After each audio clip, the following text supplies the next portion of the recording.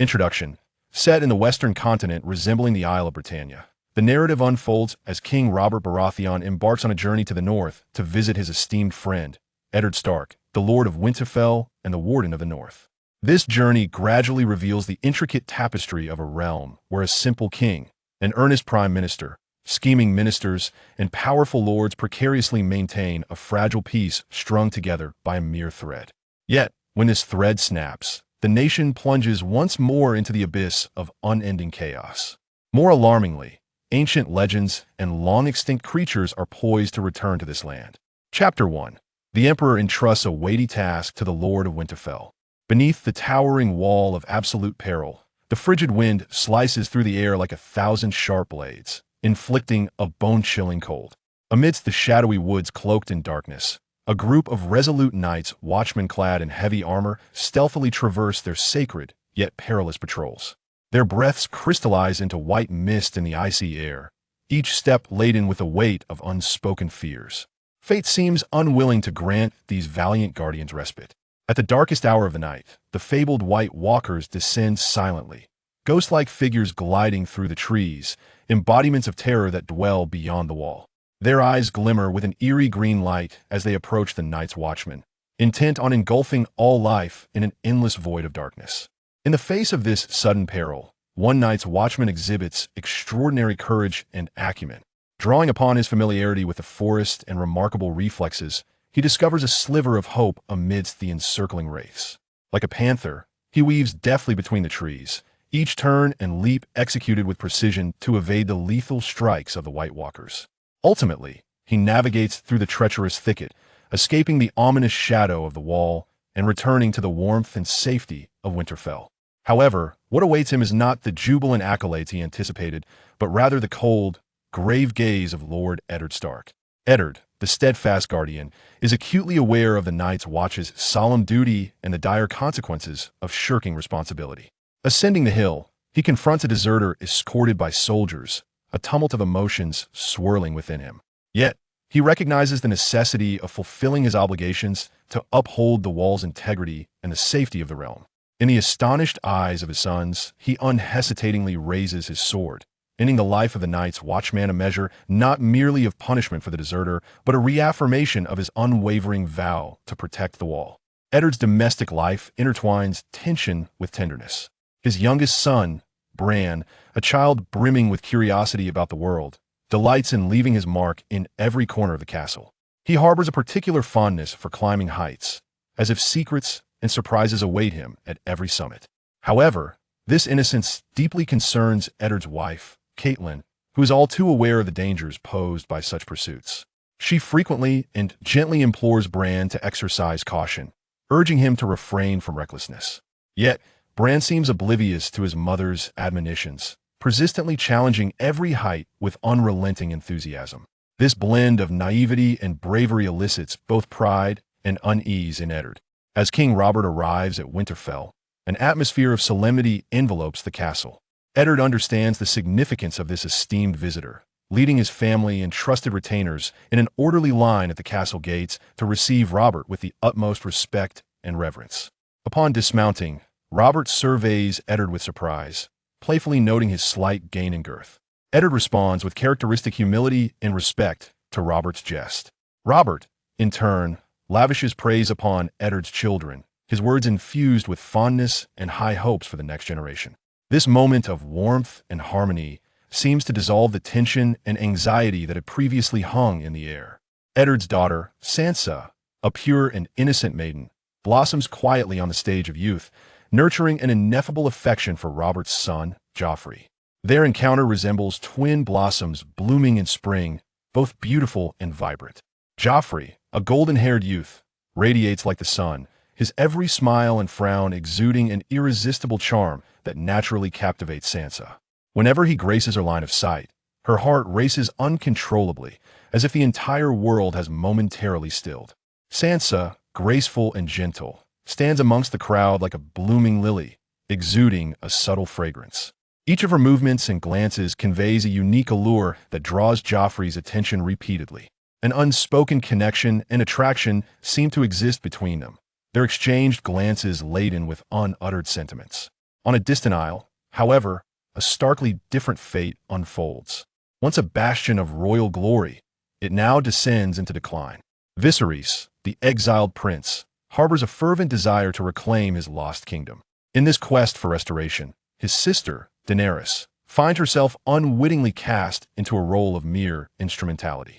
Viserys views her as a pivotal pawn in his grand scheme, hoping to harness her power to realize his ambitions. The Dothraki, renowned for their martial prowess, emerge as Viserys' lifeline. He perceives their formidable strength as crucial, deciding to wed his sister Daenerys to the mightiest warrior, called Drogo. Drogo, an undefeated champion on the battlefield, embodies the spirit and backbone of the tribe. Viserys hopes this union will pave the way for his restoration by leveraging the Dothraki's strength. Yet, what unspoken sacrifices and dilemmas lie beneath this marriage? Is Daenerys willing to become a pawn in this political transaction? And does Khal Drogo truly embrace this union? More critically, will this alliance genuinely aid Viserys in achieving his aspirations? All of this resembles a game shrouded in fog, obscuring the truth. Only the passage of time can gradually unveil these mysteries, revealing the reality to the world. Khal Drogo, the valiant king of the plains, leads Viserys and Daenerys back to the heart of the Dothraki lands. The tribe's people, bound by blood and sustenance, greet them with a fervor as intense as the sun.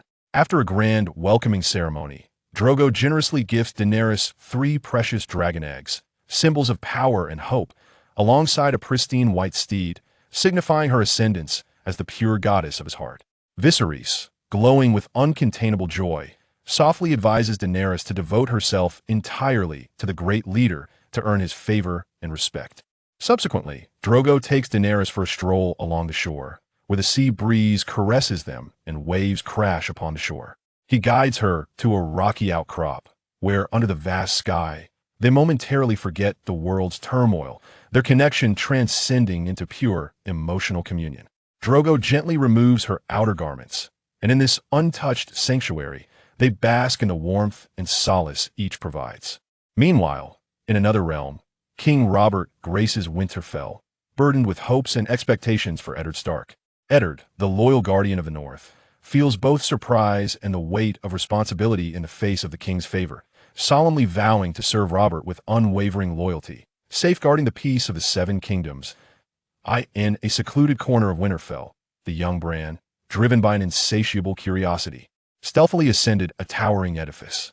To his astonishment, he inadvertently witnessed a shocking scene. The valiant Ser Jaime Lannister engaged in clandestine activities with his twin sister, Cersei. A torrent of confusion and fear flooded Bran's heart as he attempted to flee this unsettling place, only to be tragically discovered by Jaime.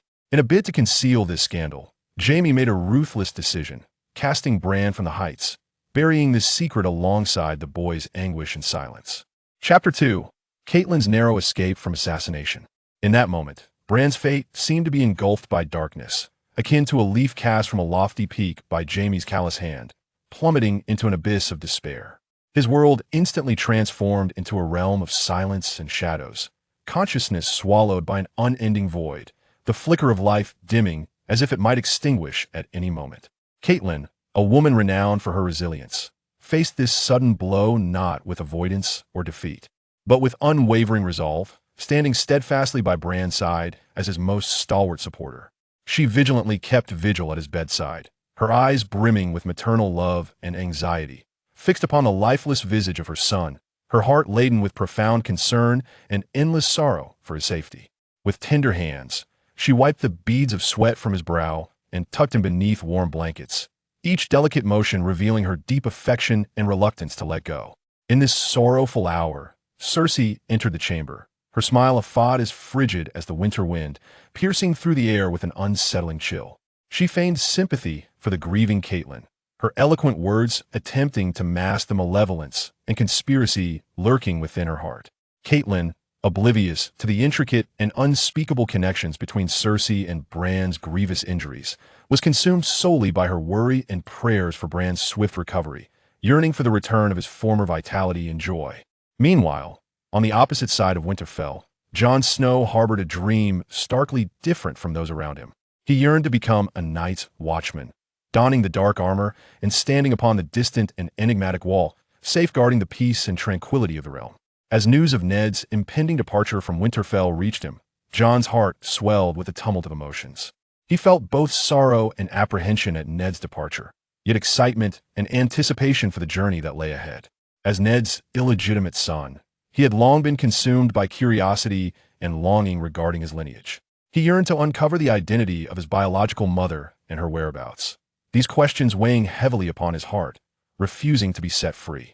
Understanding Jon's desires and suffering, Ned solemnly promised him before his departure that upon his return, he would unravel the mysteries of Jon's parentage, liberating him from his burdens and struggles. This pledge illuminated Jon's heart like a warm ray of sunshine, instilling within him an unprecedented sense of hope and strength. With aspirations of discovering his unknown heritage and a longing for the responsibilities of the Night's Watch, Jon resolutely bid farewell to Ned and embarked upon the path to the Wall. He recognized this journey would be fraught with hardships and challenges, yet he remained undeterred. For he understood that only upon the Wall could he discover his true self, fulfill his worth, and pursue the honor and dreams that belonged to him. There, he would stand shoulder to shoulder with like-minded brothers, united against the threats from the north, safeguarding the peace and tranquility of their land. Though he would forsake the joys of a mundane life, he believed his choice to be righteous, as it resonated with the deepest desires of his heart. Without hesitation, Ned followed in Robert's footsteps, resolutely stepping out into the snow-laden Winterfell, his figure gradually vanishing amidst the swirling flurry. Catelyn was left alone within the frigid castle, her heart seemingly pierced by the biting wind, leaving behind a profound emptiness and unease. With heavy steps, each one feeling as though it struck at her very soul, she slowly approached Bran's still chamber. Inside, silence reigned, with Bran lying there, unconscious and pallid, as if devoured by the relentless darkness, severed from the world. Catelyn's heart felt as though it had been struck by a hammer, the pain rendering her breathless. Yet, amidst this stillness, an elderly figure stealthily infiltrated the room like a specter, his eyes gleaming with an indescribable malice, revealing a deep-seated enmity and murderous intent towards Catelyn. Though startled, Catelyn did not succumb to panic. Instead, she swiftly adjusted her stance and engaged in a fierce struggle against this sudden threat. However, the elderly man possessed formidable skills, and despite Catelyn's valiant efforts, she ultimately found herself at a disadvantage. After a fierce confrontation, she was bested, collapsing to the ground, blood gushing from her wounds, staining her garments as the breath of life seemed to wane. In this dire moment, the Black Wolf, ever vigilant by Bran's side, sensed its mother's peril. Its previously calm demeanor transformed into a fierce and ferocious glare. It leapt from the bed like a bolt of black lightning, hurtling towards the elderly man. Caught unawares, the man attempted to defend himself, but it was too late. He could only watch as the wolf brought him crashing to the ground. The wolf's claws and teeth, akin to the scythe of death, mercilessly tore into the man's flesh, and in an instant he lay lifeless in a pool of blood, succumbing to the wolf's embrace. Catelyn beheld this scene, her heart filled with shock and confusion. She could not fathom why the elderly man would wish to harm her without provocation, nor could she comprehend the intricate plots and schemes that lay beneath the surface. She realized that Bran's fall was no mere accident. There was undoubtedly a more complex truth waiting to be unveiled. To unravel this mystery and seek justice for her son, Catelyn, despite her injuries, resolutely rose to her feet, determined to investigate the scene for any trace of suspicious clues, vowing to pursue the truth, regardless of the obstacles that lay ahead. At the opposite end of the castle, Joffrey and Sansa strolled by the riverbank, savoring this rare moment of tranquility. They chatted and laughed, as if the entire world had shrunk to encompass only the two of them. However, this harmony was short-lived, as Arya's quarrel with her companions shattered the serenity. A trivial dispute escalated, and the atmosphere grew tense. At that moment, one of the direwolves Arya was tending was provoked, lunging forward and inadvertently biting Joffrey. This incident undoubtedly cast a shocking shadow over their tranquil day, plunging everyone into a state of chaos and disbelief. Following the incident, Joffrey erupted with fury, his anger akin to a volcano that had just erupted, rushing to confront his parents and voicing his grievances. Each word sliced through the air like a sharp blade, severing the fragile harmony of the family. His rage stemmed not only from the incident itself, but also from his feelings of helplessness and isolation amidst the intricate power struggles surrounding him. As for Arya, she had originally placed all her hopes in her sister Sansa, wishing for her to bravely speak out for the truth. Yet, Sansa's silence and deception pierced Arya's heart like a cold dagger, leaving her bewildered as to why her sister would forsake justice for her own selfish desires, choosing instead to align with malevolent forces. This disappointment and coldness enveloped Arya, drowning her in an unprecedented sense of loneliness and despair. In the distant east, Daenerys is undergoing a profound metamorphosis of the spirit. Under the insightful guidance of her wise handmaiden, she gradually unveils the enigmatic veil of love, mastering subtle techniques that captivate the hearts of men. When Drogo steps into the tent, an unprecedented surge of courage and resolve swells within Daenerys. No longer content to passively accept the whims of fate, she resolves to take initiative in pursuit of her own happiness. Thus, she presents an unprecedented request to Drogo, yearning to ride upon his formidable form. This request catches Drogo by surprise and piques his curiosity, yet he is soon enchanted by Daenerys' valor and determination, readily acquiescing to her wish. In the days that follow, Daenerys employs her newly acquired art of intimacy, skillfully enchanting the chieftain of the plains with her unparalleled tenderness and wisdom. The tent is filled with an unprecedented warmth and joy, as if the very air has turned sweet.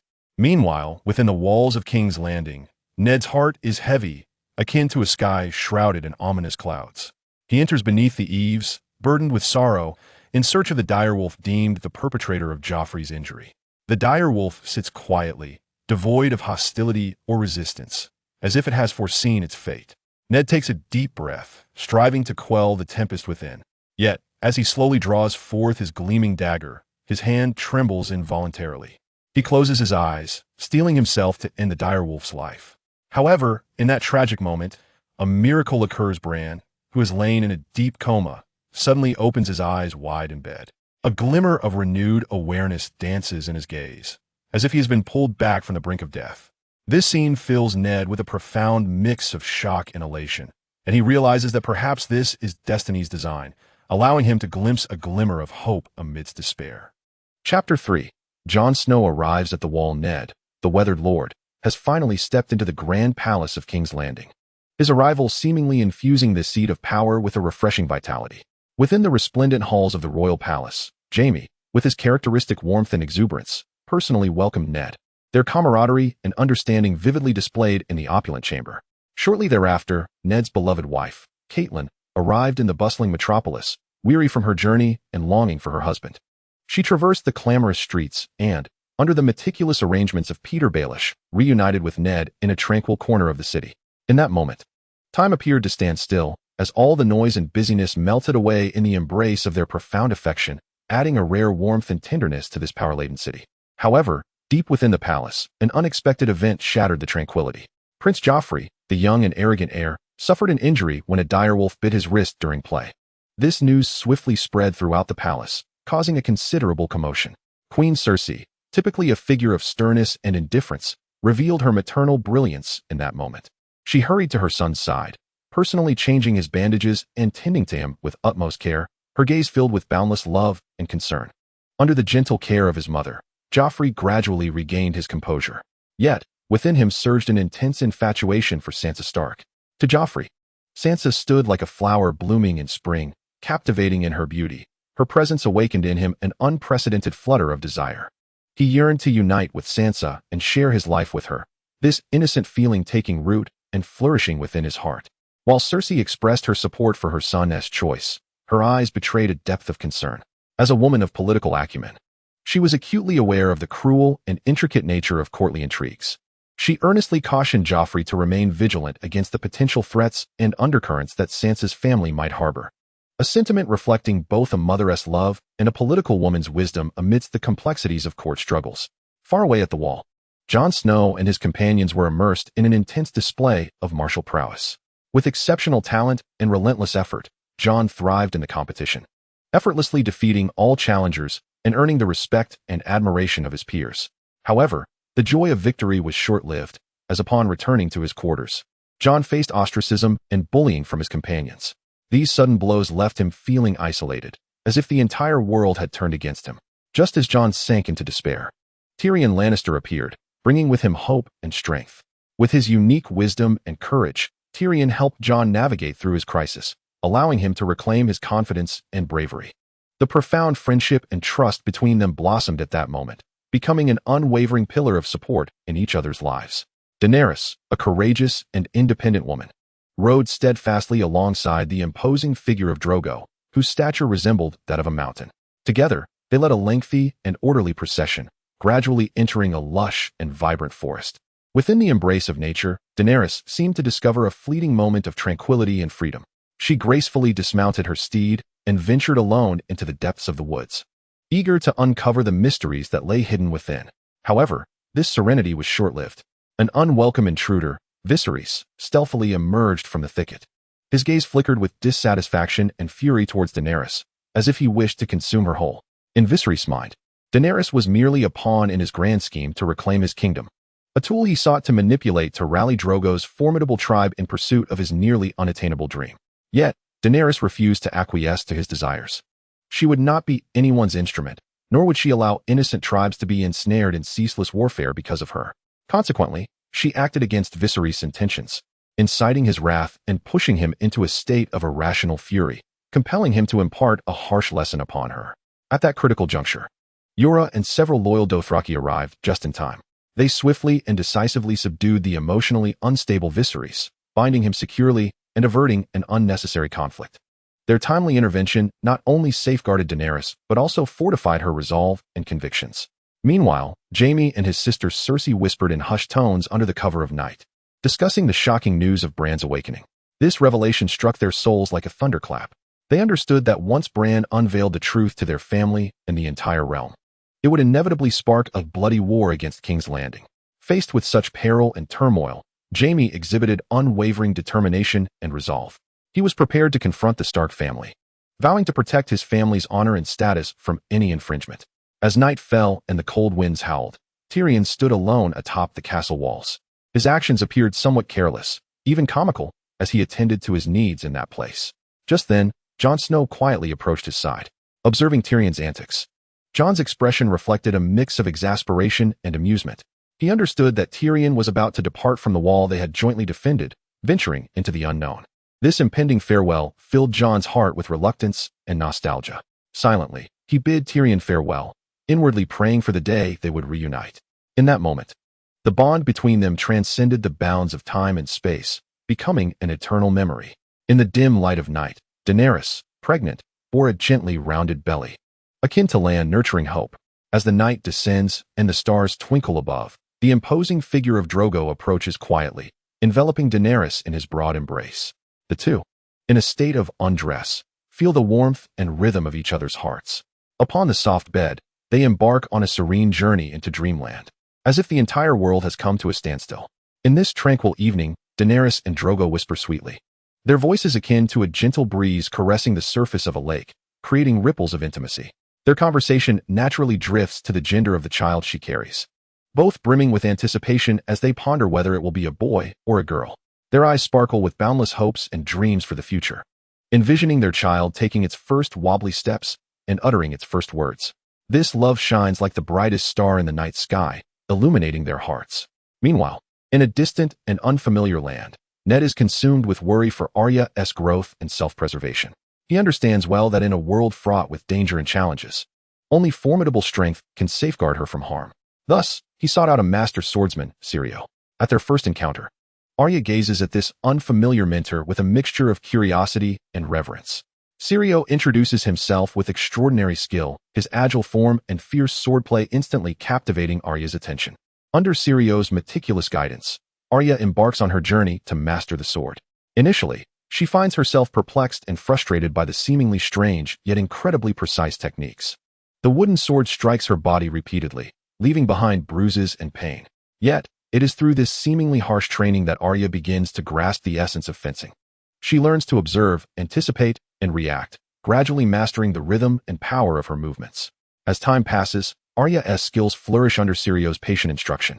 The intensity of their sparring grows, their silhouettes darting swiftly beneath the eaves, swords flashing like meteors streaking across the night sky. Each clash is filled with tension and excitement, leaving onlookers breathless. Ned stands quietly at the side, his gaze filled with pride and contentment as he witnesses his daughter's evolution from a fragile girl into a strong and courageous warrior. Each of her advancements fills him with immense pride. Chapter 4. Jon and Sam forge a friendship. Bran emerges slowly from the depths of endless darkness, his eyes, having endured a prolonged silence, now glimmer with the brilliant light of life. This radiance not only illuminates his own world, but seems to breathe vitality and hope into everything around him. Meanwhile, Tyrion Lannister, renowned far and wide for his wit and cunning, embarks on a journey to Winterfell. His heart brims with anticipation and determination, as if the unfolding adventure is not merely a journey but a symphony of fate.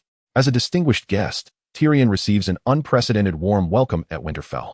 However, his visit is not solely to bask in glory and respect. He carries with him a plan of far greater significance. Under his meticulous orchestration, the loyal Hodder was summoned to Bran's bedside. Hodder's robust arms, akin to bridges forged of steel, gently liberated Bran from the confines of his sickbed, cradling him in an embrace. In that moment, every motion of Hodder was imbued with boundless compassion and warmth, as if conveying to Bran that, regardless of the world's indifference, a flicker of warmth steadfastly awaited him. With Hodder's steady stride, Bran was led before Tyrion. Their gazes converged at that instant, reminiscent of two celestial bodies finding their paths in the night sky. Tyrion produced an exquisite illustration of a galloping steed from his sleeve, delicately placing it in Bran's hands. The magnificent horses, untamed and unbridled, seemed to whisper to Bran tales of a strength and courage that transcended physical constraints. Bran gazed down at the image, his heart a tumult of emotions. His disability felt like a heavy shackle, rendering his dreams of walking seemingly unattainable. Yet, Tyrion's words floated like a gentle spring breeze, caressing his heart. Bran, while you may not run freely upon the ground, through horseback riding, you can still traverse the vast expanses of the world. Your spirit is freer than any steed, and your will is more resilient than the mightiest mountain. Bran's brother stood nearby, observing this unfolding scene. He could not help but harbor a tinge of skepticism towards Tyrion's unexpected generosity. In a realm woven with power and self-interest, altruism often appears distant and elusive. However, Tyrion embodied the essence of true kindness and generosity through his actions. He articulated, "My willingness to assist Bran is not born of any ulterior motives, but rather stems from my own experiences of feeling marginalized by the world. I am acutely aware of the pain of being ensnared by prejudice and scrutinized through judgmental eyes. Thus, when I witnessed Bran's despair following his accident, I saw a reflection of myself. This profound empathy compelled me to act. I aspire to ignite a beacon of hope for Bran, to assure him that he is not alone in this world, that there are those who care for him and support him." Tyrion's words washed over Bran's brother like a clear spring, dispelling the doubts and anxieties that clouded his mind. He began to reassess this seemingly cunning yet genuinely benevolent sage. In that moment, he glimpsed the finest facet of humanity, the capacity to extend a hand in times of another's misfortune, to offer compassion and assistance. Though this force may seem diminutive, it possesses the power to warm hearts and illuminate darkness. Bran, too, felt an unprecedented surge of strength and courage. He understood that while he could no longer walk as others did, his spirit and resolve were more formidable than anyone else's. He believed he could surmount all obstacles and fulfill his dreams. Beneath the towering wall of despair, snowflakes often fell unbidden, draping the land in a shroud of pristine white. Jon Snow, the young Night's Watchman, practiced his martial skills daily with his comrades on this cold and solemn terrain, their sweat and laughter entwining to create a symphony of poignant melodies, etching into their shared tapestry of memories. Occasionally, sunlight pierces the thick clouds, cascading onto the wooden table being diligently cleared, where golden rays dance with the dust in the air, creating a serene and harmonious atmosphere. In this land filled with challenges and solitude, a simple-minded night watchman named Sam quietly enters Jon Snow's world. With his unpretentious nature and shared interests akin to Jon's, Sam swiftly dissolves the barriers between them, and they become confidants.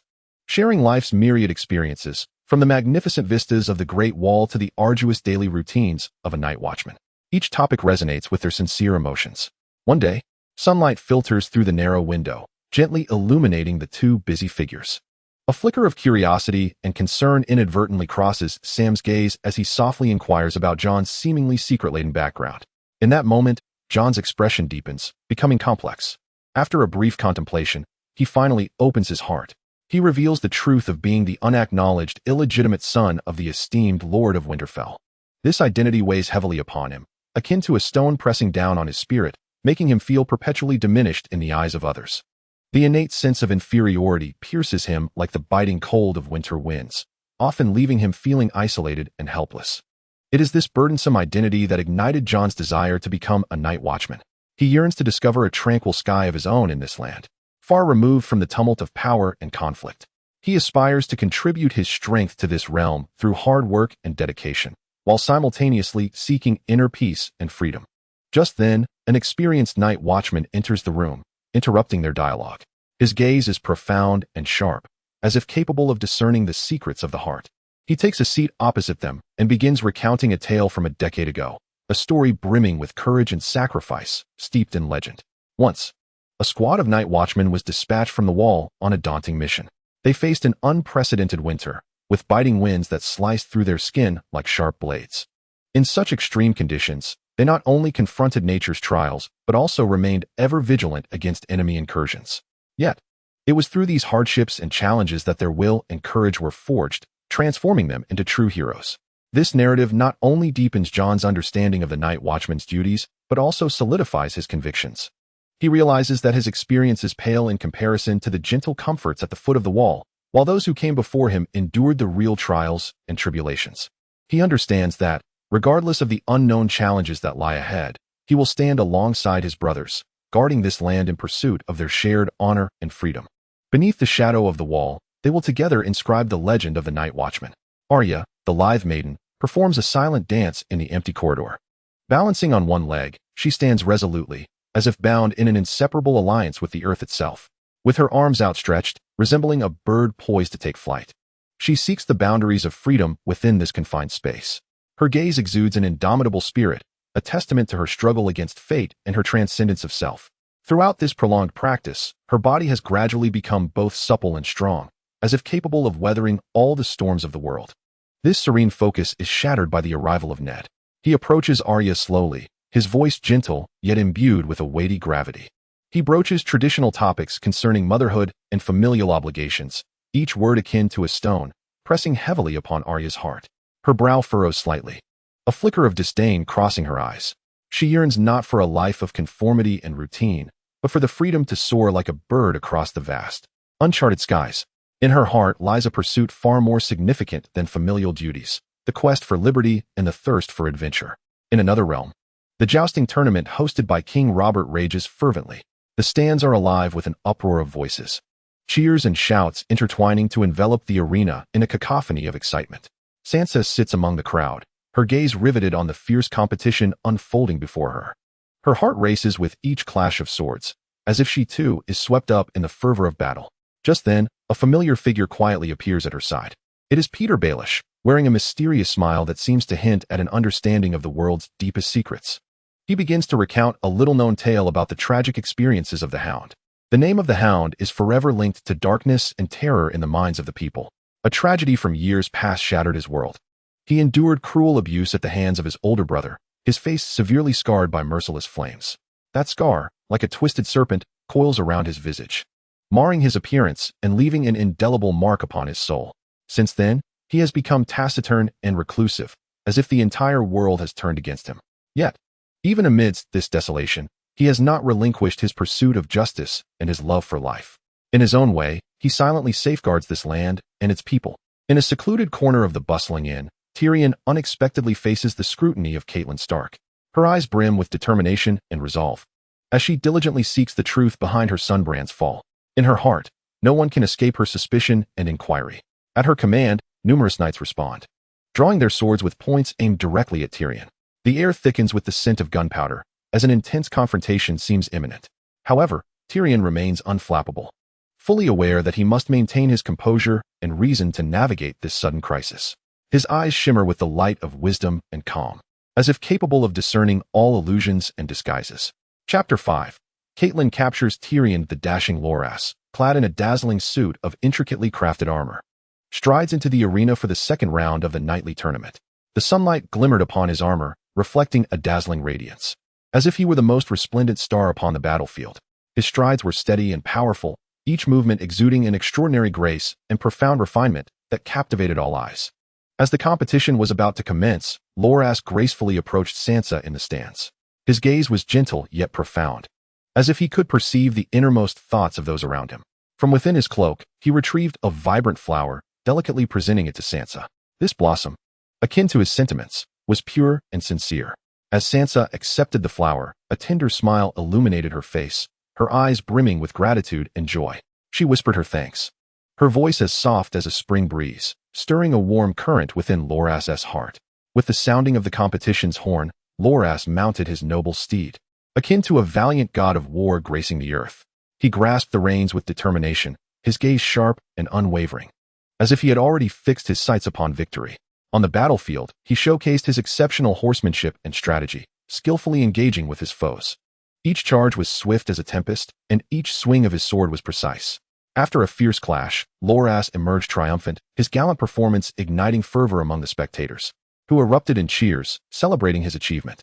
Yet, amidst this jubilation, a discordant whisper emerged. Littlefinger stealthily approached Sansa, lowering his voice to reveal a startling secret. It turned out that Loras's victory was not solely attributed to his prowess, but also to the foreknowledge of his opponent's steed being in heat. This revelation struck Sansa like a bolt from the blue, prompting her to reevaluate Loras's triumph, her heart swirling with conflicting emotions. The towering knight, who had fallen to defeat due to his horse's condition, seethed with fury. Unable to accept such an outcome, he sought Loras to reclaim his honor. However, faced with the knight's wrath and formidable strength, Loras felt powerless. He realized he could not confront this titan directly and would have to evade him instead. In this critical moment, the hound stepped forth, akin to a fierce beast, launching himself at the knight and successfully diverting him from Loras through his exceptional skill and valor. After a fierce struggle, the hound subdued the knight, rescuing Loras, earning thunderous applause and cheers from the assembled crowd. Witnessing the unfolding drama, King Robert bellowed for an immediate cessation of hostilities between the knight and the hound. His authoritative voice resonated with gravitas, commanding the attention of all present.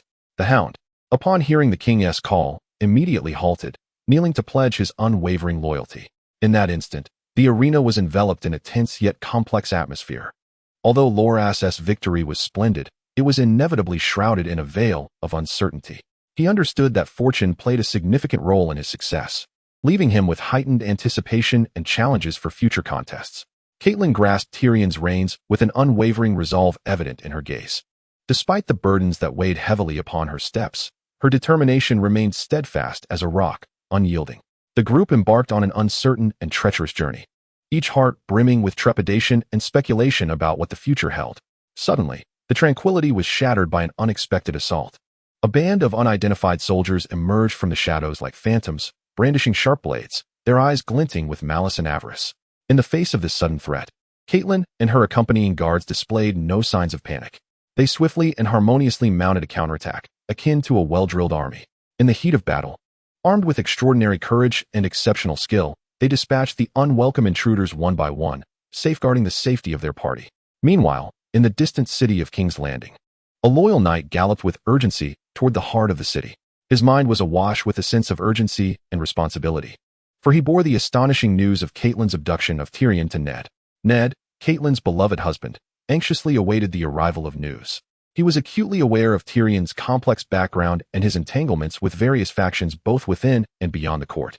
Should news of Tyrion's abduction leak, it would undoubtedly ignite a tremendous uproar. As Catelyn's husband and a significant figure among the lords of the Seven Kingdoms, Ned would inevitably find himself at the epicenter of this tempest, his position perilously fragile. On the other side of the Seven Kingdoms, a more shocking revelation was quietly spreading. The news of Daenerys' pregnancy wafted across the continent like a spring breeze, reaching the ears of King Robert. This ruler, presiding over vast territories, now furrowed his brow in deep contemplation. He understood the weight of Daenerys' lineage. Her ancestors had once been members of the royal family, wielding considerable influence and power. The fact that Daenerys, now far removed from her homeland, was unexpectedly pregnant filled Robert with unprecedented pressure and challenges. He feared that if she bore a male child, this offspring could potentially pose a future threat to his throne. This anxiety weighed heavily upon him, a boulder pressing on his heart, robbing him of sleep. The clandestine dialogue between Ned and Robert unfolded like two surging undercurrents colliding violently in the still air.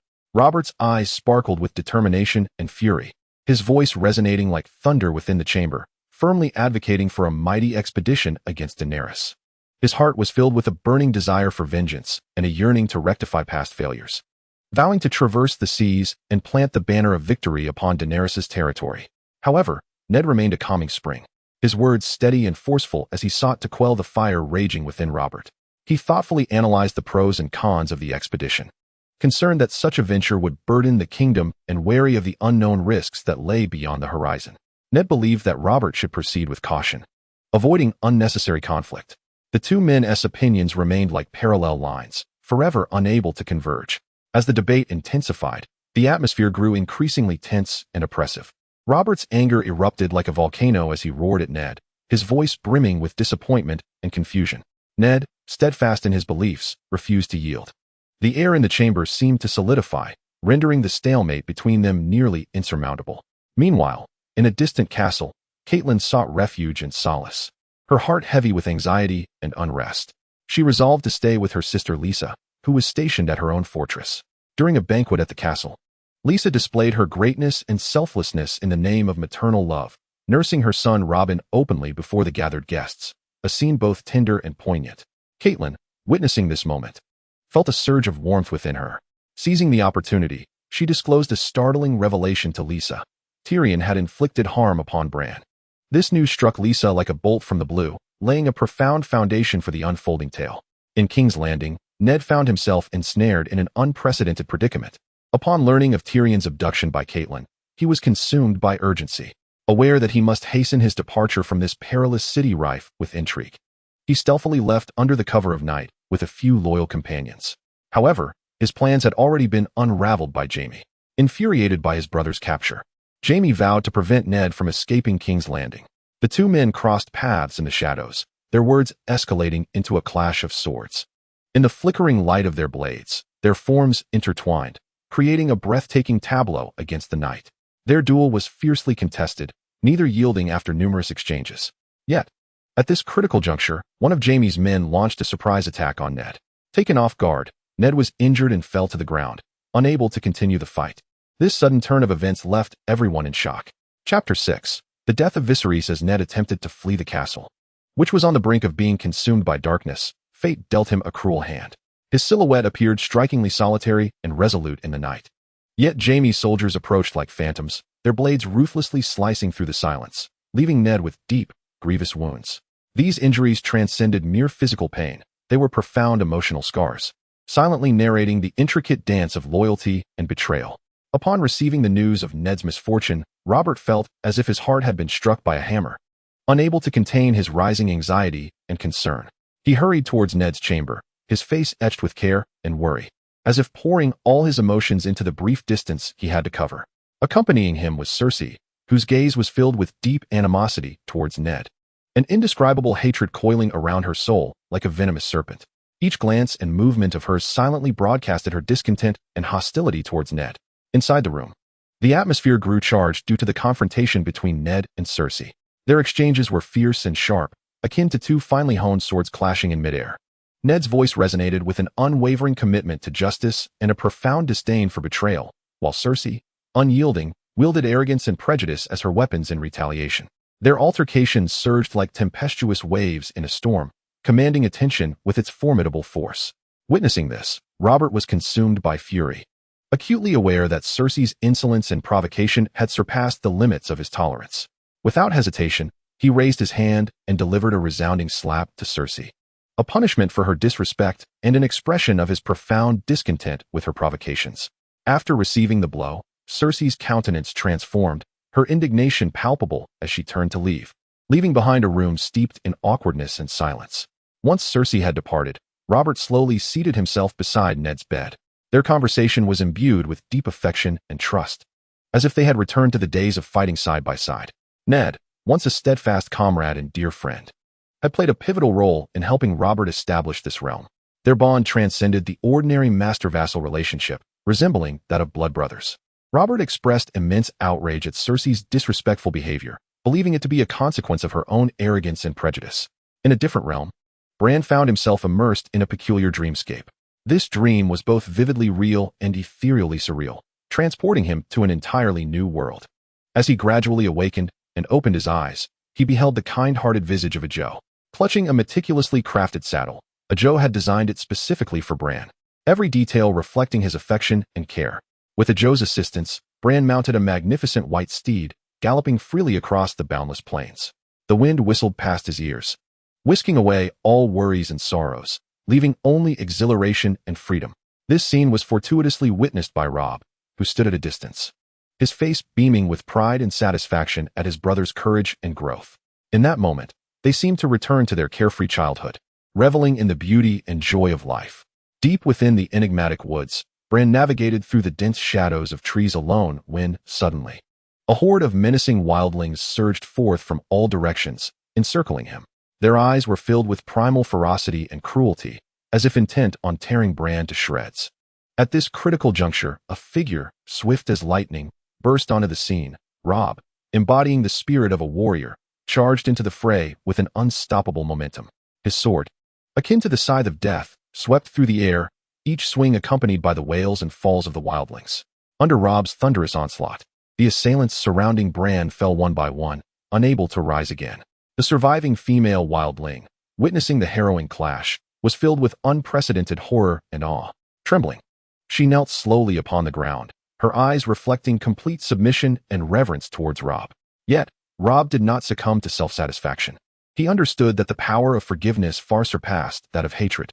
Hence, with a magnanimous heart, he spared the life of the female wildling and gestured for her to depart. This act not only exemplified Robb's extraordinary benevolence and authority, but also moved all present to their core. Within the hallowed hall of the Eyrie, a tense trial concerning the notions of justice and evil was unfolding. Lysa sat resolutely upon the judgment seat, her piercing gaze scrutinizing the accused, Tyrion. Catelyn stood nearby, her heart brimming with anger and suspicion towards Tyrion, firmly believing that he had inflicted irreparable harm upon Bran. In the face of such towering accusations and pressure, Tyrion displayed neither panic nor fear. On the contrary, he ingeniously proposed an unprecedented method to determine his fate through combat. Although this suggestion appeared utterly ludicrous, it was imbued with challenge and excitement, leaving all in attendance astonished. After weighing the pros and cons, Lysa surprisingly acquiesced to this proposal, confident that her knights would easily vanquish the dwarf knight. Yet, she overlooked Tyrion's extraordinary intellect and courage. When Tyrion signaled for assistance from the knights present, those once formidable warriors chose silence and retreat, fearing the prospect of opposing such a monster and the potential loss of their honor and lives in battle. Just as despair began to envelop Tyrion, an unassuming yet profoundly capable figure emerged, Podrick, a mercenary of humble origins. Lacking noble lineage or status, he possessed a heart brimming with bravery and resolve.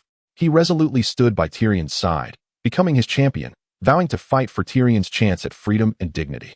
With the judge's command, the duel for life and liberty commenced. Varys, Lysa's loyal knight, stepped forward to face Podrick in a clash of life and death. Varys attacked with the ferocity of a wild beast, seeking to overpower Podrick in a single blow. However, Podrick remained undaunted by the onslaught. He calmly assessed the battlefield, searching for Varys's vulnerabilities. Employing a defensive strategy, he gradually wore down Varys's stamina and will. Finally, in a decisive moment, Podrick seized the opportunity to deliver a lethal strike, successfully concluding the fierce battle. With Varys's fall, Tyrion emerged victorious, reclaiming his freedom. Despite their resentment, Lysa and Catelyn could only watch helplessly as Tyrion departed the Eyrie with composure, under the gaze of all.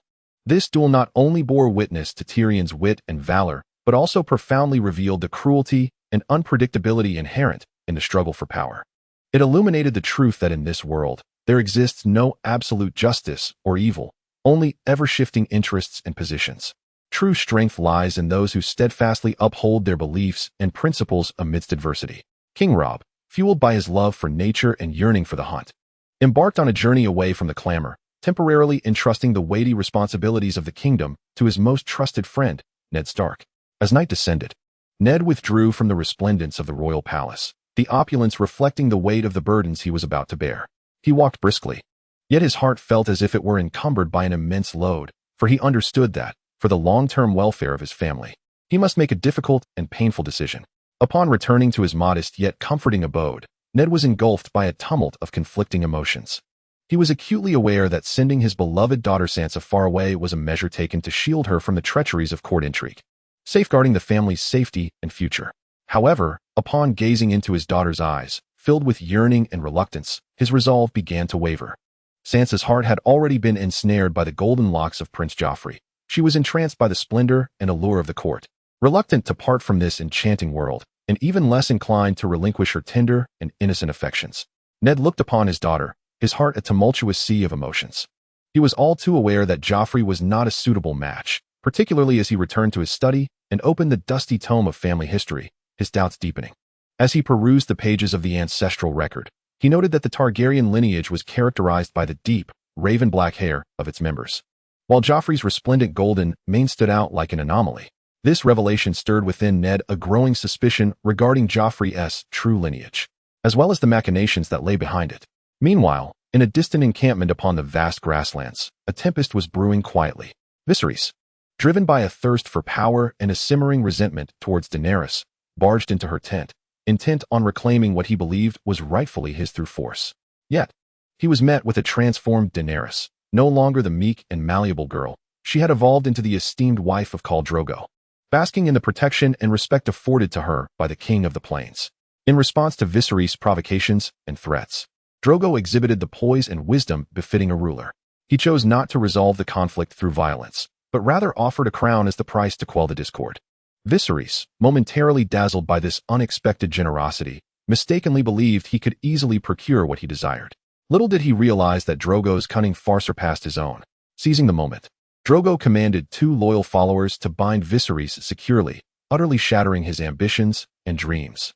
Daenerys witnessed the unfolding events, her gaze betraying a complex tapestry of emotions. She felt both anger and disappointment at Viserys' greed and insolence, yet also admiration and gratitude for Drogo's decisiveness and sagacity.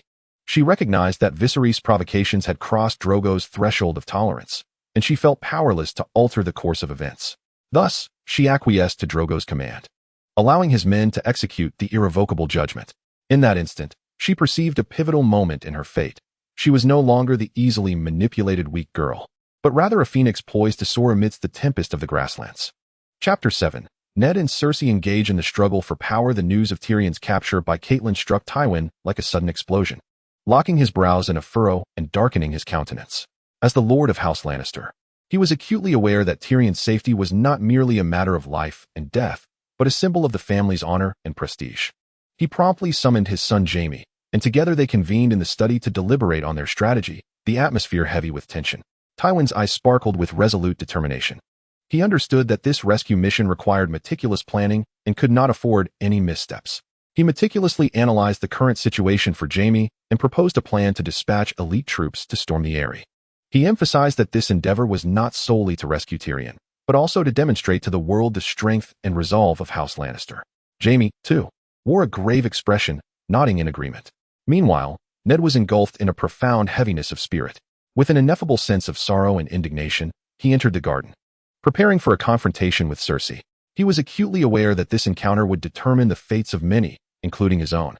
His words were incisive, targeting Cersei's seemingly glamorous yet fundamentally sordid secrets, mercilessly exposing her true nature. Cersei, who was ostensibly the consort of King Robert, was surreptitiously entangled in a scandalous relationship with her twin brother, Jaime. Her actions were reprehensible, starkly violating ethical norms. Ned's words sliced through Cersei's facade like a sharpened blade, rendering her incapable of maintaining her pretense. More shockingly, Ned unveiled his profound insight into the misfortune that befell his youngest son, Bran. He firmly believed that Bran's fall from a great height was no mere accident, but intricately linked to the sordid deeds of Cersei and Jaime. Bran's innocent eyes may have inadvertently glimpsed their secret, thus inciting this calamity. Ned's discourse brimmed with rage and compassion. He could scarcely fathom the suffering and terror Bran endured during that fateful incident. Faced with Ned's stern accusations and compelling evidence, Cersei's masquerade began to unravel. She attempted to feign innocence and deflect blame, but her efforts proved futile. Ned's patience had worn thin. He was no longer willing to entertain her lies and sophistry. He candidly warned Cersei that her actions had crossed his line. He advised her to leave the hypocritical and wicked King's Landing with her children before Robert returned from the hunt. Ned's voice was resolute and powerful, exuding an undeniable conviction. Meanwhile, Robert embarked on an exhilarating hunting expedition through the dense forest, yet fate cruelly stretched forth its claws in an unexpected moment. During the fierce pursuit of his quarry, a long-hidden beast launched a sudden attack, catching Robert unawares and inflicting grave injuries, leaving his life hanging by a thread. The news spread like wildfire, echoing through every corner of the court. Ned, the loyal friend and trusted advisor, felt as though a boulder had fallen upon his heart upon receiving this news. Urgency consuming him, he immediately set aside all affairs and hastened to Robert's chambers, eager to bid farewell to his dear friend. Within the chamber, the atmosphere was thick with tension and oppression. Cersei, the once noble and aloof queen, now bore an expression of fluctuating emotions, her gaze scrutinizing Ned with a complexity that suggested she could perceive every thought buried within his heart. Yet, Ned remained unperturbed by her penetrating stare. Fully aware that his current caution and composure were paramount, he approached Robert's bedside, where Robert lay pale, his eyes reflecting profound exhaustion and resignation. With a gesture, he signaled for everyone else to leave, allowing only Ned to remain by his side. The room fell into a hushed silence, punctuated solely by Robert's faint breaths and the occasional whisper of wind from outside. As Ned took a seat, their conversation resonated with an unusual weight and intimacy within the stillness. Robert, acutely aware of his dwindling time, grasped Ned's hand tightly. His eyes filled with a mixture of reluctance and hope. He solemnly tasked Ned with drafting his will, a profound expression of trust in Ned's integrity and selflessness. Ned acquiesced, feeling a blend of responsibility and reverence for their friendship. He silently vowed to fulfill Robert's last wishes and safeguard the realm. In his will, Robert made a startling declaration that astonished all. He appointed Ned as the regent of the kingdom. This decision not only represented the highest acknowledgement of Ned's loyalty and capability, but also reflected a deep concern for the kingdom's future. However, this announcement stirred a tempest within the court. Reactions varied from shock to skepticism, and even to secret relief among some. Yet, Ned remained resolute, fully cognizant of the mission and responsibilities that lay before him. He would stride forward with renewed determination, striving for the kingdom's prosperity and stability. Winterfell, too, was enveloped in an atmosphere of unease. Benjen, an esteemed member of the Night's Watch, had long been a source of pride and protection for the family. However, after his expedition into the mountains, he had failed to return, leaving behind only a solitary white horse. The creature's eyes conveyed a profound sorrow and helplessness, as if foretelling ominous tidings.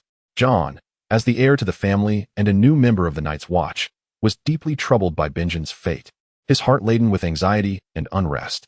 He understood the gravity of his responsibilities and the necessity to uphold the family's legacy and territory. The highest elders of the Night's Watch convened urgently to discuss their strategy. Faced with new circumstances and task allocations, Jon displayed clear dissatisfaction and resistance toward his new role. He felt too young and inexperienced to shoulder such significant duties. Nevertheless, he recognized that he could not evade this responsibility. In this critical moment, Sam, as a dear friend, stepped forward.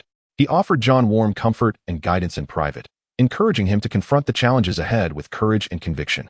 Their friendship shone brightly amidst adversity, as they supported one another in their shared journey. King Robert, gravely injured, clung to life like a candle flickering in the wind, poised to extinguish at any moment. In this perilous hour, Peter approached Ned like a specter, his voice low and laced with temptation, akin to a devil's whisper, urging Ned to seize the opportunity amidst the chaos and claim the throne. Yet, Ned, with a character steadfast and unyielding, recognized that beneath the allure of power lay an abyss of endless danger. He adhered to his principles with unwavering integrity, unwilling to stain his hands with the blood of innocence, nor to allow his name to become a target of future scorn. Thus, he resolutely rejected Littlefinger's proposal, steadfast in his beliefs and values. Meanwhile, in a distant foreign land, Daenerys strolled through the bustling marketplace, dressed in exotic attire. She could not conceal her innate nobility and grace. Amidst the throngs of people, her heart was heavy with longing and yearning for her homeland. To alleviate this nostalgia, she resolved to purchase a bottle of fine wine to soothe her spirit. Yet, within this seemingly mundane transaction lay a sinister conspiracy. Jorah, her devoted protector, remained ever vigilant with a keen sense of discernment. He swiftly identified the furtive wine cellar and, drawing upon years of experience, discerned the malevolent intentions lurking beneath the surface. As anticipated, the cellar had secretly prepared poisoned wine, intending to harm Daenerys. However, Jorah's quick reflexes thwarted this nefarious plot just in time. Subsequently, the cellar was apprehended and subjected to stringent surveillance and interrogation within the camp. Soon after, Drogo arrived at the encampment, weary from his travels. The sight of Daenerys unharmed before him allowed the weight in his heart to finally lift. He grasped her hand tightly, his eyes shimmering with emotion and resolve. He vowed to lead his army to conquer the Seven Kingdoms, ensuring that Daenerys would ascend as a true queen, thereby showcasing the might and glory of the call. Meanwhile, on the other side of Westeros, Ned entered the great hall clutching King Robert's handwritten will. He understood the significance and implications of this document. It symbolized Robert's trust and bequeathal to him, as well as serving as the legal basis for his role as regent to the young heir. However, upon confronting Queen Cersei, he faced unprecedented obstruction and provocation. Cersei disregarded the contents of the will, even brazenly tearing it apart, trampling upon Robert's legacy and dignity. Enraged, Ned vehemently opposed Cersei's scheme to have Joffrey ascend prematurely, leading to a fierce confrontation between them. As tensions escalated, it seemed as though a violent clash was imminent. At this critical moment, Littlefinger re-emerged. He appeared silently in the Great Hall with a band of followers, launching a surprise attack on Ned. His men, well-trained and swift, quickly dispatched Ned's loyal supporters one by one. Ned found himself isolated and vulnerable, his fate hanging by a thread. He gazed at the familiar faces around him, now transformed into cold adversaries, his heart filled with despair and helplessness. Yet, he refused to relinquish his resistance, bravely battling his foes with courage and cunning. Though he recognized the slim odds of victory, he clung to his convictions and principles until the very last moment. Chapter 8. Ned's Life in Peril.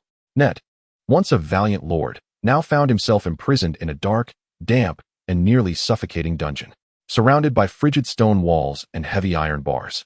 The air was thick with the scent of mildew and despair. His soldiers and servants, once his comrades in battle, had all succumbed to unfortunate fates. Only Sansa, due to her unique status as Joffrey's betrothed, managed to weather the storm and continue living a relatively stable life. Meanwhile, far away, Arya immersed herself in the joys of swordsmanship. Her instructor remained as diligent as ever, meticulously guiding her through her practice, each swing and thrust aimed for precision. Yet, amidst this tranquility, danger approached stealthily. A group of soldiers burst in, intent on forcibly taking Arya. In the face of this sudden upheaval, Arya displayed remarkable composure. Swiftly regaining her calm, utilizing her agility and the element of surprise, she adeptly turned to flee from peril. Her sword instructor, with his own swift prowess, easily repelled the soldiers, buying Arya precious moments to escape. Podrick accompanied Tyrion as they embarked on their journey away from the Eyrie. They traversed a verdant forest, planning to rest momentarily.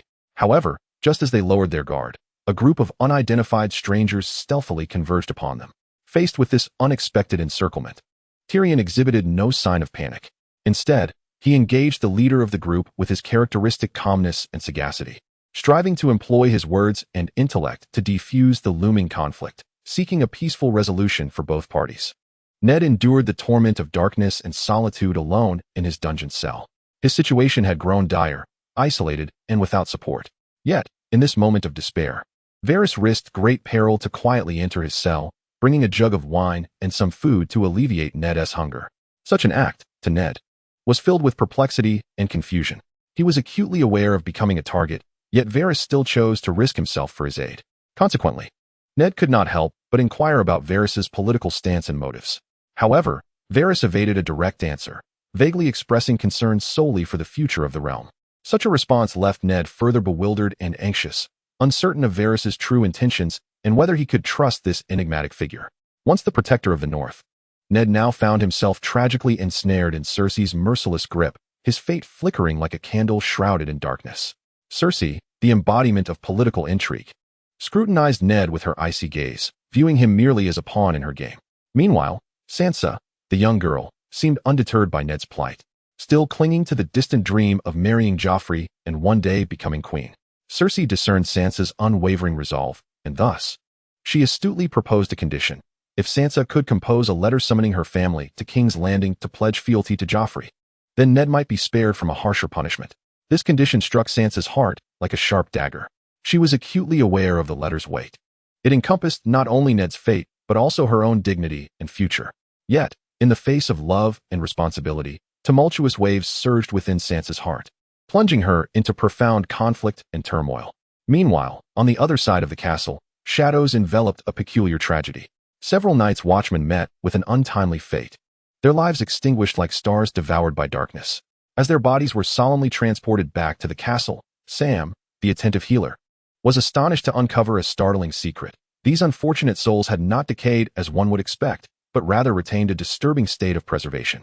This unsettling condition evoked unease and fear, as if some unknown force were lurking in the shadows. The commander of the Night's Watch swiftly made a decision. ordering that the bodies be placed in a sealed chamber to avert any unforeseen consequences. However, just as everyone believed tranquility had returned, the corpses underwent a horrifying transformation. They morphed into terrifying wights, erupting from the darkness to launch a fatal assault on the commander. These wights, akin to demons from the abyss, rendered the very air within the castle thick with dread. In this critical moment, Jon Snow exhibited remarkable courage and wisdom. He swiftly seized a lantern and hurled it towards the wights. The flame ignited their forms, and they writhed in agony amidst the roaring inferno, ultimately reduced to ashes.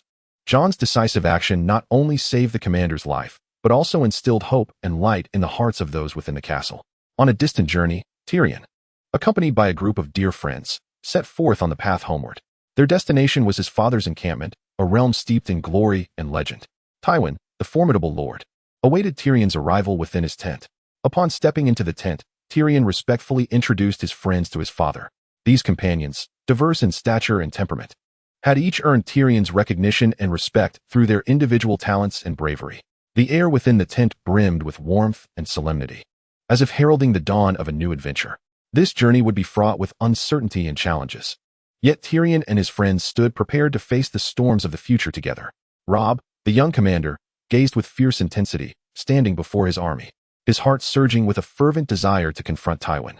He understood the gravity of the impending battle, one that would determine the future and honor of his family. Thus, he meticulously prepared, vowing to decisively vanquish Tywin's forces. Yet, Tywin was no ordinary adversary. His cunning intellect was well aware that understanding oneself and one's opponent was the key to prevailing in countless battles. Thus, he swiftly dispatched his most adept scouts, akin to phantoms in the night, silently infiltrating Robb's enemy camp in a bid to uncover the secrets of their military arrangements. Robb's heart, however, was as expansive as the ocean. He bore no anger towards these intruders. Instead, he chose to respond with virtue, displaying an admirable magnanimity. He understood the brutality of war, yet he believed in the capacity to touch the human heart. Consequently, he ordered the release of these scouts, allowing them to depart with a newfound respect and gratitude towards him. This action resonated profoundly within his ranks, stirring the soldiers' emotions as they expressed their willingness to follow such a generous leader into the depths of peril. In the distant lands of Qarth, Daenerys was earnestly advocating for the freedom and dignity of the enslaved in her own way. Her heart brimmed with compassion and justice, akin to a refreshing spring in the arid desert, nurturing the long-thirsty souls.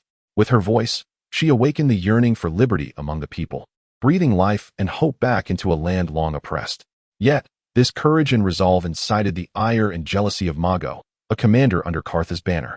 Blinded by power and prejudice, unable to tolerate Daenerys' existence or her ideals of freedom and equality, he resolved to challenge her stance, even risking a dramatic duel with Qarth's leader. In this confrontation, Mago seized an opportunity to strike while Qarth was unsuspecting, his blade slicing through the air towards a vital target. However, Qarth, like a majestic eagle upon the plains, demonstrated astonishing resilience and combat prowess, even in the face of grave injury. With a mere flick of his hand, he turned the tide of the battle, slaying Mago beneath his steed, a display of might that left all present in awe. Meanwhile, far to the north, Sansa, a woman of gentle strength, was tirelessly striving for her family's fate.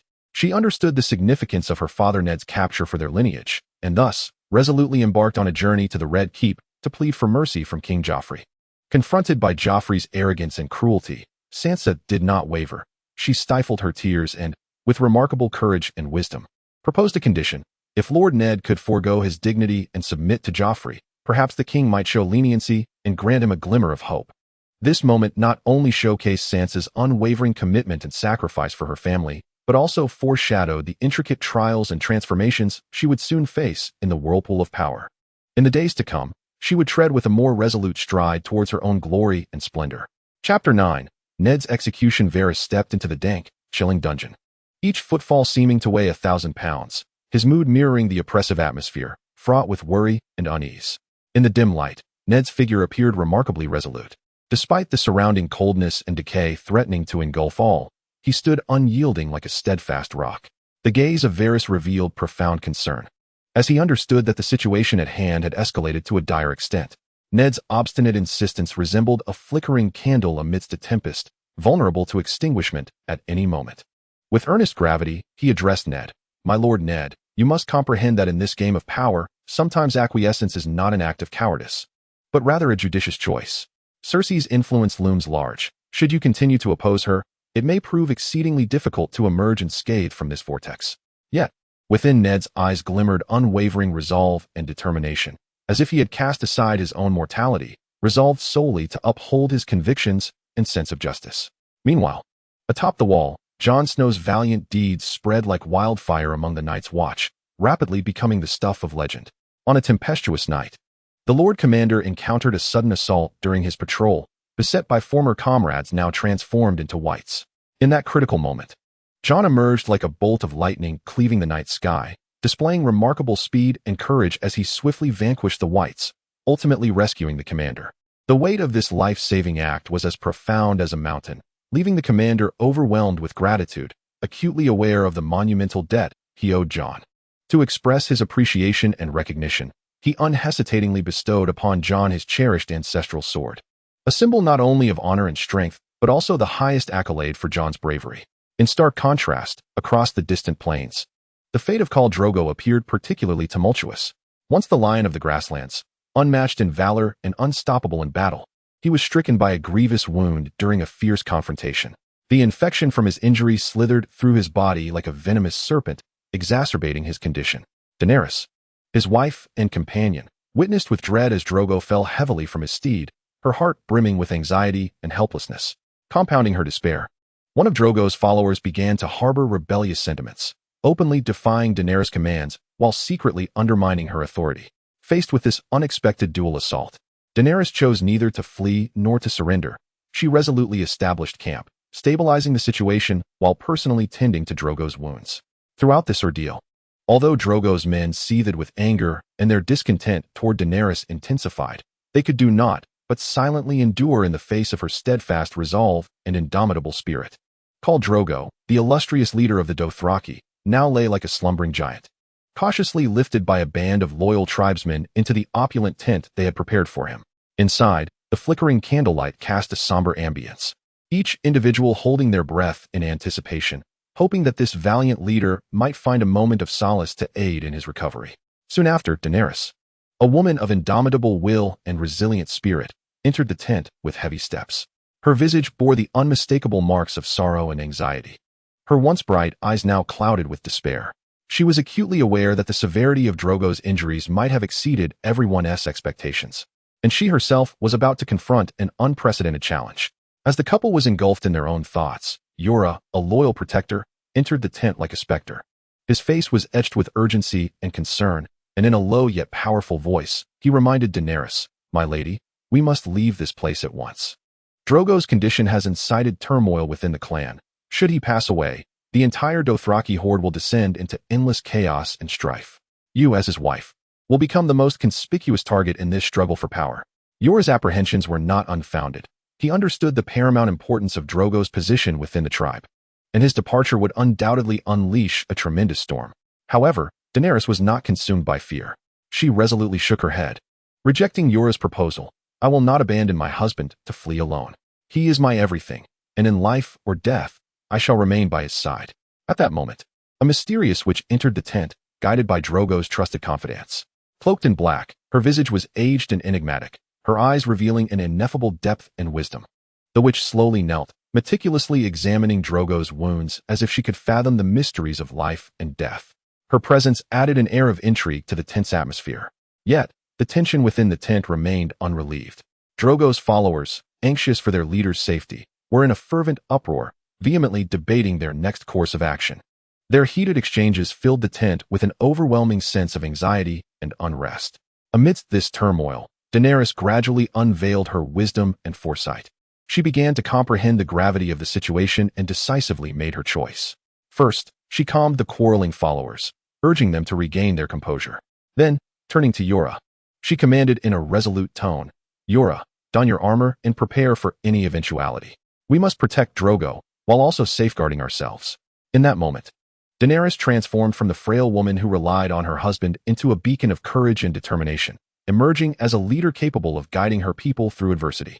Her decisions and actions not only earned her the respect and trust of her followers, but also laid the groundwork for the unfolding narrative.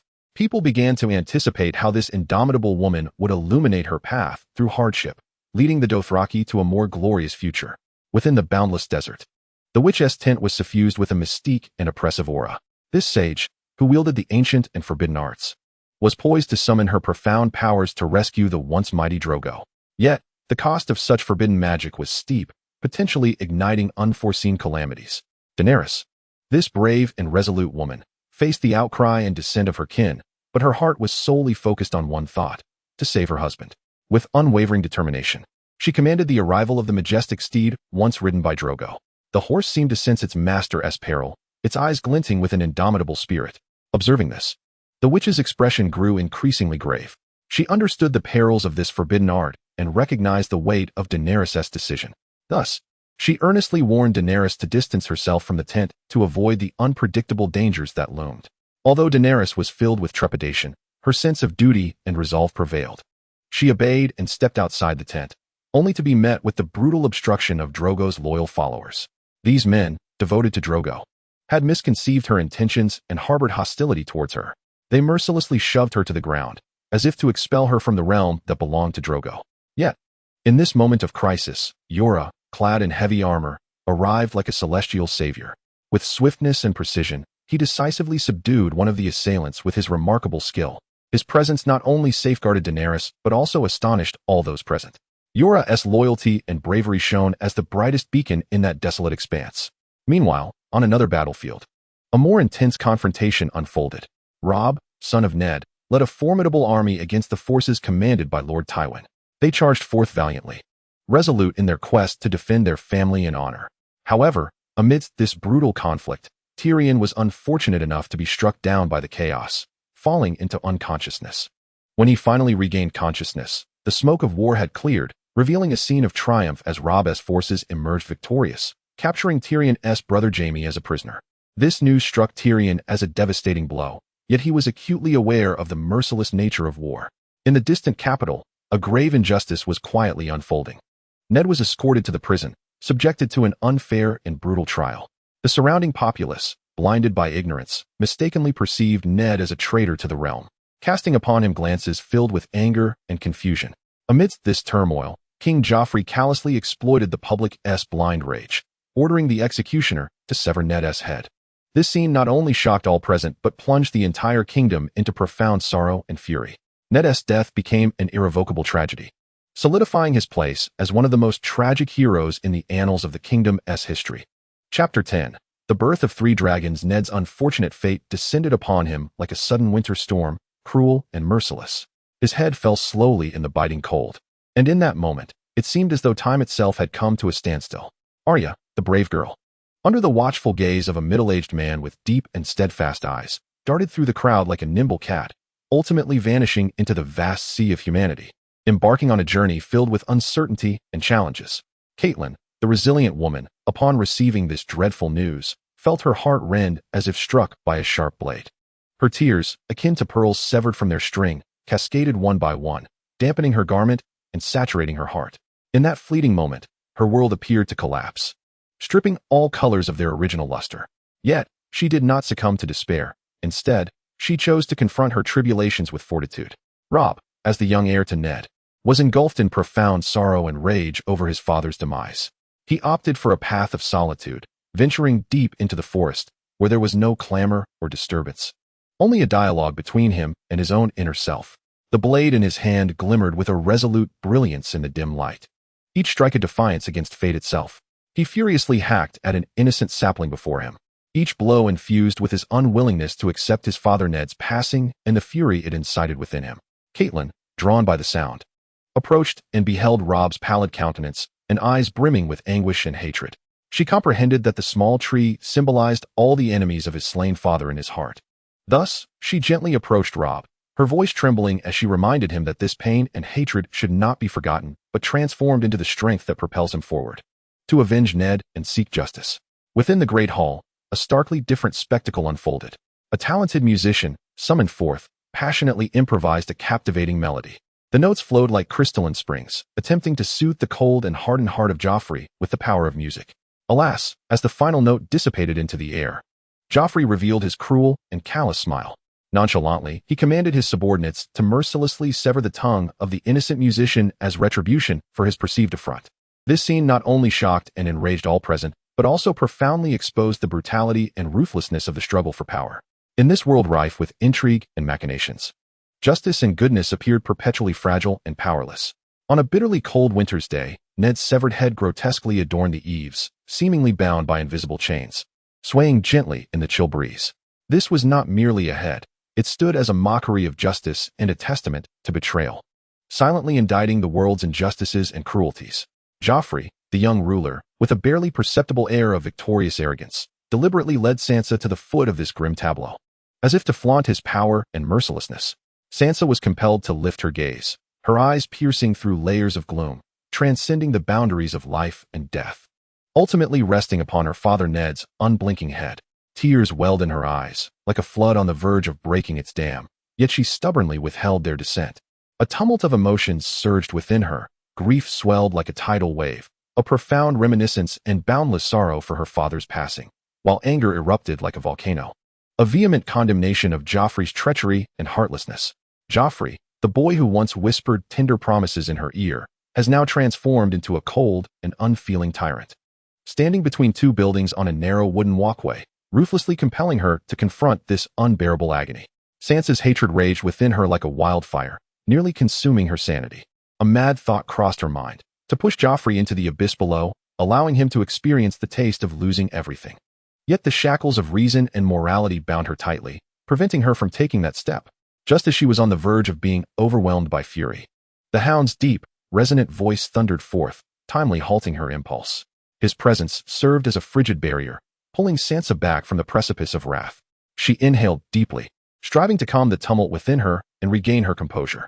The night had deepened, a heavy ink spilling across the world and enveloping it in darkness.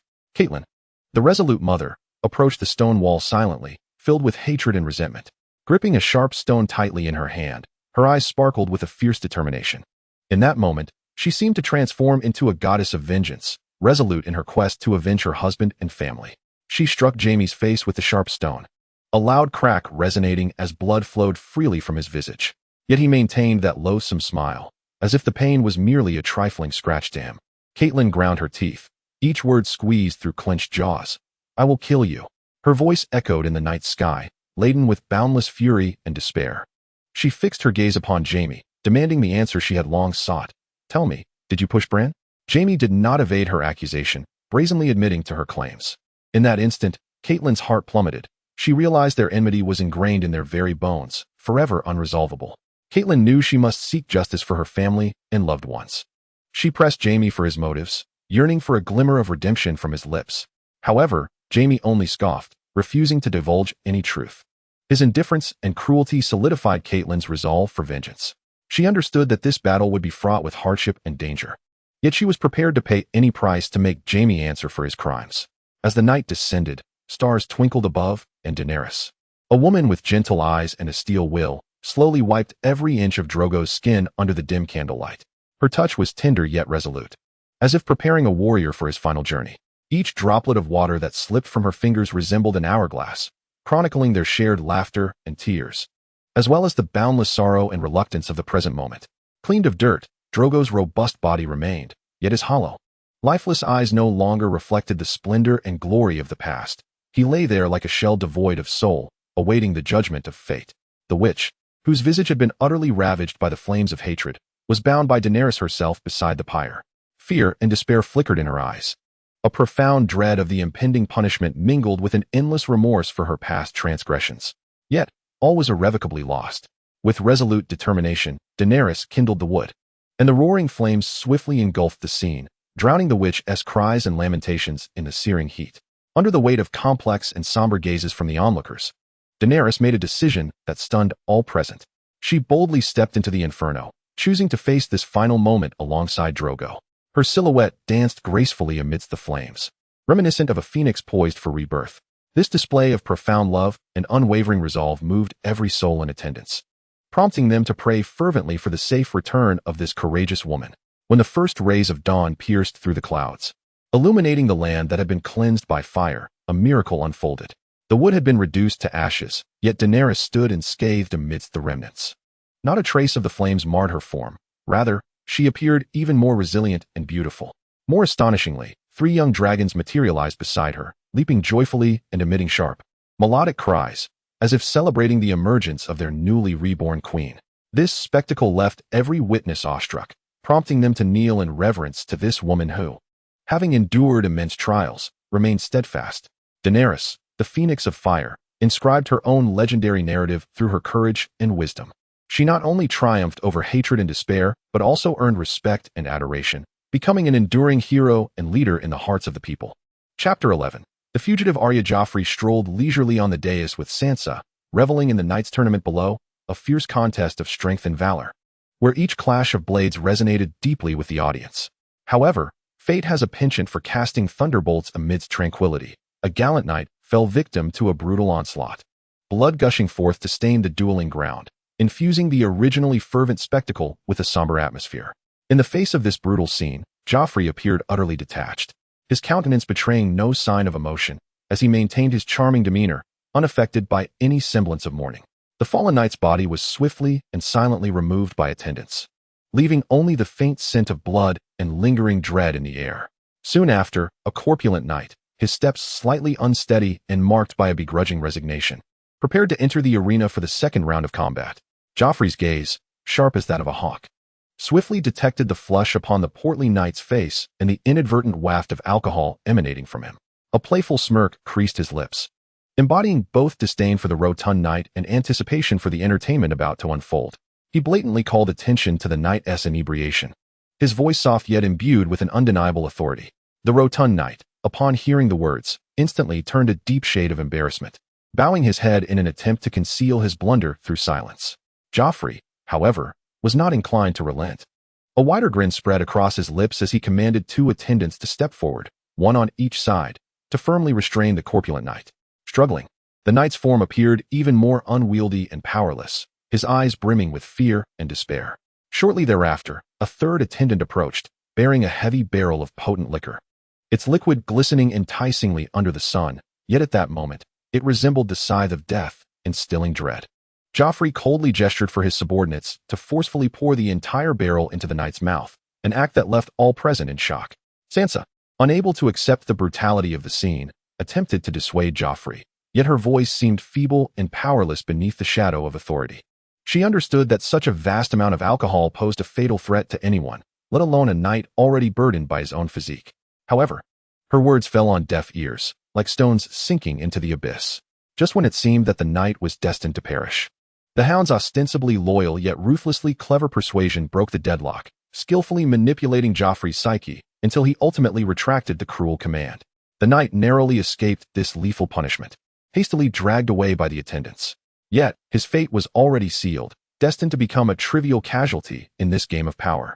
Meanwhile, Bran, since his paralysis, often found himself ensnared in a peculiar dreamscape. There, he appeared to break free from the shackles of his corporeal form, transforming into a dire wolf, traversing the vast and boundless woods with unrestrained freedom.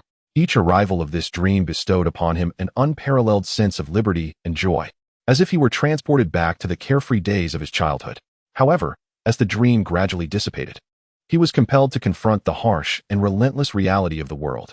The weight of his helplessness and loneliness in the face of reality became increasingly burdensome against the backdrop of his dreams. He longed to soar once more beneath that sky of freedom, yet was acutely aware that it was merely an unattainable dream.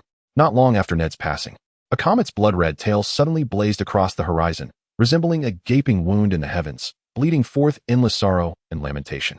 This extraordinary crimson light appeared particularly glaring against the night sky, igniting a flurry of rumors among the populace, who whispered that it signified a profound mourning from the heavens for Ned's departure, each ray of light laden with remembrance and longing for the valiant lord. In the distant expanse of the wall, the biting cold wind sliced through the air like a blade, penetrating even the thickest of garments to reach the core of one's being. A weary band of Night's Watchmen trudged forward with heavy yet determined steps, crossing the vast snowfields until they arrived at a modest yet remarkably sturdy wooden cabin nestled within the trees, seeking a moment's warmth and shelter. The cabin's proprietor, Castor, was an eccentric and emotionally twisted elder. His home housed dozens of women, not in the conventional sense of family, but as tragic remnants born from his morally reprehensible acts with his own daughter, leaving behind a legacy of sorrow. Castor's actions represent a flagrant violation of humanity's moral fabric, each of his deeds steeped in appalling depravity and shamelessness. Despite having reached the venerable age of a grandfather, he remains unrepentant, persisting in his twisted relationships with all his daughters, his malevolence beyond the capacity of mere words to convey. Jon Snow, the young Night's Watchman, entered the eerie wooden cabin alongside the commander, driven by curiosity for the unknown and an unwavering commitment to justice. Faced with Castor's cold and foreboding visage, he should have maintained vigilance and respect, yet the fervor of youth rendered him susceptible to the allure of truth. His gaze often strayed, increasingly drawn to the unfortunate women, seeking to decipher the stories and sorrows reflected in their eyes. However, Jon's behavior soon captured the commander's attention. As they exited the cabin into the biting cold outdoors, the commander's expression turned notably grave. He sternly reprimanded Jon, chastising him for recklessly challenging Castor's boundaries and dignity, and for casting a discerning eye upon the innocent victims. The commander's words struck Jon like a heavy hammer, awakening him to the realization of his own rashness and disrespect. He resolved inwardly to approach future interactions with Castor and his daughters with greater caution. At this moment, Sir Jaime found himself ensnared within the meticulously arranged prison of House Stark, the rough wooden bars silently narrating the cruelty and ruthlessness of captivity. The surroundings were dim, with only faint light seeping through the cracks, enhancing the oppressive atmosphere. Yet, amidst this bleakness, Robb, the valiant son of House Stark, entered the confined space with an indomitable spirit. His arrival seemed destined for a profound dialogue with this former adversary. Standing in opposition, their stances starkly contrasting, Robb's eyes betrayed a complexity of emotion that was ineffable, a blend of nostalgia for the past, resignation to the present, and a steadfast belief in the future. He met Jaime's gaze directly, articulating with unwavering conviction a long-buried secret. Jaime was not, as the world believed, entangled with Queen Cersei, but rather the true father of Joffrey. This revelation struck like a thunderbolt, shattering the tranquility of the air, leaving Jaime's countenance a tapestry of astonishment and incredulity. Meanwhile, in a distant realm, Daenerys led her kin across an expansive, desolate wasteland. The land was parched and barren. The sun hung high like a merciless fireball, searing the earth and evaporating all signs of life into oblivion. The air was thick with a stifling dryness and oppressive heat, making even the act of breathing a formidable challenge. Yet, despite the dire circumstances, Daenerys never relinquished hope. She marched resolutely at the forefront of her people, guiding them forward with her courage and wisdom. At that moment, a white horse, a gift from Drogo to Daenerys, suddenly collapsed on the harsh journey. The steed once held as one of Daenerys's most cherished symbols now lay helplessly among the scorching sands, its life force gradually extinguishing. Daenerys's heart ached profoundly as she slowly knelt, tenderly caressing the cooling body of the white horse. Her eyes brimmed with sorrow and reluctance, yet they also sparkled with an unwavering belief in the future. With resolve, she swiftly dispatched 3 loyal followers to seek out the oasis that could rescue her people from peril. On the opposite side of the city, a tense manhunt unfolded, targeting the clever and valiant young woman, Arya. For reasons unbeknownst to her, she had become the city's most wanted, and at that moment, she was discreetly escaping under the protection of a brave Night's Watchman, riding in an unremarkable carriage towards freedom. The carriage navigated the narrow streets, each jolt whispering tales of the hardships of flight. Yet Arya remained undaunted, fists clenched and gaze resolutely fixed ahead. The soldiers' footsteps echoed throughout the city as they searched each abode, vowing to capture Arya. Nevertheless, through her wit and courage, she evaded their relentless pursuit. Ultimately, she and her guardian successfully passed through the heavily guarded city gates, embarking on a journey to the unknown. The carriage sped through the dust beyond the city, carrying Arya's yearning for freedom and her courage to face an uncertain future. Chapter 12. Daenerys leads her people to survival. Arya, the young and brave woman, blended seamlessly into a group of fleeing men, akin to a ghost in the night. Her steps were light, her eyes glimmering with determination and astuteness, as if each moment was a silent duel with fate. Wrapped in layers of disguise, her identity as a noblewoman remained concealed, even from comrades who fought alongside her against life and death. Among them, she presented herself as an ordinary warrior, fortifying a strong defense for herself and her companions through her resilience and valor. In the warm and tranquil abode of Shae, an unexpected visit quietly unfolded. Varys, the cunning strategist, appeared before her with his characteristic depth and mystery. Shae, treated with tenderness by Tyrion, awaited the arrival of this uninvited guest with grace and poise. Shortly thereafter, Tyrion entered the room, joining Varys, their conversation brimming with ease and understanding, yet laden with significance. Varys deftly wove through topics, occasionally discussing mundane matters, while subtly referencing the grand confrontation between Tyrion and House Stark.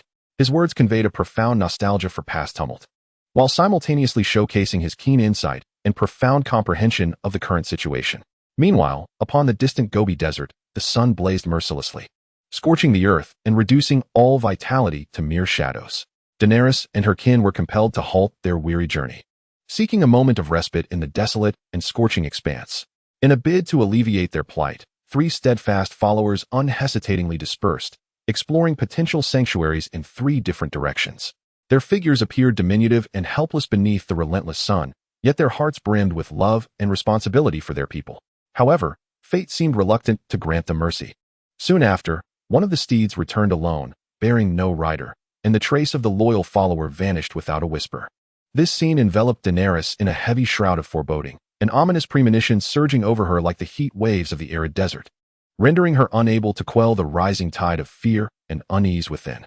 Yora, while rummaging through the depths of the horse's heavy pack, unexpectedly encountered a frigid object, the chill penetrating his rough palm and reaching deep into his core.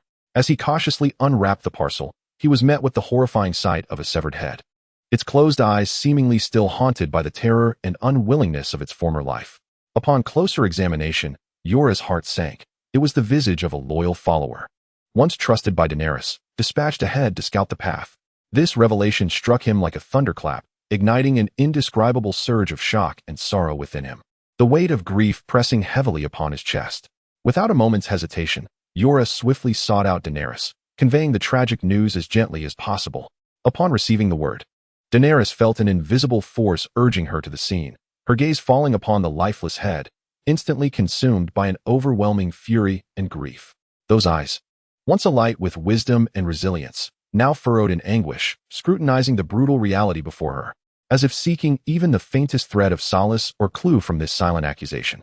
Meanwhile, in another corner of the camp, Sam and his 2 companions were gathered around the campfire, busily preparing the evening's meal. Yet their conversation strayed far from the apparent tranquility, shifting towards the disquieting rumors circulating within the camp. Particularly, they whispered about the malevolent deeds of Castor, their words imbued with indignation and dissatisfaction towards this tyrannical figure. Castor's shameless actions, forcibly claiming all his daughters, ignited within Sam an unprecedented fury and sense of injustice, as he internally condemned Castor as a flagrant tyrant. At that moment, a sudden scream shattered the calm of the camp. Sam turned to see one of Castor's many daughters, pale with fright, as she was confronted by a white wolf prowling through the snow. Observing this, Sam hastily set aside his tasks and rushed forward to disperse the wolf, attempting to soothe Gilly's frightened heart with gentle words. He extended his hand, intending to lightly grasp her wrist to check for injuries, only to have Gilly instinctively recoil in terror from the shock. Sam hastily elucidated that his actions were solely driven by concern and protection, devoid of ulterior motives.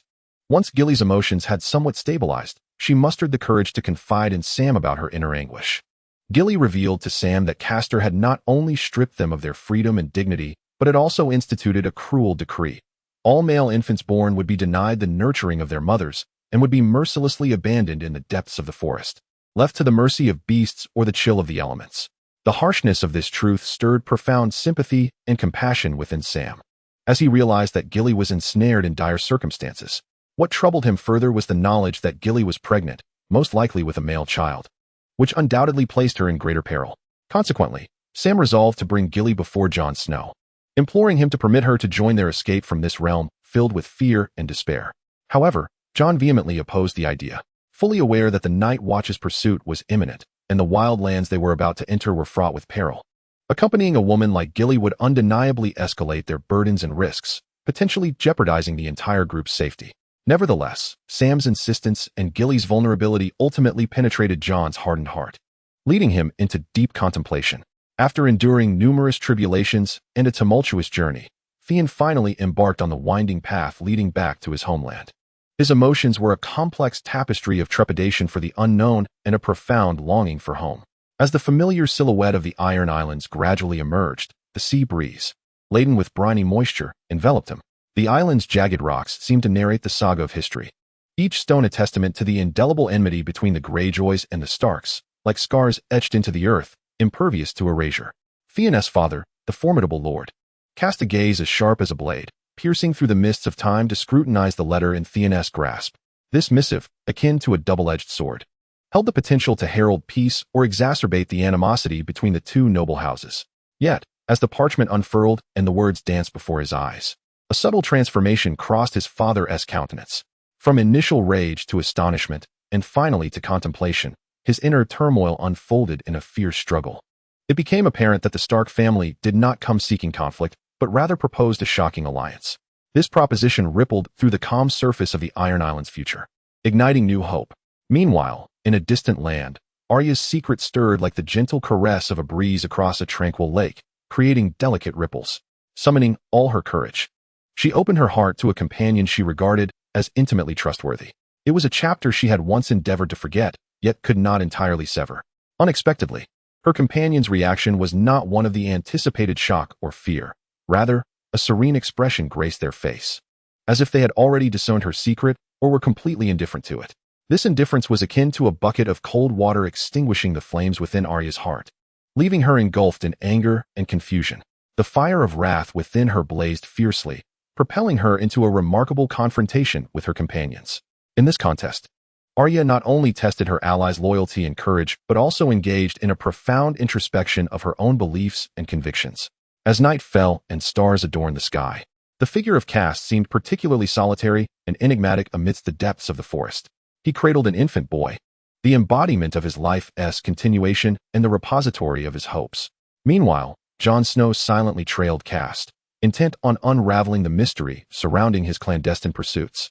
Cast gently placed the infant upon a flat stone beneath a tree, his face betraying a blend of reluctance and resolve. However, just as he was about to turn away, a shadow appeared in their line of sight, ghostly and silent. This shadow swiftly and decisively seized the innocent child, leaving behind a heart-stopping enigma and a look of astonishment etched on Jon's face. This sudden twist of fate awakened Jon to the realization that the world was far more intricate and perilous than he had ever imagined. He began to observe his surroundings with heightened vigilance, resolute in his quest to unveil the truth behind this enigma. Chapter 13. Cast offers the infant to the mysterious tribe. Jon stood there, his eyes brimming with shock and helplessness. He could hardly believe the scene unfolding before him. The cold and unyielding Cast had so easily cast a new life into darkness, as if that fragile existence held no significance in his eyes. Just then, a towering figure appeared, akin to a deity descending from the heavens, gently pulling that delicate life back from the brink of death, evoking a profound sense of reverence and gratitude within Jon. He fixed his gaze upon the receding silhouette, his heart swelling with a tumult of emotions, gratitude towards the mysterious savior and a deep-seated feeling of powerlessness in the face of this world. Fate seemed unwilling to release him easily. Cast's keen intuition alerted him to Jon's presence. He abruptly turned, his eyes shimmering with a dangerous light. Jon's heart raced as he endeavored to maintain his composure, yet his body trembled involuntarily. Just as he prepared to flee, Cast's powerful fist struck like lightning, rendering him unconscious. In that instant, the world appeared to freeze, leaving only Jon's consciousness adrift in darkness. When Jon next opened his eyes, he was greeted by a sharp, throbbing headache. He struggled to sit up, surveying his surroundings, only to find himself still in that perilous place. Yet at that moment, he could think of nothing but the innocent infant and Cast's merciless visage. He hastened to find the commander, recounting all that he had witnessed. His words were imbued with anger and bewilderment. He could not fathom why such cruelty existed in this world. The commander's reaction, however, was unexpected. His face revealed neither shock nor fury, but rather a complex expression. He gazed deeply at Jon Snow and then spoke earnestly. "Jon, this world is far more intricate than you can fathom. Some matters are not merely black and white. The hearts of individuals are often shrouded in darkness and distortion. What you perceive is but the tip of the iceberg, with countless shadowy corners yet untouched by your awareness. I do not wish for you to accept these harsh realities, but rather hope you learn to safeguard yourself and refrain from meddling in such affairs." The commander's words plunged Jon into a contemplative state. He recognized his own innocence and naivety, as well as the world's brutality and complexity. Yet, he did not surrender. His heart remained imbued with justice and courage. He understood that he could not stand idly by. He must take action for the sake of the innocent infant. Thus, he resolved silently, come what may, to confront every challenge and peril with bravery, fighting for justice. The duel between Boris and the towering knight, clad in resplendent armor, resembled a fierce clash of forces. Sparks flying as spectators held their breath in anticipation. Each swing of the knight's sword radiated boundless power, the armor gleaming under the sunlight, akin to a deity of war descending upon the earth. Though Boris fought valiantly, he gradually found himself overwhelmed by such a formidable adversary. After several exchanges, he was ultimately staggered by a fierce impact, unable to maintain his balance, and was heavily brought down to the ground. Lying there, he gasped for breath, his eyes filled with resentment and despair.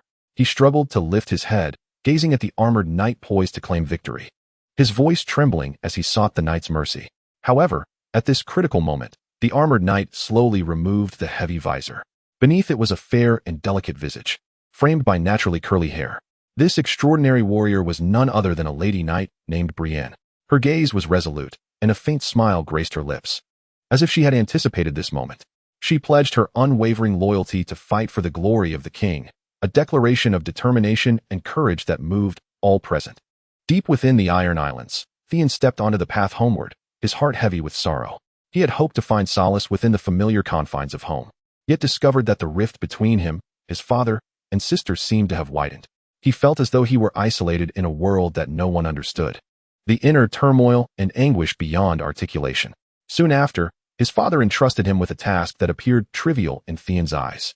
He was filled with indignation, perceiving it as a slight against his abilities. He yearned to prove his worth, yet found himself ensnared in an apparently endless cycle. Meanwhile, in another land, Tyrion was concocting a bold plan. He intended to bring Shae into the palace to live together. However, he was acutely aware of his sister Cersei's keen suspicion. Should Shae's identity be revealed, the consequences would be dire. Thus, Tyrion meticulously devised a scheme, deciding to have Shae enter the palace disguised as a cook. This plan was both ingenious and perilous, yet Tyrion was willing to risk it all for their future. He was convinced that as long as they exercised sufficient caution, they could elude Cersei's gaze. As Sansa wearily entered the room, ready to rest, Shae quietly slipped in. She attended to Sansa with exceptional care, as if an ineffable bond of understanding and trust had already been established between them. Sansa gently seated herself before the mirror, signaling for Shae to tend to her long hair. The reflection captured the two figures, mistress and maid, revealing a unique warmth and harmony. In that moment, they seemed to forget the differences in their identities and statuses, simply relishing each other's company and care. The night was as dark as ink, so profound that it seemed to swallow every sound. In the stillness, Arya tossed and turned on her humble bed, her mind restless, as countless thoughts intertwined within her, making sleep elusive. She ultimately resolved to rise and seek solace from the leader, the one who could provide her with comfort. Under the soft, warm glow of the lamp, their silhouettes stretched long, appearing as the sole warmth in the tranquil night. They began to engage in endless small talk, their conversation ranging from mundane trifles to distant dreams, each word revealing a deep-seated friendship. The leader's voice was low and magnetic, as if every utterance contained boundless tales. He gradually recounted a long-buried story, transforming those once painful memories into vivid and weighty narratives. Arya listened intently, her gaze filled with sympathy and curiosity for the leader's past experiences. In this serene night, their hearts seemed to transcend the chasm of age, resonating with an indescribable connection. However, this tranquility was short-lived. Suddenly, a series of urgent, powerful hoofbeats echoed outside, akin to thunder before dawn, instantly shattering the night silence. Both Arya and the leader sprang to their feet, alert and peering out the window. It turned out to be a band of knights who had arrived unexpectedly, riding their steeds through the night in search of a boy named Gendry. Upon hearing the news, the leader's expression shifted dramatically. He understood the gravity of this crisis. He quickly roused his sleeping subordinates, preparing to confront the impending challenge. Though young, Arya was astute and swiftly grasped the severity of the situation.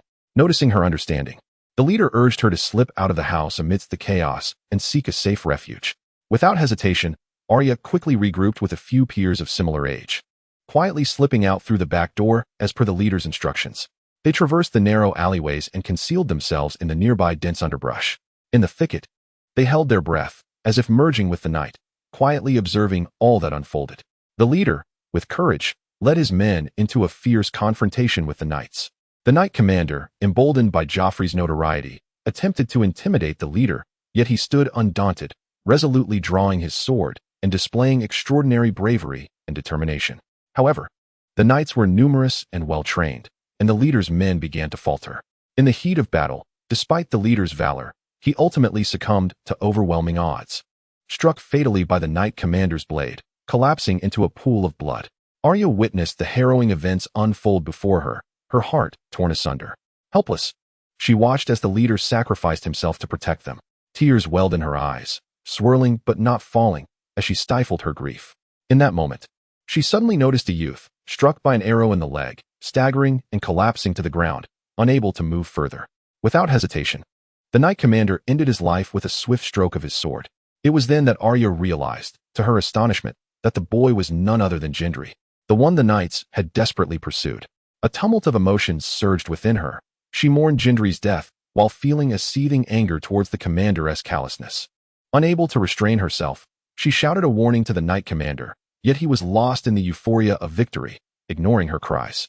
Arya gazed at the commander and Gendry's lifeless body, her heart heavy with unending sorrow and fury. She understood that this night would forever be etched in her memory, a scar on her journey of growth. Yet, she also recognized that she could not remain engulfed in grief. She must seek vengeance for the leader and Gendry, and demand justice for them. Thus, she silently vowed to become stronger, to ensure that those who had harmed her and her loved ones would pay the price. Chapter 14.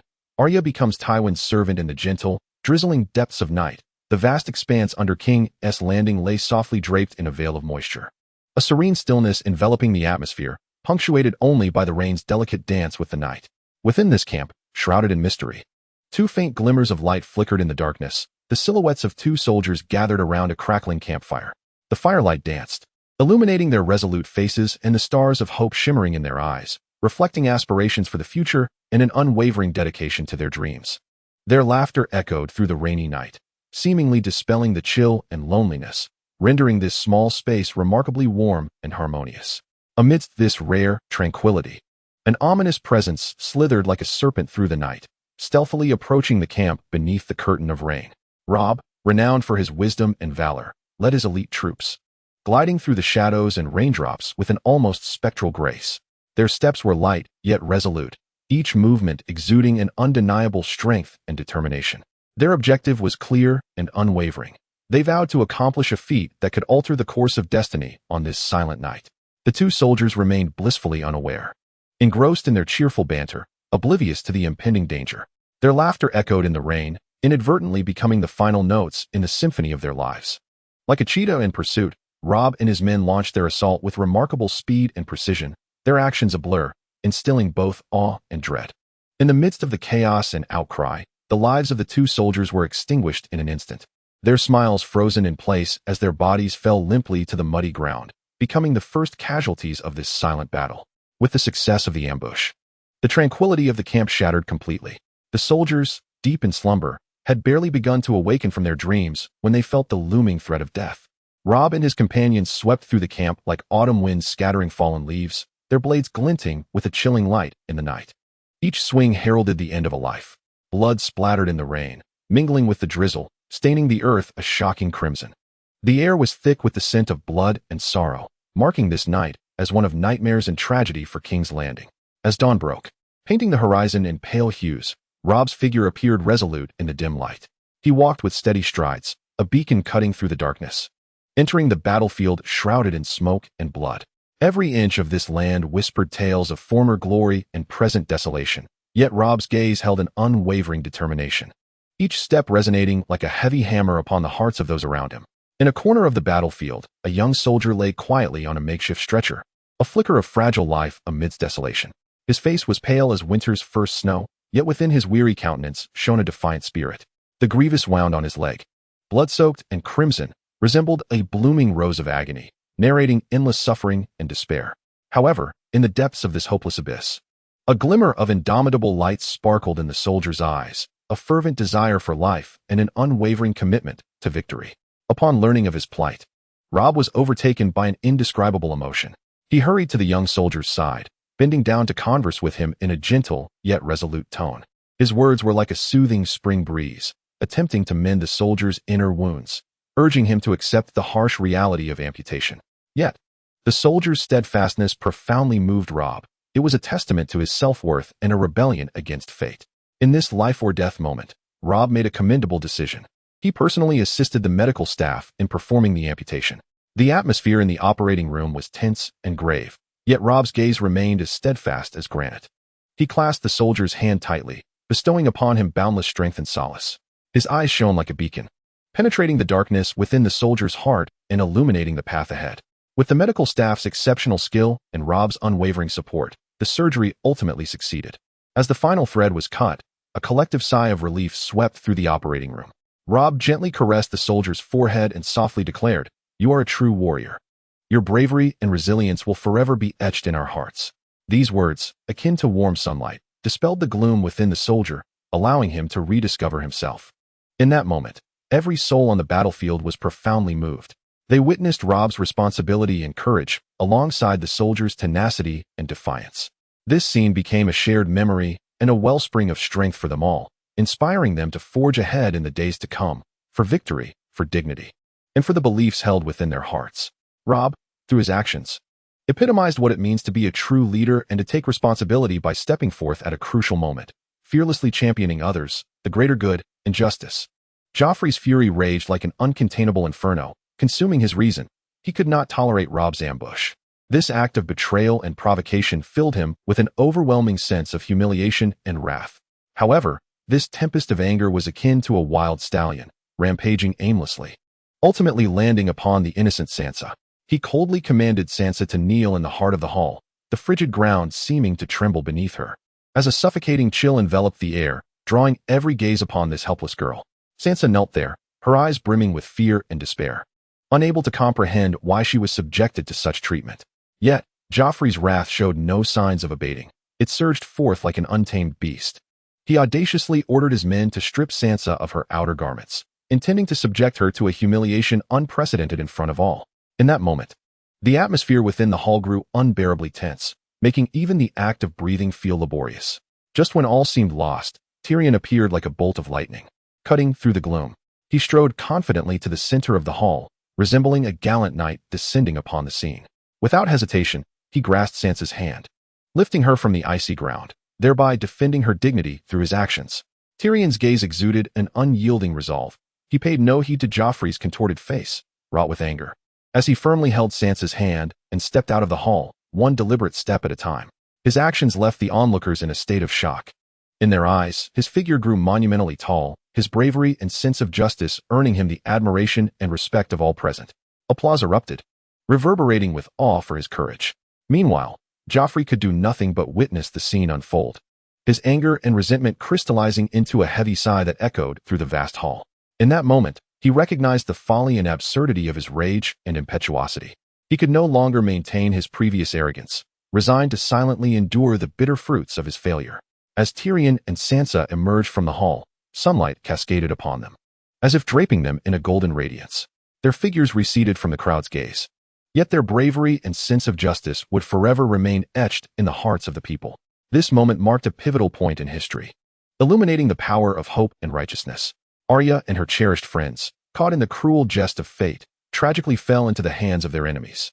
The night descended like a heavy curtain, slowly enveloping the land shrouded in despair. They were confined in a dark, damp corner, a wooden prison cell seemingly forgotten by the world. This cell resembled an abyss of malevolence, with light so dim it scarcely penetrated the thick wooden slats, leaving an expanse of suffocating darkness.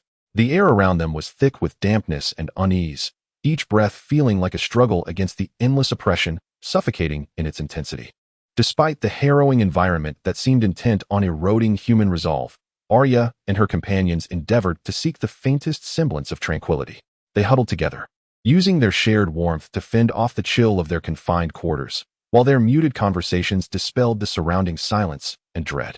Gradually, a tapestry of fatigue and despair began to weave itself into the hearts of each individual, until they could no longer resist the encroaching embrace of slumber, slipping into the realm of dreams.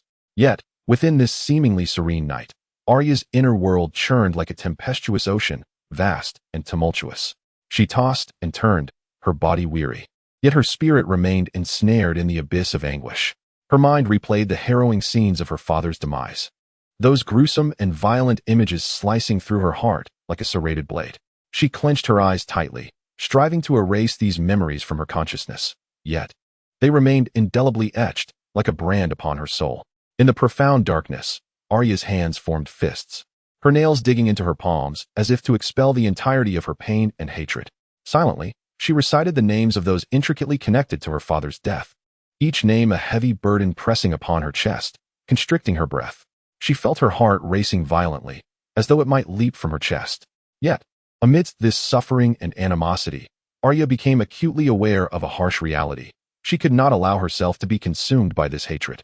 For she understood that while this bitterness was painful, it also served as her lifeblood and the driving force for avenging her father.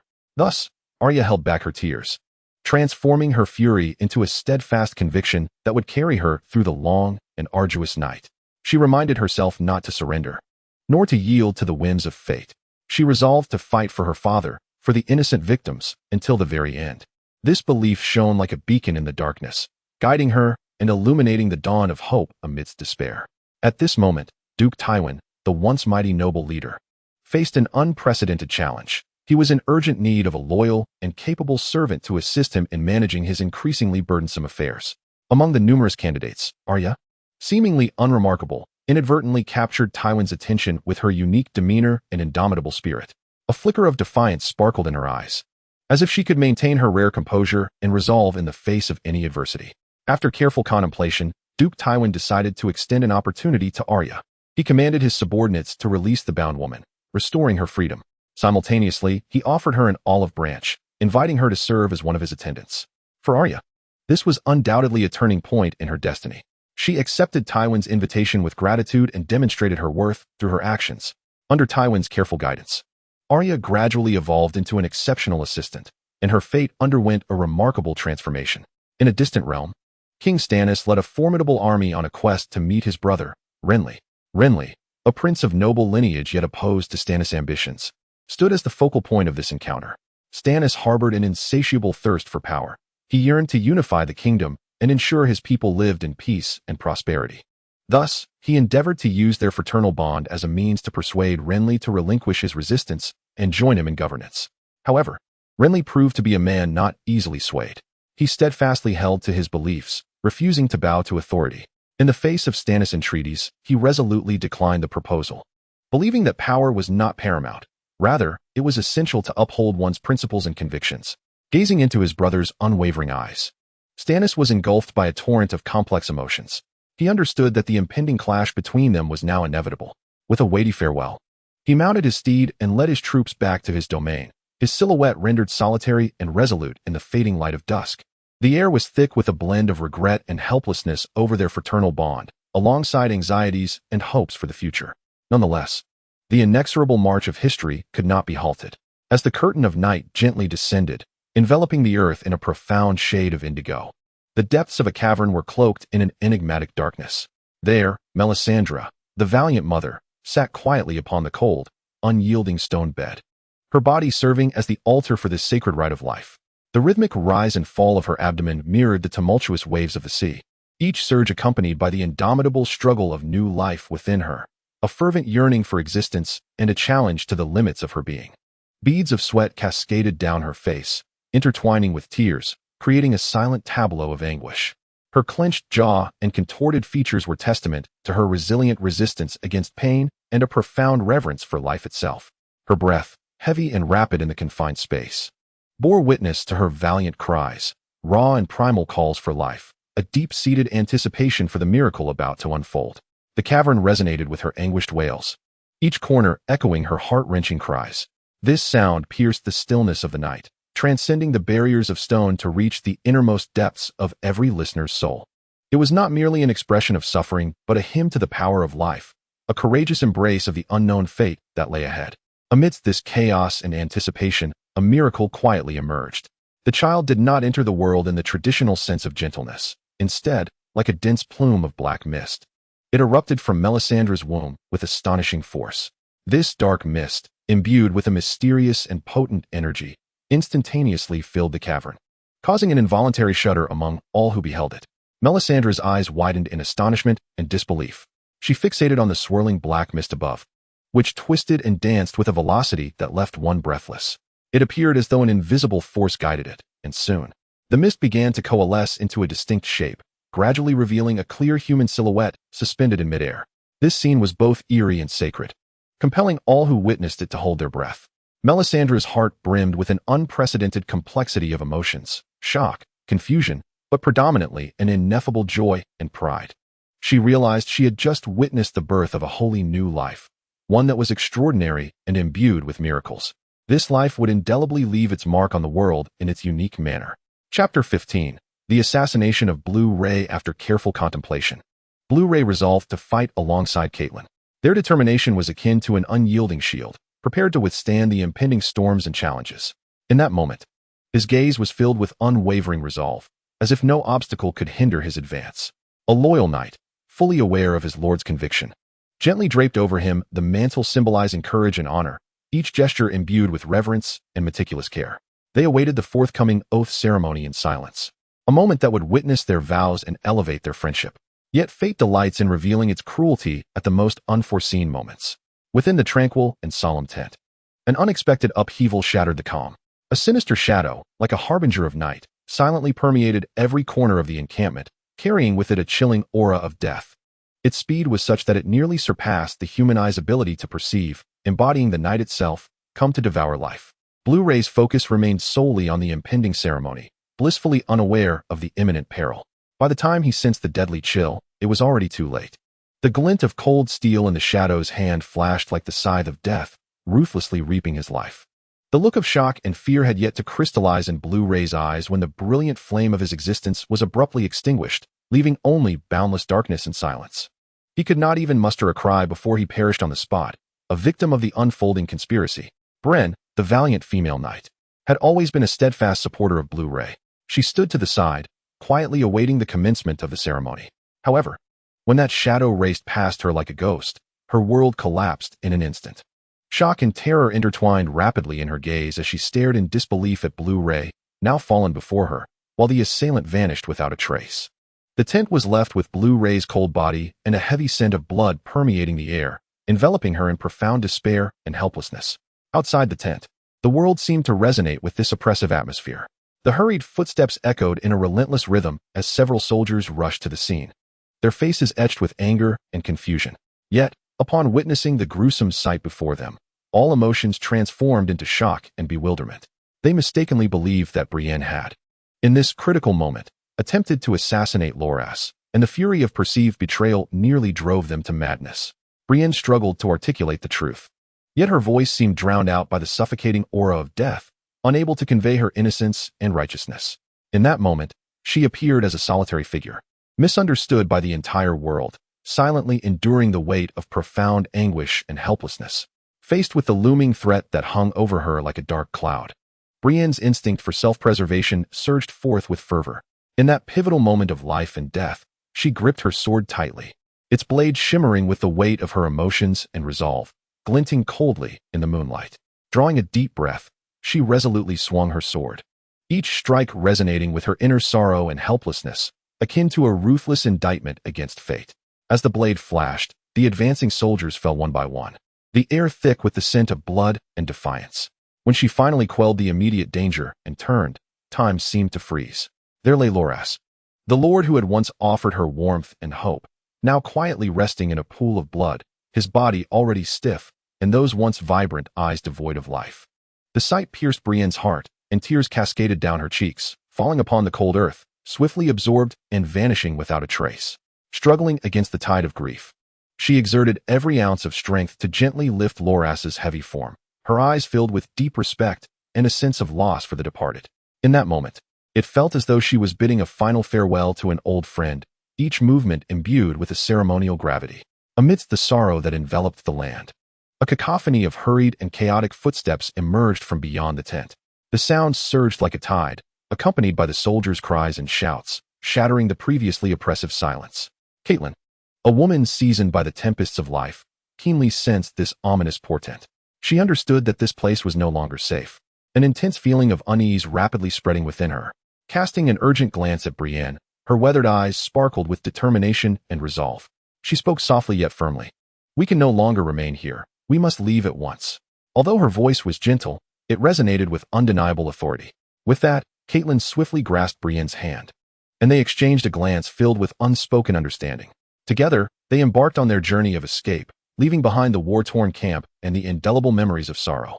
The night wind howled past, carrying away their footprints and tears, yet it could not erase their tenacity for life and hope for the future. In the midst of this brutal war, though they had lost much, they also gained a steadfast conviction and a profound friendship. Brienne's visage bore the pallor of autumn's frost, every inch of her skin betraying an indescribable sorrow. In her eyes glimmered a resolute light, a testament to her unwavering loyalty to a departed lover and an indomitable struggle against fate. Faced with a barrage of comforting voices from those around her, warm words attempting to draw her from the abyss of despair, Brienne resolutely rejected them all. For her, departing from beside Renly felt akin to betraying the pure, unblemished affection that resided within her heart, a cruel reality she could never accept. Amidst this shroud of despair, Catelyn emerged like a benevolent mentor, stepping gently yet firmly into Brienne's world, her words akin to a spring breeze nurturing Brienne's parched soul.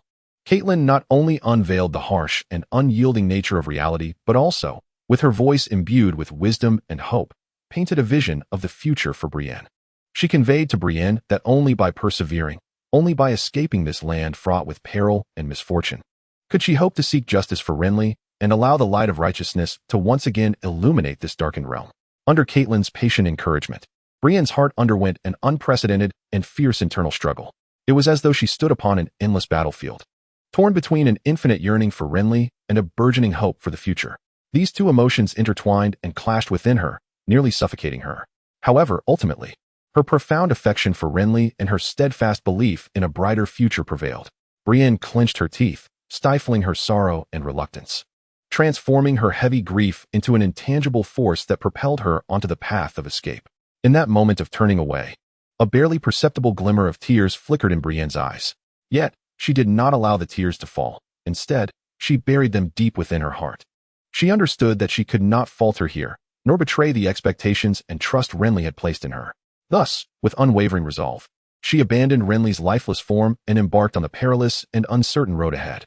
In her heart, she continually whispered her vow to Renly, pledging to seek justice for him, ensuring his name would be eternally etched upon the annals of history, becoming a tale sung by generations to come. The news of Renly's sudden demise descended like a dark cloud, weighing heavily upon every inch of the land in King's Landing, enveloping the entire city in a stifling atmosphere of oppression. In the dim recesses of the throne room, the figures of Tyrion Lannister and Queen Cersei stood out conspicuously. Their conversation was hushed and urgent, as if racing against time to uncover a glimmer of hope amidst this unforeseen upheaval. Renly's illustrious life and tragic downfall merely served as a prelude in their discourse. A more pressing and perilous threat, like a silent serpent, was stealthily encroaching upon their throats. Renly's own brother, Stannis Baratheon, a determined and ruthless king, was leading an army, surging towards King's Landing like a tumultuous tide, intent on reclaiming what he believed was his rightful throne. Confronted with this imminent crisis, Cersei's gaze flickered with determination and coldness. She was acutely aware that mere eloquence and courtly machinations could no longer withstand the iron heel of Stannis. Thus, she clandestinely commanded, at great expense, to enlist the city's most skilled artisans, urging them to labor day and night to forge a dreadful weapon known as wildfire. This weapon, akin to the fires of hell, shimmered with an eerie blue glow, and once ignited, it could reduce to ashes any who dared to encroach upon King's Landing. Cersei hoped that through this instrument, she could establish her last line of defense against Stannis' formidable army. Tyrion Lannister, the astute and enigmatic dwarf, however, did not place all his hopes upon Cersei's wildfire. He understood that warfare is intricate and ever-changing, and relying solely on a single weapon could not guarantee victory. Thus, he quietly set to work, leveraging his extensive influence and considerable wealth within the city to discreetly recruit several skilled, yet obscure craftsmen. Under Tyrion's meticulous supervision, these artisans toiled tirelessly, crafting not merely a weapon, but a beacon of hope, a trump card capable of altering the tide of battle. Tyrion's plan was bolder and more radical than Cersei's. He demanded that the weapons forged by the craftsmen not only possess immense power, but also embody concealment and surprise. In his vision, these armaments would become an undetectable nightmare for Stannis' forces, delivering a devastating blow at a crucial moment. As time passed, intricate and lethal devices gradually took shape in the hands of the artisans. They lay hidden underground or concealed in shadows, awaiting the arrival of that decisive moment. Thus, within the walls of King's Landing, two forces engaged in their respective battles, while intricately intertwining, to form a complex web. Cersei's wildfire and Tyrion's clandestine weapons resonated with one another, complementing each other as they wove together the impending storm and transformation. The two architects of this unfolding drama, Tyrion and Cersei, harbored divergent ambitions and purposes, engaging in a silent contest within the realm of power. Arya, with her practiced grace, moved like a seasoned dancer upon the battlefield, elegantly lifting the crystalline decanter. Her movements flowed with a rhythmic fluidity as she gently tilted the vessel, allowing the golden liquid to cascade like silk, enriching Ser Tywin's goblet with a robust vintage. Ser Tywin's gaze traversed Arya, seemingly captivated by her poise and demeanor. He parted his lips, speaking in a low, magnetic tone, and in an almost scrutinizing manner, began to inquire about Arya's background. Faced with Ser Tywin's piercing gaze and sudden inquiry, Arya's heart surged with tumultuous waves. Yet, she maintained an extraordinary calm upon her countenance. She recognized that in this world rife with intrigue and calculation, even the slightest hint of fluster could reveal fatal vulnerabilities. Thus, she casually mentioned a distant and obscure place name, hoping to use it as a guise to divert Ser Tywin's attention from her true identity. However, Ser Tywin was no ordinary man. He possessed keen insight and extensive experience. He quickly discerned the subtlety in Arya's words. Her ambiguous and vague manner of responding aroused a hint of suspicion within him. Consequently, he intensified his inquiry, demanding that Arya elaborate on the emblem and its significance of her birthplace. This was an exceedingly challenging question, for emblems are often unique symbols of a locale, difficult to fabricate for those unfamiliar with them. Arya's heart tightened. She was acutely aware of her ignorance regarding the so-called emblem. Nevertheless, she exhibited no signs of panic or unease. Instead, her mind began to race, seeking a clever stratagem to extricate herself from the predicament. At that moment, a place name she had heard countless times, but had never set foot in flashed through her mind. This name resonated with certain information she possessed, offering a glimmer of hope. Thus, Arya spoke to Ser Tywin with a tone imbued with confidence and determination, vividly portraying the locale she feigned familiarity with. She adeptly employed her imagination and linguistic prowess to render the customs, emblem, and its connotations of that place in a captivating manner. She even cleverly integrated details and stories she had gleaned from others, making her narrative all the more vibrant and authentic.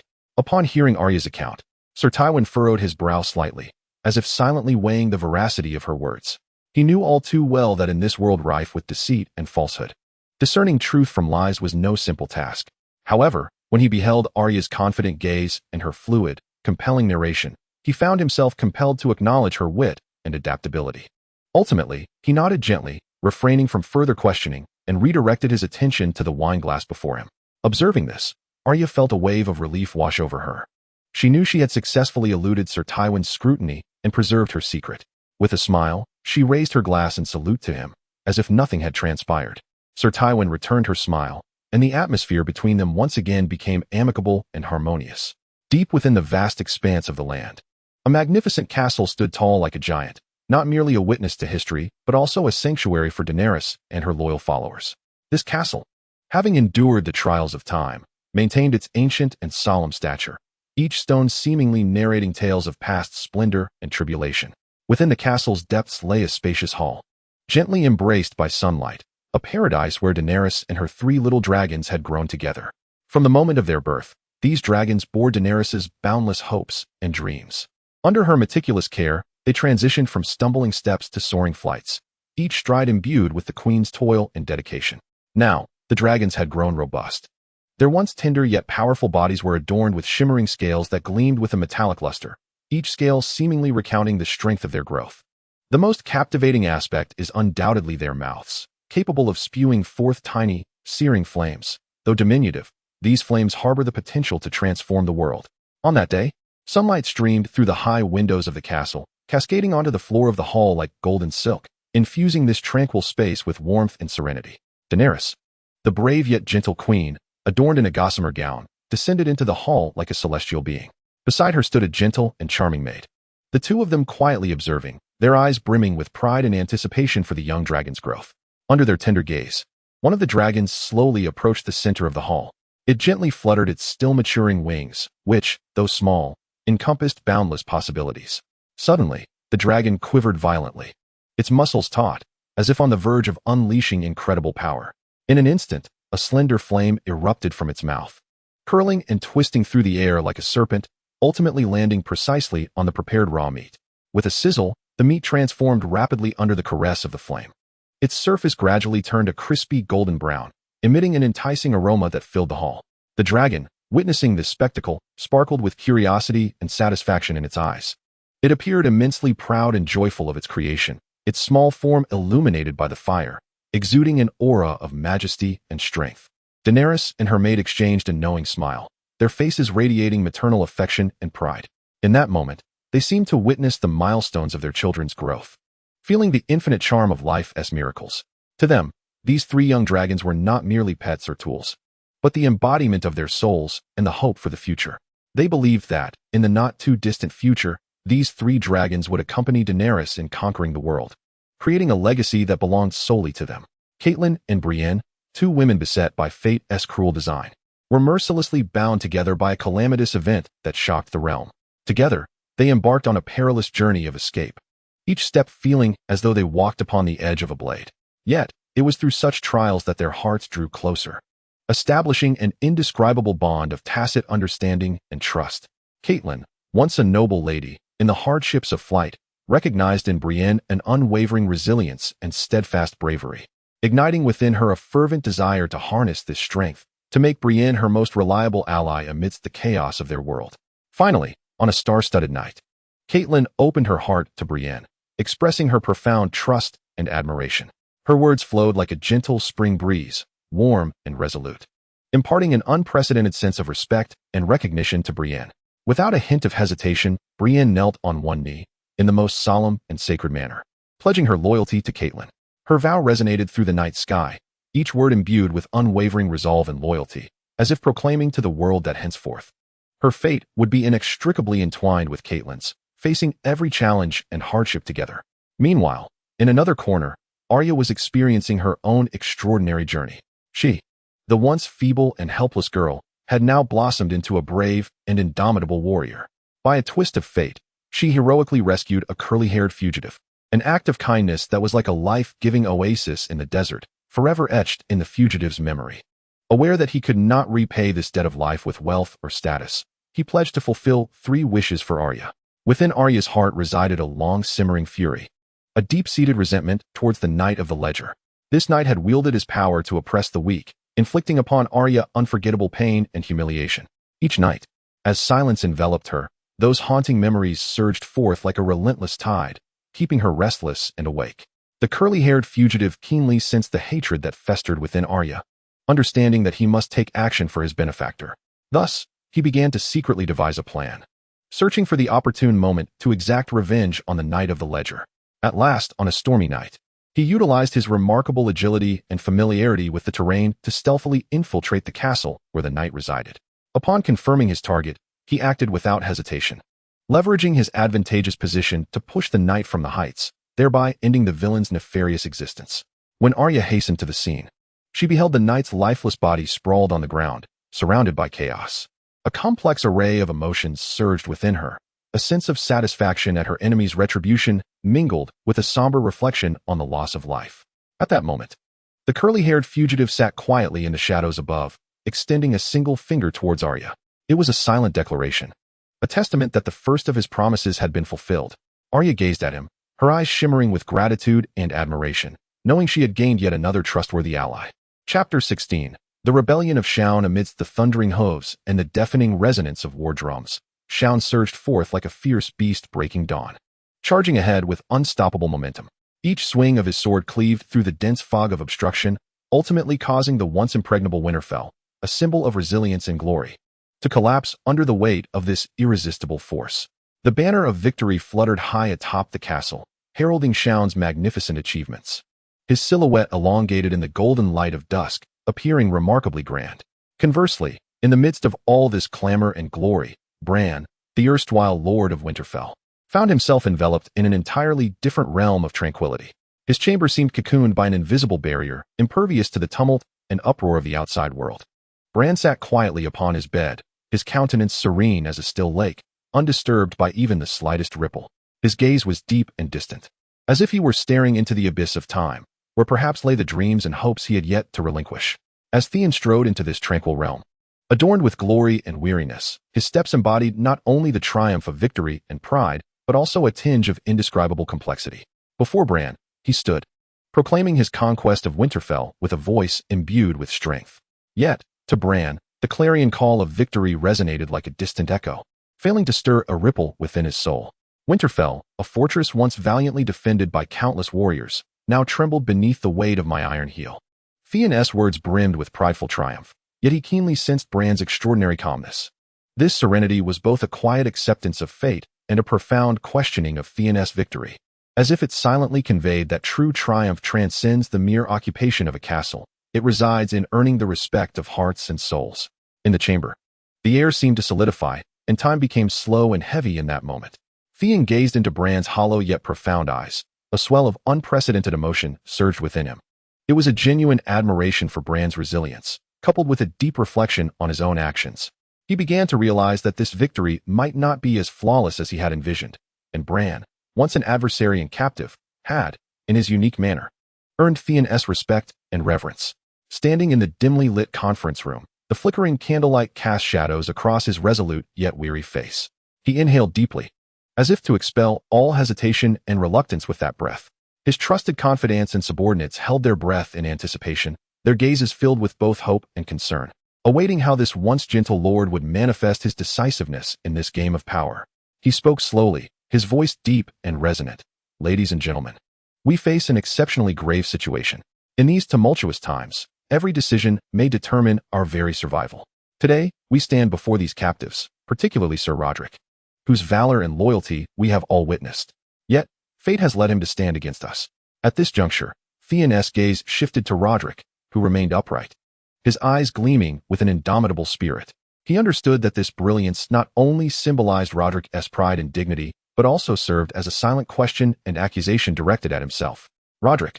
A hint of bitterness laced Theon's voice. You were once my paragon. Your bravery and loyalty inspired deep admiration within me. However, we now serve different masters, and the bonds of our past must be buried deep within. Your presence is a source of encouragement for my adversaries and may pose a threat to my people.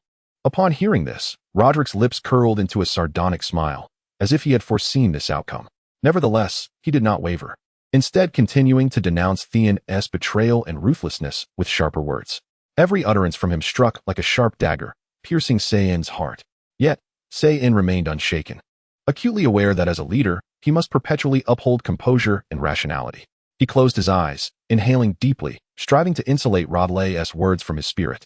When he reopened his eyes, they radiated with unwavering resolve. I comprehend your concerns, Saen addressed his subordinates, but at this pivotal juncture, what we require most is unity and strength.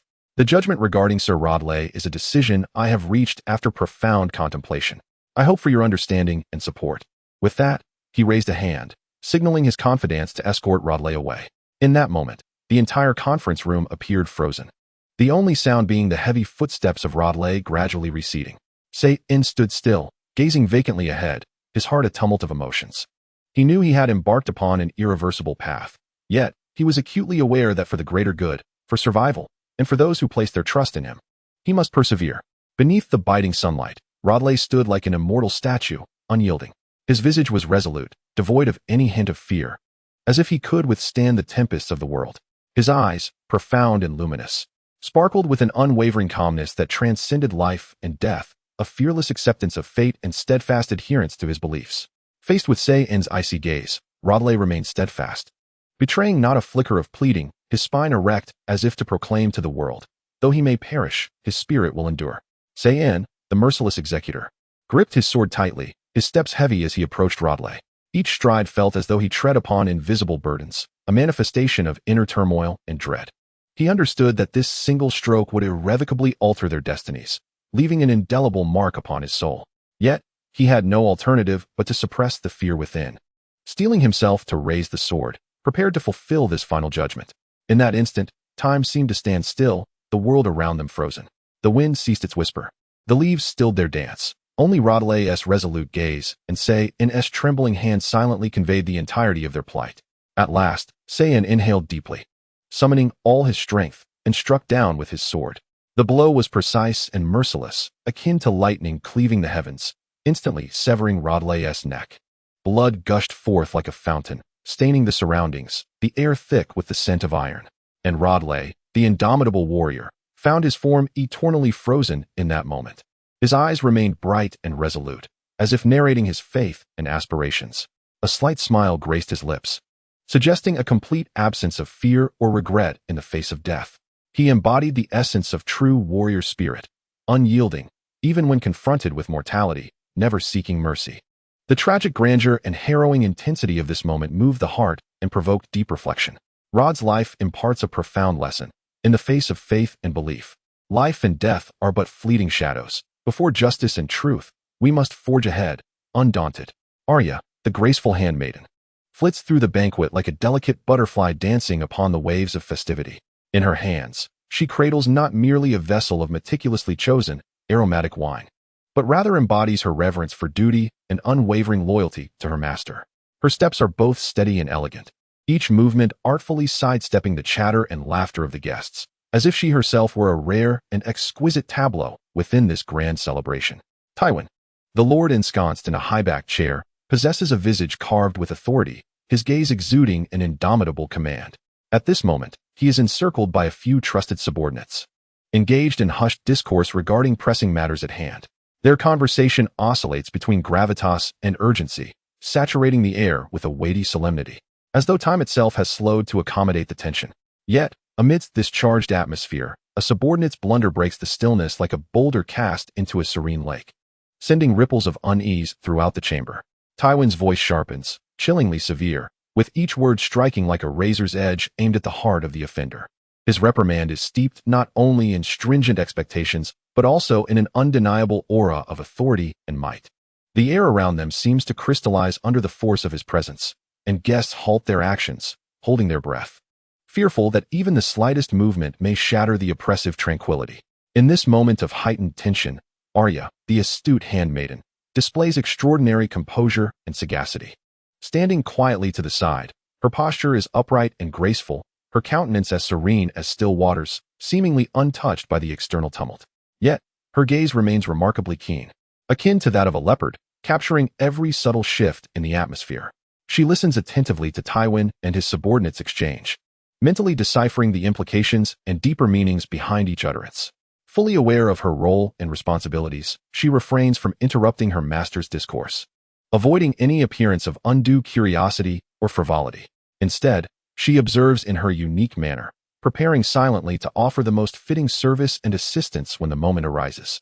Behind the facade of this banquet, Arya's presence serves as a refreshing current, infusing the tense and solemn ambience with a touch of tranquility and harmony. Through her actions, she exemplifies the essence of loyalty and wisdom, becoming a distinctive highlight of this grand affair. The subordinates, adorned in resplendent yet austere attire, seemingly emblematic of their status, rise in respectful unison after concluding a series of critical discussions with Duke Tywin, their movements synchronized, revealing profound reverence and absolute obedience to their master. Their strides are resolute and powerful, each step silently proclaiming their fidelity and determination. As the heavy doors gently close, the room returns to a profound stillness, the air thick with a solemn yet respectful atmosphere, as if even breathing has become a cautious endeavor. As this tranquility was meticulously preserved, a figure silently entered the room. It was the little finger, a noble renowned for his cunning, whose actions were always unexpectedly strategic. His steps were as light as a specter, gliding through the room without a sound, his gaze flickering with a gleam of slyness and calculation, as if he could perceive the deepest thoughts of others and manipulate the situation at will. Duke Tywin raised his head, his profound eyes locking with Littlefinger's. Without the need for words, they understood each other's intentions and positions, a tacit understanding and trust forged over time, a silent contest of wills. In this tense and intellectually charged atmosphere, Arya, the gentle maid, existed like a refreshing spring. She stood quietly to the side, gently swaying a wine jug in her hand, adding a touch of warmth and solemnity to the impending dialogue. As she meticulously poured the wine, the clear liquid swayed gently in the cup, mirroring her own state of mind, both anxious and curious. Her gaze occasionally flitted towards the two noblemen, attempting to glean the undercurrents of power and conflict from their fragmented exchanges. Although she could not fully grasp the profound implications, she sensed the weighty pressure and urgency that compelled her to listen intently, fearful of missing any detail that might alter the course of fate. Within the room, time seemed to freeze at that moment. Aside from the sound of wine dripping and the occasional low murmur of conversation, everything else fell into an unusual silence. The overture of power and cunning was quietly unfolding, with every detail and action potentially pivotal in determining the outcome. Here, each individual interpreted their yearning and pursuit of power in their own way, leaving the ultimate victor a tantalizing mystery, waiting for time to unveil the truth. On a frigid winter's day, Jon Snow and his elite team, fueled by unwavering conviction, orchestrated an assault on the wildlings known for their free-spirited nature. Snowflakes danced like countless white sprites in the air, adding an aura of mystery and solemnity to the impending battle. They skillfully utilized the terrain and the snowstorm, gliding across the battlefield like phantoms. Each strike was precise and lethal, catching the wildlings off guard and gradually forcing them into a desperate plight. Amidst this snow-laden wilderness, a wildling woman named Ygritte stood out remarkably. Her form was lithe, her gaze sharp, akin to a poised leopard ready to spring upon its prey. As one of the rare female heroes among the wildling tribes, Ygritte had never bowed before men. Her resilience and pride were as unyielding as granite. Faced with Jon Snow's imposing presence and the relentless advance of his comrades, Ygritte exhibited no hint of fear or retreat. Her eyes sparkled with an indomitable spirit, as if to declare, "I shall never submit to you."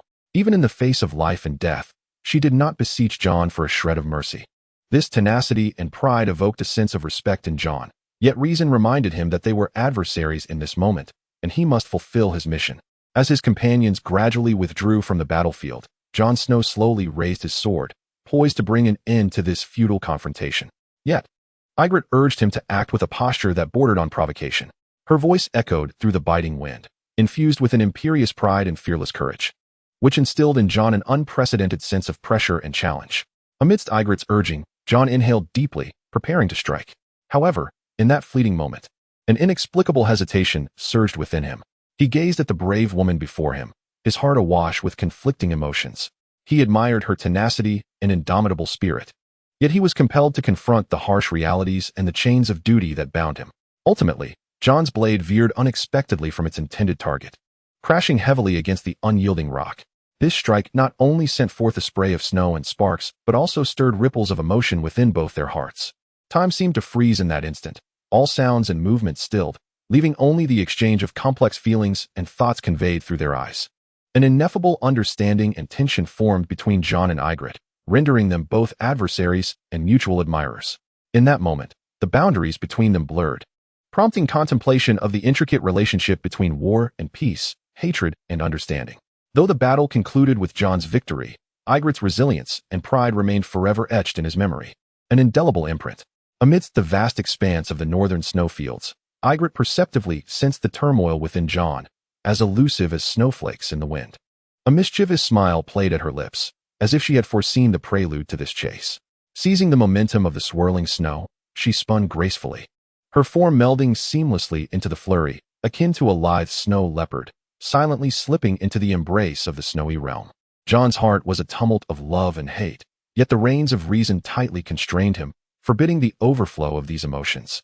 He took a deep breath, temporarily setting aside his tumultuous feelings, and resolutely embarked on the pursuit. Atop the snow-capped mountains, clad in white, each step resonated crisply against the hard ice, echoing through the vast valley. Drawing upon his profound knowledge of the land and unparalleled determination, he inched closer to Ygritte's figure. Ygritte navigated the snowy expanse with ease, her silhouette at times vanishing into the depths of the thicket, at other times leaping onto steep ice walls, showcasing her remarkable survival instinct and evasion skills. However, the prolonged exertion and evasion gradually sapped her strength, her breath became labored, and her steps grew heavy. Despite this, she remained resolute in her resistance, exerting every ounce of energy to elude Jon's pursuit. Finally, at the edge of a cliff besieged by snow and wind, the wheel of fate quietly turned. With keen intuition and relentless effort, Jon finally caught up to Ygritte. Seizing the moment, he leaped forward, akin to a cheetah pouncing on its prey, instantly closing the distance between them. His fingers clutched Ygritte's arm with the tenacity of iron pincers, anchoring her firmly in place. The two stood face to face at the precipice, the biting cold wind penetrating their garments and piercing to the marrow. Their breaths crystallized into frost in the frigid air, and the complexity of emotions flickered within their gazes, anger, helplessness, and resentment intermingling in a silent contest. Yet, amidst this struggle of strength and will, Jon Snow emerged victorious, buoyed by unwavering conviction and relentless effort. He grasped Ygritte's arm tightly, their proximity so intimate that they could almost hear each other's heartbeat. In this moment, all grievances seemed to freeze within the silvery expanse of their world. Arya's quotidian existence was abruptly upended as she inadvertently intercepted a shocking piece of intelligence. This information struck her heart like a heavy hammer, detailing the imminent military maneuvers orchestrated by Tywin's subordinates, each nuance revealing the approaching storm. A tumultuous wave surged within her, her expression growing gravely serious, as if an invisible frost had encased her. In this precarious moment, a keen-eyed knight, akin to a leopard, sensed Arya's unease. His gaze was sharp as an eagle's, revealing a hint of suspicion and alertness, as if he had discerned the secret nestled within her heart.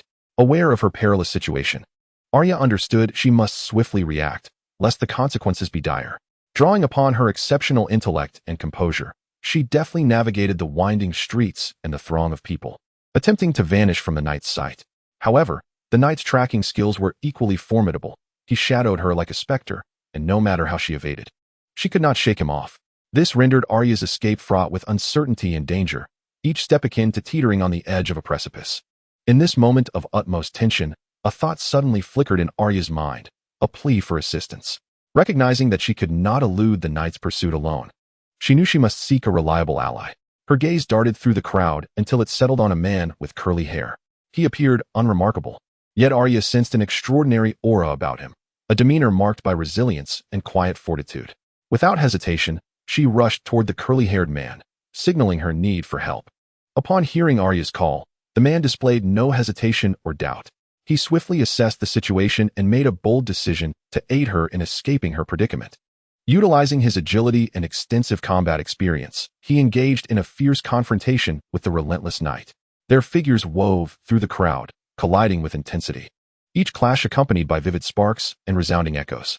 After a vigorous struggle, the curly-haired man ultimately subdued the knight with remarkable prowess. He stood before the knight with an air of imperious superiority, his gaze radiating a disquieting authority and strength. The knight, in stark contrast, collapsed to the ground, his face a canvas of terror and despair. Once assured that the knight posed no further threat, the man with curly hair turned, his eyes reflecting a complex mix of confusion and curiosity as he regarded Arya. It seemed he wished to inquire about something, yet ultimately chose silence, merely gazing at her. Arya, in turn, looked back at the curly-haired man with gratitude, her heart brimming with respect and appreciation for this enigmatic figure. She realized that had it not been for his timely intervention, she might have already fallen into the clutches of Tywin's subordinates. This act of kindness rekindled the flame of hope within her, akin to a lifeline.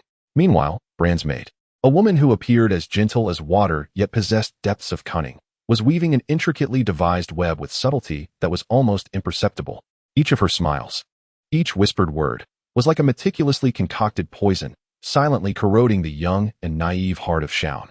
As the night enveloped the world in darkness, the moonlight gently caressed her exquisite visage, transforming her into a messenger of the night, guiding Shaun step by step into the carefully laid trap she had devised. While Shaun languished in the dreamlike embrace of her tenderness, Bran's maid, like a specter in the night, quietly shed the confines of her bedding, rising with an ethereal grace as if merging with the shadows. Her footsteps, illuminated by the cold moonlight, were exceptionally light, each step resonating on the strings of fate, playing the prelude to an impending storm. Yet, it seemed that destiny had no intention of allowing her plans to unfold so smoothly. A patrolling guard, an unwelcome intruder in the night, unwittingly cast his gaze upon her. His eyes reflected both confusion and a greedy allure drawn by her beauty. However, Bran's maid remained unperturbed, her composure unwavering as she scrutinized this unforeseen turn of events. She understood well that this was both a test and an opportunity. Thus, she deliberately slowed her pace, her mesmerizing eyes and dulcet voice drawing the guard's attention like a magnet. Her words, sweet as honey yet laced with a sharp edge, gradually lured the guard into the trap she had set. When the guard could no longer suppress his impulses and approached her, she abruptly turned, her dagger flashing like lightning across the night sky, plunging accurately into the guard's chest. In that moment, time seemed to freeze. The guard's eyes were filled with shock and reluctance, yet he managed not a single cry before collapsing into a pool of his own blood. Meanwhile, Bran's maid observed the unfolding scene with cold detachment. Her face betrayed no sign of emotion or compassion, only a ruthless mockery of fate and a chilling affirmation of her own resolve. Simultaneously, in another corner of Winterfell, Odair was carrying the weakened Bran, step by step, out of the frigid prison. Though Bran's body was frail, the spark of unyielding spirit shone brightly in his eyes. The trio, accompanied by their loyal Ice Wolf, traversed the shadowy streets of Winterfell like phantoms in the night, silently embarking on an uncertain journey. This night was destined to be one of unrest for Winterfell. Bran's maid, with her resolute and cold demeanor, inscribed a bold annotation for herself, simultaneously casting an indelible shadow upon the annals of Winterfell's history. Meanwhile, Bran, alongside Adu and the Ice Wolf, set forth on a new odyssey, his heart brimming with an insatiable thirst for the unknown and a fierce defiance against fate. Chapter 17. Snow fell into the hands of the wildlings. Under the cloak of the inky night, Bran, aided by the meticulous planning and clever arrangements of his devoted servant, glided through the labyrinthine alleys of Winterfell, enveloped in a relentless winter. Though his steps betrayed a sense of urgency, they were imbued with an inexplicable steadiness, as if each footfall resonated with the rhythm of destiny. Within him lay an endless trepidation towards the uncharted realms, akin to shadows lurking in the darkness, ever flickering, alongside a profound yearning for freedom, reminiscent of a distant lighthouse faintly guiding his path forward. Meanwhile, on the opposite end of Winterfell, the atmosphere within the castle of Theon Greyjoy was thick with foreboding. Upon learning of Bran's audacious escape right beneath his gaze, a tempest of fury ignited within him. Akin to a flame stirred by the winter winds, uncontrollable and fierce, he promptly issued commands, dispatching his most elite warriors to scatter like hounds in pursuit of their prey, vowing to capture Bran and quell the tumult of anger and humiliation within himself. As time slipped away, the night deepened. Soon after, two weary subordinates returned to the cold castle hall, their expressions marred by exhaustion and defeat. Their eyes reflected an abyss of despair, as if all vigor and hope had been drained from their beings. Confronted by Theon's cold, piercing gaze, capable of unraveling the very essence of a soul, they were seized by trepidation, hardly daring to breathe. Witnessing their return, Theon's wrath erupted like a volcano, uncontrollable and fierce. He slammed his palm onto the stone table beside him, producing a thunderous sound that sent the candle flames wavering precariously, threatening to extinguish. As if the very air of the hall trembled in response. His voice, low and laden with authority, cut through the silence like the harshest winter gale, penetrating to the depths of their hearts. Incompetence. You too cannot even capture a crippled child. This is not merely your disgrace. It is a stain upon all of Winterfell. His words sliced through their pride and courage like a sharp blade, rendering their faces pale as parchment. Under the scrutinizing gazes of those present, Theon's fury intensified. He strode towards the two, fists clenched, veins bulging, as if he sought to condense all his wrath into that confined space. His eyes burned with anger and disappointment, threatening to engulf the two in their fiery depths. However, in the end, he merely cast a piercing glance at the two, leaving behind a chilling command to continue the search without error before turning away.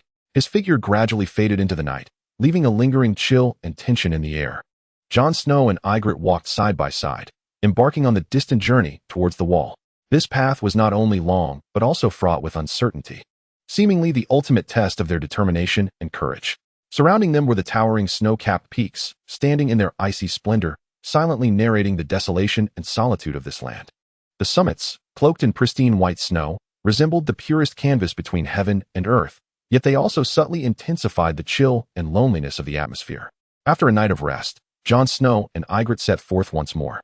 Their strides were steady and powerful, each step echoing their quest for the unknown and their unwavering resolve. However, beneath this determination lay an undeniable weariness etched upon their faces. The prolonged journey had pushed their bodies to the brink, yet their spirits remained unyielding, propelling them onward. During their travels, Ygritte, with her forthright nature, inadvertently brought up the scene of Jon awakening that morning. Her tone carried a hint of teasing and provocation, attempting to dispel the monotony and awkwardness of the journey. Yet, Jon appeared somewhat uneasy in response. He understood that while the complexities of emotions between men and women were both natural and beautiful, they seemed decidedly out of place in their current circumstances. He feared that such distractions might compromise his focus, thereby endangering both Ygritte and their companions. Ygritte, perceptive of Jon's unease and apprehensions, drew upon her past experiences with various men, possessing a keen insight into their thoughts. She deliberately used playful banter to coax Jon into relaxation, seeking to infuse their journey with a touch of levity and enjoyment. However, Jon remained oblivious to her flirtations. His thoughts had already soared towards their distant companions, where his allies, brothers, and kin awaited. He knew that reuniting with them was the most pressing concern at that moment, relegating all other matters to the periphery. Thus, the two continued their silent march. Across the vast expanse of snow, they left behind a series of footprints, varying in depth, bearing witness to their perseverance and toil while documenting every arduous moment they shared. Jon's eyes shone with a steadfast light, a testament to his anticipation and courage for the unknown journey ahead, while Ygritte concealed a subtle tenderness and understanding within her smile. She recognized Jon's concerns and steadfastness, willingly accompanying him through this challenging expedition. The unspoken rapport and trust between them deepened silently, adding warmth and hope to their protracted odyssey. Daenerys, the queen who once wielded both iron will and gentle compassion, now appeared as a mere shell, stripped of her soul. The three dragons she had nurtured with such care were not merely symbols of her power, but also embodiments of her spirit, akin to newborns that required her nurturing and affection. Yet, in the stillness of a silent night, these innocent lives encountered an unprecedented calamity. Shrouded in the shadows of greed and conspiracy, taken away without a whisper. This upheaval swept through her world like a tempest, washing away all beauty and hope. Her heart overflowed with boundless sorrow and rage, as if the entire world had lost its vibrancy, becoming bleak and indifferent. The innocent maids, in their valor to protect her beloved dragon, bravely stepped forward, only to fall beneath the merciless blade of the dragon thief. These harrowing scenes, akin to sharp blades, repeatedly lacerated her heart, rendering her utterly despondent. In the days following the loss of her dragon, Daenerys seemed to have her soul stripped away, becoming listless and dispirited. Her once steadfast gaze turned hollow and bewildered, while her previously resolute steps faltered and weakened. In her mind, a single thought echoed relentlessly, to retrieve the three dragons that resonated with her spirit. This thought burned like an unquenchable flame within her, propelling her ever onward. Yura, her loyal protector, remained steadfastly by Daenerys' side. He deeply understood his mistress's anguish and despair, as well as the unwavering resolve that resided within her heart. Thus, he unhesitatingly stepped forward, volunteering to seek out the whereabouts of the dragons. He was acutely aware that this path was fraught with uncertainty and peril, yet he recognized his mission and duty. He sought to demonstrate his loyalty and courage through his actions, aiding Daenerys in reclaiming all that was lost. In the quest to find the dragons, Yura exhibited remarkable perseverance and intellect. He traversed every corner of the city, gathering clues from the whispers of the streets to the discussions in taverns. He patiently listened to the accounts of every potential informant, leaving no subtle hint unexamined. He understood that only by uncovering the true puppet master could the mystery be unraveled and Daenerys' dragons be returned. Throughout this endeavor, he endured countless hardships and setbacks. Yet he never relinquished his faith and pursuit. At last, fortune favored the resolute. Yura stumbled upon the trail of the dragon thief by chance. He promptly relayed this information to Daenerys and led an elite force to pursue the captor. After a fierce battle, they successfully rescued the imprisoned dragons and apprehended the thief. When Daenerys beheld those familiar and cherished figures once more, tears glistened in her eyes, and a long-awaited smile graced her lips. In that moment, she seemed to rediscover the direction of her life. Sansa gradually awoke from a protracted and nebulous dream, rubbing her sleepy eyes, only to find her gaze transfixed by the scene before her. Upon her bed, an alarming splash of crimson quietly spread, akin to an unnamed flower blooming in the dawn, yet tinged with an ominous portent. It was her first menstruation, akin to a clandestine river, silently flowing from her youthful body, heralding the arrival of a new era. A surge of indescribable emotions welled up within Sansa, a blend of curiosity and trepidation regarding the unknown, coupled with a disquieting fear of her sudden maturity. She hastily reached out, attempting to erase the imprints upon the bed, as if by doing so, she could also wipe away the unexpected burden and transformation that had befallen her. Yet, that crimson mark lingered like a brand, indelibly etched in her heart, a poignant reminder that she was no longer the carefree little girl she once was. At that moment, Shireen entered the room like a guardian angel, her gaze suffused with warmth and understanding, as though she could see straight through Sansa's inner turmoil and helplessness. Without uttering a word, Shireen approached the bedside, standing resolutely alongside Sansa as they united in their silent struggle, meticulously cleansing their space of the unwelcome intruders. During this process, the air was thick with a subtle yet intricate blend of emotions, bittersweet pangs of growth intermingled with the unspoken support and comfort shared between sisters. The sudden upheaval did not escape the notice of others. A maid stood quietly at the door, her eyes flickering with curiosity and confusion. She had witnessed Sansa and Shireen's efforts to conceal their secret, perhaps already speculating about the deeper implications behind their actions. Cersei had long been scheming in the shadows, intending to exploit Sansa's first menstruation as an opportunity to thrust her into Joffrey's embrace, thereby securing another pawn in her quest for power. However, within Sansa, a nascent spirit of rebellion had quietly begun to take root. She refused to be a victim of this political marriage, filled with reluctance and dread towards the unknown life that awaited her. Observing this, the maid could not help but contemplate how best to report this turn of events to Cersei. She gently turned away, intending to leave the room laden with secrets and unrest. Yet, each of her steps seemed to tread upon the taut strings of Sansa's heart. Shireen, perceiving the gravity of the situation, felt a chill of apprehension. She understood that if Cersei were to learn of this, the consequences for Sansa would be immeasurable. Without hesitation, she stepped out of the room, swiftly catching up to the departing maid. At the corridor's end, she quietly yet resolutely warned, "This concerns Sansa's reputation and future. You must remain tight-lipped, revealing not a single word to anyone. Otherwise, the repercussions shall be beyond our bearing." Under Shireen's steadfast and commanding gaze, the maid nodded, opting for silence. She recognized her insignificance in this game of power, unable to alter the course of events. Yet, she was moved by Sansa's bravery and strength, willing to safeguard this secret for her. This sudden turmoil had quietly sown the seeds of defiance and growth within Sansa's heart. She began to grasp that she was no longer a mere puppet princess, but a young woman with her own will and aspirations. In the days to come, she would strive to claim her own happiness and freedom through her own strength. Jon Snow and Ygritte walked side by side along the winding mountain path, akin to two intrepid explorers seeking warmth in a world draped in silver. The surroundings were enveloped in tranquility, broken only by the sound of their footsteps and the occasional whisper of the wind, shattering the serene tableau.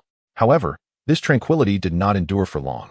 Ygritte suddenly halted her steps, her bright eyes shimmering with an unusual gleam, as if concealing boundless secrets and anticipation. She gently proposed to Jon Snow, wishing that amidst the vast expanse of snow, they could temporarily forget the shackles of the mundane world and share a moment of intimacy that belonged solely to them. Yet, this unexpected suggestion struck Jon's heart like an icicle in the biting wind, penetrating his defenses in an instant. He was taken aback, his tightly clenched fists betraying his inner turmoil and rage. He could hardly believe that this companion, with whom he had battled side by side through storms, would make such a request at this moment. His gaze turned sharp and frigid, instinctively reaching for his sword in a defensive posture, as if to sever this sudden tempest of emotion before it could take root. Seeing his reaction, Ygritte's lips curled into a sly smile. Her figure twirled gracefully in the snow, transforming into a wisp of smoke that vanished from Jon's sight in an instant, leaving only the echo of her hurried yet resolute footsteps reverberating through the valley, as if mocking Jon's astonishment and helplessness. After a moment of shock, the intertwining flames of anger and confusion within him urged him to pursue her swiftly. He navigated through the snow-laden woods and rugged terrain until he reached the edge of a dirt slope. Peering over, he spotted a solitary post, originally intended to secure a rope, standing forlorn at the cliff's edge, the rope having been neatly severed and swaying in the wind as if whispering untold tales. Below the cliff lay a chasm of unfathomable darkness, a chilling abyss woven into an invisible net that instilled dread. Just as Jon prepared to investigate further, a clamorous uproar erupted from a nearby hill, shattering the silence. He looked up to find Ygritte, unbeknownst to him, gathered with numerous companions, either standing or seated, their faces aglow with triumphant smiles, as if they had just executed a masterful scheme. A tumult of emotions surged within Jon. Rage and disappointment over Ygritte's betrayal mingled with a profound awe and fear of this unknown world. He realized that within this boundless snow realm, danger and challenges lurked everywhere, and he must remain ever vigilant to confront whatever may arise. At this moment, Jon's heart was a tempest of conflicting emotions, yet he understood that he could not relent. He must rally himself to press onward, to unearth the secrets hidden within this snow-laden expanse and seek the answers that belonged to him. Although Ygritte's betrayal pained him, it also fortified his resolve and conviction. He knew that only by continuing to advance could he discover his true self and carve out a future that was rightfully his. As night descended like a heavy curtain, slowly enveloping the splendor and clamor of the day, a deep silence and darkness intertwined in the innermost recesses of a cell. There, Jaime's figure loomed like a specter, rendering the dim corner all the more sinister. His actions were cold and ruthless, inflicting cruel harm upon an innocent prisoner, as if, in this darkness, he were the sole sovereign, free to act as he pleased. However, just as this heinous act was reaching its climax, a series of urgent and powerful footsteps shattered the tranquility of the cell. The guards hurried to the scene, their breaths heavy and weapons tightly gripped, clearly prepared for any eventuality. Their arrival aimed to halt this atrocity and protect the innocent from harm. Yet, James did not relent. Instead, he exploited the dim light and the guards' negligence to launch a more ferocious assault.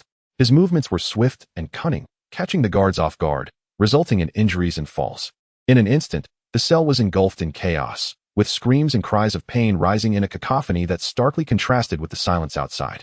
Seizing the moment, James attempted to break free from his restraints, his eyes flickering with madness and despair. He was acutely aware of the unforgivable sins he had committed, but at that moment, he could think of nothing other than escaping this den of iniquity and regaining his freedom. However, his movements were soon detected by the vigilant guards, who swiftly surrounded him, preparing to subdue him once more. The following morning, as the first rays of sunlight pierced through the clouds and bathed the earth, the mood of the people remained far from lighthearted. The relatives of the slain guard gathered before the castle, their faces etched with sorrow and fury. They cried out for vengeance, their voices resounding through the air. Some even passionately declared their intent to personally behead James, seeking solace for the souls of their fallen kin.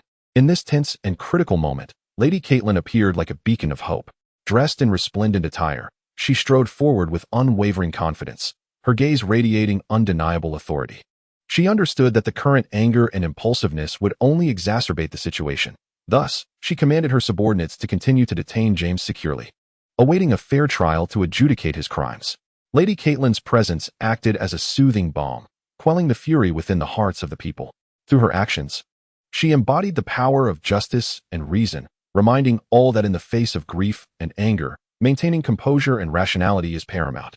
Her arrival instilled hope for the future, as the populace believed that under the scrutiny of justice, James would inevitably pay for his transgressions. They would also learn from this tragedy, cherishing life, respecting the law, and upholding justice.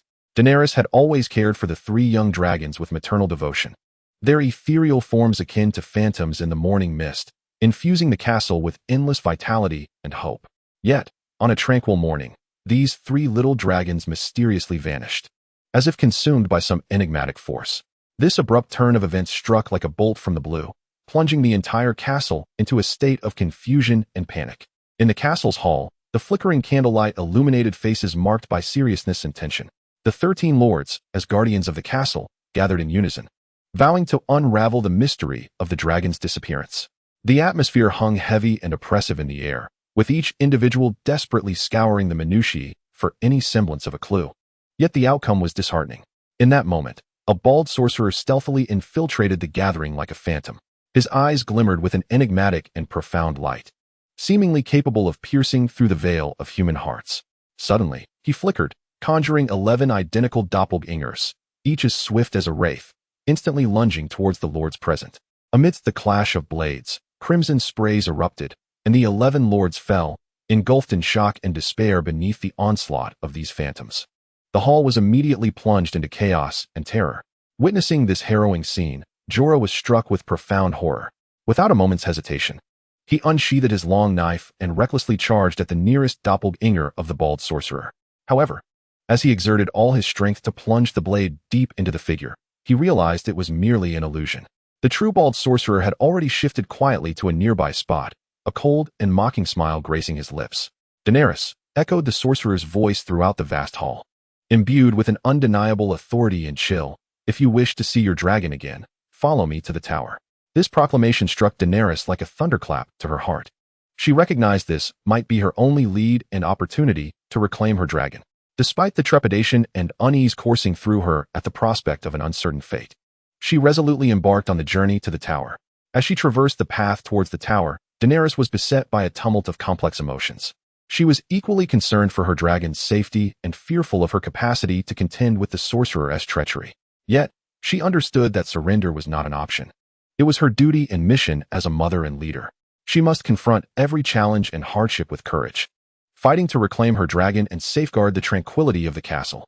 Chapter 18. The dragon's disappearance. At that moment, Jon Snow's fate appeared shrouded beneath a thick blanket of snow and ice, as he helplessly discovered himself ensnared within the clutches of a wildling tribe. Surrounded by unfamiliar and ruthless faces, Ygritte, his captor, bore a countenance as stern as the unyielding winter ice, guiding him through the tribe's dense forests and snowy terrain towards the unknown and perilous abode of their leader. Though the scenery was majestic, Jon found no solace in its beauty. Just as they were nearing their destination, an unforeseen disruption shattered the silence. A burly figure, the king beyond the wall, accompanied by a band of fearsome henchmen, obstructed their path. His eyes gleamed with a chilling intensity, capable of freezing the spirit, and the hostility in his gaze towards Jon was palpable, openly revealing his intent to execute him on the spot. In this tense moment, Ygritte chose not to remain silent or retreat. Aware of Jon's unique and significant identity, she stepped forward, her voice steady and powerful, revealing a secret to the king beyond the wall that was bound to shake the very foundations of their world. She informed the King of the Bones that this seemingly ordinary captive was, in truth, the legitimate son of Ned Stark, the Lord of Winterfell, a noble descendant of esteemed lineage. Her tone was imbued with an unassailable conviction, each word resonating like a hammer striking the heart of the King of the Bones. Upon hearing this revelation, the king's countenance shifted, clearly taken aback by the unexpected information. He scrutinized Jon Snow anew, his previously hostile gaze now transformed into a complex and profound contemplation. He recognized that this captive was no mere pawn. The fate of this individual bore significant implications intertwined with intricate political and familial entanglements. To act rashly could yield unforeseen repercussions for himself and his entire tribe. Seizing the moment, Ygritte continued her persuasion. She adeptly wielded her wit and eloquence to amplify Jon's value exponentially. She conveyed to the King of the Bones that Jon was not merely a noble scion, but also a potential ally and resource. If managed judiciously, his situation could usher in unexpected opportunities and advantages for the tribe. Her words wafted like a gentle spring breeze, dispelling the shadows clouding the king's mind, instilling in him a measure of hesitation and contemplation. Ultimately, through Ygritte's skillful maneuvering, the King of the Bones relented, consenting to escort Jon to the leader's residence for further inquiry and deliberation. Thus, Jon was granted a temporary reprieve from death, yet his future remained shrouded in uncertainty and unpredictability. In this perilous and opportunistic wildling enclave, could he, through his own intellect and courage, navigate the treacherous waters? All remained to be seen. Meanwhile, Theon, with his extraordinary audacity and cunning strategy, emerged triumphant amidst countless challenges and adversities, finally securing Winterfell, the steadfast bastion, thus fulfilling a long-held ambition. However, the elation of victory did not cloud his judgment for long, for he was acutely aware that the true test was merely beginning. As he stepped into the city, his sister Yara, a leader of both wisdom and bravery, led her elite forces in a grand entrance into the recently conquered stronghold. Yara was not only an exceptional warrior, but also a sagacious observer of human nature. She noted that Theon, after achieving victory, was not quick to quell the populace's unrest, but instead resorted to iron-fisted measures against dissenters, an action that undoubtedly stirred considerable unrest within the city. She understood that while such tactics might suppress surface discontent temporarily, they would plant the seeds of hatred in the hearts of the people, posing a latent threat to future governance. During a private meeting with Theon, Yara, with her characteristic gentle yet resolute demeanor, expressed her concerns and discontent. She reminded him that his prowess on the battlefield stemmed from a connection to the sea, both in blood and spirit. This strength and wisdom derived from the ocean was his most treasured asset, the wellspring of his relentless pursuit. She urged him to remember his origins and roots, cautioning against allowing a fleeting victory to obscure his fundamental purpose and mission. As Theon listened to his sister's counsel, a tumult of complex emotions surged within him. He felt a sense of pride and accomplishment, yet concurrently recognized his own naivety and ruthlessness in the game of power.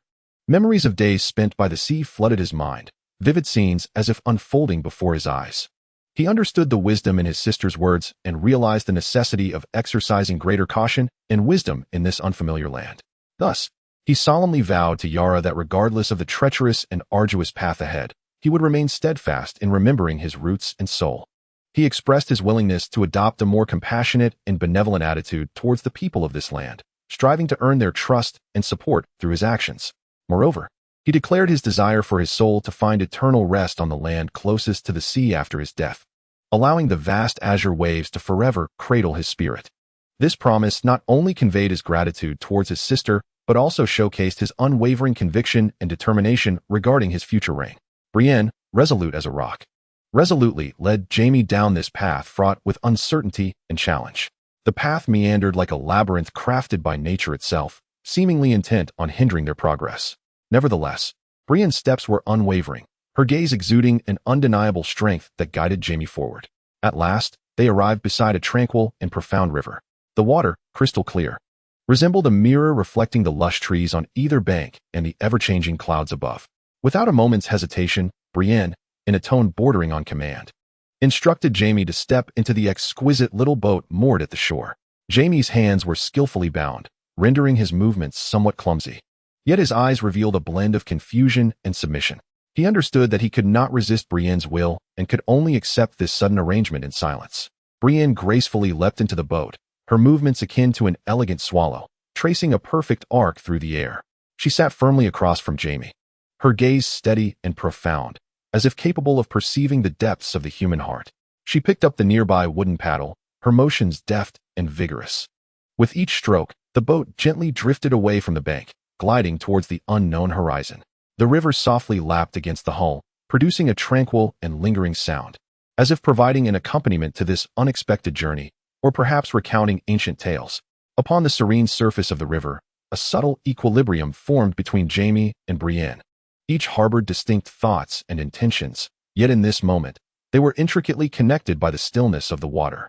Jaime's confusion and submission intertwined with Brienne's steadfastness and depth, creating a complex yet harmonious tableau. They seemed to belong to different worlds, yet were drawn together by an ineffable force, embarking on this unknown journey side by side. As the boat glided forward, the surrounding scenery continually transformed. The trees along the riverbank, the distant mountains, and the birds soaring through the sky all appeared vibrant and beautiful. However, for Jaime and Brienne, all of this is merely a fleeting spectacle along their journey. Their true concerns lie within each other's inner worlds and the impending unknown challenges that await them. In this tranquil expanse of water, they may discover answers or perhaps find themselves further bewildered. Regardless, they have embarked on an irrevocable path, compelled to forge ahead and confront whatever the future may hold. When the news of Jaime's capture and transport descended like a dark cloud upon Robb's heart, he was amidst the tense and fervent preparations for battle, surrounded by the heavy scent of gunpowder and an air of unease. The clarion call of war had sounded, leaving no room for any semblance of laxity or distraction. He had to immerse himself completely in the orchestration of troops and the formulation of strategies, striving to seize the advantage in the imminent conflict. Although Robb was consumed with concern and anxiety regarding the custody of the important prisoner Jaime, the urgency of the war forced him to bury these worries deep within, dedicating himself wholly to the pressing matters of battle. Yet, Lady Catelyn, the very woman entrusted with the grave responsibility of guarding Jaime, failed to fulfill her duties for various reasons. Her negligence and dereliction not only rendered Jaime's escape possible, but also cast an indelible shadow upon Robb's heart. He felt a profound sense of disappointment and helplessness, as his trust and reliance on Catelyn began to waver in that moment. He realized that in the brutal trials of war, any misstep could lead to irrevocable consequences. In a bid to prevent such incidents from recurring, Robb made a difficult yet resolute decision. He severely restricted Catelyn's freedom of movement, placing her under strict surveillance, no longer allowing her to roam freely. This measure was undoubtedly both a punishment and a warning for Catelyn, as well as a reflection of Robb's careful consideration and response to the current circumstances. He understood that in the torrent of war, every detail could become the fulcrum of victory or defeat. Therefore, he must ensure that no oversights or errors occur within his ranks to secure a triumphant outcome. Though this decision was harsh, it exemplified Robb's courage and decisiveness as a leader. He recognized that only through rigorous discipline and meticulous arrangements could he harness the mightiest strength to overcome all adversities. Lady Catelyn's failure served as a clarion call, awakening him to the stark and ruthless realities of warfare. In the days to come, he would approach every detail with heightened vigilance, ensuring his forces remained ever alert and combat-ready.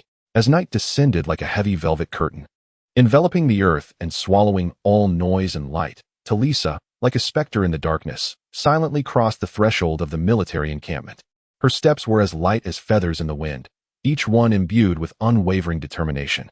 As if an invisible force propelled her forward in search of solace and tranquility amidst a tumultuous world. Within the camp, the atmosphere was so oppressive that it felt as though the very air had solidified.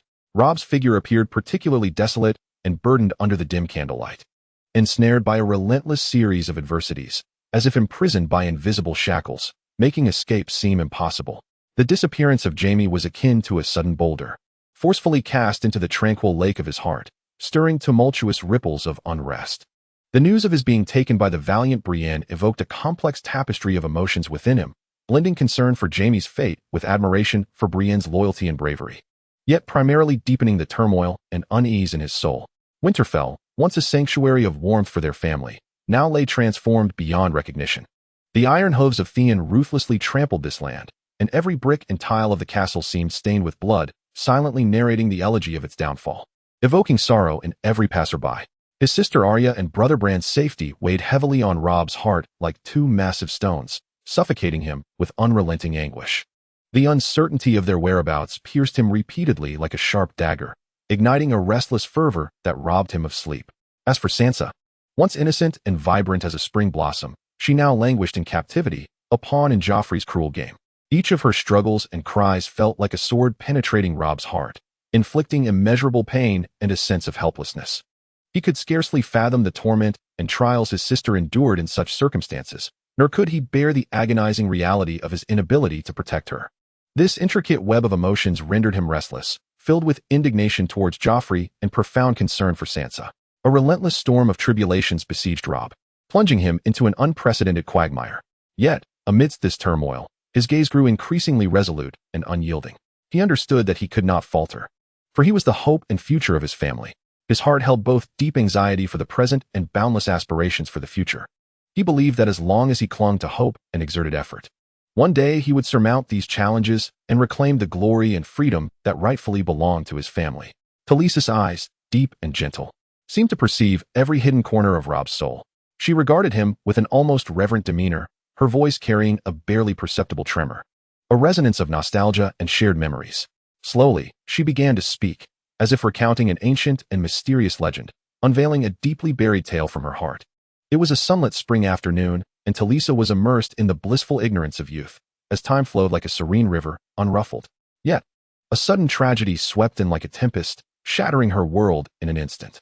Her brother, the boy with whom she had shared countless joyful moments, had accidentally fallen into the icy, biting waters. At that moment, the flame of life seemed mercilessly extinguished by death, leaving only a faint glimmer swaying in the wind. Despair surged forth like a black tide, enveloping Teresa in its relentless grasp. She struggled helplessly, finding herself seemingly devoured by an endless darkness, unable to escape. The chilling laughter of death echoed in her ears, mocking her fragility and powerlessness. Yet, amidst this abyss of despair, a beam of light pierced through the gloom, illuminating her world. A noble healer appeared before them as if descended from the heavens. His gaze was steadfast and warm, as if he could perceive all the suffering and anguish of the world. His hands seemed to possess an enchanting power, gently casting life-saving spells upon her brother. With each touch and invocation, her brother's feeble breaths grew stronger and steadier, the pallor of his cheeks gradually blooming with the flush of life. In that moment, tears shimmered in Teresa's eyes, a blend of awe and reverence for the miracle of life, coupled with boundless gratitude and admiration for the noble healer. From that day forth, Teresa's life underwent a profound transformation. She began to grasp the fragility and preciousness of existence, cherishing every fleeting moment. No longer would she allow her life to flow away like water. Instead, she dedicated herself to the pursuit of healing arts and knowledge, yearning to save lives with the same fervor as that noble healer. Under his patient guidance and selfless support, she not only mastered the art of healing but also learned to warm the world with a compassionate heart. Now, as Teresa reflects upon that stormy afternoon and the noble figure who left an indelible mark on her life, her heart brims with gratitude and respect. She knows that it was his arrival that altered the trajectory of her life, teaching her to cherish and to give, and unveiling the true meaning and value of existence. All these changes stemmed from that seemingly ordinary yet profoundly significant afternoon and the noble healer who played an essential role in her journey. In the wake of Teresa's gentle and heartfelt words, Robb felt an invisible force stirring within him, a tumult of emotions surging like a tide, weaving intricate tapestries of feelings that left him both elated and slightly apprehensive. Teresa's gaze was filled with deep affection and yearning, her pure emotions caressing him like a spring breeze, rendering him unable to resist. In that moment, their souls resonated, the profound connection igniting a flame that swiftly spread through his being, reaching an unprecedented crescendo. As night descended and stars twinkled overhead, a serene and mysterious atmosphere enveloped the camp. On this extraordinary night, Robb and Teresa resolved to cast aside all constraints and concerns, binding their hearts tightly together. Hand in hand, they traversed the silence of the encampment, stepping into a warm tent. Inside, the flickering candlelight added a touch of intimacy and romance to the confined space. Bathed in the glow, their faces appeared softer and more enchanting, their eyes locked onto one another, as if the rest of the world had ceased to exist.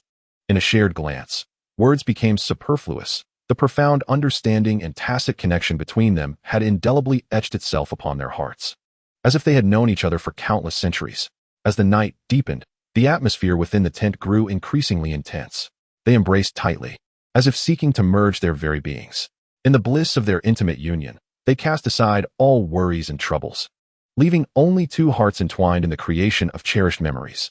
At that moment, time seemed to stand still, isolating them from all external clamor and chaos, allowing them to bask in the warmth and happiness each brought to the other in the tranquil night.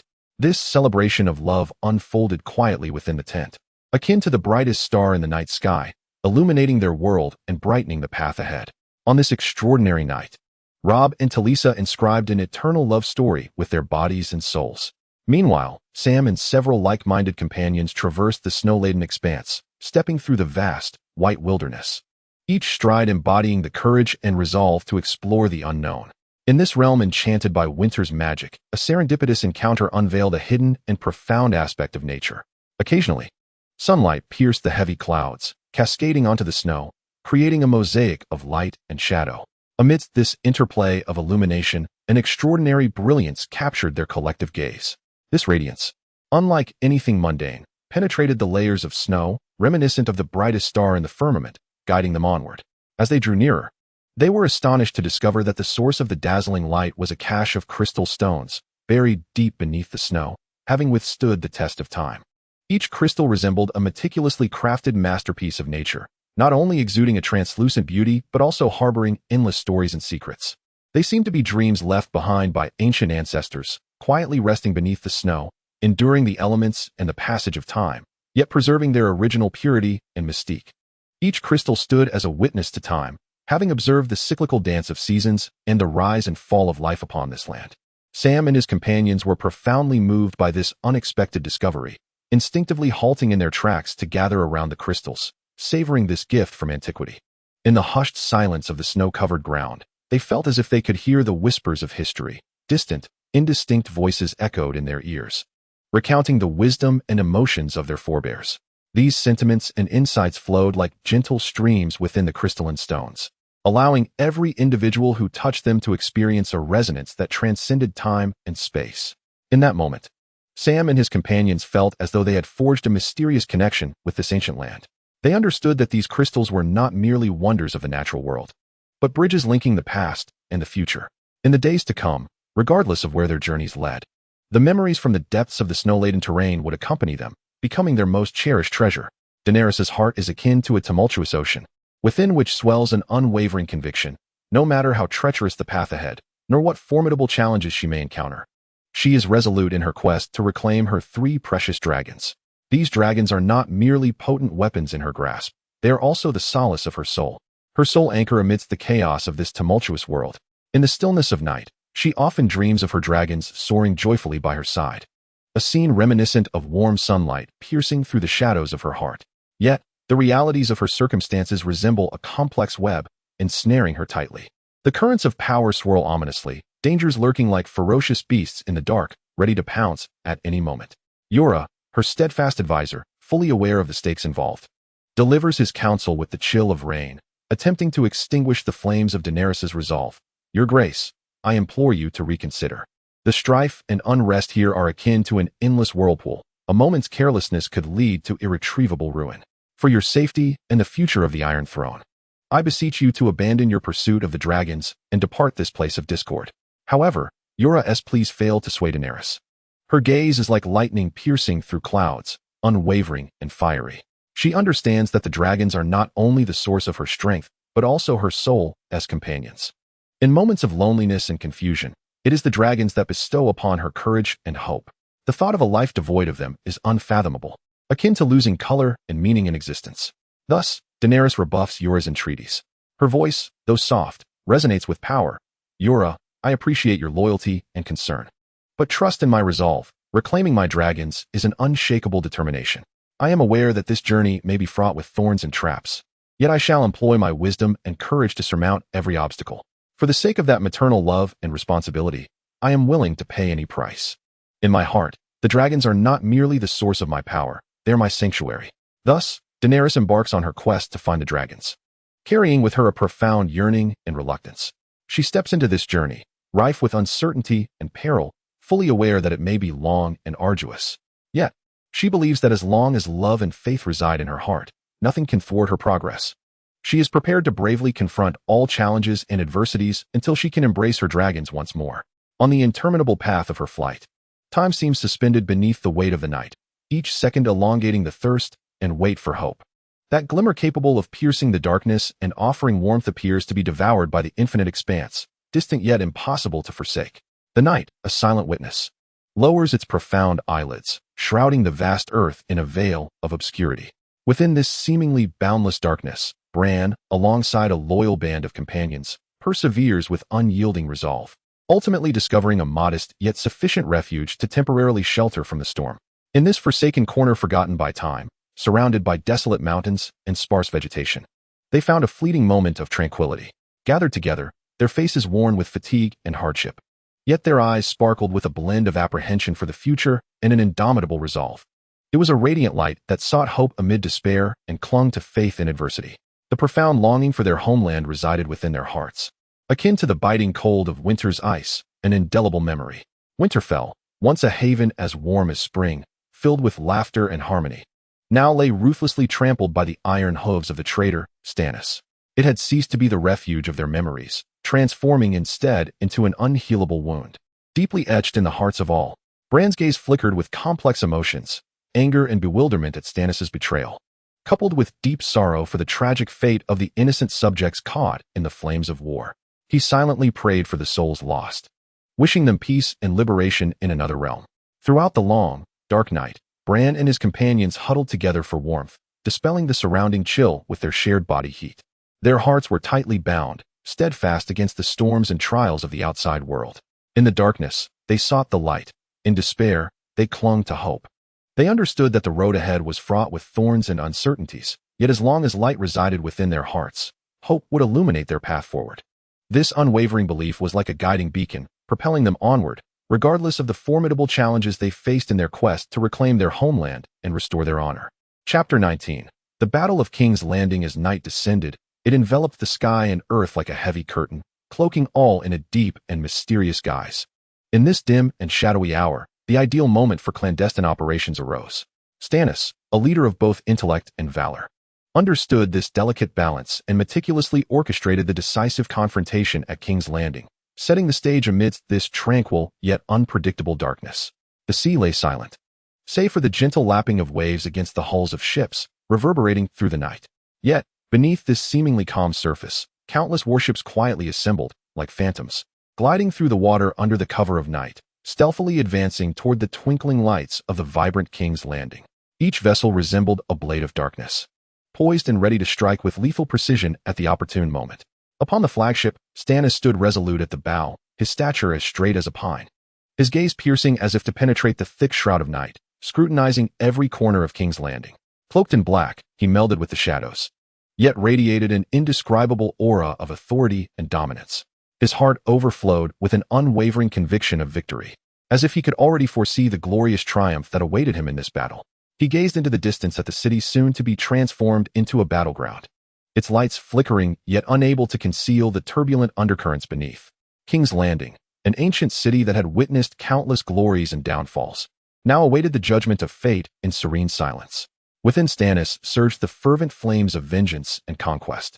He understood the significance of this battle, for it not only determined the realization of his ambitions, but also the future and fate of the entire realm. Thus, he vowed to bathe King's Landing in blood this night, to commemorate his sacrifices and efforts with the lifeblood of his enemies, inscribing his unparalleled dominion upon the annals of history. As the warships drew ever closer, the atmosphere upon the waters grew increasingly tense and heavy. Stannis knew that this battle would be the most pivotal of his life. He must exert every ounce of his strength to secure ultimate victory. Taking a deep breath to steady his mind, he raised his sword high, directing it toward the brilliantly illuminated city.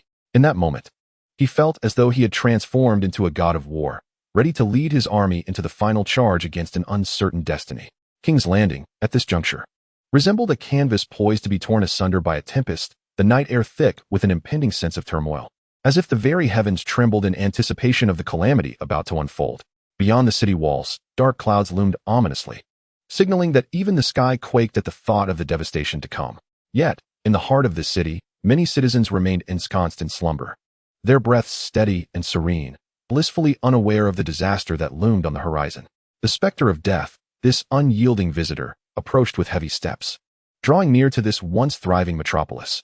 In a secluded corner of the city, Tyrion lay beside Shay, their figures appearing remarkably small and solitary under the dim candlelight. Though their bodies were pressed closely together, sleep eluded them both. Tyrion's brow furrowed, his gaze betraying a profound anxiety, while Shay turned towards him, her eyes filled with trepidation and unease regarding the uncertain future. She spoke softly, attempting to dispel the oppressive atmosphere. Tyrion, does your heart tremble as Stannis' formidable forces draw near? Do you fear that they will surge forth like a tide, consuming the city we once called home? Her voice resonated with both deep concern for her companion and a profound dread of the impending disaster. Upon hearing her words, a torrent of complex emotions surged within Tyrion. Slowly, he turned his head, his gaze penetrating the shadows cast upon the ceiling, as if seeking to pierce through the heavy stone walls and confront the eye of the approaching storm. Shay, he replied in a low voice, I do not lack fear. In these tumultuous times, who can truly be fearless? What troubles me is the fate of the countless innocent lives within this city, who, like us, yearn to thrive upon this land. If that fateful day arrives when King's Landing falls to the enemy, mercilessly ravaged and trampled, it would be a tragedy of unimaginable proportions. My fear stems from this uncertainty regarding the future and the weight of responsibility I bear. After his words fell into silence, an enveloping quietude settled between them once more. Outside, the wind's whispers grew increasingly urgent and fierce, lamenting the impending upheaval. In this sleepless night, Tyrion and Shay clung tightly to one another, their souls intricately intertwined in that moment. They faced the impending storm and challenges together, their hearts filled with both fear and unease regarding the unknown, yet more so with unwavering trust and reliance on one another. In the long, frigid night, they warmed each other, supported one another, and collectively awaited the dawn's arrival. At the center of the camp, a roaring bonfire illuminated everything around it, the flames dancing upon the soldiers' faces, etching their silhouettes with determination and resilience. The soldiers sat in a circle, raising various cups in their hands, some filled with rich wine, others with crisp ale, as they clinked together, producing a melodious sound, as if heralding this rare moment of joyous gathering. Laughter and merriment intertwined, filling the entire camp, allowing them to momentarily forget the brutality and ruthlessness of war. Balin, the bold and unrestrained warrior, was at that moment half embracing a bare-chested maiden, her smile radiant as a blossoming flower. Her skin, illuminated by the firelight, appeared even more delicate and fair, pure as the first snow. Balin's face radiated with a proud grin as he jested and frolicked with his comrades, interspersing his playful banter with witty remarks that elicited hearty laughter from all. His voice was robust and magnetic, capable of piercing through the night sky and reaching the very hearts of those present. Yet, beneath this seemingly harmonious atmosphere lay unspoken currents of tension. Hound, a warrior with sharp eyes and a fierce demeanor, sat quietly to the side, his gaze piercing as he observed Balin's every move. The dialogue between Balin and Hound gradually revealed discordant notes, their words laced with the scent of gunpowder, akin to two flint stones poised to strike and ignite at any moment. Their expressions darkened, filled with provocation and hostility, as the air thickened with a tension reminiscent of a storm brewing on the horizon. At this critical juncture, the rapid sound of hooves approached, shattering the night's tranquility. The sound was as exhilarating as war drums, quickening the heartbeat of all who heard it. Soon after, the alarm of an enemy attack reverberated like thunder throughout the city, abruptly redirecting everyone's attention from personal grievances back to the harsh reality at hand. The soldiers hastily set down their cups, wiped away their smiles, and swiftly transitioned into a state of heightened readiness. They seized their weapons, donned their armor, and prepared to confront the imminent battle. Balin and Hound, who had been on the brink of confrontation, momentarily set aside their enmity, exchanging a knowing glance that suggested an unspoken understanding. In the face of this sudden crisis, their personal grievances seemed trivial. They recognized that only through unity could they conquer the formidable enemy and safeguard their homeland and peace. Thus, they stood shoulder to shoulder, ready to face the impending threat together. The laughter and joy by the bonfire had faded, replaced by the soldiers' resolute gazes and indomitable determination. Joffrey donned a resplendent suit of armor, as if a star had descended to the earth. Even under the blinding sunlight, the shimmering light could not conceal his imposing presence. He strode with unwavering confidence, each step seemingly proclaiming to the world that he was the sovereign of this land. His uncle Tyrion, A dwarf of modest stature yet immense wisdom steadfastly accompanied him, serving as Joffrey's solid support, bestowing upon him boundless strength and courage. As they ascended the towering city gate, sunlight cascaded from the heavens, enveloping Joffrey's armor in a resplendent golden sheen. Yet beneath this brilliance, his tightly pressed lips and slightly trembling hands betrayed the turmoil and unease within him. He was acutely aware that beyond the city gates awaited an unparalleled challenge. Peering through the formidable gates, he beheld an expansive waterway, upon which a dark armada of ships loomed like phantoms in the night, silently advancing. They were densely packed, akin to a brooding thundercloud, shrouding the sky in an oppressive darkness. The banners fluttering from their masts crackled in the wind, as if heralding the impending journey of their masters, a voyage of invasion and conquest. Confronted by this sudden threat, Joffrey's voice involuntarily rose in intensity, infused with both the trepidation of the unknown and the resolute determination befitting a leader. He clenched his fists, as though to consolidate all his strength in that singular moment. His gaze pierced through the thick mist before him, locking onto the dark fleet, his voice imbued with undeniable urgency. "Uncle, we cannot remain passive. The fleet upon the waters is drawing near. We must act immediately. We shall command our forces and bravely advance, defending our homeland with our courage and wisdom." Upon hearing this, Tyrion's eyes shimmered with a glimmer of approval. He recognized that while Joffrey was youthful and impetuous, his fervent love and unwavering resolve to protect their homeland were unmatched. Drawing a deep breath, he cast a profound gaze towards the encroaching vessels, his mind swiftly devising strategies. He understood that this battle was not merely about their survival, but rather the fate and future of the entire kingdom. Thus, he nodded with calm assurance and turned to face the assembled commanders.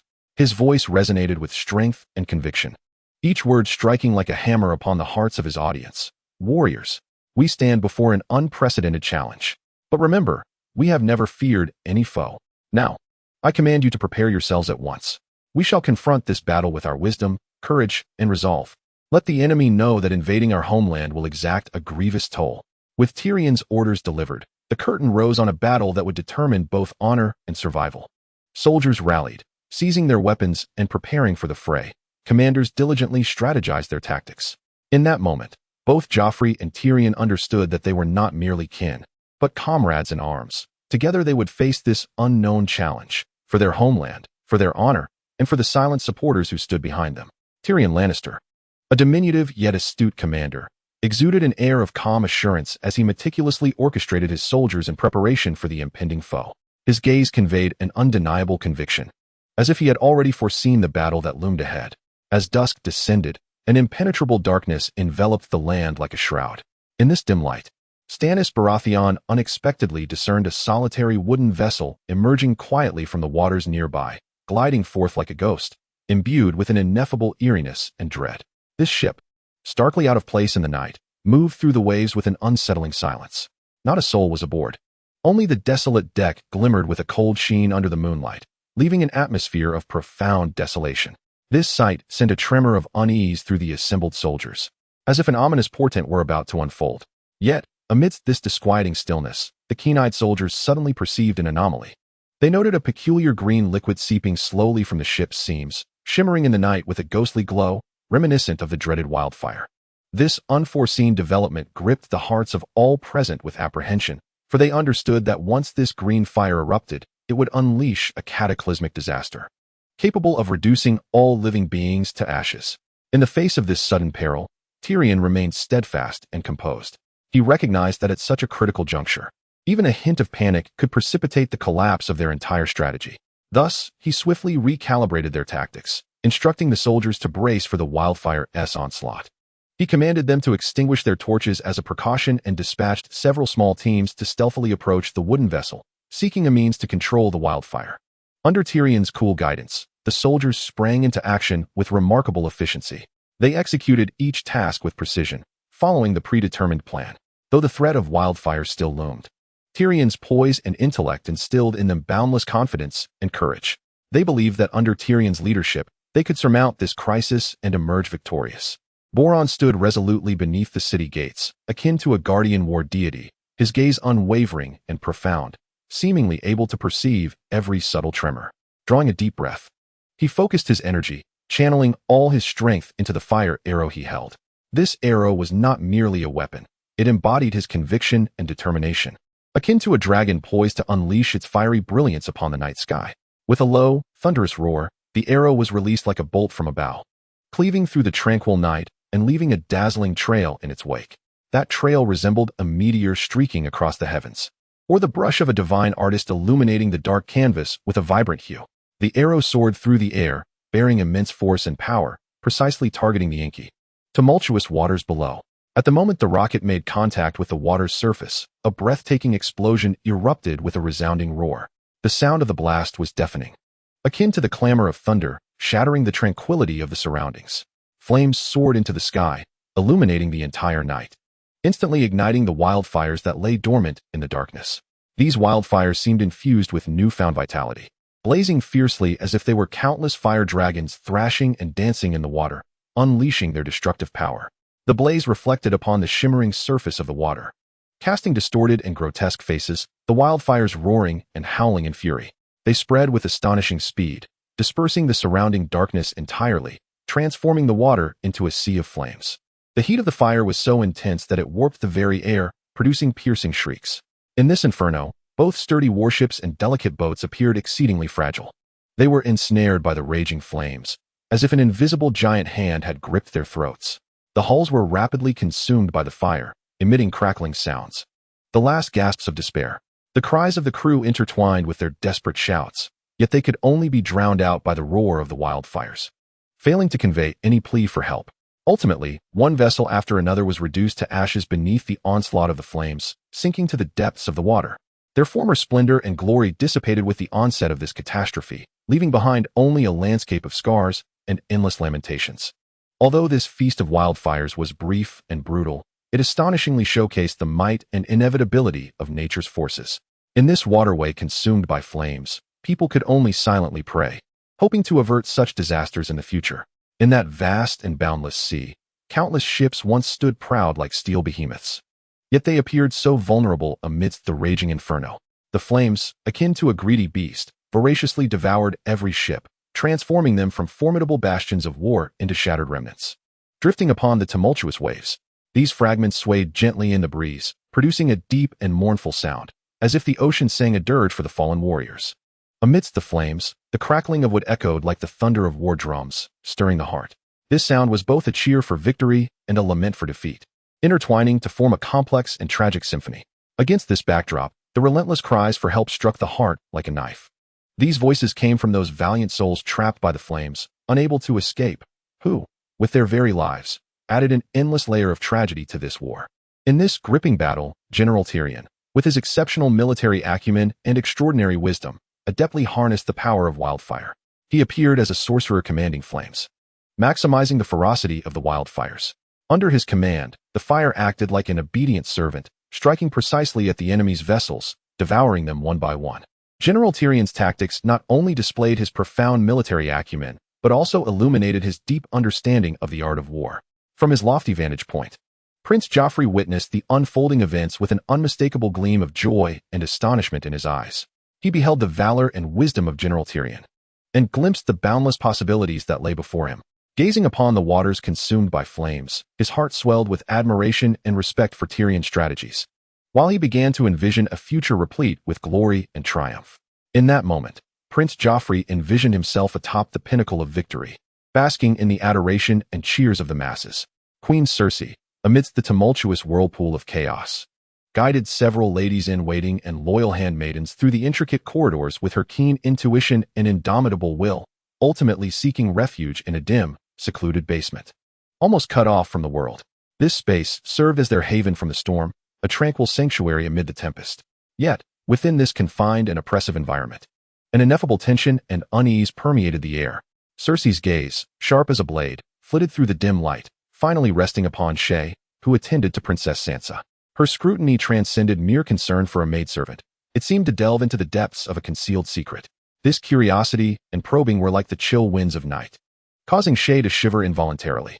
She understood that every move she made and every word she uttered was under the Queen's watchful eye, as if all secrets were laid bare beneath that piercing gaze. Shae strove to maintain a facade of calm, yet the tumult within her resembled a raging tempest, impossible to quell. She knew that if her secret were to be exposed, the consequences would be dire.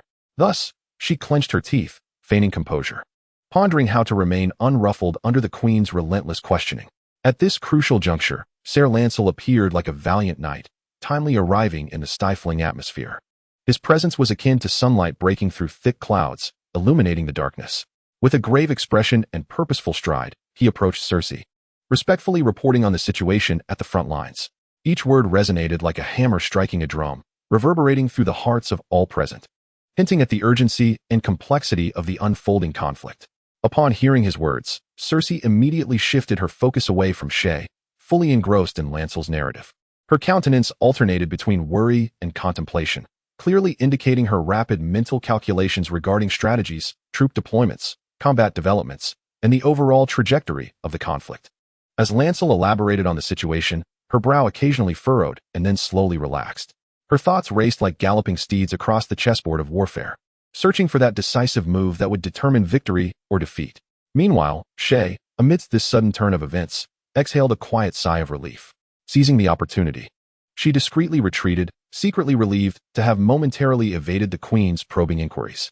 At the same time, she felt immense gratitude for Lancel's timely arrival, as if he had secured her a precious respite. This sudden crisis quietly dissipated thanks to Lancel's prompt report. However, for Cersei and Shae, this was merely a fleeting tranquility. The road ahead remained long, requiring them to remain ever vigilant and clear-headed to ultimately emerge victorious in this ruthless game of power. Stannis, leading his battered army, advanced onto the land beneath King's Landing like resilient weeds, resolutely stepping forward. Each step they took was heavy yet unwavering, as if proclaiming their indomitable spirit to the world. In this battalion, the gaze of every soldier shone like a sharp blade, reflecting an unyielding light. They understood that this battle would determine their fate. Yet they also recognized the necessity of fighting for their homeland and for honor. Amidst the bloodshed and the smoke of war, a once great warrior appeared oddly out of place. The Hound, known for his ferocity, now found himself paralyzed by the cruelty of this war, fleeing in panic back to the city. His once resolute gaze now filled only with fear and despair. He could no longer confront the merciless flames of battle, terrified of meeting the same fate as his fallen comrades in the pool of blood. Within the walls of King's Landing, Tyrion remained undaunted by the dire circumstances before him. Clad in heavy armor and wielding a sword, he stepped forth with unwavering resolve. His presence was like a bolt of lightning piercing the dark sky, instilling hope and courage in the hearts of the city's soldiers. Under his leadership, the soldiers rallied, their voices rising in unison, their morale soaring as they vowed to defend their home at all costs.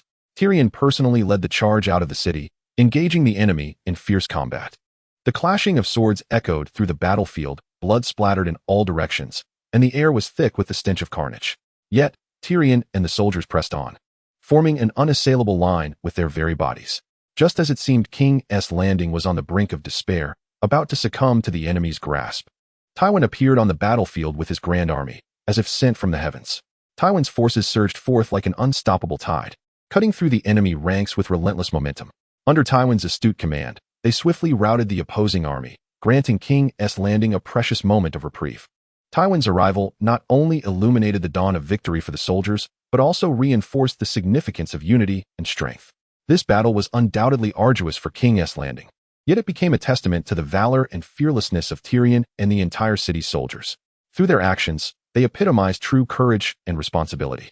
Furthermore, Tywin's timely assistance transformed this conflict into a legendary tale. From that moment onward, the people of King's Landing would forever cherish the glory and brilliance of this pivotal moment. Chapter 20. Joffrey's annulment of the betrothal to Sansa. Tywin Lannister, the formidable leader of a family renowned for its cunning and martial prowess, personally led his elite forces into battle against the surging army of Stannis Baratheon. This was not merely a contest of strength, but a profound clash of intellect and valor. Tywin understood that this conflict held the fate of his family's honor and the safety of the capital, King's Landing, in its balance. Thus, he was resolute in his commitment to triumph. As the war drums thundered and the clatter of hooves echoed, the battlefield erupted into chaos. Shrouded in dust and splattered with blood, standing at the forefront, Tywin's piercing gaze surveyed the tumultuous scene. With a calm demeanor, he meticulously analyzed the dynamics of the battlefield, orchestrating each assault and defense with precision. Exploiting the terrain to his advantage, he devised intricate traps that repeatedly thwarted the enemy's advances. Moreover, he joined the fray himself, wielding his sword with fierce determination, instilling fear in the hearts of his foes. After an arduous and remarkable struggle, Tywin, through his cunning and bravery, successfully repelled the enemy forces.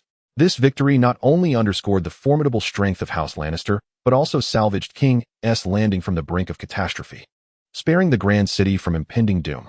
Amidst this fierce confrontation, Tyrion Lannister exhibited his unwavering spirit and keen combat intuition. Aware of his responsibilities and mission, he resolutely plunged into the front lines, engaging in a desperate struggle against the adversary.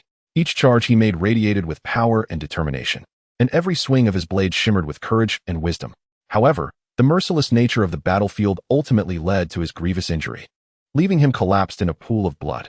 Fortunately, thanks to the valiant efforts of his loyal subordinates, he was swiftly rescued back to the safety of the city. Lying on an unfamiliar yet soft bed, Tyrion found himself in a setting that was both strange and imbued with a hint of familiarity. The room was bathed in soft, warm light, and the air was infused with a subtle herbal fragrance, carefully arranged to aid in his recovery. He attempted to recall the scenes of the preceding battle, but the overwhelming pain and fatigue washed over him like a tidal wave, rendering concentration elusive. In that moment, Tyrion deeply grasped the fragility and preciousness of life. He recognized that his ability to rest and recuperate here was due to Tywin's valorous leadership and the selfless rescue of his comrades. A profound sense of gratitude welled up within him, compelling him to make a silent vow to recover swiftly and return to the battlefield to continue serving his family and the capital. As King's Landing faced imminent destruction, Tyrion Lannister's bravery and cunning shone like a bolt of lightning in the dark night, illuminating the path of hope. He was not merely responding to a call of duty. Rather, at a moment of dire crisis, he donned his armor and, leading a seemingly insignificant yet fiercely determined contingent, resolutely surged forth from the gates of King's Landing. His strategy was masterfully intricate, as if every move had been meticulously calculated in his mind long before. With a minimal force, he deftly restrained the enemy's onslaught, which surged like a tidal wave, thus granting King's Landing a precious respite.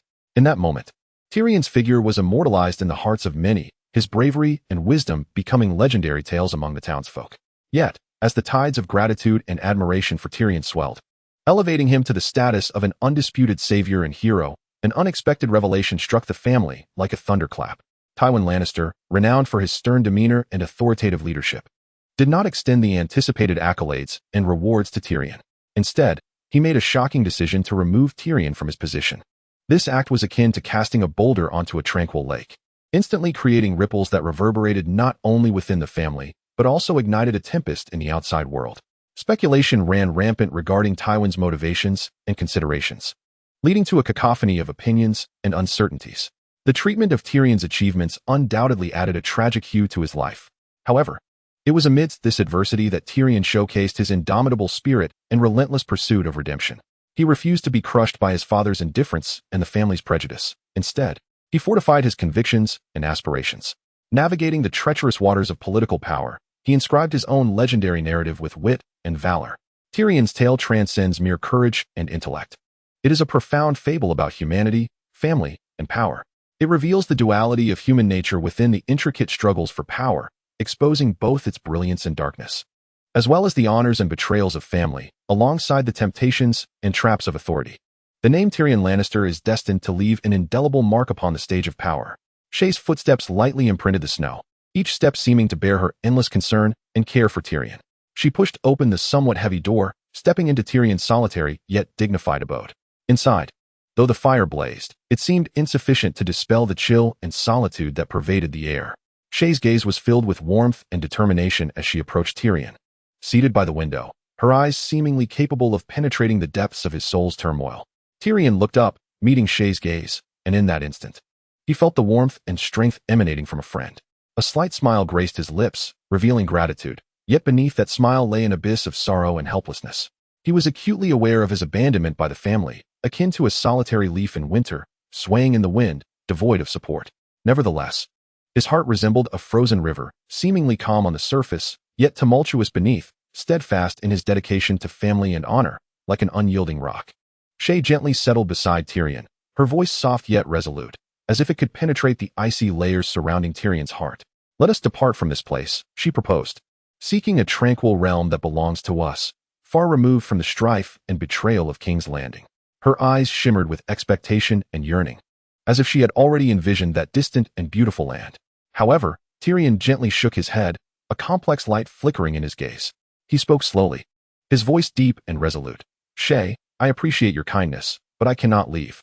My destiny is irrevocably entwined with this city and this family. No matter how arduous the path ahead may be, I must face it with courage, proving my worth in my own way. I cannot flee, nor can I surrender." Upon hearing this, Shay was flooded with a tangle of emotions. She understood Tyrion's steadfastness and dedication, as well as the turmoil and anguish within him. She nodded silently, her eyes glistening with tears, yet that sense of determination and resolve became ever clearer. She resolved to respect Tyrion's choice and to quietly support him, standing by his side to face the storms of the future together. In that moment, their hearts were intricately linked, as if a flicker of warmth ignited in the cold winter's day. It illuminated their faces and warmed their hearts. They knew that regardless of how challenging the future might be, as long as they were together, nothing could impede their progress. This bond of friendship would remain as unyielding as a rock, eternally etched in their hearts. In the midst of the smoke-laden battle in King's Landing, which determined the fate of the realm, the decisive reinforcement from Duke Tywin descended like a heavenly blessing, infusing our forces with boundless courage and strength. Under his command, the soldiers charged forth like tigers descending from the mountains, unstoppable, ultimately vanquishing the enemy and achieving a resounding victory. The joy of triumph surged like a tide, immersing the entire city in exuberance. Within the grand hall, resplendent in gold and brilliance, King Joffrey sat upon his throne, youthful and imposing, his gaze sharp as a hawk, sweeping over the assembly of officials. His heart brimmed with gratitude and respect for the brave and fearless soldiers in this battle, preparing to personally bestow rewards to honor their remarkable contributions. Among the many distinguished warriors, the name of Boris stood out prominently. Not only did he secure victory through his exceptional tactics and fierce fighting spirit, but he also earned the respect and affection of the soldiers through his outstanding leadership and selfless dedication. Thus, when Joffrey announced his intention to reward him, the hall erupted in fervent applause. Boris's ambitions did not cease there. With grand aspirations, he approached Joffrey with a significant request, hoping the king would take his sister Margaery as his bride. Margaery, a maiden of exquisite beauty and unblemished virtue, bloomed like a freshly opened rose, her grace and character renowned throughout the realm. Boris believed that through this union, not only could the ties between their family and the royal house be strengthened, but it could also bring glory and a promising future for both parties. However, ripples of unease stirred in Joffrey's heart. He was acutely aware of his betrothal to Sansa Stark of the North, a commitment that bound him like a heavy shackle. Faced with the request from Boris, he found himself in a quandary, engulfed in profound contemplation. The atmosphere within the grand hall grew subtle and tense, as everyone held their breath, fearful of missing any slight shift. At that moment, the Empress Cersei stepped forward. Her words pierced the heart of the matter like a sharp blade, urging Joffrey to abandon his betrothal to Sansa in favor of marrying Margaery, citing the interests of the family and the future of the kingdom. Her rhetoric was earnest and powerful, imbued with an undeniable authority. Beside her, loyal ministers echoed her sentiments, lending weight to her proposal. Confronted with this sudden upheaval and immense pressure, Joffrey descended into deep reflection. He understood that he bore not only the burden of personal entanglements and family honor, but also the fate and future of the entire kingdom. A wise and decisive choice was imperative to navigate this complexity. After considerable deliberation and weighing of options, he ultimately reached a conclusion. Rising to his feet, he cast a resolute gaze across the assembly. His voice rang out, robust and commanding, "For the prosperity and strength of the kingdom, as well as the long-term interests of our family, I have decided to dissolve my betrothal to Sansa and formally pledge myself to Miss Margaery." This declaration sent shockwaves through the hall, igniting a fervor among the crowd who applauded the young king's sagacious decision. This union not only represented a significant shift in the political landscape of the realm, but also embodied the hopeful aspirations for the glory and future of both families. It was like a resplendent jewel, embedded in the annals of the kingdom's history, becoming a legendary tale passed down through generations. The betrothal between Sansa and Joffrey was finally and irrevocably severed, the news breaking like a gentle ray of spring sunshine, piercing through the long-standing gloom that had shrouded her heart, offering a glimmer of liberation. Her spirits soared as if they had been quenched by a long-awaited rain, releasing her from all constraints and oppression in that instant. During these trying days, a seemingly inconspicuous character, the gentle Podrick, quietly entered Sansa's world with a demeanor both tender and steadfast. He did not flaunt his presence, but silently stood by her side. His eyes, seemingly capable of discerning hearts, watched over her with quiet support and companionship. Podrick's presence was akin to a refreshing spring, nourishing Sansa's parched spirit. He softly reassured the weathered young woman, using his warm and compelling words to dispel the fears and anxieties that plagued her mind. His voice brimmed with hopes and promises for the future, as he solemnly vowed to Sansa, "One day, when the conditions are ripe, I will take you away from this city rife with power struggles and treachery, to seek a tranquil haven that is ours." Podrick's pledge shone like the brightest star in the night sky, illuminating Sansa's path ahead. His tone conveyed both a sense of resignation regarding their current circumstances and an infinite yearning for the future. His steadfastness and determination inspired Sansa, allowing her to glimpse a glimmer of hope amidst despair, reigniting her passion and yearning for life. In that moment, the little Buddha seemed to transform into a beacon within Sansa's heart, guiding her path and illuminating her way forward. His presence enveloped Sansa in an unprecedented sense of security and belonging, providing her with a safe harbor amidst the tumultuous storms of life. Gradually, through the little Buddha's comfort and promises, Sansa rediscovered her strength and faith. She no longer feared the uncertainties and challenges of the future, but faced each new day with courage. This experience deeply impressed upon Sansa the unpredictability and transience of life, prompting her to cherish all that she possessed in the present. She learned to maintain resilience and optimism in adversity, confronting each challenge with a brave and unwavering heart. The little Buddha became an indispensable part of her life, walking side by side with her into the future. On that tranquil and radiant day, sunlight filtered through the leaves, casting dappled shadows that added warmth and dreaminess to Robb and Talisa's wedding ceremony. They strolled hand in hand along a path strewn with petals, each step resonating with the rhythm of happiness, as if the world itself made way for the newlyweds. The ceremony venue was meticulously adorned, displaying a simplicity that did not compromise elegance. White drapes fluttered gently in the breeze, while delicate flowers interspersed throughout exuded a fragrant aroma, creating an atmosphere of harmony and beauty. Friends and family had gathered at the venue, their eyes sparkling with anticipation and blessings. When Robb and Talisa stood side by side, the entire scene seemed enveloped in an invisible force, becoming profoundly solemn and sacred. Their smiles radiated both joy and shyness, and in the silent exchange of glances, a wealth of unspoken emotions flowed between them, allowing everyone present to feel the depth of their affection. At that moment, a respected officiant entered the space, his steps firm and resolute, a warm smile gracing his face. He would bear witness to and bless the union of this couple in the name of justice and love. With his solemn yet comforting words, the wedding ceremony officially commenced. Each of his utterances acted like a gentle spring rain, nurturing the hearts of those gathered, adding a sacred hue to the occasion, and allowing everyone present to feel the power and beauty of love. As the ceremony unfolded, Robb and Talisa exchanged their vows in the presence of witnesses. Their voices, though soft, were imbued with conviction and deep emotion. They pledged to walk hand in hand through every day and night of the future, promising to protect and support one another through both storm and sunshine.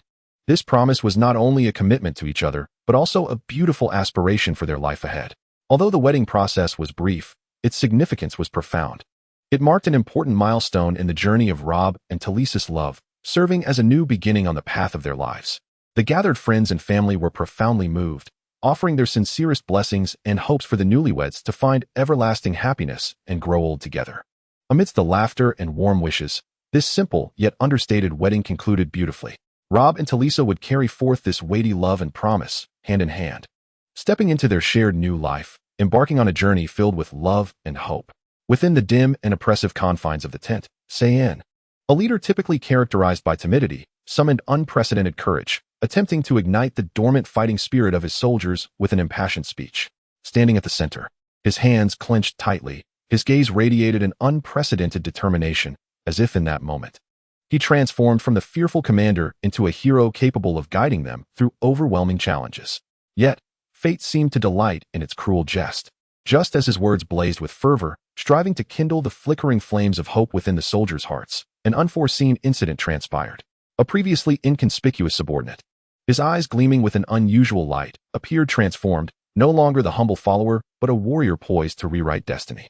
Seizing the opportunity while Se-En was unguarded, he leaped forth with ferocity, his weapon slicing through the air like lightning, striking at Se-En's vital point. The events unfolded with such suddenness that all present were left in stunned silence, time seemingly suspended. Se-En's body slumped to the ground, unconscious, plunging the tent into a profound stillness. Se-En's fall was akin to a boulder cast into a tranquil lake, sending ripples of turmoil throughout the soldiers. Their gazes were rife with complex emotions, shock, anger, disappointment, and a deep-seated anxiety about the future. They understood that Sae's cowardice and indecisiveness had long been a source of pain, and this day's events had brought their disillusionment to a breaking point. Doubts began to creep in. Could such a leader truly guide them to victory on the battlefield? The atmosphere within the tent grew heavy. As if the very air had thickened, the soldiers' breaths became labored and rapid, their heartbeats resonating like war drums within their chests. They began to realize that perhaps they truly needed to seek a new leader, one who could lead them out of darkness and into the light. This hero might be hidden among them, awaiting discovery and awakening. Amidst this silence and chaos, the soldiers' hearts surged with newfound hope and anticipation. They understood that only through unity and relentless forward motion could they survive in this land fraught with conflict and smoke. Sae's downfall might very well signal the dawn of their rebirth. Daenerys, a woman of compassion and resolute will, embarked on her journey towards the ancient tower. The tower loomed majestically, transcending the boundaries of time and space, imbued with an ineffable aura of mystery. Her steps were firm and purposeful, each stride resonating with her convictions. Her goal clear: to rescue the innocent young dragonlings from an uncertain fate. As she ventured deeper into the tower's interior, the surrounding environment gradually transformed into a realm of darkness and oppression. Yet, within Daenerys, a radiant glow of hope and light flourished. She was acutely aware of the monumental mission bestowed upon her and the formidable challenges that lay ahead. However, just as she was nearing the fabled trio of dragons, an unexpected figure materialized before her, a cunning sorcerer with a face etched in greed. The presence of the sorcerer ignited a sense of foreboding within Daenerys. He sought to employ his dark arts to imprison this valiant woman, forever stripping her of her freedom and hope. Yet, fate appeared unwilling to allow the sorcerer's malevolent scheme to come to fruition. Just as the sorcerer believed victory was within his grasp, a thunderous roar erupted, reverberating through the air. It was the voices of the three dragons. Sensing their mistress in peril, they surged forth from their concealed corners. Though their wings were tender, they brimmed with strength, each beat seemingly defying destiny itself. Accompanied by the dragon's roars, three searing flames streaked through the air like meteors, striking the sorcerer with unerring precision. The flames swiftly engulfed his figure, reducing both his malevolence and life to ashes. This spectacle filled Daenerys with awe and reverence. She had never fathomed that these three dragons possessed such formidable power and unwavering loyalty. Confirming the sorcerer's complete obliteration, Daenerys approached and gently caressed the scales of her dragons. Her eyes sparkled with gratitude and affection, as if engaging in a silent communion with them. Subsequently, she led the three dragons safely away from the perilous tower, returning to a world replete with freedom and light. Meanwhile, Zero and his beloved, two individuals who had harbored animosity and scheming against Daenerys, did not escape the clutches of destiny's retribution. They found themselves confined within a frigid iron warehouse, where they would endure the relentless assault of loneliness and despair, paying a heavy price for their treachery. This conclusion not only served as a triumph of justice, but also as a stark warning to betrayers, imparting the lesson that in this world, only courage and righteousness can secure ultimate victory. Amidst the biting, frigid winds, Jon Snow's figure emerged resolutely. He stood before the wildlings, his eyes shimmering with unwavering determination, as if prepared to face any consequences. As the blade in his hand descended mercilessly, the life of the severed hand, Carl, was forever frozen in that moment. This heart-stirring decision not only showcased Jon's bravery and decisiveness, but also stirred tumultuous waves among the wildlings. Some were astonished, others enraged, while many felt profound admiration and confusion. These complex emotions intertwined, propelling Jon onto a journey fraught with uncertainty and challenges. After arduous traversing, the group finally emerged from the rugged mountain path, arriving at a serene and enigmatic hillside. It appeared to be a secluded paradise, distanced from the clamor and turmoil of the world. Standing atop the hill, Jon Snow gazed down upon the vast expanse of the world beneath him, where a sprawling valley unfolded before his eyes. There, a collection of rudimentary shelters, crafted by the hands of the wildlings, was scattered across the landscape. Though humble in appearance, these structures exuded a rustic and resilient vitality. Nestled against the mountains and beside the waters, they harmoniously merged with the surrounding natural environment, as if nature had bestowed upon this land a unique gift. In the settlement, forged from the wisdom and sweat of the wildlings, each shelter bore the weight of their history and memories. They had witnessed countless storms and the passage of time, welcoming each new dawn with grace. As night descended, warm lights flickered within these shelters, illuminating the heartwarming scene of wildlings gathered together, sharing the joys of life. Now, with Jon Snow's arrival, this ancient land was poised for transformation. His presence seemed to infuse the area with renewed vitality, prompting the wildlings to reassess their fate and future. The tale of Jon Snow and the wildling community may soon unfold into a new chapter.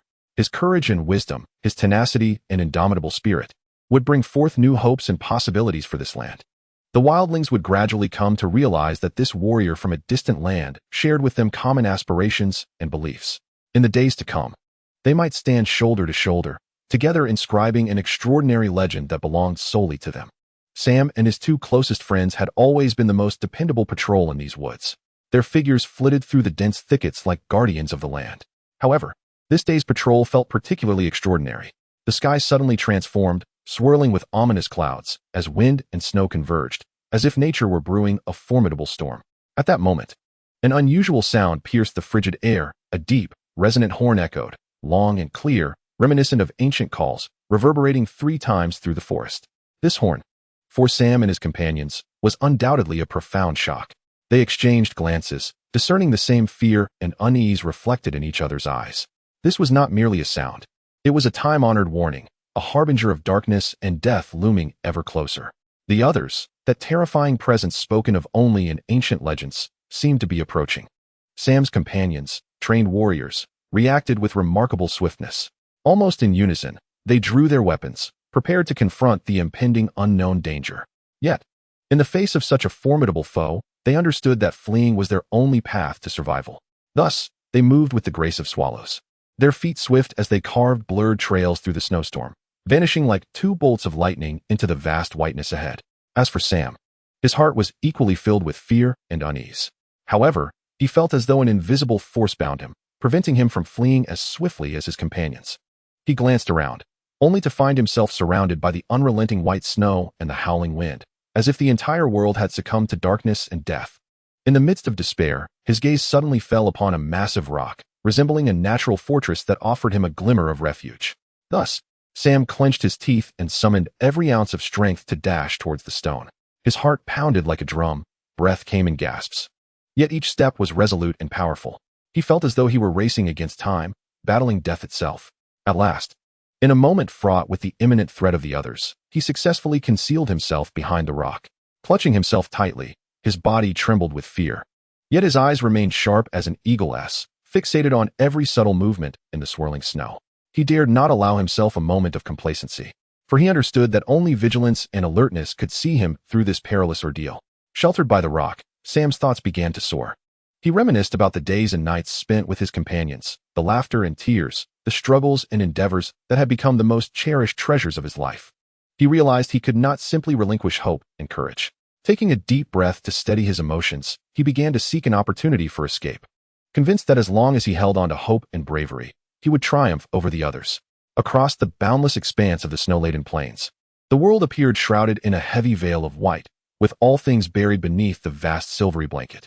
In this desolate realm, where silence and cold intertwined, a host of grotesque beings, transcending the bounds of reason, emerged silently.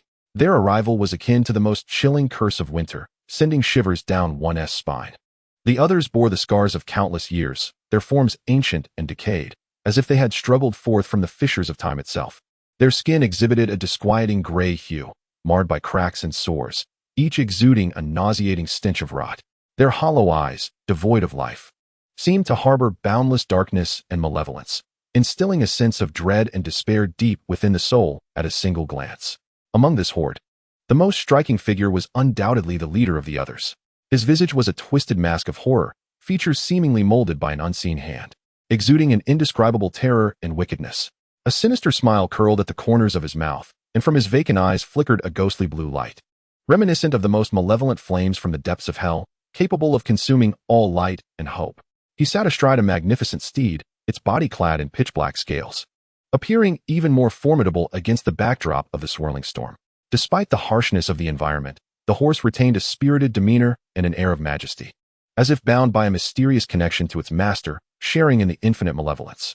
With a deep, resonant growl from the leader of the others, this terrifying ensemble moved forward, compelled by an unseen force. Their steps were heavy and deliberate, each footfall seeming to crush the snow beneath, leaving behind striking impressions that echoed their terrifying presence. These marks, gradually obscured beneath the cover of wind and snow, seemed to silently recount the endless calamities and despair they have brought to the places they have touched. amidst the swirling snowstorm. The phantoms of the others flicker in and out of view, resembling a spectral procession drifting on the precipice between dreams and reality, further enhancing the atmosphere of dread and terror. Their existence embodies the most harrowing nightmares, ensnaring souls in an unending cycle of fear and despair. Chapter 21. All mortals must serve in the relentless flurry of snowflakes. Jon Snow trudged forward with heavy yet resolute steps, as if each footfall echoed the pulse of fate, guiding him toward a path fraught with uncertainty and challenge. The snowflakes, like feathers released from the heavens, danced gracefully, draping the world in a silvery shroud. Yet they could not conceal the tumult and unease stirring within him. On this vast, desolate expanse, an invisible force beckoned him, ultimately leading him to stand before the formidable ruler of the North, Mance Rayder, the king beyond the wall. Upon first encountering Mance, the imposing figure of the giants loomed like a mountain, instilling in Jon a profound sense of insignificance and powerlessness. His gaze wandered through the unfathomable depths of Mance's eyes, where awe and shock surged within him, ineffable in expression. He understood that his destiny now teetered on a precipice, entirely in the hands of this wild king. Yet, Mance appeared indifferent to the fledgling crow emissary before him, his eyes betraying a disdainful disregard, as if Jon's presence were but a feather, unworthy of his attention. However, when Mance learned that Jon was the warrior who had left an indelible mark in the world of black and white, slaying the one-handed Corrin, his demeanor underwent a subtle yet profound transformation. A flicker of intrigued light ignited in Mance's gaze, prompting him to reassess the young envoy with newfound curiosity and attention. In this contest of power and valor, Jon did not falter. He straightened his back and met Mance's scrutiny with unwavering resolve. He was acutely aware of the purpose and mission that brought him here and understood that he must display sufficient courage and determination to earn Mance's respect and trust. Thus, Jon resolutely pledged his loyalty to Mance, articulating with sincerity his aspirations and visions for the North's future. His vow echoed like the biting northern wind, piercing through the layers of constraint and prejudice, reaching the very depths of Mance's soul. Mance, moved by Jon's authenticity and bravery, began to reevaluate the young envoy, gradually relinquishing his guardedness and preconceived notions. A profound friendship rooted in respect and trust blossomed between them, forging a united front for the future of the North. In the face of Mance's probing inquiries regarding betrayal of his former lord, Jon's response resonated with conviction and strength. He candidly expressed that his pursuit was solely for the supreme ideals of freedom and justice, a yearning for liberation that cut through the shackles of oppression. Reaching the innermost sanctum of his spirit, he aspired to join the grand endeavor fought for the hope and dignity of the living, determined to wield his strength to transform a world rife with injustice and subjugation. This belief became the most steadfast reason and support for his betrayal of the old alliance. Kneeling before the king beyond the wall, Jon's tale resounded through the icy expanse of the North, evolving into an immortal saga of courage and freedom. His figure, as fierce and resolute as the northern winds, inspired countless souls to fight for liberty and justice. His name was etched into the annals of history, becoming an everlasting source of pride and legend in the hearts of the northern people. The red tint swayed gently like a delicate veil, rustling softly in the breeze, as if whispering untold secrets. Dust danced in the sunlight, adding a touch of haziness and dreamlike quality to this tranquil space. Inside, the fragrant warmth of soft jade intertwined, as Sir Bolton indulged in his private and pleasurable moments, savoring a fleeting serenity.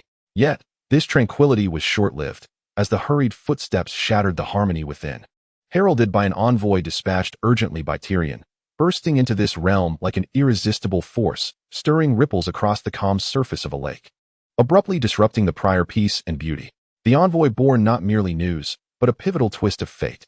Tyrion's beloved sister, with heavy steps, entered this domain, each stride seemingly laden with an infinite weight, evoking an involuntary empathy for her internal struggle and anguish.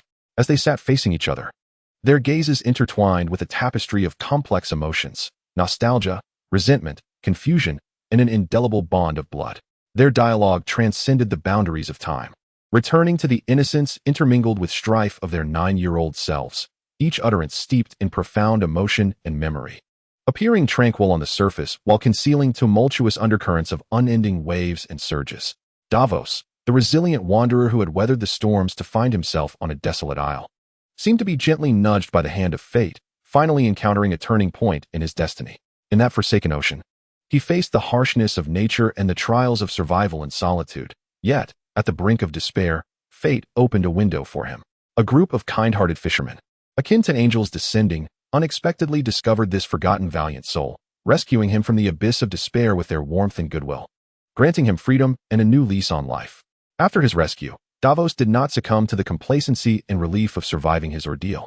He understood that the true challenge was just beginning. Thus, he swiftly adjusted his mindset, facing the ruthless realities with an indomitable spirit. He began to envision his future, contemplating how to wield his strength to alter the injustices and darkness of the world. By chance, Davos encountered a band of pirates. In the tempestuous seas, fraught with peril, he perceived the shadows of his past and felt the weight of the grudges that had once beset him. However, this time, he chose neither to evade nor to seek revenge, but rather to approach the current situation with a more mature and rational perspective. He realized that only by completely eradicating the roots of the threats to Stannis and the tranquility of the entire kingdom could he truly realize his ideals and aspirations. Thus, an unprecedented resolve surged within Davos. He began to secretly devise a momentous plan to eliminate the enigmatic and ruthless Red Priestess. This endeavor was not merely a matter of personal vendetta, it was a noble pursuit of justice and peace. He understood the perilous nature of this path, where every step could lead to an irrevocable abyss, yet he felt no fear. His heart brimmed with a fervent desire for victory and an unwavering commitment to justice, vowing to carve a luminous path for himself through the briars that lay ahead. Throughout this endeavor, Davos displayed extraordinary wisdom and courage. He skillfully leveraged various resources and information advantages, formulating a series of meticulous plans and strategies. Aware of the cunning and might of his adversaries, he maintained constant vigilance and caution, continuously adjusting his tactics to counter their shifts and retaliations. Under his leadership, a formidable coalition of loyal warriors and brave fishermen gradually coalesced, united in their singular purpose, to eradicate the Red Priestess and restore peace and prosperity to Stannis and the entire kingdom. Ultimately, in a heart-stopping climactic battle, Davos successfully achieved his objective. With his intellect and bravery, he ushered in an era of peace and hope for Stannis and the realm. His deeds became a celebrated tale, inspiring countless others to strive for justice and harmony. In this journey, Davos transcended his own limitations, evolving into a true hero and a legendary figure. Tyrion's long-awaited reunion with his father should have been a poignant and heartwarming scene. However, his heart was shrouded in heavy clouds of confusion and grievance. Summoning his courage, he confronted his father with unvarnished honesty, expressing his bewilderment and pain. He questioned why, in his time of dire injury and life-threatening peril, his father had not offered even a modicum of care or visitation. This was not merely a physical affliction, but a profound emotional wound. What chilled him further was the realization that, instead of receiving the solace and care he deserved, he had been mercilessly cast into a cold, damp, and lightless cell, as if he were a discarded child of the family, utterly forgotten in the shadows. Tyrion's words were steeped in deep regret for the sacrifices he had made. He recalled how he had relinquished the claim to Casterly Rock for the sake of familial harmony and stability, willingly bestowing that honor and power upon his elder brother. At that time, he had believed that his sacrifices would earn him his father's recognition and gratitude, only to discover that, in his father's eyes, it was all inconsequential, merely a source of mockery and shame. Tyrion's speech conveyed a potent sense of unwillingness and sorrow, as if he were imploring the heavens. Why had fate chosen to torment him so? Yet, in the face of Tyrion's accusations and inquiries, his father responded not with sympathy or understanding, but with a harsher demeanor, further deepening the chasm between them. His words were akin to the sharpest of blades, slicing through Tyrion's heart with each utterance, leaving him to grapple with an unprecedented agony and despair. His father condemned his actions and words as a grievous affront to the family's honor, even reducing him to a source of shame and disgrace. Such merciless pronouncements struck Tyrion like a bolt from the blue, rendering his complexion as pale as parchment, as though an invisible force had felled him to the ground, leaving him incapable of rising. In the frigid, hostile gaze of his father, the flames of fury within Tyrion were ignited.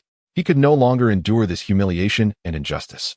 He turned away, his eyes alight with an indomitable spirit. He fully understood that he could not alter his father's perceptions or attitudes, yet he would never succumb to fate. Resolutely, he departed from that stifling place, embarking on a path that was solely his own. His silhouette, elongated by the waning sunlight, appeared particularly solitary yet resolute. In that moment, it seemed as though he was proclaiming to the world, "I, Tyrion Lannister, shall never be vanquished by the words of any man. Regardless of how treacherous and arduous the road ahead may be, I shall forge onward, living for myself." The Dothraki, those warriors who call the saddle their home and pride themselves on courage, faithfully followed their Khaleesi, traversing the vast and perilous lands of the poisoned waters.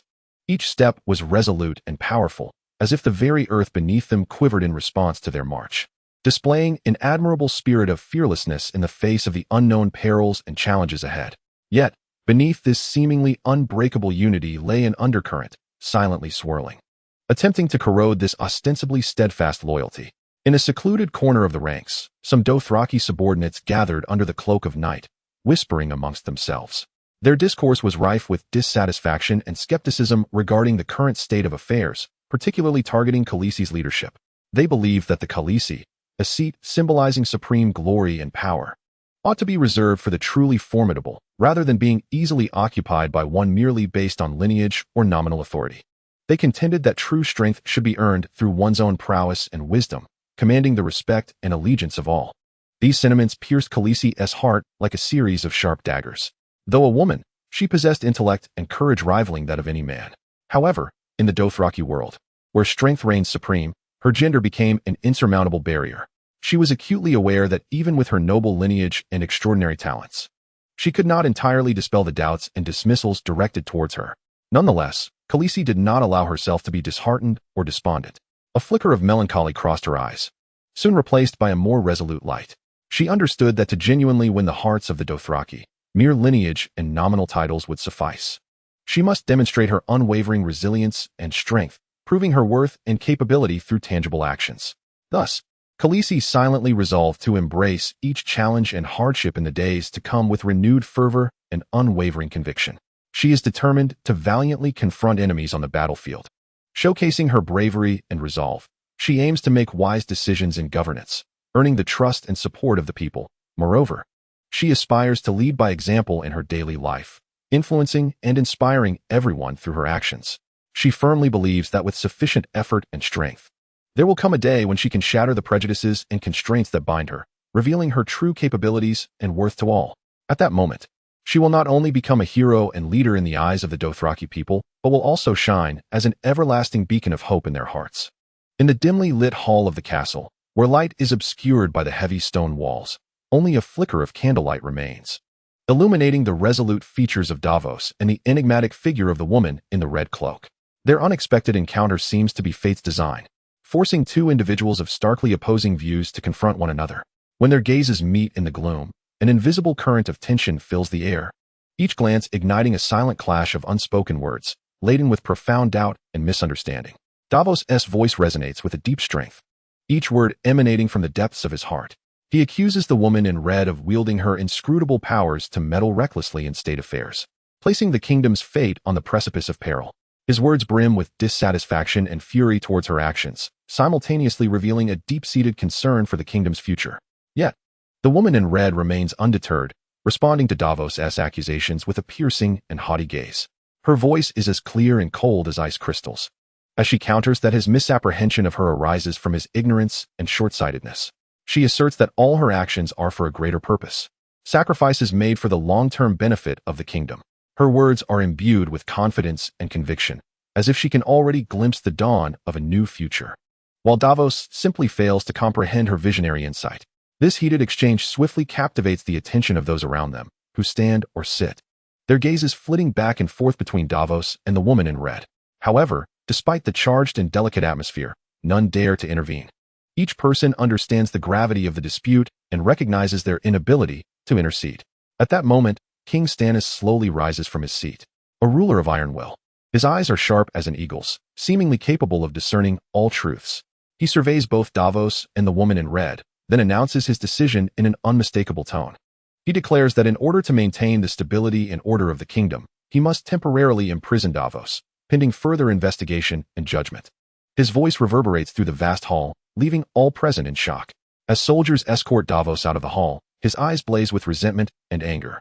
He cannot accept the reality of his treatment, nor can he reconcile the sacrifices he made for the future of the kingdom with such an outcome. Yet, he is left to silently endure this humiliation and injustice. Meanwhile, the woman in red remains motionless, the corners of her mouth curling into a knowing smile.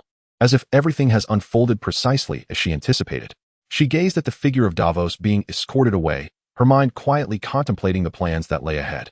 She understood that this altercation was merely the beginning. The true contest awaited them further down the road. Lord Tyrion, the nobleman with a heart full of compassion, embarked on the rugged path toward the slums. His heart brimmed with profound sympathy for the orphans who had lost their loved ones in the brutal war. Each step felt extraordinarily heavy, for he knew that he was about to confront endless sorrow and despair. However, he did not waver. Rather, his resolve strengthened. When he finally stood before those orphans, offering them comfort and solace with his warm and powerful hands, a light of determination and tenderness sparkled in his eyes. Just as Lord Tyrion was immersed in deep compassion and care, an unexpected figure emerged in his line of sight, Prince Joffrey. Their encounter seemed to be a twist of fate. Although their dialogue was brief, each word revealed their respective positions and emotions. In the name of his family, Lord Tyrion announced a substantial donation of resources to support the royal family, an act that undoubtedly showcased his loyalty and respect for the crown. Yet, this loyalty cast an unwelcome shadow in the heart of the Queen Mother, who sensed a latent threat and challenge. Meanwhile, in another corner, the Unsullied were undergoing unprecedented and rigorous training. Their spirits appeared to be forged from iron, with any trace of weakness and compassion thoroughly erased. They were solely aware of the need to obey orders and advance with unwavering resilience and determination to safeguard this land.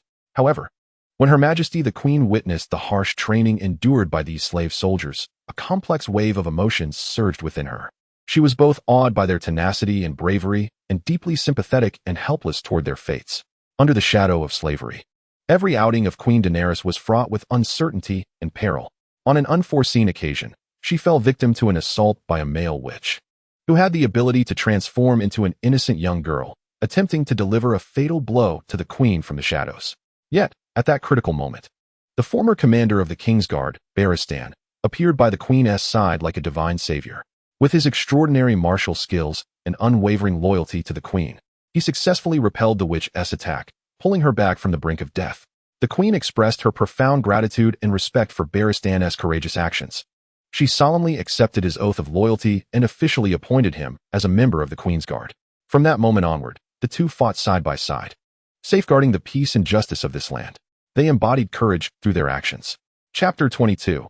The grim tidings of the Raven's young Bran embarked on a journey to learn the art of hunting, which was not merely a quest for mastery of a skill, but a complex dream intricately woven by the shadows of dark magic lurking deep within his soul. In the depths of this dream's haze, each step seemed to tread the line between the void and reality, as if he found himself in a world both familiar and strange. Amidst the intertwining chaos and uncertainty, the enigmatic silhouette of the three-eyed raven quietly descends once more. Its profound gaze seems to penetrate the depths of the human soul, guiding young Bran through layers of mist into a realm that is darker and more inscrutable. In this place, each breath brims with unknown challenges and opportunities, while Bran gradually unveils the secrets lurking within the recesses of his heart amidst the confluence of dreams and reality. In a starkly different dimension, Shaun is undergoing an unprecedented ordeal. A bucket of icy water descends from the heavens without warning, abruptly yanking him from a tumultuous dream back into a harsher reality. He finds himself mercilessly bound to a cold crucifix, his limbs shackled by thick iron chains, rendering him immobile. The air around him appears to have solidified, suffused with a palpable sense of despair and terror that threatens to suffocate him. At that moment, an unfamiliar executioner approaches slowly, the sharp iron needle in his hand glinting ominously under the dim light, heralding the impending agony and torment. With a low, guttural groan, the needle ruthlessly pierces Shaun's nail, unleashing an unbearable wave of pain. He grits his teeth, beads of sweat cascading from his brow like rain, yet he utters not a single plea for mercy. Under this brutal torture, although Shaun's will is subjected to unprecedented trials, it does not shatter entirely. Instead, a torrent of confusion and indignation wells up within him. He struggles to comprehend the sudden onslaught of his fate, unable to fathom why this stranger inflicts such relentless torment upon him. He seeks clues in the executioner's gaze. What do they desire from him? Is it a long-buried secret, or some unspeakable power? In this pitch-black moment, an inferno ignites deep within Shaun's spirit. This flame not only illuminates the darkness before him, but also ignites his resolve and courage. He vows to unravel the truth. Regardless of the perilous path ahead, he will forge ahead with unwavering determination. King Joffrey, adorned in an elaborate robe embroidered with intricate designs, suddenly finds himself enveloped in discontent, his fury erupting like a volcano. His brow furrows deeply, eyes flashing with rage, as if the ornate embellishments have transformed into an inescapable source of vexation. Amidst the flurry of his attendants, he hastily strides into the changing room, hoping that a change of attire might quell the tempest raging within. Fate, it seems, delights in playing tricks. As the door to the changing room gently swings open, Joffrey unexpectedly encounters his elder sister. Their gazes meet, and what should have been a tender sibling moment is rendered complex by the weight of their respective concerns. Rarely, Joffrey exhibits a flicker of acknowledgement towards Margaery, affirming her political acumen and diplomatic prowess. However, this fleeting recognition is soon interrupted by his sister's vehement disapproval of certain behaviors exhibited by Margaery, her voice laced with anger and disdain as she relentlessly criticizes those actions, deeming them contrary to the family's honor and interests. Upon hearing this, Joffrey's countenance grew increasingly grim, and the dialogue between the two became progressively sharp and heated. Each steadfastly upheld their position, refusing to yield, until the conversation abruptly ceased amidst a discordant atmosphere. Meanwhile, Ser Loras, with his genteel demeanor and graceful presence, appeared before the assembly. He cordially invited Sansa to accompany Margaery and Lady Olenna to the garden, promising a rare moment of tranquility. Lady Olenna, a venerable figure renowned for her wit and wisdom, was celebrated for her astute political insights and profound understanding of the world. In the garden's serene and fragrant embrace, her discerning gaze tenderly regarded Sansa, as if perceiving the deep-seated fears and anxieties within her heart. The elderly lady gently inquired, in her warm and resonant voice, about Sansa's views on Joffrey. Confronted with this unexpected question, Sansa's heart brimmed with trepidation and inner turmoil. She was acutely aware that her candidness at this moment could yield unforeseen consequences, yet she understood that silence would only deepen her anguish. Thus, she summoned her courage and, though her voice trembled, spoke with remarkable conviction. It is Joffrey who has personally brought about my father's demise, compelling me to witness that appalling scene from atop the castle walls. At this juncture, tears streamed uncontrollably down Sansa's cheeks. She continued, her voice choked with emotion. In my eyes, Joffrey is nothing short of a rampaging beast. He has stripped me of all my kin and extinguished any hope I had for the future. Upon hearing this, a complex emotion flickered in the elderly lady's eyes. She gently patted the back of Sansa's hand, offering silent comfort and reassurance. She vowed to Sansa, what you have confided today shall remain our most treasured secret. I shall never allow the world to know, nor permit you to suffer any harm. In that moment, Sansa felt an unprecedented warmth and solace, as if she had found a harbor to rely upon, a sanctuary shielding her from the storms of life, all stemming from the deep and genuine care of the old lady. Lady Stark, standing by the river of time, allowed the gentle waves of the years to caress her thoughts, her heart's lingering affection for the past awakening like tender new buds on an ancient tree stirred by the spring breeze. Her gaze traversed through layers of memories, ultimately fixating on the distant yet vivid figure of Jon Snow. In those days sculpted by time, Jon's resilience and unwavering spirit shone like the first rays of sunlight piercing through winter's clouds, warming the Stark family's hearts, which had grown cold from overwhelming adversity, and illuminating the path ahead, gradually dispersing the gloom that loomed overhead. Fate seemed to revel in jest with the Stark family, cruelly bestowing one blow after another upon this ancient lineage. Whether amidst the clamor of battle or the treachery of the court, each member of the Stark family profoundly experienced the pain and helplessness of separation and loss. These tribulations, akin to heavy shackles, bound their spirits and tested their resolve. In the face of such unending suffering, Lady Stark found herself ensnared in deep contemplation. She pondered the origin of it all. Was it the scheming power brokers who would stop at nothing for their ambitions? Or was it the aloof, unyielding wheel of fate? Yet, upon reflection, these answers seemed utterly inadequate. For regardless of whom to blame, the undeniable truth of what had transpired could not be altered, nor could it alleviate their inner torment. Thus, Lady Stark began to shift her gaze toward the future. She recognized that, in the face of fate's cruelty and injustice, the paramount concern was not to assign blame, but to uphold one's beliefs and principles amidst adversity, and to seek that faint yet resolute glimmer of hope in despair. The tale of House Stark serves as a living testament, teaching individuals how to maintain an indomitable spirit through tumultuous times, and how to exhibit fearless courage and selfless sacrifice in the face of life and death. It is this courage, sacrifice, and love that form the unique spiritual core of House Stark, rendering their story a timeless legend. In Lady Stark's heart, she firmly believes that even in the darkest hour, dawn will inevitably break, for the brilliance of humanity can never be extinguished.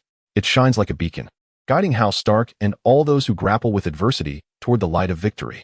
Tarly, that trembling figure under the shadow of war, became the object of ridicule and scorn due to his inner cowardice. However, in this tempestuous moment, Leslie emerged like a bolt of lightning piercing the darkness, resolutely declaring his loyalty and determination to Tarly with a powerful oath. No matter how treacherous the path ahead, nor the challenges they would face, Leslie vowed to stand shoulder to shoulder with Tarly, braving the storm, never to surrender. This unwavering camaraderie warmed Tarly's cold heart like a ray of sunshine on a winter-esque day, illuminating their way forward. Meanwhile, on the snow-blanketed, silver-clad fields, a breathtaking rescue operation was quietly unfolding. Jaqen and Mira, two valiant warriors, navigated through the harsh tempest with remarkable courage and wisdom.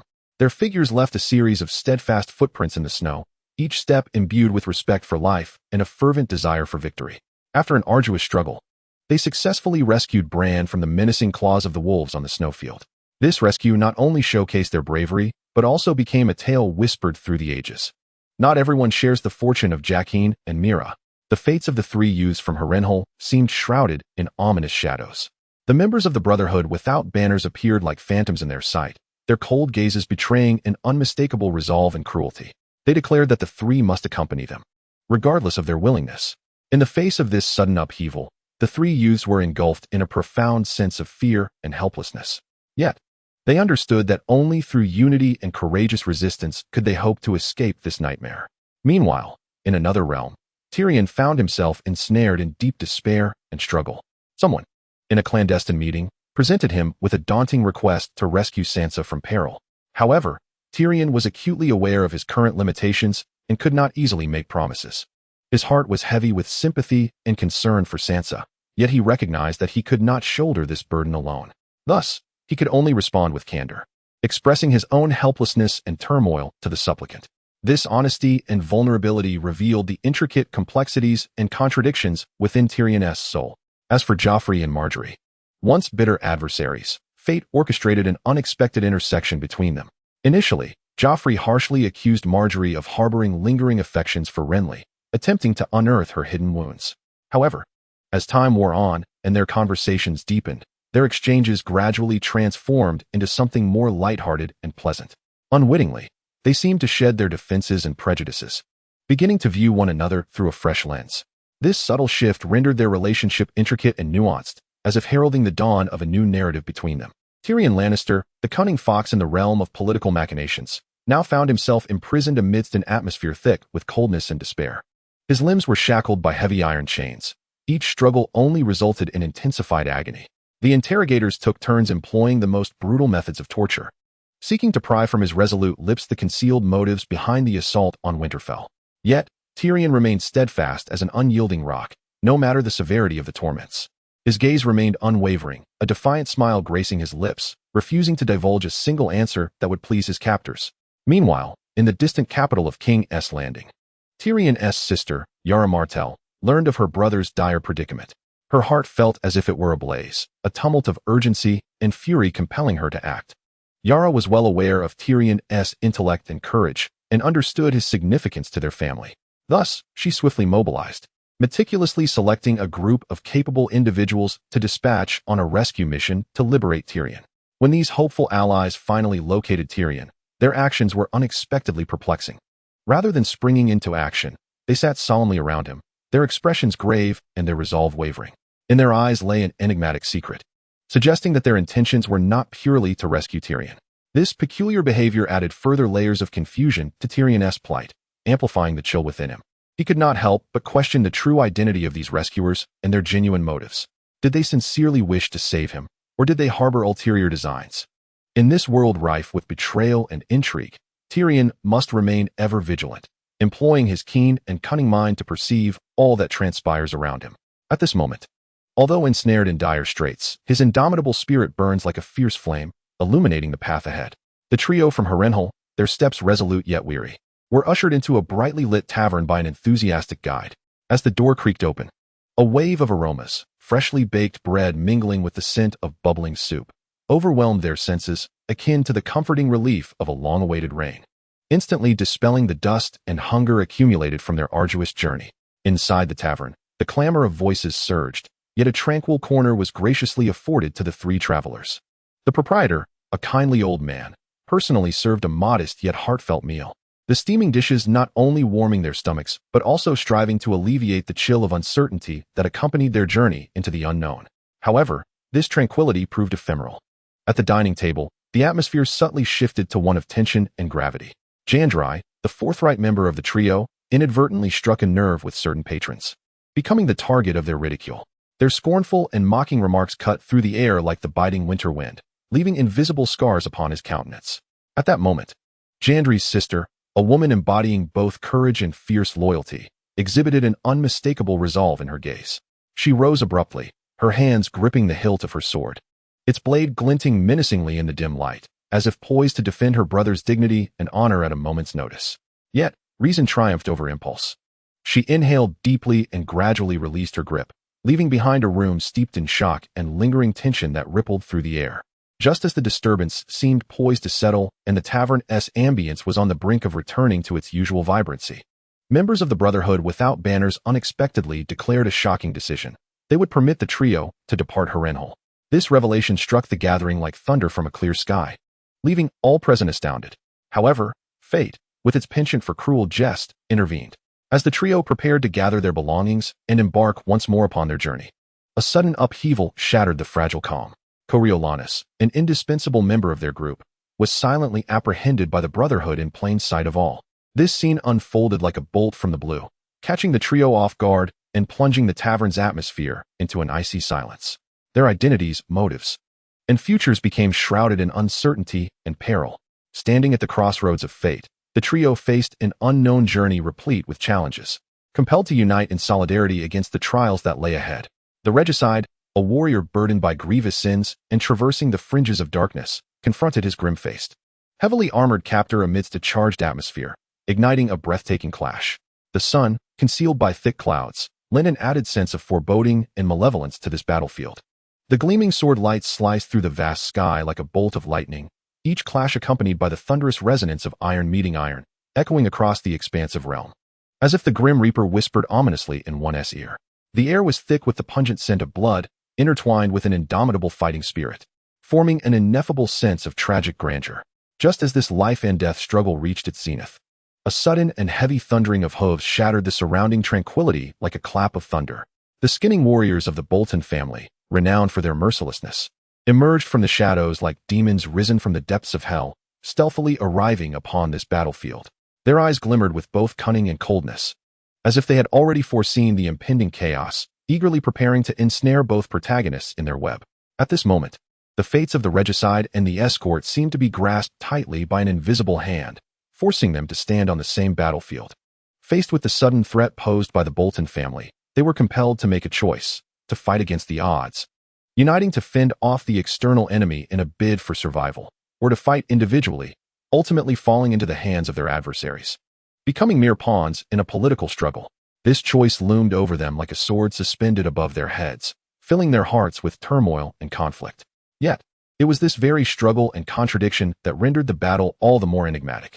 The regicide, burdened by a heavy stigma, nevertheless radiated an indomitable spirit. The escort, bound by duty, displayed unprecedented unity and determination in the face of a common foe. The tacit understanding and cooperation between the two reached an unparalleled zenith in that moment. As time wore on, the conflict intensified. Armed with exceptional skills and unwavering conviction, the regicide and the escort repeatedly repelled the assaults of the Bolton family. However, as the number and strength of their enemies swelled, they gradually felt the strain. Just then, an unforeseen twist emerged. A mysterious ally suddenly entered the fray, providing crucial support. With the assistance of this enigmatic ally, the regicide and the escort ultimately succeeded in fending off the Bolton family's onslaught. Yet, this battle was far from over. They were acutely aware that more intricate political struggles and familial vendettas awaited them.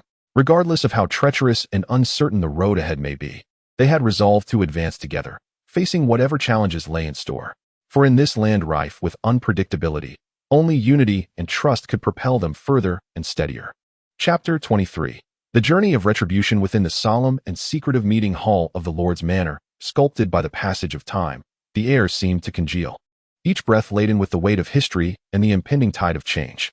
Beneath the soaring dome, flickering candlelight danced, casting shadows into intricate geometric patterns that adorned the meticulously carved seats, adding an aura of mystery and gravity. Between the rows of seats, unseen currents surged like the undercurrents of the deep sea. Every exchanged glance felt like a clash of wit and strategy, intricate and subtle. Tyrion, the sage renowned for his keen insight and extraordinary intellect, approached the gathering with resolute confidence, deliberately choosing a seat directly opposite the lord of the city. This decision not only reflected his dignified demeanor, unyielding in the face of authority, but also foreshadowed a forthcoming dialogue that promised to be a contest of wit and courage, rife with tension and unpredictability. His gaze was profound, as if capable of discerning the depths of human hearts, silently proclaiming his stance and determination. Meanwhile, his sister, a woman of gentle strength and unwavering resilience, entered the chamber with an almost artistic grace, ultimately selecting the prime seat to the right of the lord. Her presence served as a refreshing splash of color against the somber backdrop of the meeting table, alleviating the oppressive atmosphere while steadfastly defending the family's honor and silently supporting her brother's choice. Her smile was subtle yet profound, suggesting an understanding of all things while maintaining an appropriate distance that evoked both warmth and reverence. As the heavy door of the conference room creaked shut, a clandestine meeting concerning the future of the city began to unfold. The Lord's voice resonated like the melodious chimes of an ancient bell tower, steady and powerful, piercing the hearts of all present. He announced a pivotal appointment that could reshape the city's destiny. Tyrion, a genius with exceptional prowess in finance and a profound understanding of the city's treasury, was unanimously elected as the new Minister of Finance. This decision rippled through the assembly like a stone cast into a placid lake, creating waves that spread to every corner of the meeting hall. Attendees cast their eyes upon Tyrion, their expressions a blend of admiration and anticipation, as they believed his ascendance would usher in unprecedented prosperity and stability for the city's finances. Yet, skepticism and scrutiny lingered, for every significant decision is accompanied by risks and challenges. Nevertheless, amidst this tumult of emotions, Tyrion's appointment was as certain as iron. Receiving unanimous approval from the assembly, his fate was now inextricably linked to that of the city.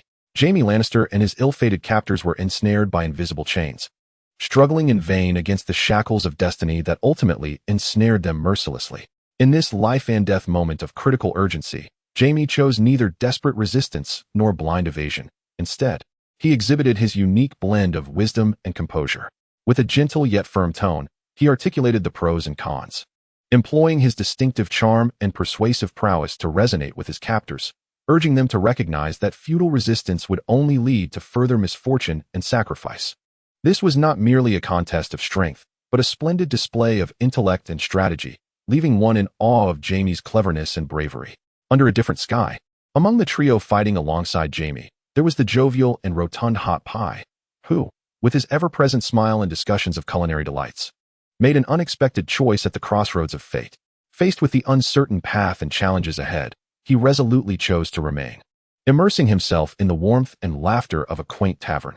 There, he would join forces with the kind and spirited proprietress, together crafting delectable bread that wafted irresistible aromas. With his diligent hands and fervent passion, he wove the narrative of his own life, filling each day with sweetness and joy. This ardor for life and unwavering dedication evoke admiration for the bravery and resolve of the spirited youth. Meanwhile, the vibrant girl, Allie, alongside her brother, closely followed the footsteps of the crowd, embarking on a journey laden with unknowns and trials.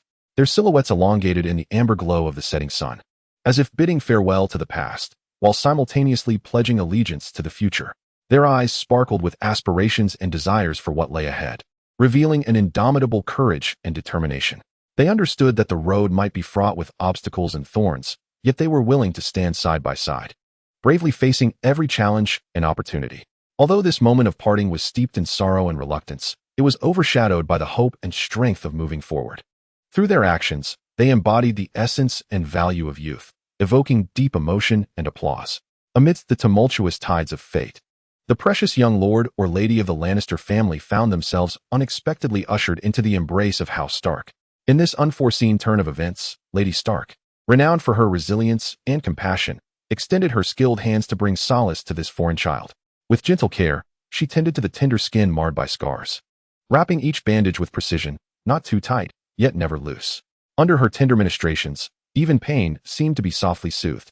As she secured the final circle of pristine bandage around the wound, an indescribable depth of feeling gleamed in Lady Stark's gaze.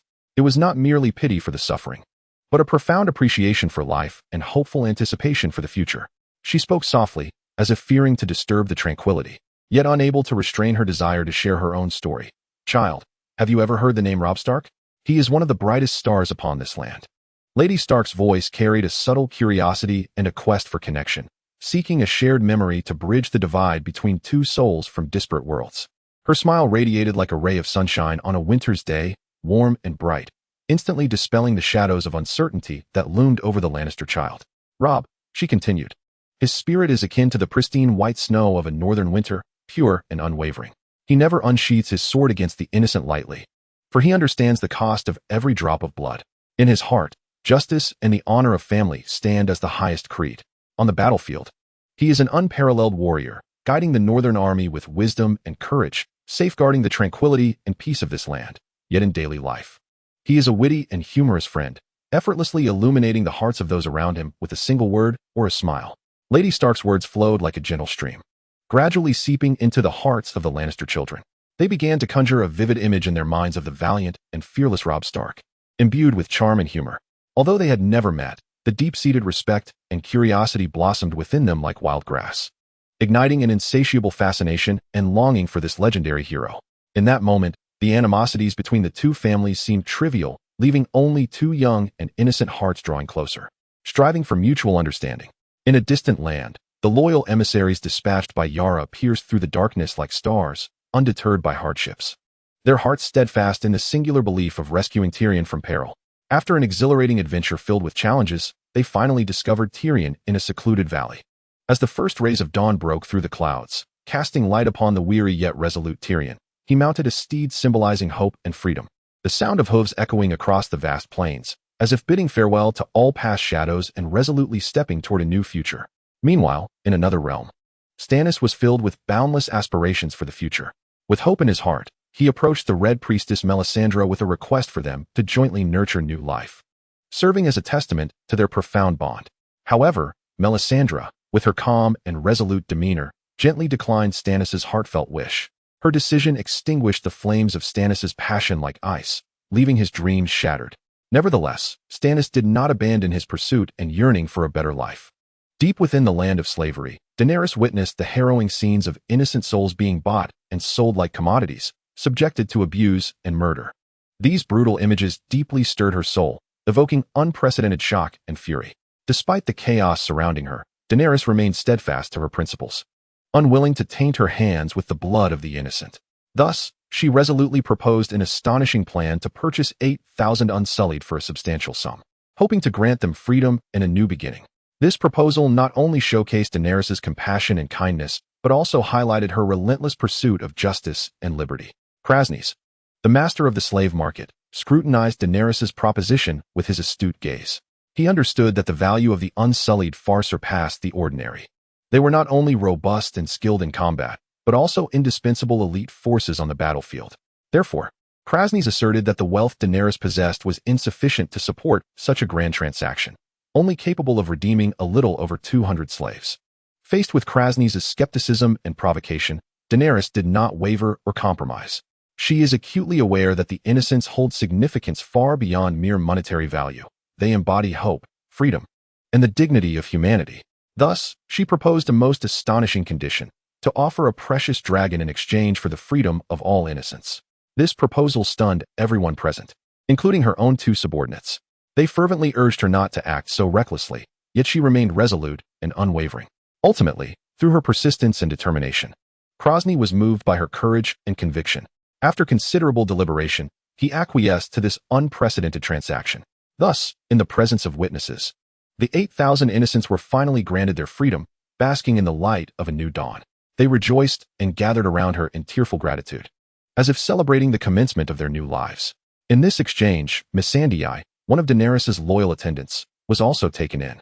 Not only did she provide numerous practical assistance and care for Daenerys, but she also became a vital conduit for information and a capable aid. Through Missandei's narratives and introductions, Daenerys was able to gain a deeper understanding of this world and its inhabitants, laying a solid foundation for her future path. Tyrion Lannister, the newly appointed Master of Coin, soared like an eagle newly unfurled in flight, navigating the skies of power with his keen insight and unique finesse. He understood that although he had embarked on this thorny path, the brilliance of power was not omnipotent, it could not illuminate every soul's heart. And the murmur of doubt and dissent echoed like a chilling whine through the night. Amidst the busyness of state affairs, Tyrion sought a brief escape, embarking on a journey to the Eyrie. This castle, perched atop the mountains, was picturesque, resembling a paradise untouched by time. Yet beneath this serene exterior lay countless unknown variables, as if nature were issuing a warning to those who wielded power. As Tyrion strolled along the cobblestone paths of the Eyrie, his mind remained preoccupied with the intricate accounts and the nation's future. Meanwhile, the young Squire Podrick found himself ensnared in a vortex of opulence and temptation. The allure of the world seemed to envelop him like a vast net, threatening to consume him entirely. He gazed upon the extravagant revelry before him, yet his heart was filled with confusion and turmoil. He knew he must adhere to his inner convictions to maintain clarity in this tumultuous world. On the other side, Tyrion tirelessly immersed himself in the mountain of accounts, employing his intellect and tenacity to unravel the fog of finance, striving to restore clarity to the kingdom. His gaze was resolute and profound, as if he could perceive all the hypocrisy and greed that permeated the world. In this realm rife with intrigue and conflict, no one could remain unscathed. The valiant knight Brienne had nearly fallen victim to the brutality of unscrupulous soldiers. Fortunately, Jaime Lannister intervened just in time, using his blend of wisdom and valor to rescue Brienne from peril. James not only safeguarded Brienne's life, but also cleverly devised a strategy to persuade Roose Bolton to leverage Brienne's worth for a substantial ransom. This maneuver not only showcased his profound political acumen, but also illuminated his selfless affection for his friend. However, fate seems to revel in jesting with humanity. Just when James believed everything was settled, Roose Bolton unexpectedly turned ruthless. He coldly severed James's right hand, the blood instantly staining the ground, as well as their hopes for the future. The excruciating pain and despair of that moment plunged both men into profound turmoil. Would they find a path to survival despite their grievous injuries? Could they navigate through myriad perils to ultimately reach the Bolton estate? All remained uncertain. Yet, regardless of the outcome, they must persevere, for this journey would be an ultimate test of their will and courage. Chapter 24. To the bitter end on the long, merciless journey dictated by fate. Every stone's friction and every gust of wind seemed to transform into unrelenting lashes against James's mind and body. His steps were heavy and slow, as though he bore the weight of the entire world. Each movement echoed with profound fatigue and despair. The gazes converging from all directions were varied, some cold as ice, as if observing a drama of no consequence to themselves. Others filled with mockery and derision, like sharp blades, repeatedly slicing through his remaining dignity and pride. Roose, once a comrade in arms, now appeared utterly powerless. Though his heart bore goodwill and a desire to assist James, in the face of this overwhelming tide, he felt like a frail boat, at any moment liable to be swept into the abyss. His outstretched hand, though earnest, flickered weakly like a candle in the wind, unable to provide substantial aid to James. Amidst the sudden chaos and conflict, James's fate was akin to a leaf caught in a tempest, swaying uncertainly. He fought valiantly against the frenzied assaults, yet each swing of his sword felt utterly futile. In the midst of the fray, he nearly lost his other arm. The terror and despair of that moment deeply impressed upon him the fragility and unpredictability of life. He could almost hear the rhythm of his own heartbeat, becoming strikingly clear and powerful in that moment, urging him to endure. Meanwhile, in an entirely different realm, Tyrion engaged in a battle of wits with the cunning eunuch Varys. Their dialogue was rich with cleverness and insinuation, each word laden with deeper meaning. Tyrion candidly faced his own dilemmas and shortcomings, acutely aware that he could not establish a vast and intricate intelligence network like Littlefinger. This self-awareness rendered him more authentic and credible. However, he did not relinquish hope or effort. Rather, he yearned even more fervently to uncover a path through his predicaments. Thus, he sought Varys' assistance and guidance, believing this sage could illuminate his way and open new chapters. Varys responded to Tyrion's expectations with his penetrating gaze and sly smile, offering a glimmer of hope. He did not provide a direct answer or suggestion. Rather, he guided Tyrion to think and explore in his own unique manner. Throughout this dialogue, Tyrion seemed to undergo a profound spiritual baptism and elevation, reinforcing his beliefs and determination. Beneath the inky darkness of the night, the Night's Watch resembled a gathering of silent phantoms, meticulously conducting a thorough inventory of the remaining forces. Their movements were methodical, yet each low and resonant count echoed in the still night, reverberating with an indescribable weight. These sounds served not only as a confirmation of the soldiers' numbers, but also as a foreboding announcement of the unknown challenges that lay ahead. Heralding a path fraught with obstacles and difficulties, At last, after a lengthy wait and tense preparations, the Night's Watch had a face-to-face encounter with the enigmatic and unpredictable owner of Castle Black, the veiled figure known as Castor. However, this meeting did not unfold as peacefully and amicably as anticipated. Instead, it resembled a sudden winter storm, further solidifying an already tense atmosphere. An invisible chasm seemed to separate the two parties, with barriers of mistrust and suspicion piercing through the thickest garments like a biting cold wind. In the ranks of the Night's Watch, most gazes flickered with complex emotions, embodying deep-seated distrust and vigilance, as if before them stood not a trustworthy ally, but an adversary capable of striking at any moment. In the desolate wilderness far from the castle, Shaun and the young boy who had once extended a hand in a moment of peril were racing down the path of escape, embodying a near-desperate spirit. Their steps were hurried and resolute, each footfall teetering on the edge of the unknown and perilous. Amidst this vast expanse, they faced not only the harsh trials of nature, but also the profound remorse and sorrow for past mistakes that weighed heavily on their hearts. Shaun's mind replayed the tragic scenes resulting from his rash decisions, each memory slicing through his fragile psyche like a sharp blade, rendering him unable to evade or find solace. Meanwhile, under another sky, Brandon was ensnared by a series of tormenting nightmares. The horrifying visions within these dreams materialized the fears and anxieties dwelling deep within him, robbing him of any semblance of peace during the night. As darkness fell, he would be consumed by these nightmares, helplessly wandering the brink between dream and reality, desperately seeking a glimmer of light and hope. Littlefinger was busily orchestrating his plans to leave the city. His figure appeared especially solitary and resolute in the dim light, as if he had firmly resolved to sever all ties to this place. Yet, at this moment of impending departure, a subtle oversight quietly unveiled the soft heart of Sansa within him, the girl with whom he had once shared countless threads of connection, now forgotten in some corner of the city. This sudden indifference and forgetfulness sent chills through those around him, casting an air of uncertainty and concern over Sansa's future. As Joffrey and Margaery walked side by side, their steps resonated with an extraordinary steadiness in the tranquil cemetery. Sunlight filtered through the sparse clouds, casting a golden glow upon them, as if blessing this youthful pair on the brink of matrimony. The air was infused with a faint sense of mourning, yet it retained an aura of solemnity and sanctity.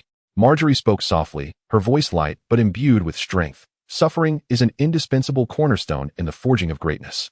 Her words echoed like the chime of morning bells within Joffrey's heart, awakening an unprecedented sense of shock and resonance. He gazed at Margaery, his eyes shimmering with a complex array of emotions, marked by admiration for her profound insight and contemplation regarding the path that lay ahead. The public's adoration and reverence for this young couple had reached unprecedented heights. Their every appearance was akin to a festival, drawing the gaze of onlookers who paused to bestow fervent glances and heartfelt blessings.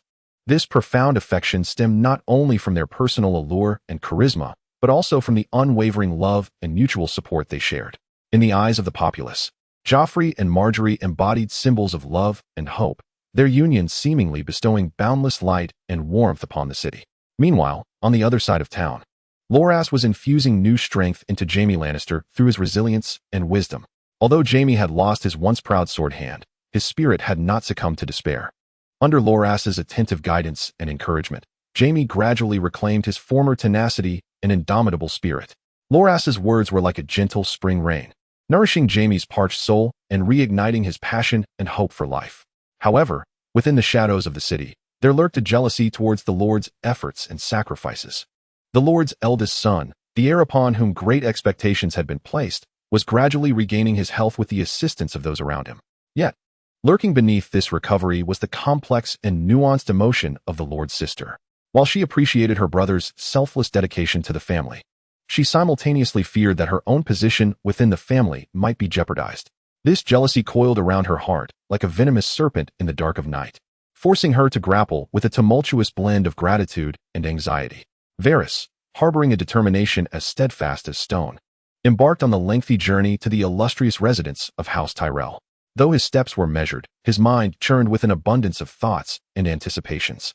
His aim was clear and resolute, to engage in a profound dialogue with the venerable matron, revered for her wisdom and authority, to discuss a matter of great significance concerning Sansa's future fate. He understood deeply the weight of responsibility upon his shoulders. Every decision could potentially shape Sansa's entire life. Within the Tyrell estate, Varys expressed his most pressing desire to the matron with sincere and heartfelt words. He spoke earnestly, his emotions genuine, hoping that they could join forces to withstand the impending storm and rescue Sansa, who was ensnared in dire straits. He was acutely aware that allowing Sansa to enter into the matrimonial bond with Peter would result in a catastrophic decision, not only casting a shadow over Sansa's future, but also augmenting the ambitions of that man with formidable military power and a renowned reputation. A scenario he was resolutely unwilling to witness. Meanwhile, beneath another vast expanse of sky, Marjorie, with her unique blend of gentleness and fervor, extended to Sansa an invitation brimming with sincerity and affection. She hoped that this woman, who had endured much suffering, could temporarily set aside her burdens and grace the Great Hall, relishing a period of solace, a time solely devoted to her own enjoyment. Free from the tumult of the world, Marjorie's words were imbued with warmth and care. She not only demonstrated a profound concern for Sansa's personal well-being, but also cleverly proposed a compelling suggestion for Sansa to contemplate a union with Loras. In her view, such a union would undoubtedly offer Sansa unprecedented emotional solace and spiritual refuge. Loras's valor and loyalty would serve as her most steadfast support, providing her with a sanctuary amidst the tempestuous world. More significantly, such a marriage would be the key to Sansa's escape from the frigid prison of King's Landing, allowing her to reclaim her freedom and dignity. Marjorie's words, like a gentle spring breeze, caressed Sansa's heart, quietly stirring ripples within her soul. She began to earnestly ponder the feasibility and promising prospects of this proposal, feeling an undeniable intrigue and longing for this potential alliance. The tense relationship between the Night's Watch and Castle Black was akin to a taut string, gradually building towards the brink of eruption as time progressed. The standoff between the two parties resembled a sky laden with dark clouds, oppressive to the point of suffocation. Finally, this pent-up emotion burst forth like a flood, sweeping away all reason and restraint, culminating in a breathtaking and blood-soaked conflict. On the battlefield, the clashing of swords, the roars and shouts of warriors intertwined, forming a poignant battle anthem, foretelling an irrevocable storm of violence to come. In the vortex of this conflict, the Night's Watch, an organization renowned for its ruthlessness and impartiality, unexpectedly found itself ensnared in moral and emotional entanglements. Initially, they were merely executing orders, carrying out a predetermined judgment on the youngest son of House Corrigan. However, in that decisive moment, an unforeseen turn of events unfolded. The young sister of the Corrigan family's youngest son, a seemingly delicate yet remarkably resolute girl, bravely stepped forward, challenging these cold-hearted warriors with her fearless courage and sharp words. Though her voice was youthful, it resonated with strength. Her clear gaze, while innocent, revealed an indomitable spirit. She invoked the honor of her family and swore by her brother's life, engaging in a fervent debate with these warriors, who were accustomed to death and indifferent to suffering. Each of her words struck like a keen blade, piercing the depths of their hearts, compelling them to reassess their positions and choices. This debate not only challenges the authority of the Brotherhood without banners, but also profoundly unveils the conflict between human nature and the coldness of rigid rules. It compels reflection on how one should choose between the frigid commands and the fervent emotions that reside within. Should one steadfastly adhere to rules, executing orders without regard for consequences, or should one heed the inner voice that respects the sanctity of life? This sudden upheaval undoubtedly introduces an element of unpredictability into the brutal struggle. It awakens the realization that, in a world rife with conflict and bloodshed, the brilliance and warmth of humanity have never truly extinguished. The transaction between Daenerys and Krasny shines like a resplendent star in the annals of history. At the heart of this exchange lies an invaluable young dragon, symbolizing not only supreme power and glory, but also the key to the liberation of 8,000 enslaved souls. Daenerys, the glorious heir of the ancient Valyrian bloodline, skillfully orchestrates this fateful transaction with her wisdom and courage. In the city once shrouded by the shadow of the slave trade, Daenerys descends like a goddess, wielding her staff, which seems to embody boundless power and wisdom. She proclaims the emancipation of all slaves. In that moment, tears and cheers intertwine, forming a moving anthem of freedom that pierces the heavens and resonates throughout the skies. The souls of the people experience an unprecedented release and purification at this juncture. Yet, Daenerys does not allow her momentum to falter. She fully understands that the true battle has only just begun. Harnessing the power of Dragonfire, her flames burn as fiercely as the wrath within her heart, utterly consigning the tyrannical Krasnys and his forces to ashes. This act not only avenges the suffering endured by the oppressed, but also showcases her indomitable spirit and resolve. Before the newly liberated Unsullied, Daenerys reveals her gentle yet steadfast nature. With sincere words, she informs them that they now possess the right to choose their own paths, whether to pursue lives of freedom or to remain and continue the fight. However, these valiant warriors, moved deeply by Daenerys' courage and wisdom, express their unwavering desire to follow in her footsteps, embarking on a new journey together. Thus, a formidable force composed of 8,000 loyal Unsullied and 3 nascent dragons sets forth on an unprecedented adventure under Daenerys' guidance. Their hearts brim with aspirations and determination for the future, aware that the path ahead, though fraught with uncertainty and challenges, can be traversed as long as they remain united and resolute, for nothing can impede their advance. Chapter 25, Born of Fire's Kiss the Hound. Once bestowed with a noble mission, traversing the dense forests and wilds in pursuit of its prey, now unexpectedly finds itself amidst a solemn scene transcending the mundane. In that moment, its fate seems to be drawn by an invisible force into the divine court of judgment. The sword, engulfed in flames, descends like the judgmental fire from the celestial realm, its brilliance sharp and frigid, ruthlessly piercing the darkness and striking the once wild and fierce gaze of the hound. This radiance not only illuminates every corner of the cavern, but also sends an unprecedented shock and oppression through the hound's spirit, compelling it to venture into the depths of the enigmatic and perilous cave to confront its fated adversary. This is a contest of honor and redemption, where each clash resembles the collision of stars, igniting sparks that seem to resonate with the very threads of destiny, causing the world to tremble. However, in this struggle of might and intellect, the hound, despite exerting its utmost effort, ultimately cannot escape the shackles of fate. The impartial verdict, akin to a merciless hammer, shatters the hopes and dreams harbored within its heart, declaring it guilty. As the dust of judgment settles, an indescribable sorrow and despair envelop the cavern, as if the air itself has solidified into heavy blocks of lead, suffocating all who linger. Yet, amid this abyss of despair, a glimmer of warmth quietly blossoms.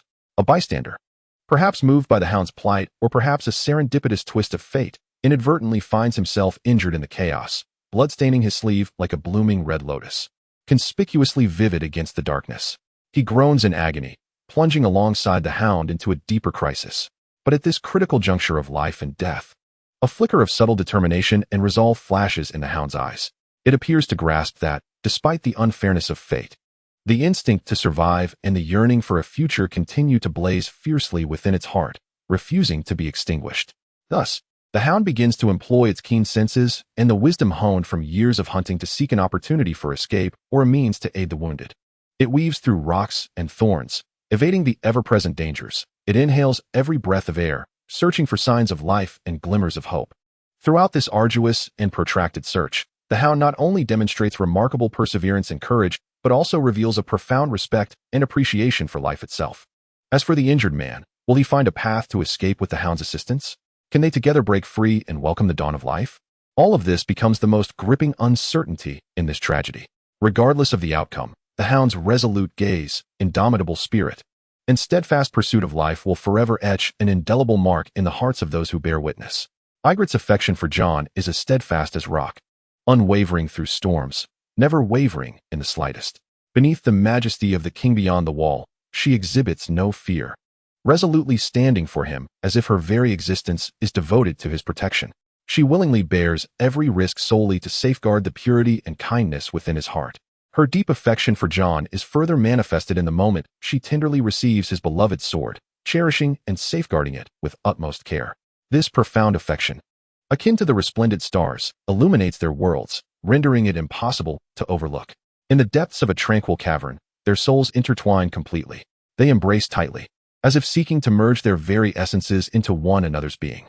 At that moment, a passionate spark brilliantly ignites, fueling their emotions and enveloping the entire cave in an atmosphere of warmth and sweetness. They forget the turmoil and clamor of the outside world, wishing only to relish each other's company and warmth in this serene sanctuary. Bathed in the crystalline waters of the spring within the cave, they sit side by side, savoring this rare tranquility and comfort. The water cascades from above, producing a melodious sound akin to celestial music, refreshing their spirits. The spring not only cleanses their bodies, but also seems to purify their souls. Their gazes are filled with profound affection and longing for one another, as if time stands still in that instant, reluctant to flow forward. This emotion, clear and deep like the spring water, captivates them, rendering them unable to extricate themselves. In an entirely different realm, however, James's fate unfolds in stark contrast. After enduring a long and arduous journey, he finds himself before Bolton, once a regicide. He had anticipated unending torment and humiliation. Yet, Bolton displays little overt hostility or malice, merely observing him with those deep-set eyes. Beneath this veneer of calm lies a current of tension, akin to the tranquility of an ice surface, ready to shatter at the slightest breeze. James is acutely aware of the perilous nature of his circumstances. Yet he understands that only by remaining composed and vigilant can he navigate this intricate and shifting landscape in search of a glimmer of hope. With clenched fists and resolute gaze, he prepares to confront the impending challenges. In that fateful instant, the glint in James's eyes reflects his fervent desire for survival and indomitable spirit. Confronted by the ravaging wounds wrought by corruption, like a beast in the shadows mercilessly consuming his vitality, he makes a decision that would baffle the average person: to sever his forearm. This act, reminiscent of a warrior's sacrifice, signifies not only a monumental physical loss, but also a profound demonstration of his unwavering will to live. James's bravery shines like the brightest star in the night sky, illuminating his path through adversity, exemplifying his relentless pursuit of life and resilience in the face of suffering. Meanwhile, in another domain, Tyrion bears a heavy burden as he embarks on a journey to the Targaryen family estate. His steps are firm and purposeful, each stride seemingly narrating his hopes and resolve for the future. The Targaryen estate, resembling a majestic fortress, stands tall amidst the storms of history, bearing witness to countless transformations and tribulations. Tyrion's mission is to engage in a critical meeting with the esteemed matriarch of the Targaryen family, to discuss the arrangements for Prince Joffrey's wedding, particularly the much-anticipated and scrutinized wedding expenses. In the grand and ornate reception hall, Tyrion sits face to face with Lady Targaryen, the atmosphere thick with gravity and tension. Tyrion was acutely aware that this meeting would profoundly influence the preparations and proceedings of the wedding. Thus, he proposed a thoughtfully considered suggestion. Given the current wartime conditions, could there be a possibility of moderately reducing the wedding expenses? However, Lady Tiller, upon hearing this, displayed not a flicker of uncertainty. Her deep-set eyes revealed an unwavering determination and pride. "My Lord Tyrion," she began slowly, her voice resolute and powerful. Even in this era of relentless conflict, the Tiller family has never wavered in its commitment to the responsibilities and contributions owed to King's Landing. We understand that the royal wedding is not merely a celebration for the two newlyweds, but rather a symbol of national glory and peace. It encapsulates the hopes and dreams of countless individuals and stands as a testament to the kingdom's unity and prosperity. Therefore, the opulence and solemnity of the wedding reflect our aspirations and blessings for the kingdom's future. As for the expenses, the Tiller family is willing to shoulder half of the burden as a demonstration of our loyalty and respect for the crown.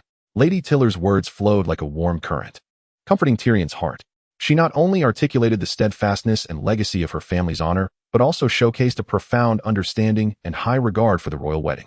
In that moment, Tyrion deeply felt the weighty sense of responsibility and mission that the Tiller family bore, as well as their tireless efforts and sacrifices for the prosperity of the kingdom. He comprehended that this wedding was not merely a celebration, but an embodiment of unity between two families and indeed the entire realm. Stark, a warrior consumed by the flames of vengeance, seemed to lose all sense of reason and humanity in that instant. His hands fell heavily, not only extinguishing the youthful lives of two innocent attendants, but also ruthlessly severing the lineage of House Lannister. These two attendants, once brimming with hope, became victims of a feudal hatred amidst the struggle for power. Stark's actions were akin to casting a massive stone upon the scales of power, causing him to swiftly lose his balance and ultimately plunge into an abyss from which there was no return. Meanwhile, the skies over Castle Caho appeared to echo this weight of despair. They were no longer azure, but shrouded under a heavy veil of gloom. Beneath this pall, Rickard Stark, the once illustrious earl, faced the most brutal moment of his life. The merciless law pronounced his death sentence, compelling him, as the light of his life flickered, to utter the deepest and most venomous curse against House Stark. His words brimmed with scorn and derision towards the Stark family's royal lineage, claiming they were not the rightful masters of the land, but usurpers of glories and powers that belonged to others. The king, the highest sovereign of the realm, was filled with a sense of helplessness and sorrow over this familial strife. He personally visited Stark's daughter, seeking a glimmer of humanity and solace amidst the chilling family discord. To this innocent woman, he revealed a more astonishing secret. Sir Stanford, the knight who had vowed unwavering loyalty to the kingdom, had chosen to betray at a critical moment, trampling upon loyalty and honor. This news struck like a bolt from the blue. not only shocking the daughter of House Stark, but also plunging the entire kingdom into profound turmoil and sorrow. Meanwhile, on the distant battlefield, the young leader Robb Stark found himself ensnared in the shadows of betrayal. His bravery and wisdom appeared feeble and ineffectual in the Game of Thrones, with even his closest allies and kin falling victim to the treachery's cruel blade. When these harsh realities were gently conveyed to the young Stark girl, her face was etched with disbelief and deep sorrow. It felt as though her world crumbled in that moment, and all her hopes and dreams dissipated into nothingness. She gazed toward the distant battlefield and the bleak sky, her heart consumed by an overwhelming sense of confusion. Lannister had attempted to wield provocative words as his weapon, seeking to incite a storm on the battlefield of discourse and provoke Brienne into losing her composure. However, amid their intense confrontation, a remarkable transformation quietly unfolded. They resembled two tumultuous rivers, unexpectedly finding an opportunity for fusion and resonance after clashing and surging against one another. This encounter not only quelled their superficial anger, but also planted a seed of reconciliation deep within their souls. They began to realize that although their stances and perspectives diverged, they both yearned for understanding and acceptance at their core. Gradually, they shed their prejudices and biases, learning to view each other with a more tolerant and empathetic mindset, ultimately achieving genuine reconciliation. Concurrently, Jaime seemed ensnared in a solitary labyrinth, surrounded by cold walls and endless darkness. He felt abandoned by the world, with everyone regarding him through eyes filled with disdain, labeling him a regicide. This heavy psychological burden pressed upon his heart like a boulder, making it difficult for him to breathe. Yet, during the process of reconciliation with Brienne, Jaime appeared to discover a ray of light piercing through the darkness. He summoned his courage, opening his heart to her, expressing the pain and struggles that dwelled within. He shared the complexities of his relationship with his father and the suffering and despair of the people under the Mad King's rule. His words were laden with contradiction and turmoil, revealing both his steadfast commitment to the chivalric ideals of honor and loyalty and his deep concern for the fate of innocent civilians. Ned Stark, the lord who held justice and righteousness as his creed, unexpectedly found himself ensnared in a vortex of misunderstanding when confronted with Jaime's intricate situation. Perhaps driven by a sense of justice and the preservation of family honor, he rendered a judgment on Jaime's actions that was excessively one-sided and harsh. Yet, he remained oblivious to the unjust burdens and endless grievances that Jaime bore. Jaime longed to explain his heartfelt intentions and motivations to Ned, but found himself trapped in a quagmire of silence, unable to articulate his plight. This helplessness and bitterness sliced through his spirit like a sharp blade, leaving him to silently endure the pain of isolation. Nevertheless, it is precisely these intricate emotions and experiences that imbue the tale of Jaime, Brienne, and Ned with depth and tension. Each character grows and transforms through their internal struggles and choices, ultimately perhaps finding a path toward mutual understanding and acceptance. In this transformative journey, they not only redeemed themselves, but also each other. Daenerys, the contemplative leader, after profound reflection, issued a command of significant consequence to the disciplined and valiant Unsullied Legion. She sought not merely an ordinary commander, but a hero capable of guiding this legion towards a more illustrious future. A leader who could imbue them with a renewed sense of purpose and hope. The selection process was both equitable and rigorous, with each Unsullied striving to showcase their talents and courage. Amidst this fierce competition, a young man named Grey Worm emerged as a beacon of excellence. Possessing extraordinary wisdom and bravery, he garnered the respect and affection of all the Unsullied through his selfless character. Grey Worm's emergence was akin to a brilliant star illuminating the path ahead for the Unsullied Legion. Daenerys' action not only acknowledged Grey Worm's individual prowess, but also demonstrated profound respect for the identity and dignity of the Unsullied as a collective. She recognized that these once anonymous warriors harbored their own dreams and aspirations, longing to be remembered and respected. Thus, she resolved to bestow upon each of them a name of their own, a name that could carry forth their glory and stories. Under Grey Worm's leadership, the Unsullied Legion underwent a remarkable transformation. They evolved from mere automatons executing orders blindly into a vibrant and spirited force. They remained loyal to Daenerys, but even more so to their beliefs and mission. Under Grey Worm's exceptional guidance, they learned the virtues of unity and collaboration, discovering hope and strength in adversity. Daenerys' sagacious direction and Grey Worm's remarkable leadership complemented each other, rendering the Unsullied Legion indomitable in their forthcoming endeavors. They vowed to become the sharpest sword in Daenerys' hand, forging ahead to carve a path into the future. Whether facing formidable foes or uncharted challenges, they would advance with unwavering courage, for they knew that under Grey Worm's stewardship, the Unsullied Legion would undoubtedly inscribe their own glorious legacy. In a tranquil garden, Marjorie and Sansa engaged in a heartfelt and sincere dialogue. Bathed in moonlight that added a touch of mystique to the scene, Marjorie, with her unique blend of tenderness and resolve, gradually made a promise to Sansa. Her words, like a gentle spring breeze, brought a flicker of warmth and hope to Sansa's heart, which had been ensnared by the turmoil of court intrigues. Marjorie vowed that once this political marriage was settled, she would do everything in her power to secure Sansa's freedom, allowing her to escape the treacherous web of court machinations and return to her tranquil life. However, beneath this promise lay concealed the clandestine secrets of the court, akin to a complex web binding everyone tightly. Joffrey, the nominal fiancé, was engulfed in a chaotic inner world. His inclinations towards the same sex lurked like a venomous serpent in the shadows, poised to strike and potentially devastate the impending nuptials. Even as the wedding bells are on the verge of ringing, he finds it profoundly challenging to relinquish the forbidden passion that undoubtedly sows the seeds of significant peril for the smooth progression of the ceremony. Bailey, this steadfast knight, consistently reveals a deep concern for Sansa in his gaze. He yearns to be the hero who rescues her from the clutches of despair. Yet the shackles of reason compel him to bury his emotions deep within. He is acutely aware that any action he might take could not only fail to save Sansa, but could also plunge both her and himself into an even more hazardous predicament. Thus, he can only silently guard her, offering prayers and blessings in his own way. Sansa, the former Lady of Winterfell, has now become the bearer of her family's fate. She is filled with confusion and unease regarding the impending marriage, grappling with the reality of her becoming the nominal heir of Winterfell. She never anticipated being thrust so abruptly to the pinnacle of power, the cost of which is the loss of her freedom and happiness. Her heart is a tumult of contradictions and struggles. She wishes to fight for her family's honor, while simultaneously yearning to escape the heavy chains that bind her, seeking a sky that belongs to her alone. As for the lord of the castle, his thoughts remain unfathomable.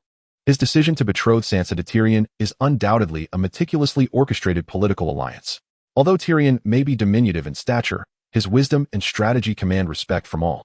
Furthermore, the union of the Lord's eldest daughter with Loras is driven by the desire to solidify the family's standing and expand their political influence.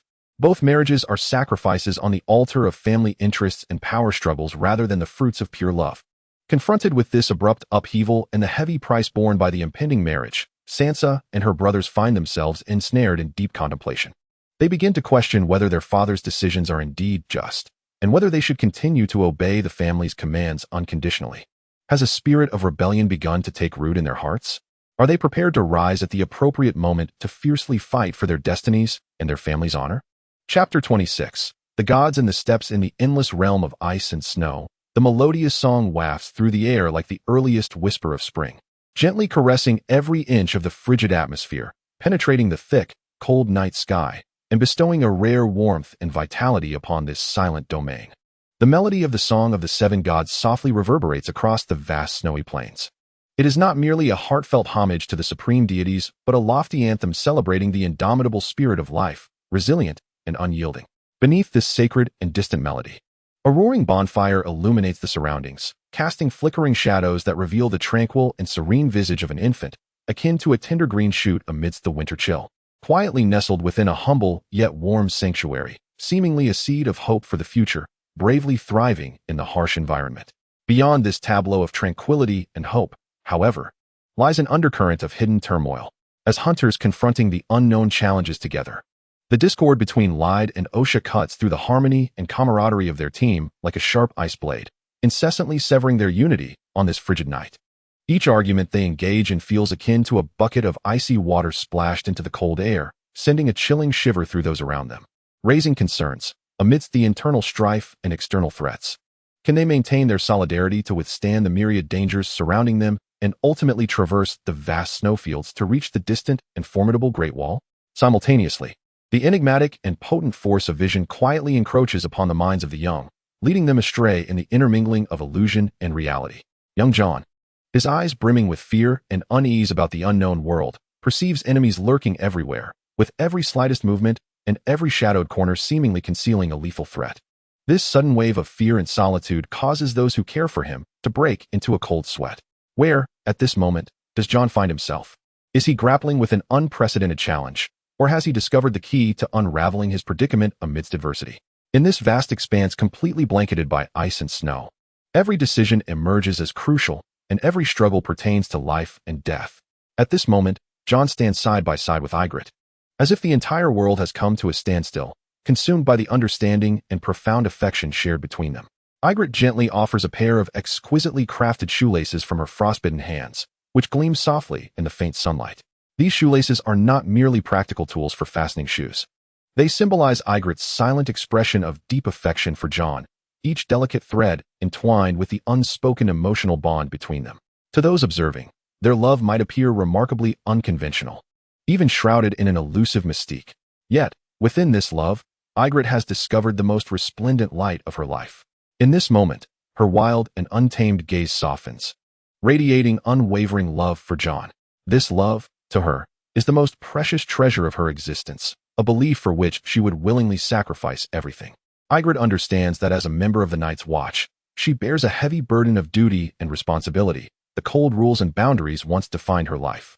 However, in the face of this fervent love, she chooses to relinquish everything, including the identity that constrains her freedom. For her, the power of love is so formidable that it transcends all rules and boundaries, becoming her supreme pursuit in life. Ygritte's voice is gentle yet resolute, as if proclaiming their vow to the world, belonging solely to one another. In this vast and boundless world, they have weathered countless storms and hardships, yet ultimately found each other. From that moment onward, they possessed the entire world. Her words brimmed with an unwavering passion and yearning for love, captivating all who encountered that profound sentiment. In Jon's eyes, Ygritte had transcended from the wild, untamed girl she once was. She had become his indispensable soulmate, the warmest refuge during the protracted night of his existence. Their love shone like the brightest star in the night sky, illuminating their worlds and warming the hearts of those around them. In the days to come, no matter how many trials and tribulations they faced, they would stand side by side, confronting challenges together, for their hearts were irrevocably intertwined. Cersei and Ian, two young apprentices harboring starkly different dreams, embarked upon the journey of archery, akin to two meteors converging in the vast expanse of fate's night sky. Cersei's gaze sparkled with an insatiable thirst for victory and an audacious spirit in the face of adversity. Each pull of the bowstring represented her challenge against her own limits. Every arrow released with precision bore testament to her relentless effort. Sweat trickled down her cheeks, falling onto the training ground, as if the earth itself celebrated her tenacity and resolve. To onlookers, Cersei's figure grew increasingly radiant, her every endeavor silently proclaiming her pursuit of mastery. Meanwhile, in another corner of the world, the encounter between the Red Woman and Soros resembled a reunion of ancient, enigmatic forces. They conversed in the long-lost, enchanting Valyrian tongue, a language imbued with a certain magic that cloaked their surroundings in an aura of mystery and solemnity. Their dialogue oscillated between the somber tones of ancient incantations and the fervent crescendos reminiscent of thunder, as if they were unveiling a long-buried secret. Amidst this mystical exchange, the will of the Lightbringers subtly emerged, bestowing upon Soros the extraordinary power of resurrection. This astounding skill enabled Soros to rekindle the spark of life from the ashes of death time and again. Barry, the favored child of destiny, underwent 6 cycles of life and death under Soros's resurrection. Each revival was a celebration and testament to the vitality of existence. Every return deepened the contemplation of life's meaning among those around him. The Red Woman bore witness to these miraculous events, her eyes shimmering with an indescribable blend of astonishment and reverence. She understood that all of this was a manifestation of the Lightbringer's will, a grand display of destiny's embrace of the force of life. Yet, the wheels of fate perpetually roll forward, allowing no pause or hesitation. Just as Cersei and Ian's path in archery began to clarify, Ian unexpectedly found himself ensnared in another tempest. The Red Woman intervened in her unique manner, whisking Ian away from the familiar realm. Meanwhile, the seemingly merciless Brotherhood regarded Ian as a pawn, using him in a trade with an unknown power. The weight of gold intertwined with the struggles for power, painting a complex and brutal tableau. What entangled interests and power struggles lay hidden behind all this? All enigmas appeared shrouded in a thick fog, awaiting the courageous exploration of the inquisitive. Jon embarked on a journey to ascend the snow-capped mountains, a quest that transcended mere exploration of nature, evolving into a profound challenge of self-limits. The towering peaks, resembling colossal giants amidst the heavens, stood silently, awaiting the audacious climbers who dared to conquer them.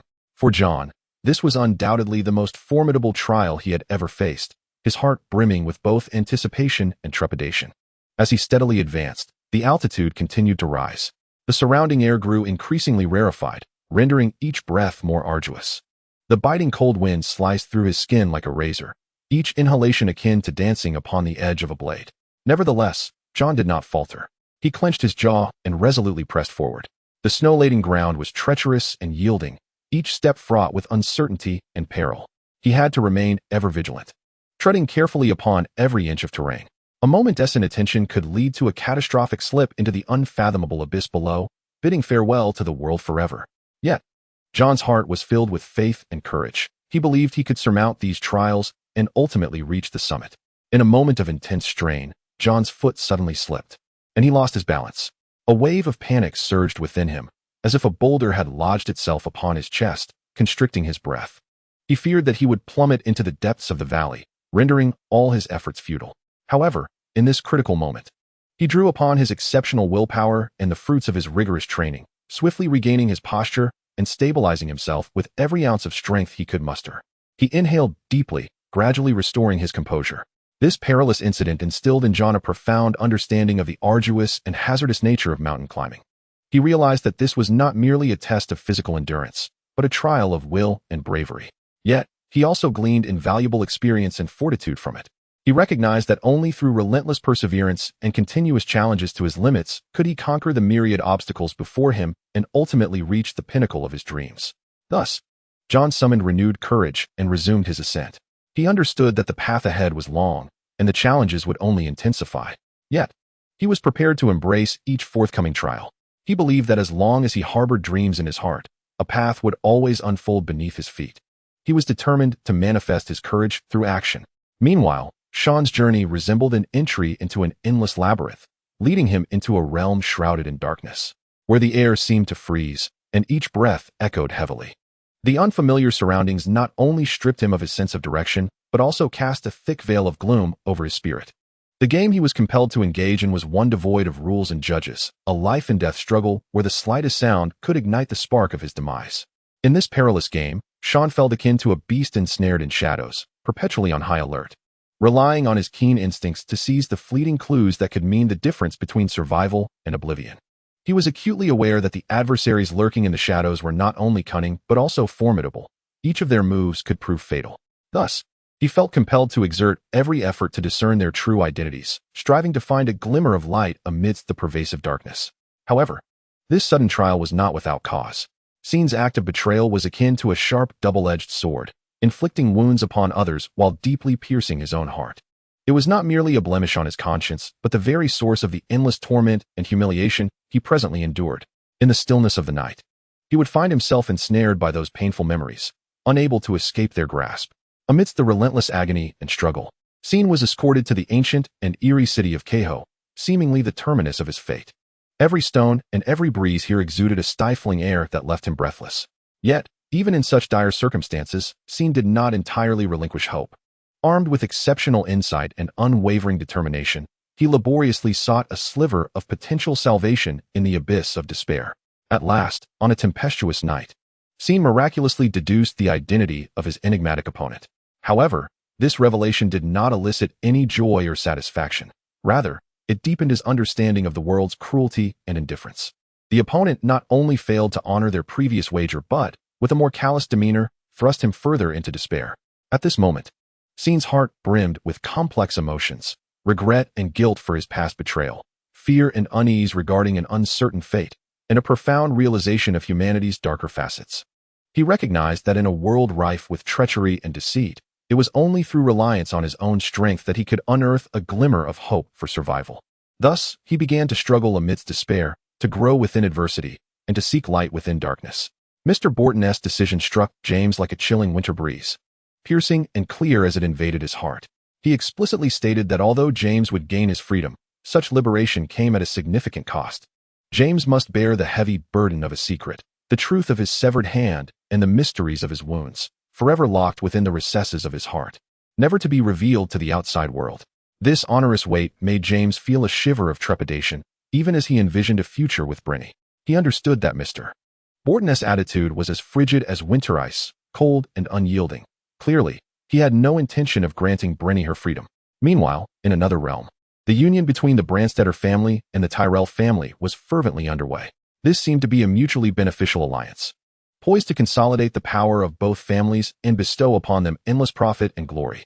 Yet, the unpredictability of life often intervened, and this marriage encountered unforeseen obstacles. The elderly matriarch of the Tyrell family, a wise and steadfast figure tempered by the trials of time, exhibited strong resistance to the union. She was acutely aware of the depths of political and economic entanglements and was unwilling to allow her family to be drawn into their treacherous vortex. Nor did she wish to see her kin become casualties in this game of power. In the face of the resolute opposition from the old lady, the Tyrell family chose not to capitulate, but to adopt a more aggressive strategy. They threatened that if the old lady did not alter her stance, they would compel Loras to join the Kingsguard. This decision struck the old lady's heart like a sharp dagger. The Kingsguard, a realm signifying lifelong devotion and solitude, a profession that forever bars one from the joys of marital bliss, presented an undeniably cruel fate for Loras. For the old lady, this was a severe test of her will. She was faced with a choice: to compromise for the sake of the family's interests, sacrificing Loras's happiness, or to uphold her principles and reject this imposed union. The dispute surrounding this marriage unfolded like a war without smoke, quietly raging within the Tyrell family. The old lady's attitude became pivotal in this conflict. Each of her decisions would influence the family's fate and Loras's future. Behind this quarrel lay a myriad of intricate entanglements involving power, interests, and emotions. All remained unresolved, provoking profound contemplation.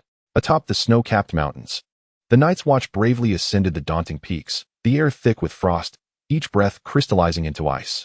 However, just as they believed they had surmounted all challenges and were nearing the summit, an unforeseen disaster descended upon them like a nightmare. A hidden crevasse, undetected until now, suddenly ruptured, its sound echoing like thunder in the valley, sending chills through the hearts of all. Massive ice blocks and snow cascaded down like ferocious beasts, enveloping the surroundings in chaos. In this critical moment of life and death, the main force, gripped by panic and disorder, made a chilling decision to sever the ropes connecting them to Jon Snow and Ygritte.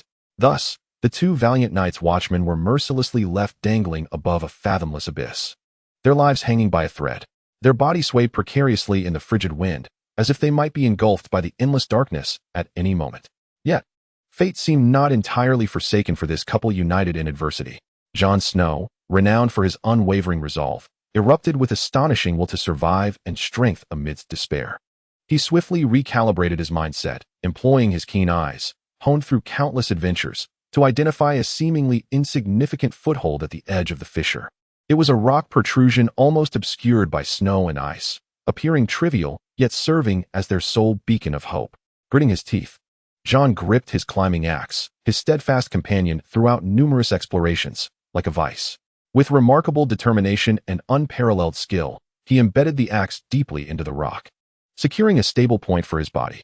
Simultaneously, Ygritte displayed extraordinary courage and wisdom. She nestled closely beside Jon, her hands trembling in the biting wind, yet resolutely grasping anything within reach. Her gaze shimmered with a fervent desire for life and unwavering trust in Jon, as if to declare, "No matter what may transpire, I shall face it alongside you." Between the two, no words were necessary. The profound emotion and tacit understanding between them transformed into an invisible force, empowering them to confront the relentless trials posed by nature. After a harrowing struggle and resolute effort, Jon and Ygritte, through their indomitable spirit and mutual support, managed to steady themselves. Their bodies, though still trembling, no longer quaked in despair, but rather in triumphant victory. When the tempest subsided, they exchanged glances and smiles, a reflection of their gratitude for having survived and the deep affection they held for one another. Amidst the calamity atop the snow-capped mountains, they not only salvaged their lives, but also sowed within each other's hearts an unbreakable bond. This sentiment would endure, as eternal and pure as the ice and snow of the mountain peaks, becoming the most cherished treasure of their existence. The conversation between Tyrion and his sister Cersei unfolded quietly in the tranquil air, their souls seemingly shrouded by a delicate veil. Beneath this veil lay the heavy burden of an enforced union they both bore. This weighty circumstance acted as an invisible force, gently nudging them closer, serving as a catalyst for their subtle reconciliation. In an ineffable understanding, they appeared to discover a resonance within each other's hearts, gradually relinquishing past barriers and biases, and began to attempt to comprehend the imperceptible struggles from one another's perspectives. As their dialogue deepened, a powerful impulse surged within Tyrion, compelling him to take action to alter what seemed an immutable fate. Thus, on a moonlit night, he stealthily departed from his abode, embarking on a clandestine journey towards Sansa's location. The night descended, and the moonlight filtered through sparse clouds, illuminating his cautious yet resolute figure, as if guiding him and bolstering his resolve. When he finally stood before Sansa, time appeared to freeze. In Tyrion's deep-set eyes sparkled an unprecedented tenderness and determination as he gazed intently at Sansa, striving to convey his emotions and resolve through his expression.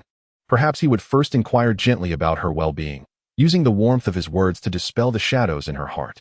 Subsequently, he would gradually unfold his thoughts, sharing his profound insights on the current situation, his concerns for their family's fate, and his yearning for personal freedom with Sansa. In Tyrion's discourse resided a clear awareness of the harsh realities of their world and a sense of helplessness regarding the power struggles. Intertwined with dreams and aspirations for a brighter future, he painted vivid images with his experiences and wisdom, revealing to Sansa the hope and possibilities that still existed amidst overwhelming adversity. He encouraged her to bravely confront the challenges of her destiny, to maintain her inner independence and strength, unshaken by the tempests of the outside world. Sansa listened intently to Tyrion's words, her gaze gradually filling with gratitude and admiration. She came to realize that even in this seemingly cold and unfeeling world, there existed individuals like Tyrion who genuinely cared for and understood her. The dialogue between the two individuals transcended mere conversation, evolving into a profound exchange of souls, a subtle communion of spirits. They understood one another, offering mutual support as they fortified an impenetrable barrier against the storms that lay ahead. This clandestine meeting not only forged a deep bond between Tyrion and Sansa, but also rendered them indispensable to one another's lives. They recognized that, regardless of the challenges and tribulations that the future held, their united front would undoubtedly guide them toward their destined path. Chapter 27. Perilous Trials. The Night's Watch. A venerable assembly weathered by time and battle, left indelible imprints of resilience upon the summit of the towering snow-capped mountains. Jon, alongside a steadfast comrade, traversed the biting cold winds and endless snowfields, buoyed by their unwavering determination and mutual support, ultimately reuniting with the main force on the far side of the mountain. In that moment, their eyes sparkled with the joy of victory, tempered by a deeper sense of resolve and apprehension for the imminent battles to come. Reflecting on the harrowing ordeal atop the mountain, Jon's fury remained a tempest within him. He could scarcely fathom that, in such a precarious moment, someone would dare to sabotage him by severing his rope, seeking to cast him into oblivion. This anger was akin to the frigid gales of winter, piercing and relentless. Yet, the arrival of Ygritte was like a warm ray of sunlight breaking through the clouds of Jon's heart. With her unique perspective and profound understanding, she elucidated the Night's Watch's sacrifices and helplessness in extreme conditions, gradually leading Jon to comprehend that, at times, individuals must make arduous decisions for the greater good and the survival of many. This insight and solace began to quell Jon's tumultuous emotions, further solidifying his loyalty to the Night's Watch. Meanwhile, in the distant north, Sansa found herself at a crossroads, confronted with a decision that would determine her fate. The impending marriage to Tyrion filled her heart with a tumult of emotions. She was unwilling to become a pawn in a political alliance, nor was she prepared to relinquish her yearning for a life of happiness. Yet, reality ensnared her like an invisible web, binding her tightly. At this juncture, Margaery appeared, akin to a wise angel, gracing Sansa with her presence. With her keen insight and gentle words, Margaery illuminated the path forward for Sansa. She urged her to cherish this rare opportunity, to leverage her circumstances in pursuit of a brighter future. In Margaery's eyes, although Tyrion was not without flaws, he was a trustworthy and dependable partner. His wisdom and rationality would serve as Sansa's strongest support amidst the tumultuous north. However, Tyrion himself harbored complex feelings regarding the impending marriage. He was acutely aware that he was not the ideal companion in Sansa's eyes and was reluctant to witness her sacrifice her happiness for the sake of their union. In Tyrion's heart, Sansa embodied purity and beauty. She deserved a future filled with joy and a marriage steeped in happiness. Thus, even as their marriage drew near, Tyrion remained troubled and concerned for Sansa's future. He harbored the earnest desire to protect and cherish her, ensuring that she retained her innocence amidst the storms of life. Before the Prime Minister, Joffrey's countenance betrayed an unmistakable discontent and skepticism. His gaze was sharp, as if it could pierce through all facades and strike at the very core of his counterpart's hidden truths. In their dialogue, every word and every pause seemed laden with profound significance, concealing intricate intentions and calculations beneath the surface. Joffrey's rhetoric was infused with a palpable dissatisfaction regarding the limitations of his own authority. He indignantly pointed out the Prime Minister's tendency to govern with an autocratic hand, as though the entire realm were his personal dominion, while he, the monarch, was deliberately excluded from the decision-making process. His words brimmed with an insatiable thirst for power and the ire of being overlooked, as if he were proclaiming his existence and undeniable stature to the Prime Minister. Subsequently, their conversation naturally gravitated toward the tempestuous girl, Khaleesi, and her fearsome dragon. A flicker of curiosity and caution danced in Joffrey's eyes, revealing his keen interest in this enigmatic girl and her formidable powers. He endeavored to extract more information from the Prime Minister, seeking to comprehend Khaleesi's true strength and intentions. However, the Prime Minister remained notably composed, analyzing the threat she posed with a rational demeanor, asserting that while her reputation was formidable, she did not genuinely endanger the kingdom. In this exchange, the contest between Joffrey and the Prime Minister was silent yet intense. Each harbored ulterior motives, probing the other's boundaries and intentions. Joffrey attempted to unveil the Prime Minister's true nature and schemes through verbal provocations and tests, while the Prime Minister deftly countered Joffrey's assaults with his wisdom and experience, all the while discreetly observing Joffrey's reactions and demeanor. The entire dialogue was imbued with tension and suspense, resembling a meticulously crafted power play. Within this game, both Joffrey and the Prime Minister were masters of their craft, with each encounter brimming with the clash of intellect and strategy. In this silent contest, who would gain the upper hand? Who would emerge as the ultimate victor? All remained shrouded in uncertainty. Meanwhile, in a distant and mysterious realm, Khaleesi stood imperiously, accepting the humble submission and unconditional surrender of the slave traders. The morning light gently bathed her in a golden glow, rendering her more sacred and inviolable. Her figure stood resolutely like an indomitable monument, firmly asserting her resolve in the gaze of all who beheld her. Behind her, the army of the Unsullied stood as an unyielding bastion, silently safeguarding Khaleesi and providing her with unwavering support. Their eyes radiated loyalty and admiration for her. It seemed that at her command, they would unhesitatingly brave any peril for her sake. At that moment, Razdal, a distinguished representative from the enslaved populace, approached Khaleesi with a complex array of emotions. His steps were heavy yet resolute, as if each stride bore the hopes and aspirations of the enslaved. In their profound discussions with Khaleesi, the gazes of both parties clashed intensely, as though countless unspoken words traversed the silence. Their dialogue represented not only mutual respect and understanding, but also a shared exploration and planning of their fates to come. However, the Yunkai Empire was not inclined to relinquish its grip easily. In a bid to regain the upper hand, they lavishly orchestrated a grand feast of temptation. Envoys arrived bearing an array of opulent gifts, surging forth like a tide, aiming to dazzle Khaleesi's eyes with material wealth and luxury, hoping she would forsake the seemingly unattainable path of justice. Yet, Khaleesi stood as a sage, her vision piercing through the mundane fog, reaching the essence of things. She articulated her stance and demands clearly, insisting that the Yunkai Empire fully liberate all enslaved souls, promising them the rewards and dignity they rightfully deserved. Confronted with Khaleesi's unwavering resolve and noble spirit, the envoys of the Yunkai Empire appeared flustered and disoriented. Their feast of temptation dissolved into mere illusion, leaving only embarrassment and helplessness in its wake. Consequently, the negotiations reached an impasse, ultimately culminating in rupture. Nevertheless, this outcome did not instill fear or uncertainty in Khaleesi. Her heart brimmed with steadfastness and conviction, for she knew she was not alone in this struggle.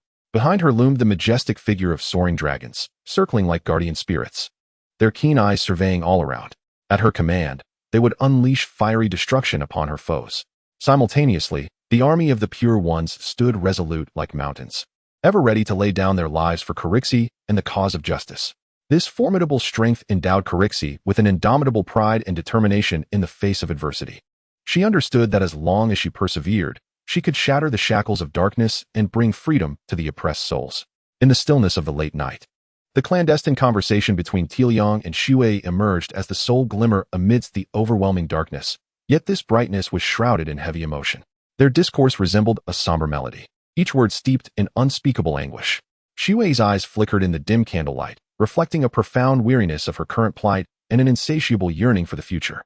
She longed not merely to escape her cage-like existence, but to pursue a life where she could soar freely beneath the azure sky. However, when she gazed at Tielyong, disappointment pierced her heart like ice. What she beheld was his weakness and retreat in the face of his father's actions, dimming the flickering flame of hope within her against the chilling winds. Meanwhile, the woman in the red cloak, akin to a harbinger of fate, irresistibly drew Xanderly from the light back into the shadows of the castle.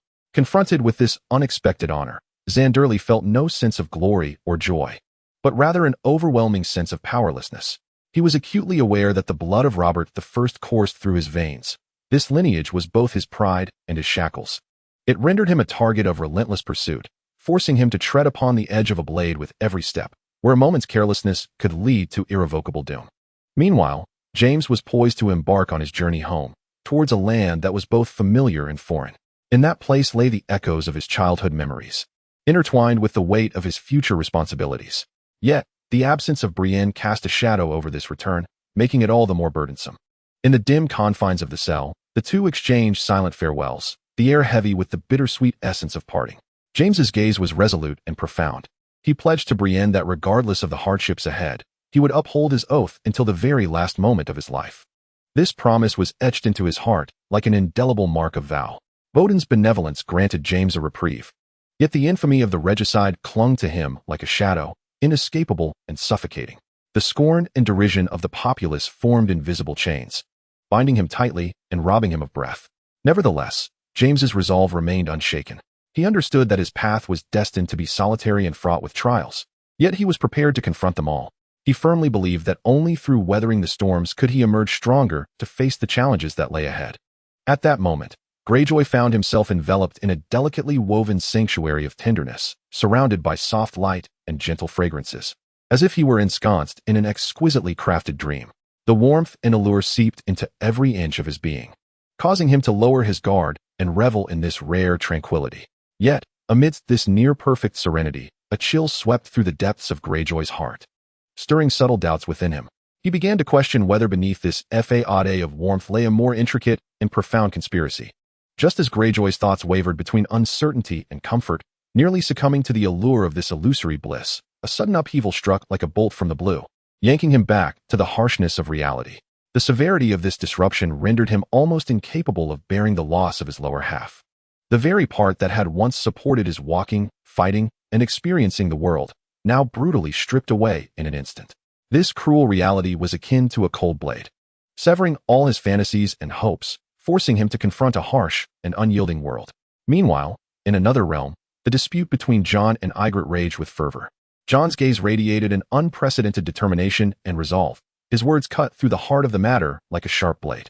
He firmly believed that given the current state and strength of the Legion, a reckless assault on the Wall would be tantamount to seeking one's own demise, plunging everyone into endless suffering and despair.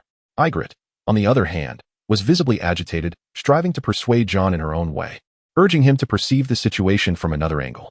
However, the chasm of divergence between them resembled two parallel lines that could not meet, no matter their efforts. Yet, this seemingly irreconcilable conflict inadvertently became a crucible for their emotions. In the midst of fierce collisions and disputes, they unexpectedly uncovered a deeper resonance and reliance between them.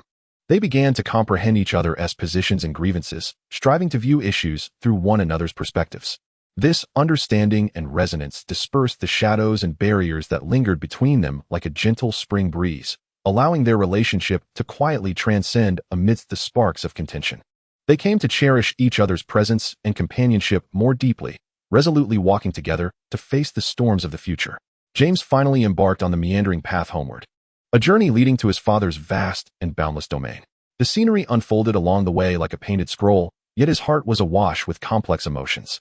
Although his wounds received tender care from the accompanying physician, each inch of his skin meticulously bandaged, the pain of his severed wrist remained etched in his heart like an indelible brand, a regret he could never erase.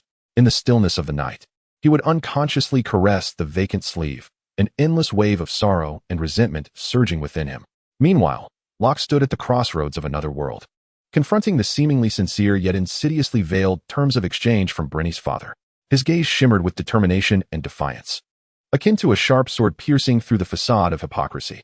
He understood that the terms were merely bait cast by the other party for their own benefit, utterly incomparable to Brenny's worth. More importantly, he discerned the conspiracy and deception lurking behind this transaction, fortifying his resolve to refuse.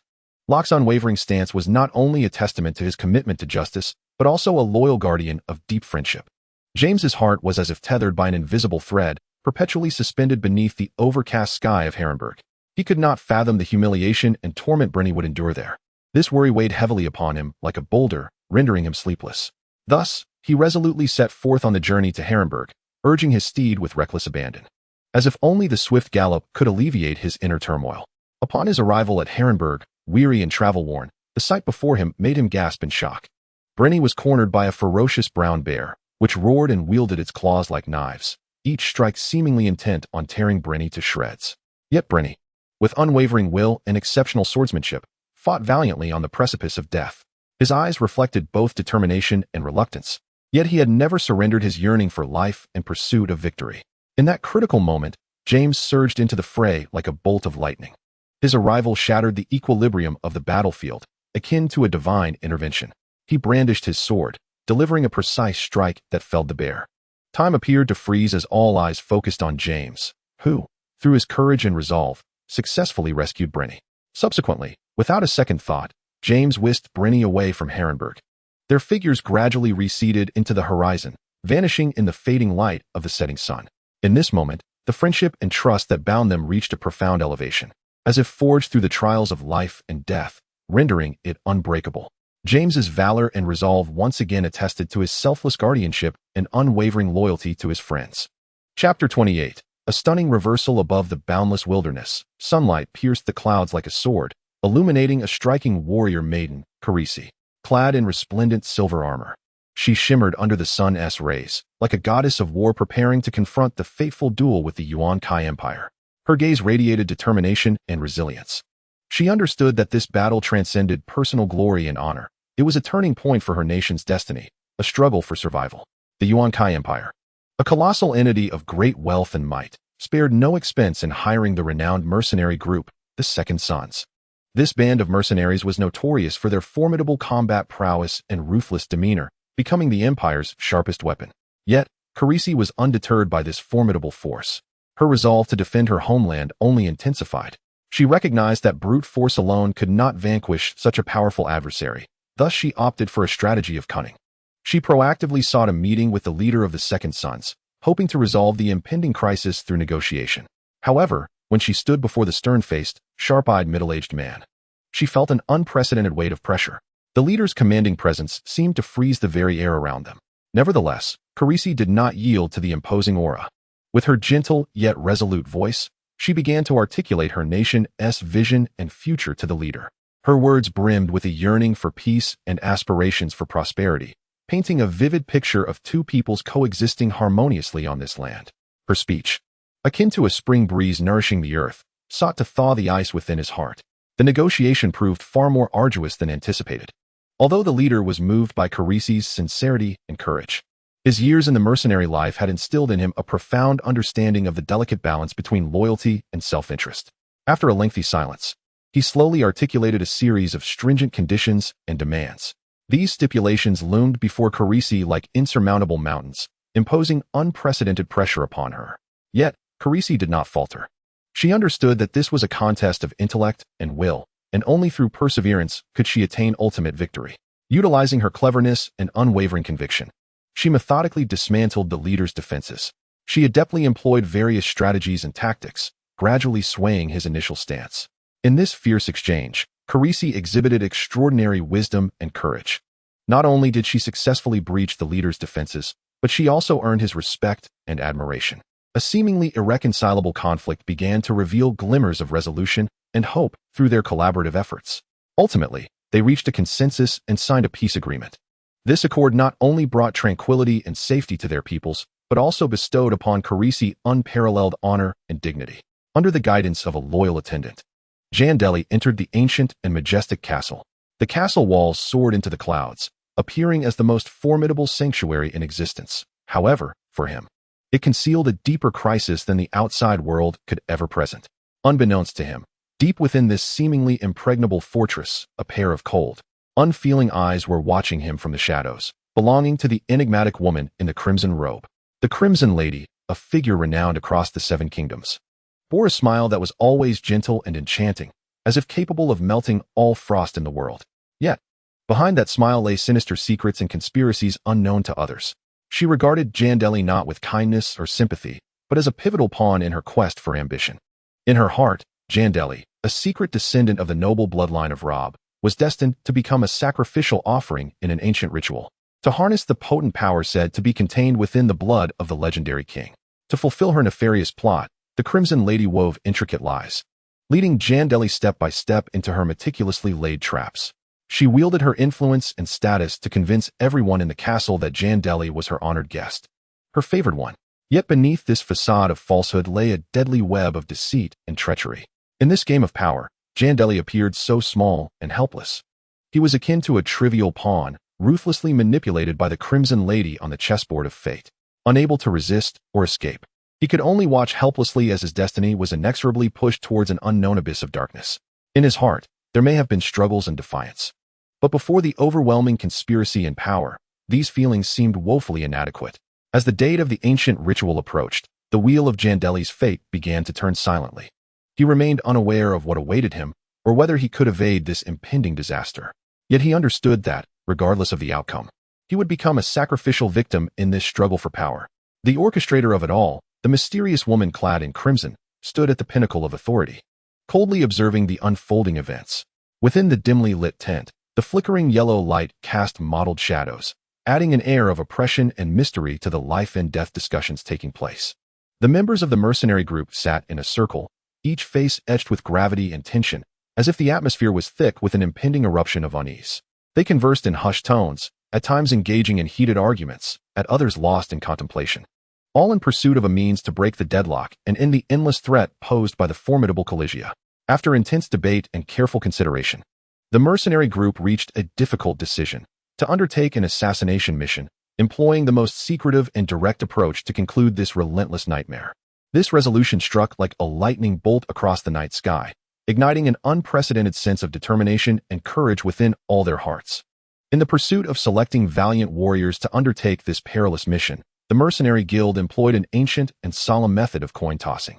3 silver coins traced shimmering arcs through the air, resembling the intricate tapestry of fate, interweaving the hopes and fears of all present. As the coins settled, the wheel of destiny came to a halt, selecting one brave soul by the hand of fate. He stepped forward, his gaze ablaze with unwavering resolve, as though he had already prepared himself to confront all manner of trials and tribulations. Yet, amidst the atmosphere thick with tension and foreboding, a little-known secret lingered in the shadows. The lady in red, draped in her enigmatic crimson garb and possessing an elusive power, silently turned her attention toward the young Jandelli. With gentle words and a captivating smile as bait, she endeavored to lure the Na'vi youth into her meticulously crafted snare. On a night where moonlight flowed like water and silence enveloped the world, an unspoken connection seemed to blossom between them. However, at that moment, the true nature of the lady in red emerged abruptly, like a specter in the night. With swift and practiced grace, she unleashed her arcane arts, rendering Jandelli immobile. From her sleeve, she produced several bizarre, luminescent insects, which appeared to be the key to some ancient ritual. She delicately placed them upon Jandelli, offering them as a sacrifice to a supernatural force. In that instant, a cold and resolute smile graced the lady's face, as if she had already envisioned the success of her scheme. Meanwhile, the king found himself entwined in this mysterious ritual. Clad in opulent attire, his countenance stern and grave, he stood before the altar, arms raised high, reciting incantations. As the ceremony unfolded, a chilling and eerie aura enveloped the entire camp. The king's voice grew deep and powerful, as though he were communicating with an indescribable force, cursing Calixi and her followers. Each word fell like a hammer upon the hearts of the onlookers, allowing them to feel the impending storm's might. In this ceremony fraught with uncertainty and peril, all held their breath in anticipation. They remained oblivious to the outcome of the ritual, yet understood one truth: regardless of the result, they would confront a wholly new future. This future might be rife with challenges and adversities, yet they stood resolute, ready to embrace the era that awaited them. Sansa, a woman who had weathered countless storms and trials, finally pierced through the dense fog of her long and winding journey, catching a glimpse of the truth's hazy yet distinct contours. In that moment, she stood at the crossroads of her life, faced with unparalleled clarity and choice. Just as a whirlwind of complex emotions surged within her heart, Tyrion, the seemingly irreverent yet profoundly heartfelt man, pledged her the most earnest of vows. His voice, steadfast and gentle, was like a ray of warmth on a winter's day, piercing through the cold to reach the depths of Sansa's heart. He vowed that, regardless of the tumultuous changes in the world or the treacherous paths that lay ahead, he would remain her steadfast supporter, her most reliable guardian, ensuring that not a single trace of harm would approach her. This promise shone like the most brilliant star in the night sky, illuminating Sansa's journey while offering unprecedented solace and hope to her wounded heart. Meanwhile, on the opposite end of Westeros, an alliance between House Tyrell and House Lannister was quietly brewing a tempest. This union, akin to the collision of two colossal stars, captivated the attention of the entire continent and intricately wove a complex web of fate. The Tyrells were renowned for their wisdom, elegance, and unfathomable schemes, while the Lannisters were infamous for their formidable power, boundless ambition, and ruthless demeanor. The merging of these two great houses would undoubtedly trigger a series of chain reactions, altering the destinies of many and potentially reshaping the entire continent's landscape. Opinions regarding the outcome of this alliance varied widely. Some anticipated a grand feast of power, where the two families would forge ahead together into a new era, while others feared it might herald the prelude to a storm, signaling a more turbulent future. At last, the day of the wedding arrived. It was a solemn and grand occasion, with the entire capital immersed in a festive atmosphere. Joffrey, as Sansa's brother and a member of the bride's family, entrusted her to Tyrion with his own hands. At that moment, the union of the two great houses became a tangible reality, and Sansa embarked on a new chapter of her life. However, amidst this joyous occasion, a minor incident occurred. Tyrion encountered unexpected awkwardness due to his stature during the ceremony. Yet, these small mishaps did not hinder the smooth progression of the wedding. Rather, they added a touch of levity and amusement to the grand celebration. Guests bore witness to the union of the newlyweds amid laughter and well wishes, their gazes filled with hopes for the couple's future. Ultimately, in the presence of their guests, Tyrion and Sansa stepped hand in hand into the sanctity of marriage. Their figures, illuminated by candlelight and adorned with flowers, appeared particularly warm and romantic. In that moment, they seemed to become the center of the universe, all eyes focused upon them. Together, they would navigate the storms and challenges of life in the days to come.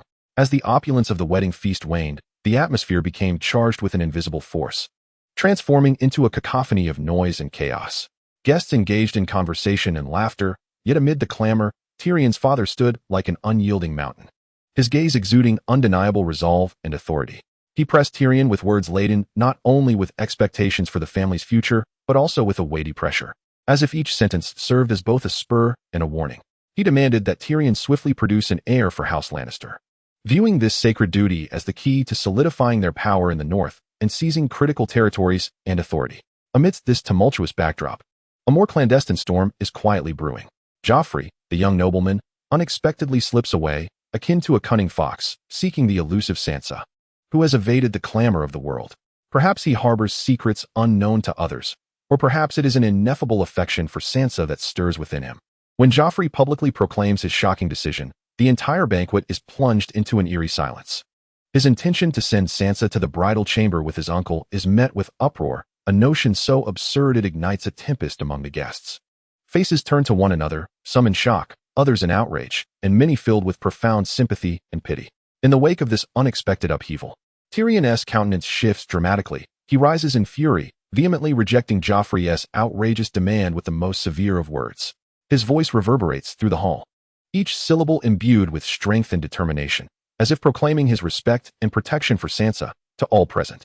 Joffrey, incensed by this sudden defiance, pales, his fury palpable. He perhaps never fathomed that anyone would dare to challenge his authority and will, yet Tyrion's resolute courage brings him an unprecedented sense of defeat and rage. At the eye of this storm, however, the bridal chamber presents a starkly different scene. Once the commotion subsides, Tyrion opens his heart to Sansa. His tone is resolute yet gentle, as if recounting an ancient and beautiful vow. He makes it unmistakably clear that he shall never impose upon her. Filled with respect and a desire to protect her, he promises to erect a formidable barrier around her, shielding her from any harm or humiliation. In that moment, Tyrion's stature in Sansa's eyes transforms into that of a noble and grand figure. He embodies the true spirit of knighthood and noble grace. He is not merely the heir of House Lannister, but also the guardian and hero in Sansa's heart. In the deepest recesses of the encampment, Daenerys sits regally upon her opulent throne, draped in lavish tapestries. Yet this tranquility is abruptly shattered by the sound of urgent footsteps. For assassins stealthily infiltrate like specters, their eyes glinting with cold determination, evidently there to execute a meticulously orchestrated assassination. However, when their gaze meets Daenerys' breathtaking, ethereal beauty, everything changes in an instant. The lead assassin, a seasoned veteran, feels his heart skip a beat. He has never beheld such a stunning visage, as if time itself has come to a standstill. The dagger in his hand slowly lowers, the cruelty in his eyes gradually replaced by an almost imperceptible compassion. He knows that such beauty should not be sullied by violence and death.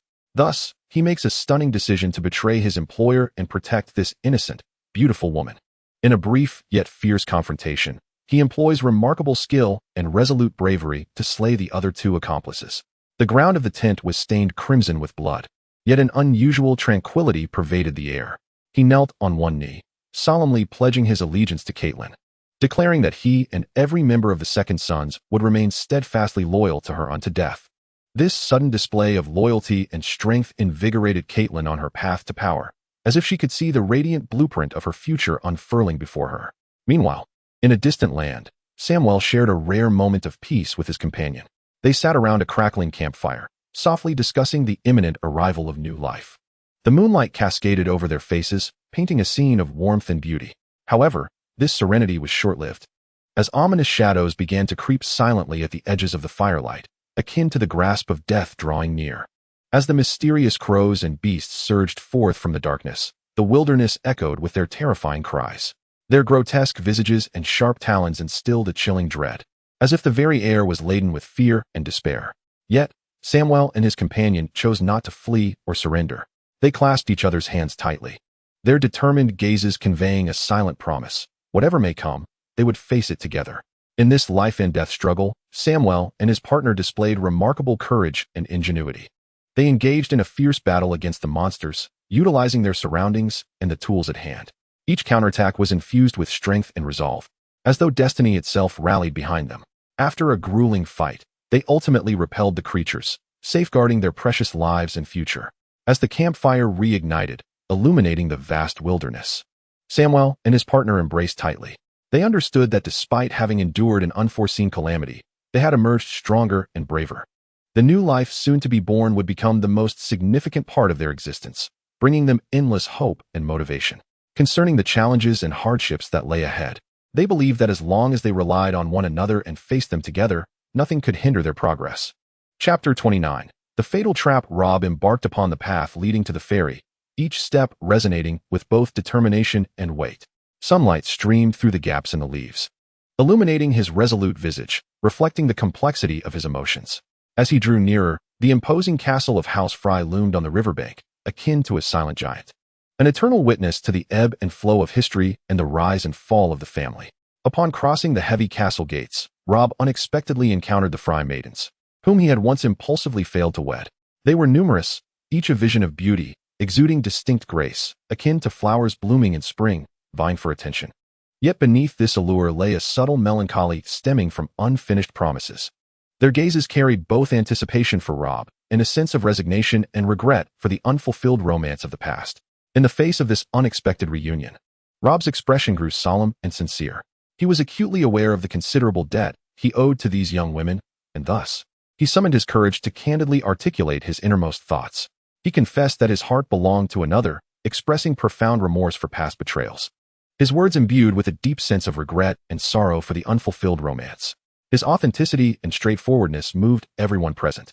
However, Robb did not allow himself to be ensnared by personal emotional turmoil. He understood that his purpose extended far beyond such matters. Consequently, he deftly redirected the conversation towards more significant issues, earnestly beseeching the Stark family and the Fry family to set aside their grievances and unite in their efforts toward the tranquility and prosperity of the North. His rhetoric was earnest and powerful, brimming with hope and anticipation for the future. Upon hearing Robb's earnest entreaty, the head of House Fry began to soften. He recognized Robb's sincerity and determination, perceiving the potential for cooperation between the Stark and Fry families. Thus, he exhibited an unexpected degree of tolerance and understanding, proclaiming his willingness to erase past animosities and collaboratively forge a brighter future. This declaration invigorated all present. Yet, amidst this atmosphere of harmony and joy, a subtle question silently emerged in the hearts of the people. They began to wonder whether the Fry Lord's statement was entirely genuine or if he harbored ulterior motives, biding his time until an opportune moment to act. This doubt lingered like a shadow over everyone's heart, filling Robb with uncertainty and challenges regarding the forthcoming path to peace. Nevertheless, he remained steadfast in his belief that as long as both parties approached each other with sincerity and unity, They could surmount any obstacles and safeguard the tranquility of the north. The impending battle between the Boltons and the Unsullied loomed like a tempest, the atmosphere thick with tension, almost palpable enough to condense into droplets. Both sides were on edge, the air saturated with the acrid scent of gunpowder, as if an earth-shattering confrontation could erupt at any moment. In this precarious moment, an unexpected figure quietly appeared within the Unsullied camp, a traitor from a mercenary band, bearing wounds and weariness, yet harboring a secret that could alter the course of the battle. He claimed to have stumbled upon a secret passage leading deep behind enemy lines. This convoluted route, concealed within the dense forest, could allow an elite force to silently bypass the meticulously arranged defenses of the Unsullied and strike at the heart of their stronghold. Upon hearing this, chaos erupted among the Unsullied. Some were shocked, others skeptical, and many angrily denounced it as an enemy ploy. However, amidst the turmoil, the valiant leader, Grey Worm, displayed extraordinary courage and decisiveness. He understood the urgency of the situation, where every second was critical. Therefore, after carefully weighing the pros and cons, he resolutely chose to trust the traitor's words. He believed this might be a divine opportunity afforded to the Unsullied, a chance to turn the tide and reclaim victory from the jaws of defeat. Under the direct command of the Grey Worm, an elite assault unit swiftly assembled. They traversed a little-known secret passage, moving stealthily like phantoms through the dense forest. After a grueling journey filled with arduous struggles and fierce battles, they successfully circumvented the defenses of Yuan Kai, emerging behind enemy lines. Meanwhile, in a distant land far removed from the battlefield, Samuel was embarking on a heart-stopping journey of escape with an innocent infant. They navigated through a wilderness thick with thorns, each step fraught with uncertainty and peril. The shadows of their pursuers loomed ever closer, while traps and crises sprang forth at every turn. Yet, with unwavering determination for life and steadfast hope, Samuel repeatedly transformed danger into safety, shielding the infant from harm. They crossed vast expanses of desolation and scaled towering mountains, finally reaching the majestic base of the Great Wall. There, they might find a moment of solace and refuge. The Great Wall, like a colossal dragon, meandered across the mountain peaks, guarding this land against external threats. Standing beneath its grandeur, Samuel and the infant gazed in awe, their hearts swelling with emotion and reverence. They understood that the road ahead would be long and arduous. However, as long as love, hope, and courage resided within their hearts, they would undoubtedly triumph over all challenges and adversities, moving towards a brighter future. As the storm threatened to unleash its fury at dusk, the horizon was shrouded in a heavy gloom, reminiscent of the dark wings of ancient demons, slowly obscuring the light. 3 weary travelers, like lonely vessels at the mercy of fate, sought refuge within an ancient and mysterious castle, hoping to find a semblance of peace amid the dual threats of the storm and wild beasts. Bran, the young sage, harbored a maturity and resilience that transcended his years, as if destined to confront such dire circumstances. He closed his eyes, concentrating, as his entire being converged into his gaze, a mysterious power known as vision, surpassing the limits of the physical eye, penetrating the essence of all existence. As Bran's inner strength waned, a peculiar light flickered in his eyes, a spark born of wisdom and fatigue, reflecting the indomitable will within him. In that moment, the mysterious force transformed into invisible chains, binding tightly the massive figure of Adu, who had lost control amidst the thunder, incessantly repeating his name. Under the weight of this power, the figure slowly collapsed, descending into a profound stupor, as if time itself paused at that instant. This sudden turn of events nourished the parched hearts of the travelers like a refreshing spring. They marveled at Bran's strength, deeply grateful for the miraculous turn of fate it bestowed upon them. The impending disaster, which seemed inevitable, was astonishingly averted in that moment. While the pursuit by the wild men appeared to be interrupted by this unforeseen twist, allowing them a brief respite within the castle walls. However, Bran's inner struggle did not cease. He was acutely aware that although his power was formidable, it still had its limits. He yearned to transcend himself, to unleash even more astonishing strength to protect everyone around him. Yet at this critical juncture of life and death, he became acutely aware that altering the grand scheme was beyond the capacity of a solitary individual. Just then, external assistance arrived like a celestial melody. A white wolf, agile and poised, leaped into the castle, its eyes shimmering with wisdom and courage. Simultaneously, a soaring eagle of remarkable stature joined the fray, and together they launched a ferocious assault on the lurking enemies, who watched with predatory intent. The collaboration of the white wolf and the eagle was akin to the most exquisite union of earth and sky. With thunderous might, they shattered the foes, securing a precious space for the weary travelers to survive. This unexpected victory reignited the flickering flame of hope within Bran and his companions. They realized that even in the depths of despair, as long as a glimmer of hope remained, surrender was not an option. The emergence of the White Wolf and the Eagle not only liberated them from the threat of the wild men, but also imparted a profound understanding of the power of unity and courage. Ultimately, through the collective efforts of these young souls, they successfully escaped the clutches of the wild men and discovered a glimmer of survival amidst the tempest's fury. The wedding of Edmure was like a warm ray of sunshine in winter, finally blossoming brilliantly under the eager gaze of the multitude. During the ceremony, every beam of light and every blessing resonated like meticulously woven notes, harmonizing into a symphony of happiness and contentment. The beaming faces of both families reflected one another, while the applause and cheers of the guests rose and fell, conveying their heartfelt approval and best wishes for the newlyweds. However, amidst this celebratory atmosphere, Bran Stark, the young heir, seemed to inhabit a realm apart. His gaze was at times profound, at times flickering, as if he were weathering an internal tempest. Within this storm, he gradually came to recognize an unprecedented power residing within him. This power embodied both the weight of familial responsibility and a commitment to the future of the North.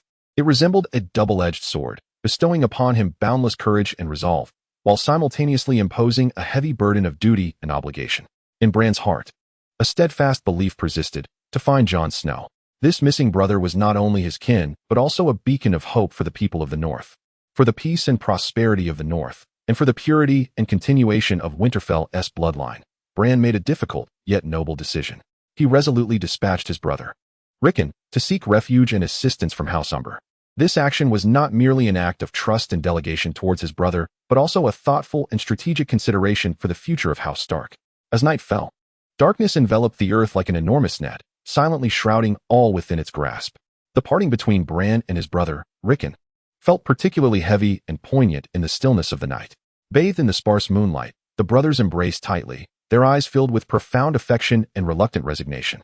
They understood that this farewell might lead to a prolonged separation, yet they also recognized that this was the inevitable fate and responsibility that came with being a member of House Stark.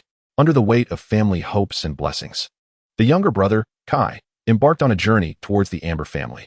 His silhouette gradually faded into the night, yet the unwavering faith and indomitable spirit within him shone like brilliant stars in the firmament. Meanwhile, Bran remained behind, continuing his quest for those lost and undertaking the arduous mission of safeguarding the North. He was acutely aware that the path ahead was fraught with uncertainty and peril, yet he held a firm belief in his own capabilities and wisdom to surmount all tribulations and challenges. For he understood that his struggle was not solely for himself. He fought for the North, for the honor and future of House Stark. The valiant combat of Khaleesi swept over the once impregnable fortress of Yunkai like a tempest, trembling beneath her storm-like might, ultimately yielding to the feet of this queen born amidst the flames of war. As night descended and stars adorned the sky, a grand celebratory wedding feast began to unfold within Yunkai, illuminated by resplendent lights. Within the banquet hall, opulence radiated, with laughter and merriment rising and falling like waves, as if to ignite the entire night sky and transform it into a sea of joy. However, amidst this extraordinary celebration, Robb's wife found herself as though adrift in another realm. In her gentle eyes flickered a blend of unfamiliarity and unease, reminiscent of a traveler lost in a lavish dream. Within her heart lay both pride in her husband's triumph and a twinge of anxiety regarding this alien environment. Most concerning was the new life blossoming within her, the future hope and legacy of House Eddard. This heavy joy and anticipation filled her with a tumult of emotions. Yet, fate seems to delight in playing cruel tricks at the most blissful moments. Just as everyone reveled in the joy of victory and the festivities of the wedding, an unforeseen storm mercilessly swept through this sea of happiness. A shocking transformation quietly descended, shrouding all light and hope like clouds obscuring the sun. Robb's pregnant wife faced a tragic assault before the eyes of all, her life's bloom snuffed out before it had the chance to flourish. This dreadful news struck every heart like a thunderclap, instantly shattering all celebrations and tranquility. The camaraderie and harmony among the guests evaporated in an instant, replaced by an abyss of rage and hatred. The once joyful atmosphere of the banquet hall was overtaken by a heavy scent of blood. Laughter was drowned out by screams and wails, as innocent guests fell victim to the brutal carnage, their lives extinguished like fragile candle flames in the encroaching darkness. Even the wolves, imprisoned within their cages, could not escape the clutches of this calamity, their helpless eyes filled with terror and despair. They too became innocent victims of this tragedy. The entire wedding venue was engulfed in a shadow of death, the air thick with the stench of blood and despair. Fear and anger etched themselves upon the faces of the people as they exchanged glances, unsure of how to confront this sudden upheaval. Amidst the relentless fury of the storm, the city of Yuan-Kai once again succumbed to chaos and turmoil, rendering Kalishi's victory and glory seemingly dimmed in that moment. The Stark family, once resplendent in their former glory, now finds themselves at a historical crossroads, confronting unprecedented challenges and crises. Their fate hangs precariously like a candle flame in a tempest, wavering and poised to extinguish at any moment. The root of this calamity lies in the treachery of a young lord within their ranks. Robb's reckless decision not only plunged him into an irretrievable abyss, but also indirectly incited their ally, Walder, to turn against them. On that tempestuous night, the entire North was shrouded in a veil of gloom. Robb's mother, a woman renowned for her strength and gentleness, faced with the life and death of her family, chose the most resolute course of action. She drew forth a sharp blade, its cold gleam flickering in the night, seemingly foreshadowing the impending storm. With unwavering resolve, she pressed the blade against the throat of Walder's newlywed wife, invoking her maternal authority to make a final plea to Walder. Her gaze bore both desperation and determination. Her voice, though soft, carried the weight of her heartfelt request. She implored Walder, as a mother, to grant her son Robb reprieve from this senseless strife. In a display of sincerity and resolve, she even vowed never to seek vengeance. Yet, Walder's response was as frigid as ice, dismissively stating that the loss of a wife was merely a transition in life, one he could easily replace. He showed no inclination to pity or intervene in the Stark family's fate. This finality shattered the last glimmer of hope in Robb's mother. She realized she could no longer secure any chance of survival for her son. As the situation rapidly deteriorated, the head of the Lannister family, a leader known for his iron-fisted rule, finally revealed his predatory nature. He directed the cold edge of his sword towards Robb, ending the brief yet illustrious life of the young lord. Robb's fall was not merely a personal tragedy. It struck a significant blow to the Stark family. In the midst of this maelstrom of chaos and slaughter, Robb's mother too met with a tragic fate. She exemplified the greatness and selflessness of maternal love, her life akin to withering leaves, silently merging into the blood-stained earth. The demise of a sovereign heralded the conclusion of an era for the Stark family. Their glory and splendor appeared to dissolve into the past, leaving only an abyss of sorrow and suffering. Yet, it is precisely this pain and grief that render the Stark family's tale all the more profound and poignant.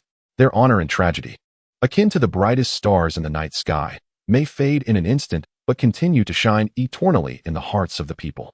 The legacy of this family, their valor and resilience, will forever be etched in memory. Chapter 30. The reign over Yuan-Kai. The shadow of slaughter loomed like an immense net, tightly ensnaring this vast expanse of land, enveloping every inch of territory and deeply imprinted upon the hearts of every survivor, becoming an indelible nightmare. In the shadow, an endless lament and wailing seemed to linger, refusing to dissipate. Even the most radiant sunlight fails to penetrate this thick shroud of gloom, bringing forth a flicker of warmth and hope. And there stands Ward, once a concealed mover in the darkness, now astonishingly ascending to the pinnacle of the North, crowned as the new sovereign. His transformation is so remarkable that many find it hard to believe. As if overnight he has metamorphosed from an inconspicuous shadow into the dominator of this land. Yet, his coronation has not come without a price. It marks a brutal cleansing of the Stark family, an unimaginable catastrophe that defies description.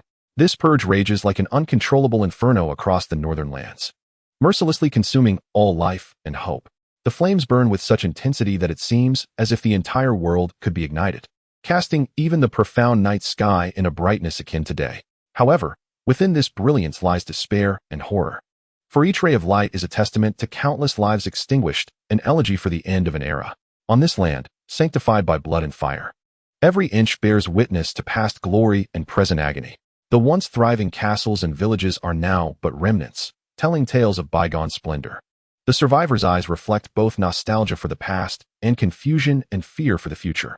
Yet, despite this, they refuse to relinquish their struggle. Within them burns an unyielding flame, vowing to reconstruct their homeland from the ashes and welcome the dawn of a new order. This is not merely a change of power, but a profound purification of the soul. In the aftermath of this calamity, the people of the North will cherish the hard-won peace and tranquility, stepping resolutely toward the future. Ward, the new sovereign, will confront unprecedented challenges and trials. Whether he can lead the North out of the shadows and into the light remains uncertain. Nonetheless, This brutal cleansing has irrevocably become a part of history, forever etched in the hearts of the northern people, fueling their relentless march forward. During the moments shared between Tyrion and Sansa, the air was imbued with a rare sense of ease and joy. They seemed to momentarily forget the surrounding intrigues and conflicts, finding solace in each other's presence.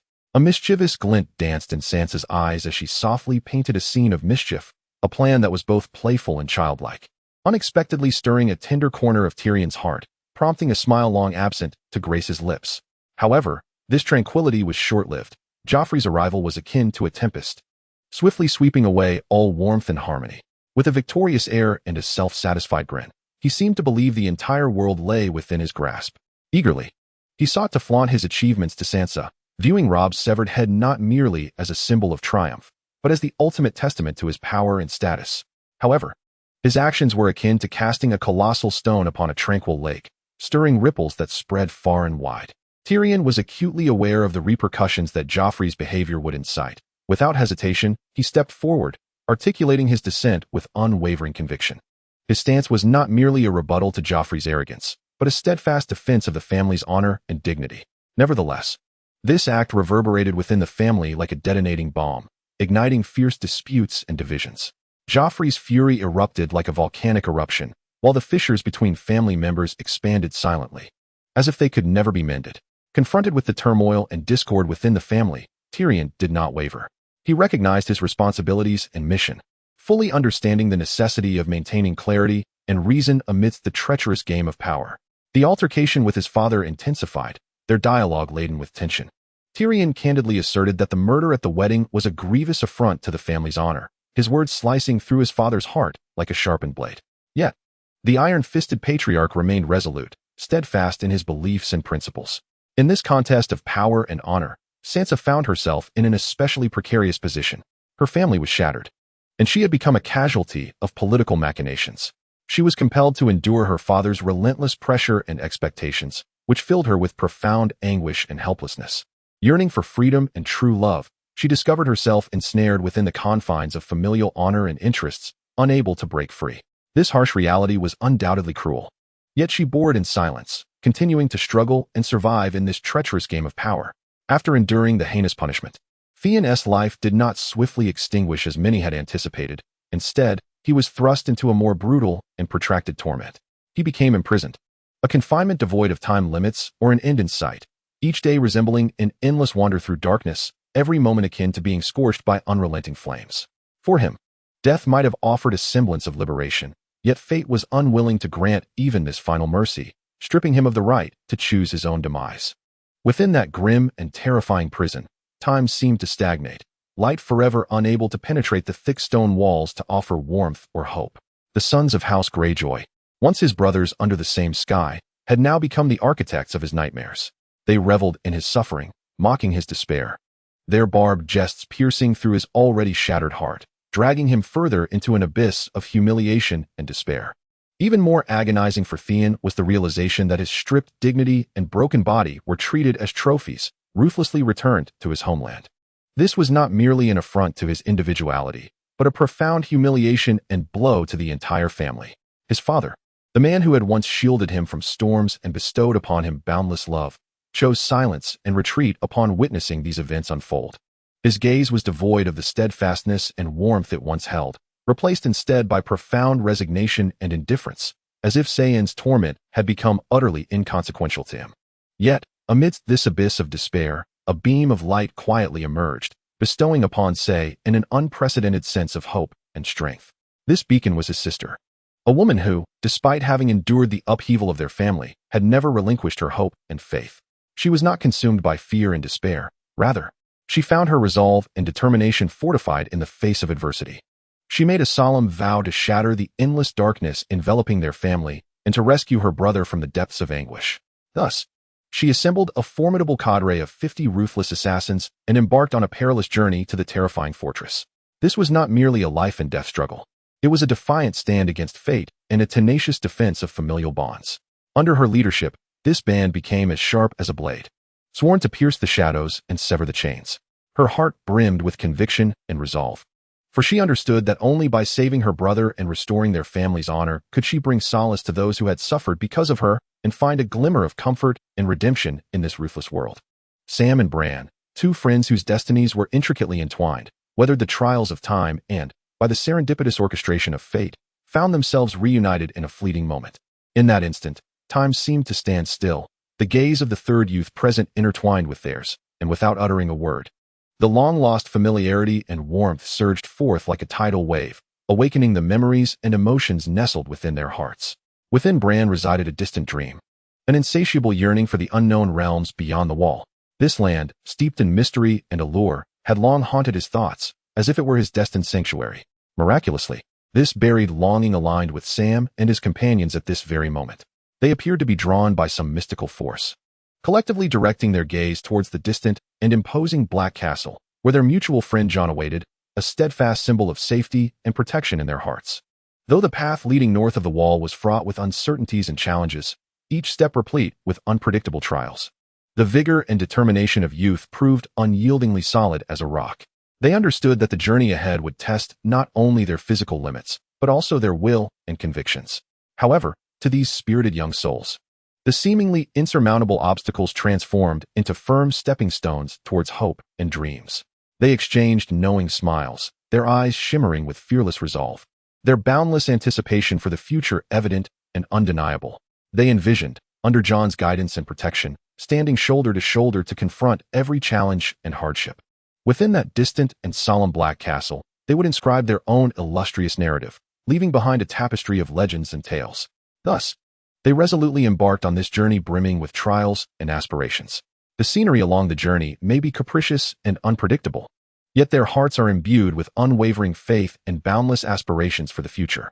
They understand that as long as dreams reside in their hearts, light gleams in their eyes, and strength propels their steps, nothing can hinder their advance. In the days to come, they shall demonstrate through their toil and perseverance that their camaraderie, courage, and conviction are more resilient than any adversity they may face. In the dim and damp confines of a prison cell, the fates of the ill-fated souls, Jandeli and Davos, converge due to the capricious hand of destiny. Their gazes intersect in the muted light, akin to two solitary stars embracing each other as they withstand the relentless darkness and despair. This unexpected intimacy allows them to find solace and support in one another amidst their suffering, weaving their stories into a symphony of courage and hope. Meanwhile, in another corner, Shireen's heart is ensconced in the icy grip of winter's chill, her world devoid of color in the absence of Tyrion. Whaley's arrives, bearing a resplendent diamond, hoping to illuminate the shadows cloaking Shireen's heart with material brilliance. Yet, he fails to realize that this temptation pales in comparison to the steadfast love Shireen harbors for Tyrion. Her gaze remains unwavering, filled solely with endless longing and loyalty for him. Her words, sharp as a blade, sever all of Whaley's illusions, as she firmly declares that only Tyrion's will can dictate her fate. This profound affection and resoluteness stand as a refreshing current amidst the treacherous game of power, evoking deep emotion. Elia's flight is fraught with thorns and tears, as she carries the weight of her family's deep-seated vengeance, each step laden with immense gravity. However, fate seems unwilling to grant her respite, bringing her face to face once more with the adversary who has irrevocably altered her life. In this moment, Elia's eyes no longer reflect the fragility and confusion of yore. Instead, they blaze with the fiery wrath of revenge. Transformed, she embodies the relentless goddess of vengeance, vowing to wield her sword to restore justice for her kin. This sudden confrontation not only tests Elia's courage and resolve, but also marks an essential path toward her maturity and transformation. Upon learning of his family's tragic fate, Jon's heart is wrenched in agony. Waves of grief and helplessness crash over him, threatening to engulf him. He opts for a path less traveled, planning in solitude and resolutely taking steps to escape the place steeped in painful memories. Yet, this decision, akin to a razor's edge, deeply wounds Ygritte's heart. She cannot comprehend Jon's resolute stance, nor can she accept this abrupt farewell.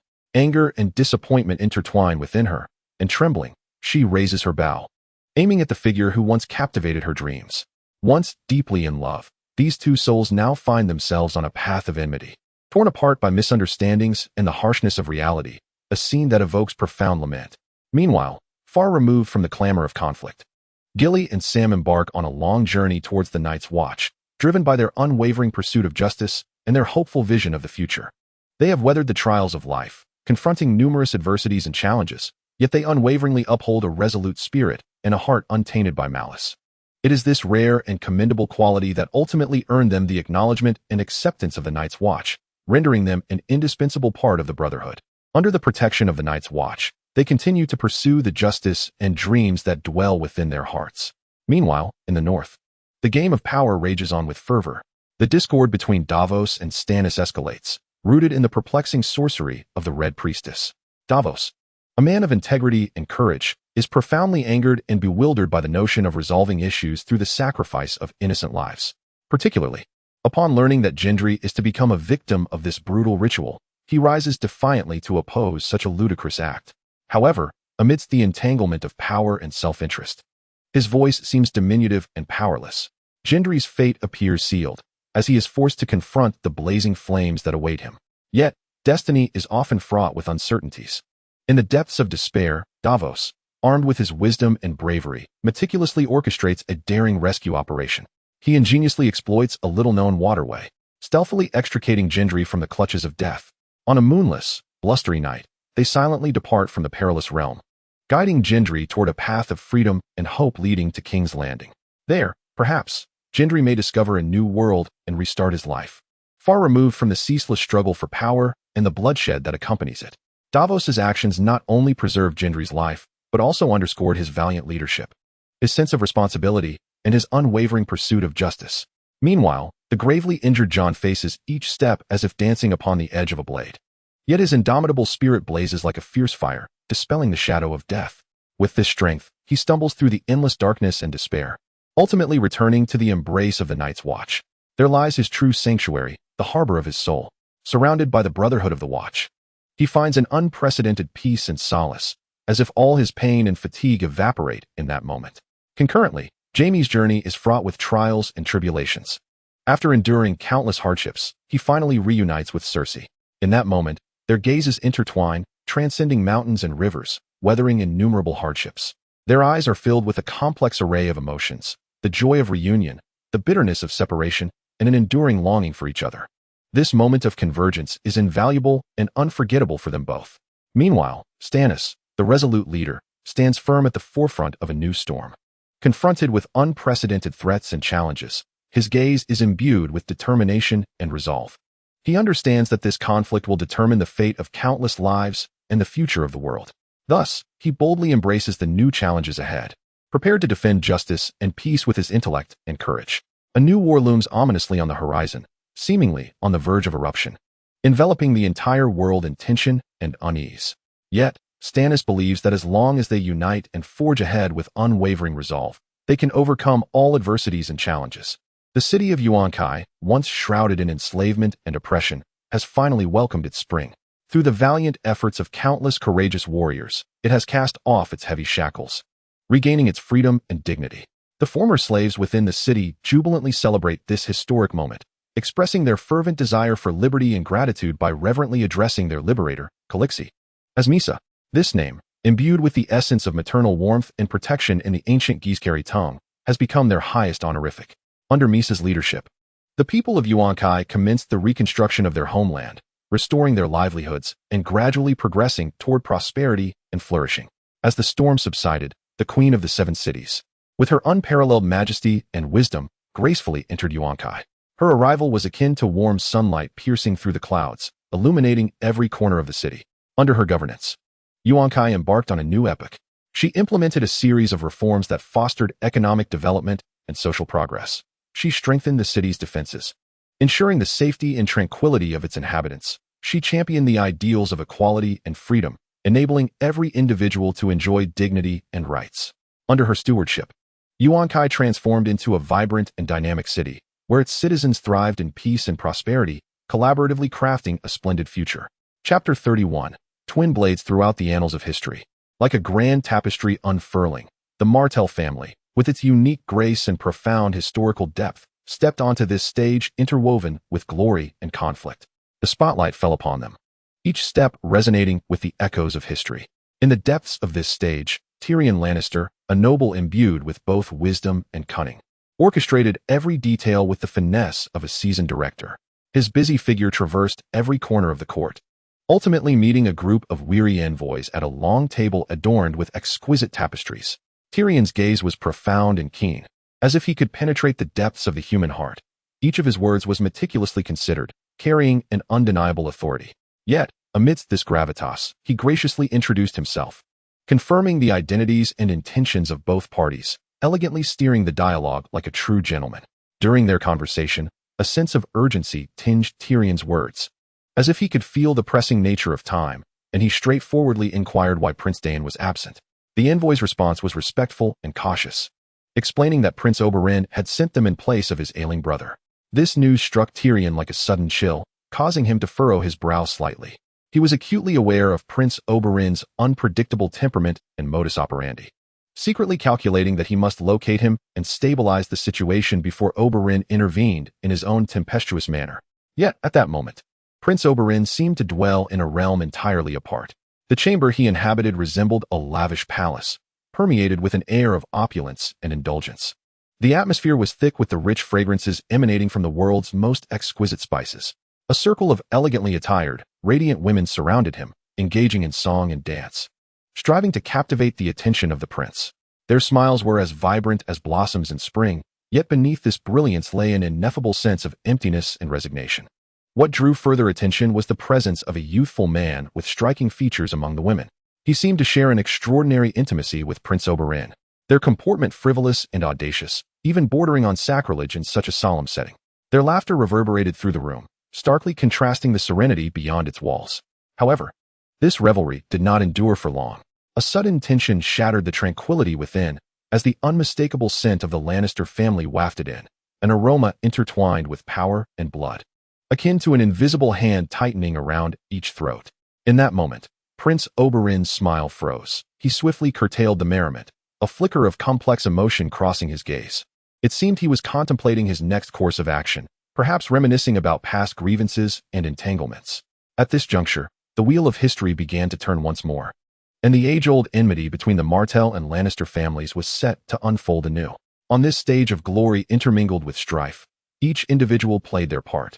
Yet the ultimate outcome remained a mystery. Perhaps only time could reveal the answer. Finally, Oberyn stepped through the heavy door. The atmosphere on either side taut as a drawn bowstring, as if the slightest touch could ignite fierce conflict. A palpable hostility thickened the air, nearly suffocating.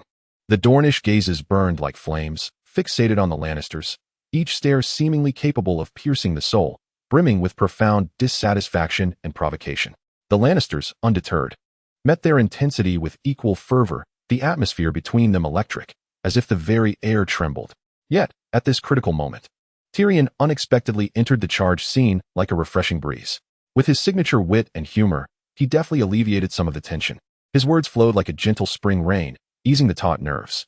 He exuberantly expressed his warm welcome for both parties, as if the surrounding animosity and conflict were of no concern to him. Observing this, Oberyn seized the opportunity to introduce his mistress, Illyria, to Tyrion. Their interaction seemed to unfold as a silent contest, their eyes locking yet maintaining a delicate distance. Both harbored a sense of wariness and suspicion towards one another, yet, to some extent, they achieved a subtle understanding.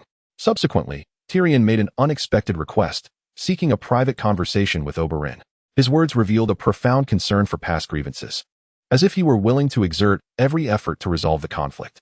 Upon hearing this, Oberyn's eyes flashed with determination. He was acutely aware of the grave responsibility he bore, and he must seek justice for his family. Regardless of the arduous path ahead, he would steadfastly continue forward. On the other hand, Khaleesi's mood was as heavy as a sky shrouded in dark clouds. Her yearning to tame dragons burned fiercely, yet the task resembled the treacherous ascent of a perilous peak. She understood her insignificance and powerlessness before these magnificent beasts, yet she had never relinquished her pursuit of dreams. Sir Balistan, her capable aide, displayed remarkable talent in managing the army. However, Grey Worm was discovered by Khaleesi in a gambling scheme, where the stakes were the honor of riding alongside her. This revelation elicited both exasperation and amusement from her. She was well aware of Grey Worm's loyalty and admiration, yet she could not condone such a breach of military discipline. Meanwhile, a cloud of sorrow enveloped Tyrion's home. His wife, beset by troubles, had lost her appetite and appeared haggard. Tyrion watched with a heavy heart. He approached her gently, whispering words of comfort. He promised to alleviate her burdens and help her rediscover hope and courage in life. Far away on the battlefield, The army of the Unsullied commenced a new round of brutal interrogations. The air was thick with the stench of blood and despair, sending shivers down one's spine. The tragic fate of the dismembered Colin amplified this despair to its zenith. His death filled the Ranger John with profound grief and rage. He understood the necessity of fortitude in the face of even harsher interrogations and trials. He candidly articulated the urgency of the situation and implored for his release so he could engage in the more pressing battle. His resolve and bravery moved all who heard him. In the radiant dawn of John's vindication, he finally broke free from his shackles, regaining the wings of freedom.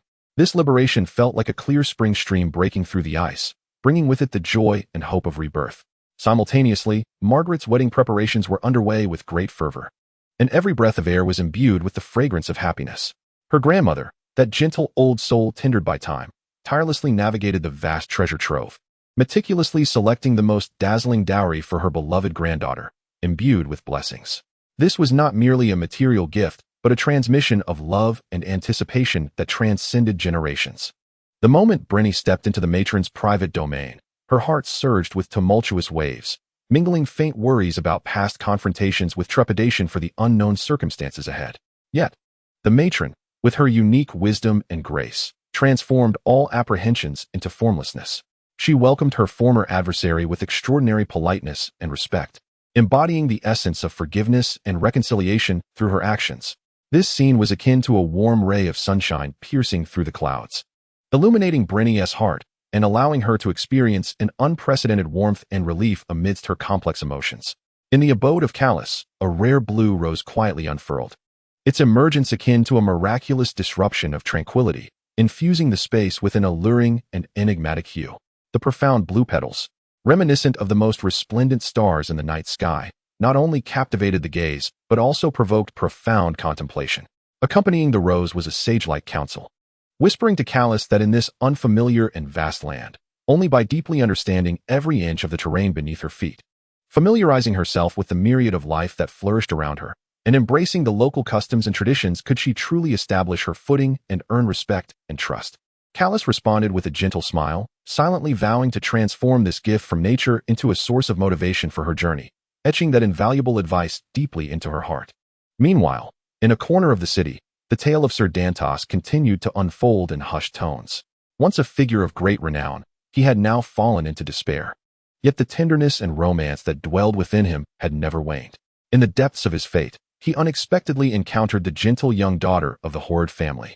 As if fate itself had orchestrated their meeting, he tenderly offered her a cherished necklace, which was not merely an ornament gleaming with the luster of past glories, but also a poignant reflection of his deep-seated nostalgia for the glorious days gone by. The young girl gazed at him, her eyes shimmering with complex emotions, both astonishment and gratitude for the unexpected gift, as well as profound sympathy and admiration for the once great, now forlorn nobleman. In that moment, time seemed to suspend, revealing a warmth and understanding that transcended time and social standing. Chapter 32. The Royal Wedding. Ramses, the merciless hunter, alongside his loyal hound, prowled like a phantom of the night, relentlessly pursuing the trail of Azu. Their speed was as if propelled by an invisible force, intent solely on cornering their prey. Miranda, Ramses's adept assistant, exhibited unparalleled archery skills when her lethal arrow sliced through the air, piercing Azu's leg with unerring precision. The tension of the chase reached its zenith. Following closely, the hound unleashed its primal instincts upon the wounded Azu, inflicting a brutal mauling that elicited spine-chilling cries, rendering the scene so harrowing that even the strongest hearts would tremble. Meanwhile, far removed from this sanguinary spectacle, Jaime and Tyrion sat together by the warm glow of the hearth, partaking in a rare dinner. However, for Jaime, this tranquility and warmth were shrouded by an ineffable sorrow. The arm severed by Ramses not only marked a physical loss, but also a wound in his spirit that would forever remain unhealed. Tyrion, wise and loyal, keenly sensed Jaime's inner turmoil and anguish. He understood that only steadfast conviction and relentless effort could guide Jaime out of this shadow. Thus, he illuminated a beacon of hope for Jaime with his words, urging him to rise anew and, with his left hand, to rewrite the narrative of his own illustrious tale. He had deliberately arranged for James to practice swordsmanship alongside Boron, hoping that through the crucible of combat, James could reclaim the lost courage and strength within him. Meanwhile, within the ominous confines of the terrible castle, Luce and his wife returned, adding an air of gravity and oppression to this forbidding place. Ramsay, The eager bastard son, striving to prove his worth, resorted to the most extreme and cruel methods to showcase his capabilities to his father. He regarded Theon as nothing more than a mere plaything, mercilessly stripping away his flesh to assert his authority and coldness.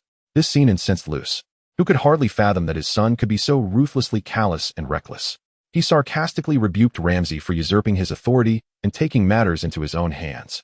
Yet Ramsay remained unfazed, driven solely by a thirst for power and disdain for the weak.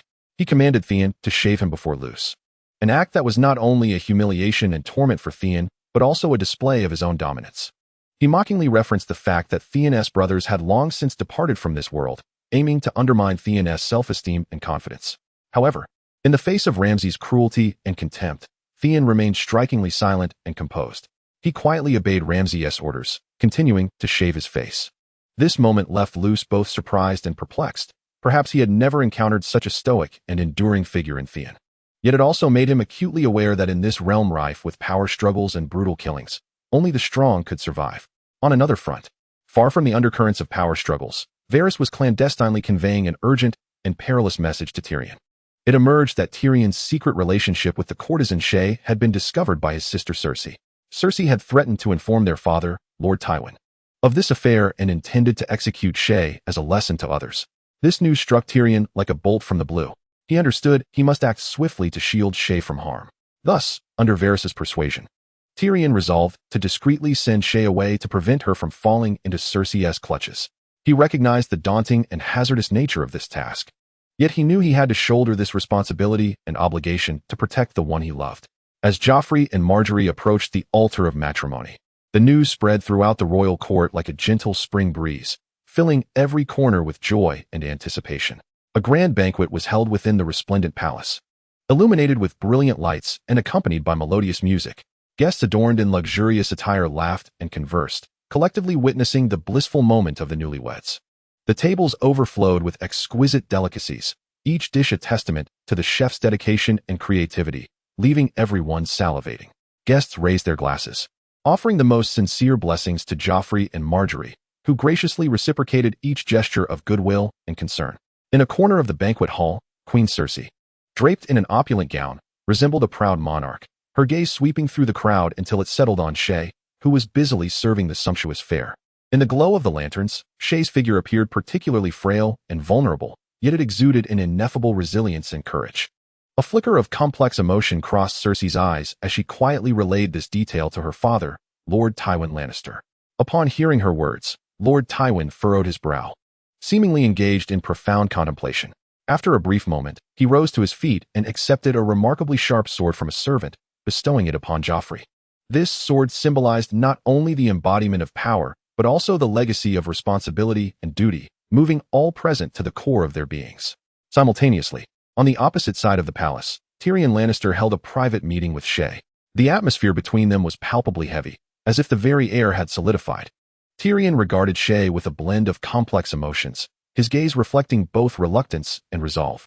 Aware that the bond between them could no longer endure, he resolved to make a painful sacrifice, arranging for her an escape to a new life. He enlisted Podrick as her escort, sending Shae to the distant shores of Pentos, hoping she would find her own path there. Meanwhile, at the far end of the palace, the Red Priestess Melisandre was conducting a shocking ritual.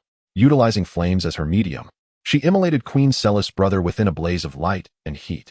This scene left all witnesses in shock and fear, yet the queen remained unmoved, even displaying a hint of satisfaction.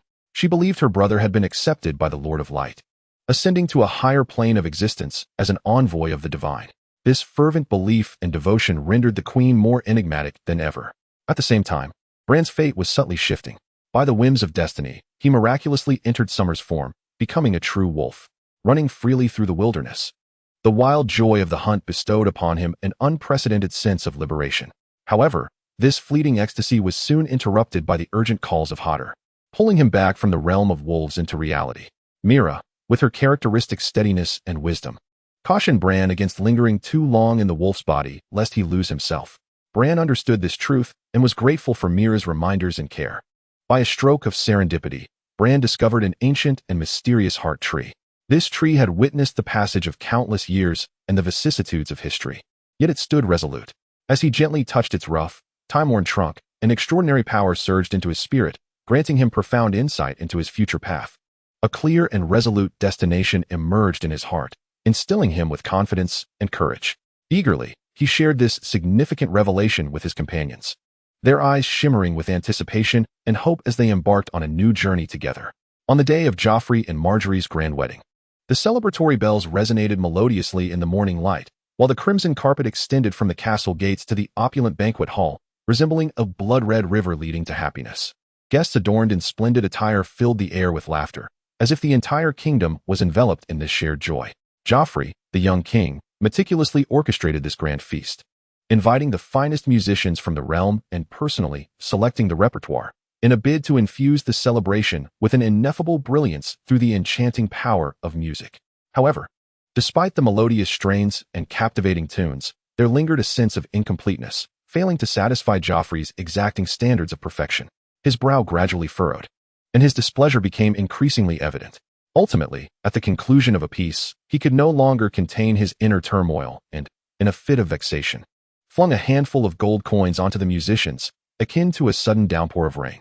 This unexpected shower of coins not only served as a repudiation of the musician's craft, but also manifested Joffrey's arrogance and capriciousness, abruptly concluding what he deemed an imperfect performance. Meanwhile, Marjorie, the gentle and wise bride, made a profoundly moving decision at the height of the festivities. Rising from her seat, with a voice both tender and resolute, she proclaimed her intention to generously bestow all the exquisite delicacies of the banquet upon the most impoverished citizens of the realm. Upon hearing this, the guests cast admiring glances her way, deeply touched by Marjorie's compassion and generosity, their respect for the new queen blossoming. In another corner of the banquet hall, Queen Cersei engaged in a heartwarming exchange with Brienne. Gratefully clasping Brienne's hand, Cersei expressed her gratitude for rescuing her brother, Jaime, in a time of peril. Brienne humbly acknowledged the praise, yet her eyes betrayed a profound concern and admiration for Jaime. Observing this, Cersei smiled subtly, as though she had already discerned Brienne's understated affection for Jaime, finding solace in the connection between the hero and the knight.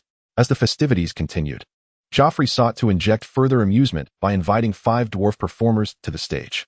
Dressed in vibrant attire, they enacted a whimsical drama of 5 kings vying for supremacy, their exaggerated expressions and comical antics eliciting uproarious laughter from the gathered guests, elevating the atmosphere to a fever pitch.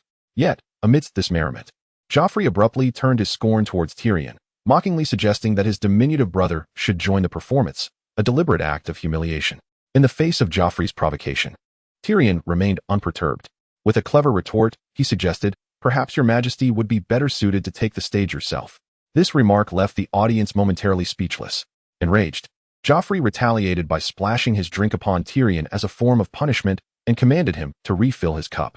In the ensuing chaos, a colossal pie captured everyone's attention. However, this was no mere dessert spectacle. Joffrey forcibly detained Tyrion and Sansa, demanding that Tyrion pour him another drink. Though begrudgingly compliant, Tyrion executed the command.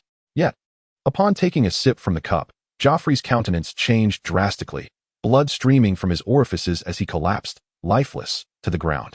The banquet was instantly engulfed in pandemonium and terror. Witnessing this tragic scene, Cersei was consumed by a tumult of grief and despair. She firmly believed that it was Tyrion who had covertly poisoned the wine in an attempt to assassinate Joffrey. In that moment, hatred and suspicion loomed over the grand hall like ominous clouds.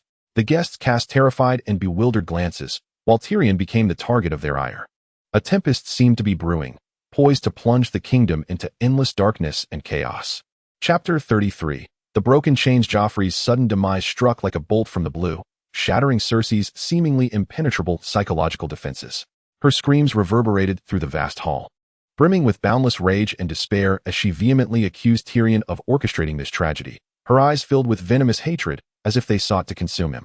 Impatiently, she commanded the guards to spring into action, to search for Sansa, who had just been present, in hopes of unearthing any evidence that could incriminate Tyrion. However, her fury and impulsiveness seemed to cloud her judgment, blinding her to the truth of the matter. Meanwhile, Tywin, the astute politician, reacted swiftly with an air of undeniable authority. He ordered the capital to be locked down, ensuring that every potential suspect would be unable to escape this unforeseen upheaval. His command enveloped the city like an invisible net, instilling a sense of oppression and unease.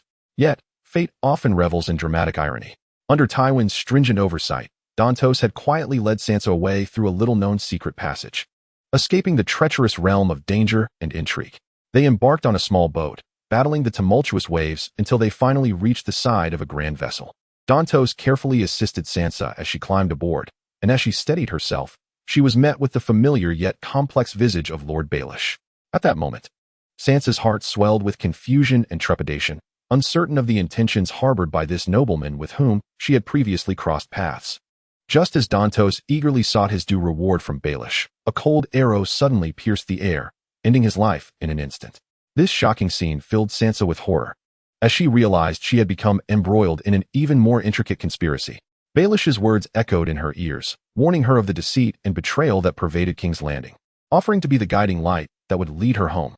Meanwhile, within the hallowed halls of the Red Keep, the atmosphere was heavy and solemn. Tywin, Tommen, and Cersei sat by Joffrey's cold corpse, their faces etched with sorrow and resolve. Tywin conveyed a harsh truth to Tommen. With Joffrey's passing, the weight of the crown would now rest upon his young shoulders. Though still innocent, Tommen's voice rang out with unwavering determination as he vowed to become a king imbued with wisdom and courage.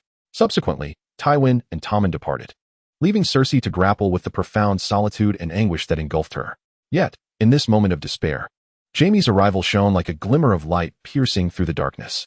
He endeavored to warm Cersei's cold heart in his own way. Cersei vowed to exact vengeance for Joffrey, intending to take Tyrion's life, yet Jaime, with a calm demeanor, urged her to maintain her composure and await the outcome of the trial. Amidst the tumult of emotions, the boundaries between them gradually blurred, ultimately leading to a profound entanglement within the sacred space of the Sept, where they found solace in one another. This complex relationship served as a catharsis for their feelings, as well as an escape from the harsh realities they faced. Arya's heart burned with an insatiable fire, as she anxiously questioned Sandor, each step seeming to tread upon an uncharted, thorny path, yearning for a definitive answer, a beacon to guide them through this vast journey. However, Sandor's resigned shake of the head extinguished the flickering flame of hope within her. His hands were empty, devoid of any map to illuminate their way, leaving only the shared confusion and trepidation reflected in their eyes. Just as despair began to cast its shadow, a twist of fate quietly unfolded. A father and daughter entered their world like a ray of sunshine on a winter's day, warm and gentle. In that moment, Arya's wit shone brightly. She deftly wove a delicate yet authentic lie, seamlessly integrating Sandor into a fabricated family narrative of a father and daughter, displaced by misfortune yet relying on each other for support. At the dinner table, the flickering candlelight illuminated a scene of warmth and harmony among the four. Arya and Sandor poured their gratitude and humility into every subtle gesture and glance, embodying the very essence of that unfortunate father-daughter duo, graciously accepting the gifts of fate. The kindness and warmth of the father and daughter were akin to the comforting glow of a hearth in winter, thawing their frost-bitten hearts and rendering this unexpected kindness all the more precious. Yet, as night fell and stars adorned the sky, a cloud of gloom silently crept into Sandor's heart. He discreetly probed the financial circumstances of the father and daughter, and upon discovering their remaining wealth, a hidden greed stirred within him. A trace of cunning flickered in his eyes, as if he had already begun to devise a scheme to appropriate their riches for himself. Ultimately, swayed by the father and daughter's earnest invitation, Arya and Sandor chose to stay the night. However, this decision marked the beginning of an unfortunate misstep, foreshadowing the events to come. The following morning, as the first rays of sunlight broke through the clouds, a sudden wailing shattered the tranquility and harmony like thunderclaps. Arya awoke to a scene that left her in disbelief. Sandor had turned on the benevolent father, forcibly seizing their money. A tempest of anger and disappointment surged within Arya. She was enraged by Sandor's ruthless heartlessness and disheartened by his ability to betray those who had offered them kindness so easily. She attempted to awaken his conscience with words, yet was met with nothing but cold indifference and scornful mockery. In that moment, she glimpsed the darkest facets of humanity, an unmasked selfishness and greed revealed in times of adversity.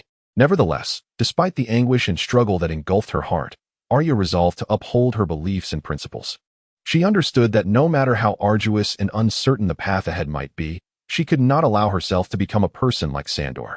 She was determined to demonstrate through her actions that in this world, kindness and justice are eternally more precious and powerful than selfishness and greed. Oberyn found himself amidst a dazzling and cacophonous brothel, filled with a myriad of laughter and clamor, resembling a living ukiyo-e. He relished this rare moment of relaxation, temporarily casting aside the tumult of the outside world. However, fate seemed to delight in striking when one least expects it. As Lord Tywin's imposing figure unexpectedly intruded upon this revelry, his gaze was as profound as the night sky, and his tone exuded an undeniable calmness as he directly posed a question to Oberyn that could alter the course of his destiny. Would he be willing to serve as the crucial judge in the forthcoming trial of Tyrion? This inquiry was akin to a stone cast into a tranquil lake, instantly creating ripples that disrupted Oberyn's previously serene existence. Meanwhile, on the other side of the city, in a dark and damp dungeon, Podrick hurriedly approached Tyrion's cell, cradling a meager meal. His presence infused a barely perceptible warmth into the frigid air. Upon seeing Podrick, Tyrion's eyes seemed to ignite with hope as he eagerly sought news about Shae. Yet, Podrick could only shake his head in helplessness, indicating that he too had lost track of Shae. This disappointment weighed heavily on Tyrion, like a winter gust that made it difficult to breathe, as if a great stone were pressing upon his chest. Despite Tyrion's despondency, Podrick continued to relay an even more shocking piece of information. The list of judges for his trial included the formidable names of Tywin, Mace, and Oberyn. This revelation struck Tyrion like a bolt from the blue, causing a flash of complex emotions to flicker in his eyes. He was acutely aware that he faced unprecedented challenges and dilemmas, yet he remained steadfast in his belief in his own innocence. He candidly expressed that while he harbored no fondness for Joffrey, indeed, he felt revulsion, he absolutely lacked the motive or courage to commit murder. He yearned for Sansa to testify on his behalf, but Podrick delivered a harsher reality. Sansa had fled King's Landing and was now missing. Tyrion's thoughts began to race as he sought to unravel the truth behind Joffrey's death from the various threads of information available to him. He keenly sensed that this murder might conceal deeper conspiracies and power struggles. Gradually, he directed his suspicions toward the powerful figures of Tywin or Cersei. In a bid to clear his name, he resolved to send Podrick to seek out Jaime, the brother he had always held in high regard. He hoped Jaime could provide compelling evidence to affirm his innocence. Simultaneously, he was acutely aware of the dangers and uncertainties surrounding him. He feared for Podrick's safety due to his own predicament. Thus, he urged Podrick to act swiftly and vacate the perilous King's Landing. In the distant city of Meereen, Daenerys had just set foot upon this ancient and enigmatic land. However, her arrival was met not with the warm welcome and respect of the locals, but rather with the forceful attempts of the city's guardians to assert their authority and inviolability. Undeterred by such provocations, Daenerys exhibited neither fear nor retreat. With calm resolve, she commanded her army and dispatched her valiant warrior, Dario, to confront this unexpected challenge. Agile and fearless, Dario swiftly severed the head of the Guardian, securing an initial victory and prestige for Daenerys. This triumph not only solidified her foothold in Meereen, but also established her majesty and authority in the hearts of the local populace. Subsequently, a more spectacular spectacle unfolded above the city. The catapults roared as they hurled massive barrels towards the sky, which traced elegant arcs before crashing to the ground. As the barrels shattered, the hidden collars within scattered across the earth, heralding the joyous announcement of the slaves' complete liberation by Daenerys. This scene resonated throughout every corner of Meereen, heralding the dawn of a new era. In this new age, the enslaved would no longer endure oppression and exploitation. They would possess rights to freedom and equality, as well as dignity. Daenerys would emerge as the leader and protector of this new epoch, continuing her battle for freedom and justice until the entirety of Westeros basked in the warmth of peace and enlightenment. Chapter 34. The Oathkeeper. The scene of Grey Worm and Missandei engaged in study felt like a tranquil prelude, foreshadowing the tumultuous waves about to be unleashed. As Daenerys entered the room, bringing with her the light of liberation, she declared that Grey Worm could embark on a new journey, thus commencing a magnificent epic concerning freedom and justice. Grey Worm, a former slave warrior, driven by a fervent yearning for freedom, led his brethren through the dark sewers. Quietly entering the city, confronted by the shackled slaves within, his words pierced through their hearts like a sharpened sword. Dispelling their fear and despair, a single day of freedom surpasses a lifetime of chains. This proclamation served not only to inspire the enslaved, but also to profoundly articulate the value of freedom. Grey Worm understood that only by breaking free from bondage could one truly attain dignity and worth in life.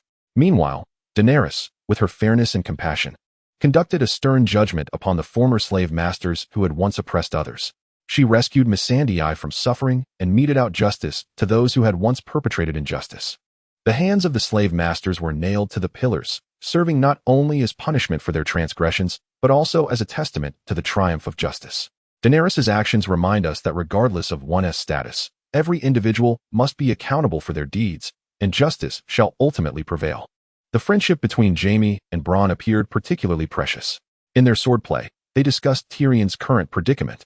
Bronn's assertion that the one who killed Joffrey was not Tyrion silenced Jaime's lingering doubts. With concern and trust for his friend, Jaime went to the prison to visit Tyrion. Confronted with Jaime's inquiries, Tyrion's response was imbued with both resignation and resolve. He vehemently denied having killed Cersei's child, candidly stating that the pertinent question should be whether he had slain their offspring. This statement not only unveils Tyrion's inner turmoil and struggle, but also illuminates his complex sentiments towards family and kinship. Jaime, wishing to assist Tyrion in extricating himself from his predicament, soon realizes his impotence. He persistently inquires if the murderer was Sansa, yet Tyrion fervently denies it. This moment reveals the intricate humanity and emotional entanglements inherent in the power struggle. Tyrion's denial serves not only as a shield for Sansa, but also as a reluctant acceptance of his own fate. In the game of power, each individual battles for survival and dignity, while truth often lurks beyond layers of obscurity. The dialogue between Jaime and Tyrion constitutes a profound exploration of humanity and emotion. In this realm rife with power struggles and the barter of interests, we still witness those who strive for freedom and justice. Their actions convey a poignant message. Regardless of the circumstances, one must uphold their inner convictions and pursuits, and no matter the adversities faced, one must bravely stand for justice. Only through such valor can we authentically attain the dignity and worth of life. Each person is both a pawn and a player, involuntarily or voluntarily entangled in this war devoid of gunpowder, making choices for survival, power, and love. Today, we shall narrate the choices and destinies faced by several pivotal characters within this game. Sansa, once the Maiden of the North, has now become a victim of power. When she inquires of Peter where he intends to take her, the answer is a journey to Lisa. What secrets and conspiracies lie behind this response? When Sansa musters the courage to question Peter about whether he played a role in Joffrey's demise, his answer is cold and blunt. Someone as unreliable as Joffrey deserves to die.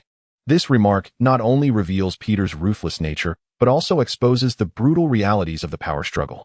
Meanwhile, the old Rose imparts her wisdom and experience to Marjorie, acknowledging that, in her youth, she too was formidable, yet now Marjorie surpasses her. This statement both affirms Marjorie's capabilities and expresses hope for her future endeavors. The old Rose, acutely aware of Marjorie's talent and ambition, resolves to manipulate Tommen's heart to pave the way for Marjorie. Such desires for control and influence are commonplace in the game of power, yet who can deny that this may also be a form of survival wisdom? Jaime and Cersei, once lovers, now appear estranged. Jaime seeks to explain his relationship with Catelyn and his visit to Tyrion. But Cersei harbors suspicions of his infidelity with Catelyn and accuses him of consistently sympathizing with and shielding Tyrion. This exchange is fraught with misunderstandings and mistrust, culminating in a discordant conclusion. This scene not only reveals the crisis of trust between Jaime and Cersei, but also illustrates the devastation wrought on interpersonal relationships by the struggle for power. Under the cover of night, she visits Tommen's chamber, asserting that their marriage is imminent and that they must come to know one another. Initially resistant to the union, Tommen gradually succumbs to Marjorie's gentle persuasion. This relationship, seemingly the budding of love, is, in truth, Marjorie's pursuit of power. She aspires to solidify her position and influence through the manipulation of Tommen. Jaime bestows upon Brienne a sword forged from Valyrian steel, along with armor and a guard, entrusting her with the task of safeguarding Sansa and escorting her to safety. This sword not only acknowledges Brienne's prowess, but also serves as a reward for her unwavering loyalty. As they part ways, Jaime inquires about the name she has chosen for the sword, to which she replies, Oathkeeper. This name signifies Brienne's steadfast adherence to her vows and symbolizes her commitment to protecting Sansa. Yet, farewells are invariably tinged with sadness. Brienne reluctantly departs from Jaime, evoking a poignant moment that highlights the tenderness and sacrifice inherent in the struggle for power. They are faced with choices between truth and betrayal, control and influence, trust and fracture, love and power. However, regardless of their decisions, they remain ensnared by the constraints and ramifications of power. In this intricate game, we witness the complexities and multifaceted nature of humanity, as well as the capriciousness and cruelty of fate. It is precisely these choices and dilemmas that shape the vibrant tapestry of our lives, as we incessantly seek our place and direction amidst the interplay of power and humanity. Across the vast expanse of Westeros, loyalty and betrayal are inextricably intertwined. When General Thorne dispatches Jon Snow on a covert mission to ambush Castle Black, a trial of courage, loyalty, and treachery quietly unfolds. Jon, the son of the North, is imbued with an unwavering loyalty to his family and a resolute sense of purpose. Confronted with General Thorne's orders, he hesitates not for a moment, resolutely leading a band of volunteers on their quest. Locke and his fellow warriors follow closely, their eyes glinting with a thirst for victory and trust in their comrades. In this instant, loyalty becomes their most formidable armor. However, Castle Black is not as straightforward as they had envisioned. Within its walls lurk the shadows of betrayal. Those who forsake their faith for personal gain have offered Castle's innocent son, a mere infant, to the horrors that dwell beyond. The baby's cries resonate through the quiet night, an indictment of the darker facets of humanity. In this dire moment, Bran Stark demonstrates an extraordinary blend of courage and wisdom beyond his years. Utilizing the abilities bestowed upon him by the three-eyed raven, he inhabits the body of Summer to locate the abducted infant. Yet, fate seems to delight in jest, as Bran not only fails to find the child, but also falls into the clutches of the betrayers. Faced with the uncertain fate of Summer and the imminent peril he himself must confront, Bran does not choose to flee. Instead, he boldly reveals his true identity to the betrayers. At that moment, an even more shocking event transpires. When the creature from the depths makes contact with the infant, the child's eyes inexplicably turn blue. This revelation not only uncovers the deeper secrets and powers concealed within the creature, but also compels a re-evaluation of this trial of loyalty and betrayal. Loyalty and betrayal. Courage and fear, love and sacrifice. Within this trial, each character undergoes a profound spiritual baptism and metamorphosis. Jon's fidelity, Bran's bravery, the selfishness of traitors, and the enigmatic power of the wardrobe together weave a complex and profound tapestry of human nature. It reveals that there exists no absolute loyalty or betrayal, only ever-shifting interests and positions. And on the battlefield of humanity, we must steadfastly uphold the convictions and boundaries of our hearts. Chapter 35. Tom and I in the very heart of Westeros. King's Landing. A grand coronation ceremony unfolds slowly. Rays of sunlight pierce through the dense clouds, casting a mottled glow upon the ancient stone walls of the Red Keep, as if even the heavens hold a sense of reverence and anticipation for this moment. Within the Great Hall, the atmosphere is solemn and sacred. Golden torches blaze with fervent flames, illuminating the intricate expressions on the faces of all present. The nobles, adorned in resplendent garments and shimmering jewels, conceal beneath this brilliance the scars of power struggles and their disparate visions for the future. The High Septon stands upon a dais, clutching an ancient scroll of prayers. His voice, deep and resonant, reverberates through every corner of the hall. May the Lord of Light bless us, grant us wisdom and strength, and lead our realm towards prosperity. As the final syllable reverberates, Tommen Baratheon steps forward, the weight of responsibility etched upon his youthful visage. His gaze is resolute, yet a flicker of tension is discernible. When the crown is securely placed upon his head, thunderous applause erupts, heralding the dawn of a new era. Amidst the crowd, Margaery Tyrell stands quietly, her eyes diligently following Tommen's every movement. As the widow of the late King Joffrey, she has chosen today to don a modest mourning attire, a gesture both of respect for the past and a silent declaration of her hopes for the future. When Tommen turns to glance back, their eyes meet in the air. And in that moment, it seems as if the entire world has fallen silent. Their brief, yet significant smile conveys a subtle shift, hinting not merely at the rise of a new king, but perhaps at the formation of a new emotional bond. This scene does not escape the keen gaze of Cersei Lannister. As the current queen and Tommen's regent mother, she astutely perceives the nuance, and a complex array of emotions stirs within her. With an almost imperceptible grace, she strides to stand before Tommen, deftly positioning herself between him and Margaery, a silent proclamation of her status and authority. She then turns to Margaery, her words laced with barely detectable barbs. Lady Margaery, I notice you still wear mourning attire. Such devotion to the late king is truly noteworthy. Margaery smiles faintly, responding, though Joffrey was hardly an ideal ruler, he was, after all, my nominal husband. As a daughter of House Tyrell, I understand the value of respect and loyalty. Her reply encapsulates the poise of a noble woman while astutely conveying her stance. Cersei's eyes glimmered momentarily as she deftly shifted the conversation. So, what are your plans for the future? Have you ever considered becoming the next queen? The question was direct yet laden with implications, probing Margaery's true intentions. Margaery gently shook her head, her tone laced with a hint of jest and confidence. If I were afforded the opportunity to alleviate your majesty's burdens, it would indeed be my honor. However, all must yield to the whims of fate. Her response neither outright rejected nor explicitly accepted the proposition, leaving ample room for interpretation. This dialogue, though seemingly mundane, was in fact a masterful exchange between two women on the chessboard of power. The wit and independence of Marjorie collided with Cersei's assertiveness and vigilance, igniting subtle sparks of intrigue. For Tommen, his coronation day signified not merely a transformation of status, but a pivotal juncture in his life. On a sunlit morning, the palace of Meereen resonated with the cheerful chirping of birds. Daenerys sat high upon her throne, yet her heart fluttered with unease. Since her arrival on this unfamiliar continent, everything seemed shrouded in uncertainty. "Your Majesty," Yora approached respectfully, bowing slightly. "News from Westeros. King Joffrey has perished at his own wedding." Upon hearing this, Daenerys's brow unfurled gently, a flicker of unmasked satisfaction dancing in her eyes. That tyrannical king had finally met his just deserts, she murmured softly, her voice akin to a spring breeze, imbued with relief and solace. Yet, this fleeting ease was soon overshadowed by the weight of reality. Daenerys was aware that she commanded 93 ships, capable of transporting 9,300 soldiers and civilians. However, whether this would suffice to seize King's Landing remained uncertain. Contemplating this, she turned to Yora. "Will my fleet be able to secure King's Landing for me?" Yora furrowed his brow, responding with a steadfast yet cautious tone. "Your Majesty, although our forces are substantial, the defenses of King's Landing are formidable. Moreover, we must contend not only with the garrison but also with the unpredictable weather and sea conditions. The outcome is far from assured." After hearing this, Daenerys fell silent for a moment, her gaze drifting through the window towards the tumultuous sea beyond. Suddenly, memories of events in Slaver Espace surfaced.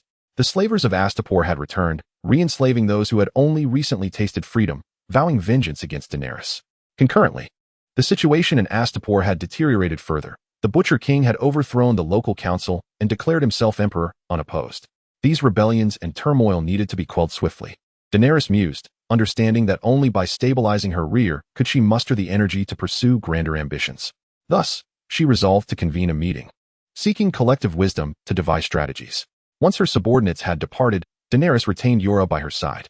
She placed her trust in this loyal knight, relying on his wisdom and experience. Yora, as Daenerys rose and slowly approached the window with a steadfast and profound gaze, pondered a pressing question. How can one govern the entirety of the Seven Kingdoms if even a single city cannot be managed effectively?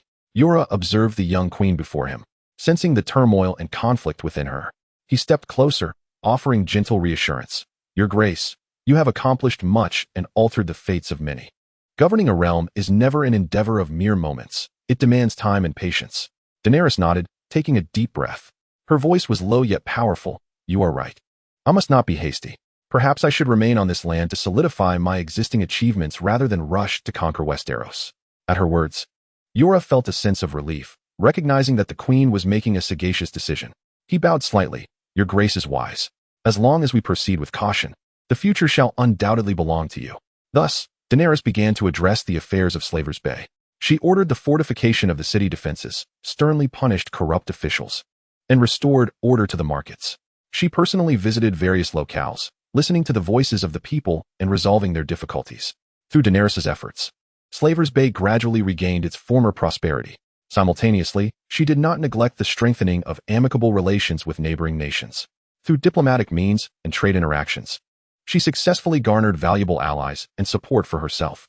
In this land brimming with challenges and opportunities, Daenerys demonstrated her wisdom, courage, and sense of responsibility.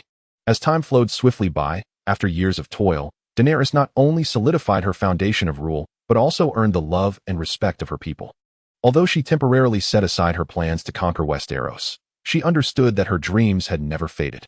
"One day, I will hoist the sails once more," Daenerys declared, standing at the highest point of the palace, gazing at the boundless ocean beyond. A determined light sparkled in her eyes, as if she could already envision a future of magnificence. Behind her, the loyal Yora silently stood guard over this great queen. In the ancient and mysterious continent of Westeros, each castle bore the weight of rich history and untold secrets. Now, we turn our attention to the winding path beyond the Bloodgate, leading to the Eyrie, a road that represents the intertwining fates of Petyr Baelish and Sansa Stark. The sunlight slanted across the rugged mountain trail, elongating the figures of Baelish and Sansa. Baelish halted, pointing to the narrow passage ahead that could accommodate only two walking side by side. "This is the sole path to the Eyrie, the Bloodgate." His voice bore an undeniable firmness, as if to convey to Sansa that once they stepped through this door, it would mark the beginning of a journey from which there was no retreat. Sansa nodded slightly, a glimmer of determination flashing in her eyes. Despite the myriad of uncertainties regarding the future that weighed heavily upon her heart, she understood that, at times, courage holds greater significance than choice. As she passed through the Blood Gate, a breathtaking vista unfolded before her. Eyrie, the majestic castle, stood resolutely atop the mountain, shrouded in swirling mists, resembling a realm of enchantment. Within its walls, Lady Lisa and Robin had been awaiting her arrival for quite some time. Lisa's gaze fell upon Sansa, her eyes seemingly harboring a profound and inscrutable wisdom, as she softly uttered, "I know who you are, Sansa Stark." This statement not only unveiled her identity, but also appeared to unlock a door to a long-buried memory. Robin, with his characteristic innocent expression, looked upon Sansa with deep empathy for her plight, guiding her to the moon door to reveal the breathtaking beauty of the Vale, attempting to soothe the wounds of her spirit with the splendor of nature. However, the true tempest brewed between Lisa and Peter Baelish. After Sansa and Robin departed, Lisa suddenly embraced Peter with fervor, her passionate kiss nearly melting away his reason. "I must marry you at once," Lisa declared with an unyielding resolve that brooked no refusal. Though taken aback, Peter merely smiled calmly, urging her to wait a little longer. Yet, Lisa's urgency was palpable. "I cannot wait any longer." Behind her words lay years of repressed emotions finally finding their release. Reflecting on the past, it was Peter's cunning manipulation that had led to Jon Arryn's demise, and the subsequent intimate moments shared between them rendered their relationship even more intricate and confounding. Ultimately, Peter acquiesced to her wishes, deciding to hold the wedding that very evening. Meanwhile, in the distant King's Landing, another game of power was quietly unfolding. In the Red Keep, the conversation between Tywin and Cersei revealed the future trajectory of House Lannister. Cersei planned to swiftly arrange the king's marriage upon the conclusion of his mourning period, while also mentioning her intent to unite with the Knight of Flowers to solidify their political power. Tywin underscored the significance of such alliances, reminding his daughter that, in light of the increasingly complex situation, King's Landing urgently required alliances to bolster its strength and secure its position. Chapter 36. The Laws of the Ancestors in the Continent of Westeros. King's Landing stands as the epicenter of power. Stannis and Davos embark on their journey towards this city, while within the palace, a silent struggle over family, power, and wealth unfolds. The representative of the treasury, Tycho, greeted the two distant guests with a serious demeanor, his tone imbued with an undeniable authority.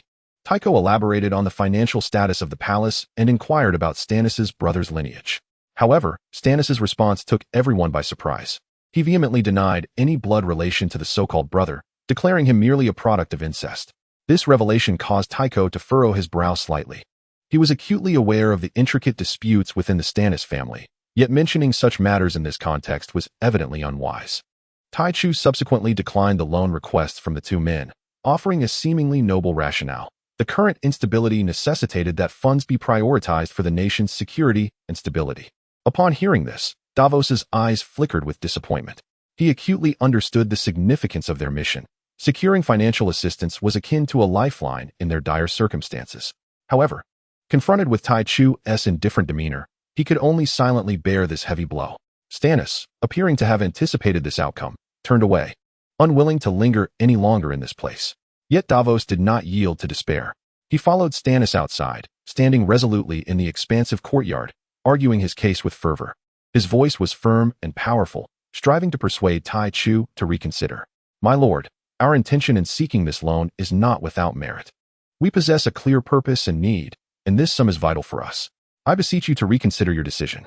Tai Chu stood within the doorway, his gaze piercing through the crack to scrutinize Davos. He could sense Davos's tenacity and sincerity, yet he also recognized his own responsibilities. He was acutely aware that money could not be lent frivolously, particularly under such circumstances. Ultimately, Tai Chu shook his head, expressing his regrets. "Mr. Davos, I comprehend your predicament. Yet the reality remains, and I am powerless to assist." Davos exhaled a sigh, realizing he could no longer sway Tai Chu, and resignedly turned to depart. His heart felt as heavy as lead, and his steps appeared somewhat unsteady. At that moment, on the other side of the palace, laughter resonated from the bathhouse. A robust black man frolicked with a group of white women, the scene absurd and disconcerting. As Davos passed by, he couldn't help but furrow his brow and quickened his pace. Meanwhile, Yara received a letter aboard the ship. The bold letters proclaimed, "All Ironborn must retreat." Yara's brow furrowed in concentration. She understood the letter's implications. It was a provocation and expulsion directed at her and her people. Yara was well aware that this missive concealed deeper political machinations and hostility. Undaunted, her gaze was resolute and profound, as if she could see through the hypocrisy and ugliness lurking beneath. She gently set down the letter and instructed her trusted confidant, "Send word down the line. Prepare to set sail. We shall return to our domain and confront those who dare to challenge us." Thus, Stannis and Davos each departed King's Landing, burdened by their disparate concerns. Their fates seemed temporarily intertwined, yet diverged due to various circumstances. On a stormy night, Yara led her followers through the endless darkness and fog. Arriving before the grim prison where her beloved Theon was confined, she vowed to rescue him from this desolate place. When she finally located Theon, however, she discovered that he was no longer the valiant warrior she once adored, but rather a dazed and hollow-eyed captive. In the depths of his eyes, Theon was engulfed by fear and doubt. He harbored no faith that Yara would come to his rescue, as if the trust they once shared had been consumed by darkness, leaving no trace. At that moment, the sound of pursuing footsteps echoed ominously, akin to the approach of death itself, drawing ever nearer. Theon's cage was locked anew, and upon realizing that salvation was futile, Yara was overwhelmed by an indescribable sorrow. With tears in her eyes, she spoke to Theon, "Brother, you are already dead." She then turned away and departed by boat, leaving Theon to confront the impending fate alone. Theon was taken to a chamber where he was commanded to bathe, cleansing himself of the grime and despair that clung to him. Subsequently, he was instructed to assist in reclaiming a castle, masquerading as Theon himself. At this juncture, Theon's mental state had deteriorated significantly. He operated like a marionette, obedient to every command. Meanwhile, Daenerys ascended the throne as the new sovereign.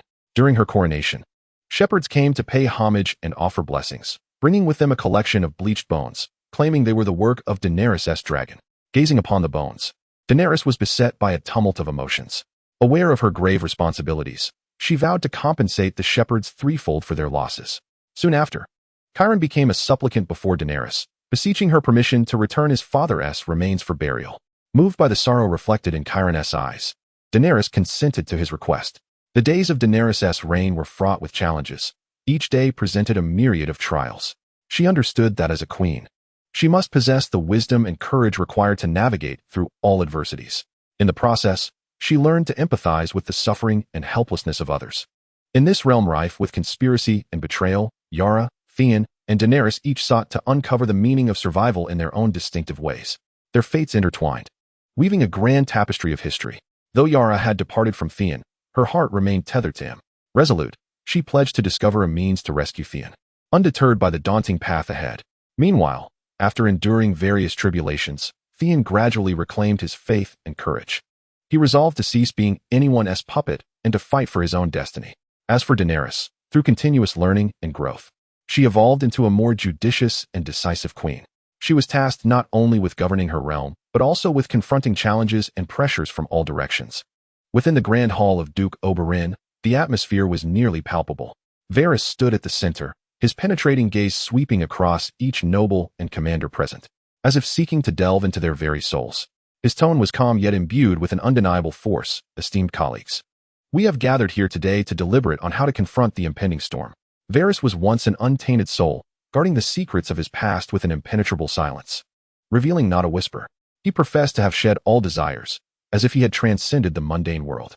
Yet, his wisdom and insight commanded respect and even reverence. In a cold, dank prison, Jaime Lannister found his brother Tyrion, who was accused of murdering his nephew Joffrey and awaited his grim fate before the court. Upon seeing his brother's haggard visage, Jaime's heart twisted in anguish. "Tyrion, you must hold on," he urged, gripping his brother's hand tightly in a bid to impart strength. Tyrion managed a bitter smile, responding, "Brother, I fear this time I may truly meet my end."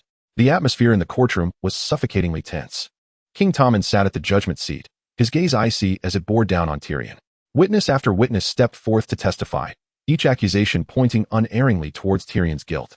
Yet, Tyrion was denied the right to defend himself, forced to endure the weight of these allegations in silence. Tywin Lannister's resolve was unyielding. He sought to see Tyrion executed. Jaime was torn, filled with conflicting emotions and pain. He could not allow his brother to perish thus. He proposed a bargain to his father. "Father, I shall go to Casterly Rock, marry, bear children, and safeguard our family, if only you would spare Tyrion." Tywin cast a cold glance at him, a flicker of complex emotion crossing his features, but ultimately, he acquiesced with a nod. A dramatic twist unfolded during the trial. The very person Tyrion loved stepped forward to testify against him. A betrayal so sudden it ignited Tyrion's fury. In a fit of rage, he confessed guilt, yet vehemently insisted he did not murder Joffrey. "I demand trial by combat." Tyrion's voice echoed with determination. Trial by combat was a fight to the death, yet for Tyrion, who had lost everything, it represented his final chance. He preferred to prove his innocence through this means rather than endure the unjust accusations any longer. Jaime watched as his brother ascended to the arena, his heart a tumult of emotions. He understood that regardless of the outcome, this contest would irrevocably alter their fates. The day of trial by combat arrived, enveloping the city in an indescribable tension. Crowds flocked to the arena, eager to witness this fateful confrontation. Tyrion stood in the arena, facing a formidable knight. The disparity in their strengths was glaring, yet Tyrion's gaze was resolute. The battle commenced, swords clashing, sparks flying. Despite his diminutive stature, Tyrion's agility and cleverness allowed him to evade several fatal blows from his opponent. However, the toll of physical endurance began to wear him down. Jaime clenched his fists, anxiety coursing through him as he silently prayed for Tyrion to endure this trial. At that moment, Tyrion seized upon a flaw and successfully brought his opponent crashing to the ground. A wave of cheers erupted from the spectators. Yet Tyrion understood that this was merely a fleeting triumph. Ahead lay even graver challenges. Indeed, as his adversary regained footing, the onslaught grew fiercer. Tyrion gradually felt his strength waning, his steps becoming increasingly unsteady. Ultimately, he collapsed upon the arena, his blood staining his robe crimson. Though he faced defeat, his courage and resilience garnered the respect of the audience. Jaime rushed onto the field, lifting his brother with tears glistening in his eyes as he softly uttered, "Tyrion, you are my hero." Tyrion nodded with a smile, fully aware that he had given his all. Despite the unsatisfactory outcome, he maintained his pride and dignity. Chapter 37. The Robin spreads its wings deep within the bowels of King's Landing. The discord between Tyrion Lannister and Jaime Lannister reverberated through the frigid confines of the dungeon. Jaime, brow furrowed, spoke with a tone of confusion and reproach. "Tyrion, is it truly worth such impulsiveness for the sake of a harlot?" Tyrion's gaze flickered momentarily. He recognized the wisdom in his brother's words. Yet the fury within him blazed like an uncontrollable fire, refusing to be quelled. "I understand your perspective, Jaime," Tyrion replied, his voice low and husky, "but my father, aware of my innocence, still chose to sacrifice me. How can I remain calm?" His fingers gripped the iron bars tightly, knuckles whitening from the strain. Jaime stepped closer, placing a comforting hand on his brother's shoulder. "Tyrion, we must endure, regardless of the circumstances." Jaime's tone softened considerably, "for the sake of our family, and for your own future." Tyrion looked up, a flicker of gratitude in his eyes. He recognized the sacrifices his brother had made for him, a warm current surging within his heart. Meanwhile, Cersei Lannister stood atop the castle's high tower, observing with icy detachment the arrival of Gregor Clegane. A cold smile curled at the corners of her mouth as she approached to extend her welcome. "Ser Gregor, it is a pleasure to have you in King's Landing. I hope you find the honor and wealth you so richly deserve." Gregor merely nodded indifferently, clearly uninterested in such insincere pleasantries. Far from King's Landing, in the open fields, Sandor rode alongside Arya Stark across the lush green meadows.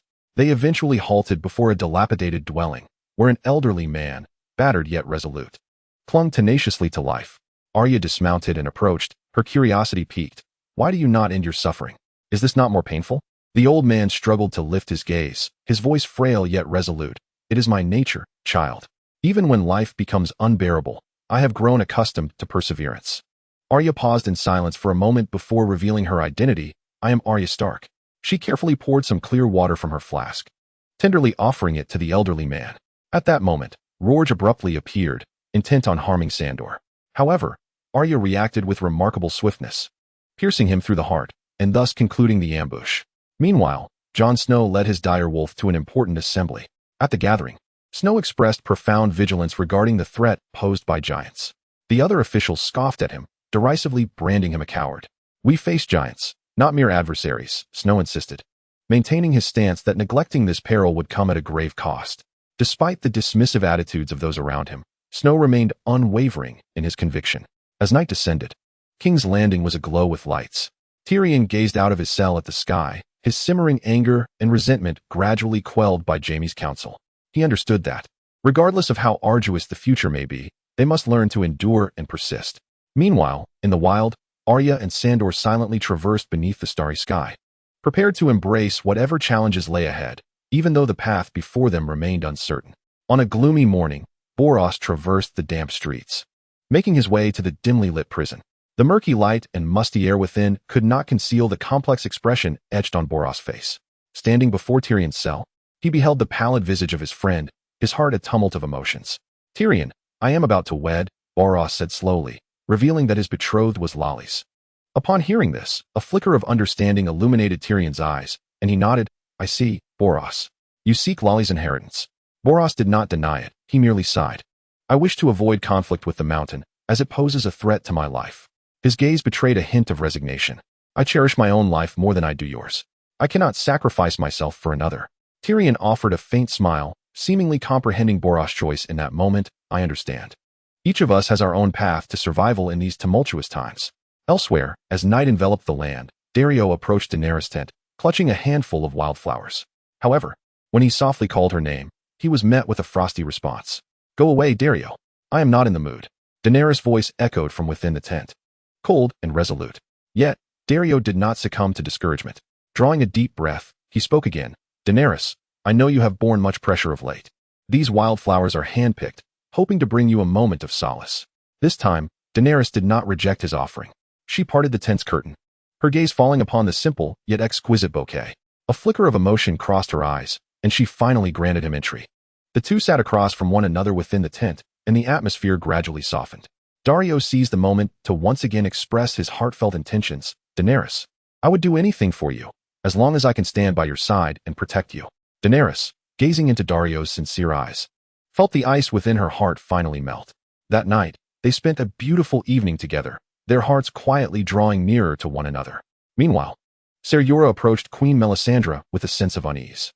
Upon pushing open the door, he was unexpectedly met with the sight of Melisandre bathing, enveloped in steam, resembling a water nymph. At a loss for words, Jorah hesitated, unsure whether to enter or retreat.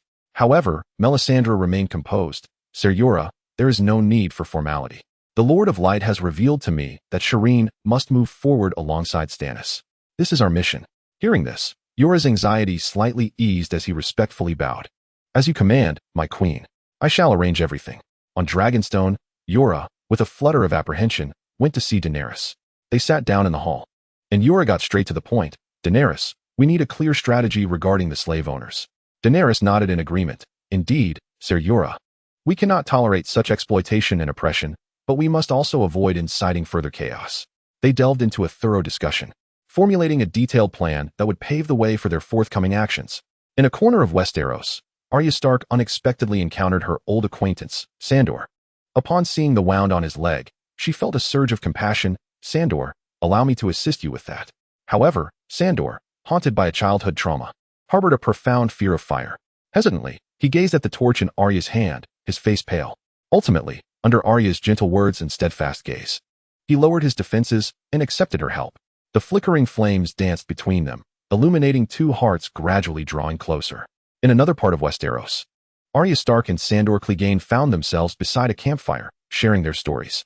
Arya listened intently as Sandor recounted his childhood adventures, tales of forests, beasts, and mysterious creatures that both astonished and captivated her. There was a hint of bitterness in Sandor's voice. "Back then, I thought the whole world lay at my feet. Yet, fate had dealt him a harsh hand, and now he bore severe wounds, wandering alone in the wilderness." "Do not worry," Arya softly reassured him. "I will tend to your injury." She retrieved herbs and bandages from her pack, beginning to dress Sandor's wounds. Her fingers were deft and gentle, each movement revealing her care for this newfound friend. Meanwhile, Lady Brienne of Tarth was dining in a nearby tavern, her eyes scanning every corner of the establishment, seemingly in search of something. Finally, unable to contain her curiosity, she inquired of the server whether Sansa Stark had ever visited this place. The servant hesitated for a moment before shaking his head. "I cannot divulge that information," he said, a flicker of fear passing through his eyes. Just as Brienne was about to press for more answers, a stable hand approached and whispered a warning. "Be cautious. The Lannister family is offering a bounty for Sansa's whereabouts. In these times, a mere bag of gold can compel one to commit unspeakable acts." At that moment, the servant rushed out, grasping Brienne's sleeve. "I know where Arya is. She has been taken by a man named Sandor. This is the little biscuit she left for you." He produced a small parcel wrapped in paper from his pocket. Brienne accepted the biscuit, warmth flooding her heart. She understood that no matter how arduous the journey ahead, she would find Arya and safeguard the brave little girl. Meanwhile, in the heights of the valley's tower, Oberyn Martell sought out Tyrion Lannister. "I wish to be your sworn shield," Oberyn declared solemnly. "In this world, one ought to have a true friend." Tyrion was moved by this unexpected camaraderie, tightly clasping Oberyn's hand. "Thank you, my friend." On another front, Sansa Stark sought refuge in Petyr Baelish's castle. One night, she could no longer suppress a question that had long troubled her. "Why did you kill Joffrey?" Petyr's gaze deepened. "Because I once loved your mother, Catelyn," he replied, his voice resonating with emotion. He then leaned down and gently kissed Sansa's forehead. In that instant, Sansa felt an unprecedented surge of complex emotions intertwining within her. Soon after, Sansa resolved to seek assistance from her Aunt Lysa. However, as she stepped into Lysa's chamber, her aunt reprimanded her harshly. "How could you kiss that man?" Just then, Petyr appeared, his tone unusually gentle. "Do not worry, I will arrange for Sansa's departure." But then, his true nature was revealed. "I have only ever loved Catelyn." With that, he pushed Lysa into the abyss. The events transpired so swiftly that Sansa could hardly comprehend the scene before her. She realized that to survive, she must grow stronger and wiser. Thus, she silently turned from the tower and embarked on a new journey. Chapter 38. The Unparalleled Battle Within the Tavern of Mole's Town. A group of patrons reveled in drunken song and merriment. Gilly busied herself when suddenly, strange sounds echoed from outside. Tormund and Styr raised their weapons, and chaos erupted as Mole's Town descended into a bloody melee. Samwell and Gren were deeply concerned for the village's safety, and Jon was equally troubled. He feared that Mance's army was on the verge of arrival, yet with his current forces, he felt utterly powerless to resist. In the water, Grey Worm was bathing when he inadvertently caught a glimpse of Missandei's fall, which left her feeling quite embarrassed. She confided in Daenerys, expressing her suspicion that Grey Worm harbored an interest in her. Seeking to make amends, Grey Worm approached Missandei to apologize. During their conversation, she recounted the tale of the Unsullied's childhood castration. However, Grey Worm dismissed it, believing that without such an experience, he would not have risen to become the leader of the Unsullied. Within the Tavern of Mole's Town, the villagers were immersed in a joyous atmosphere. Yet, this revelry was abruptly shattered by a strange sound. Tormund and the Hound, armed with swords, commenced a fierce battle, plunging Mole's Town into a bloody chaos. Samwell and Gilly, witnessing the grim scene, were filled with trepidation. Meanwhile, Jon was preoccupied with anxious thoughts about the impending army of Mance. Amidst this turmoil, Grey Worm continued to bathe, once again catching sight of Missandei's fall, which reignited her embarrassment. She confided in Daenerys about her interest in Grey Worm. In his pursuit of reconciliation, Grey Worm sought out Missandei to apologize.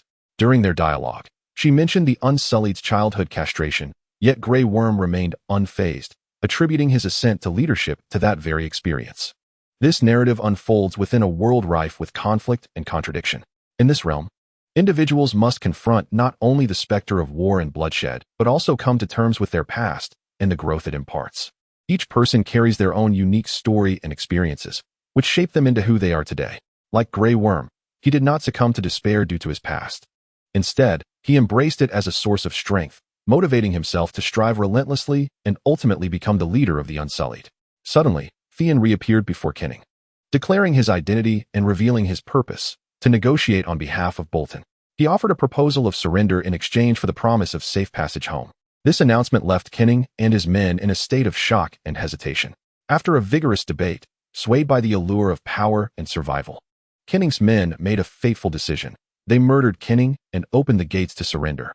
Simultaneously, Petyr and Royce convened, expressing skepticism regarding the circumstances surrounding Petyr's wife's death. Sansa was brought before them, and in the face of their inquiries, she boldly asserted her identity as the eldest daughter of Ned Stark. Subsequently, Sansa recounted her experiences in King's Landing, revealing that it was Petyr who had clandestinely rescued her from that city.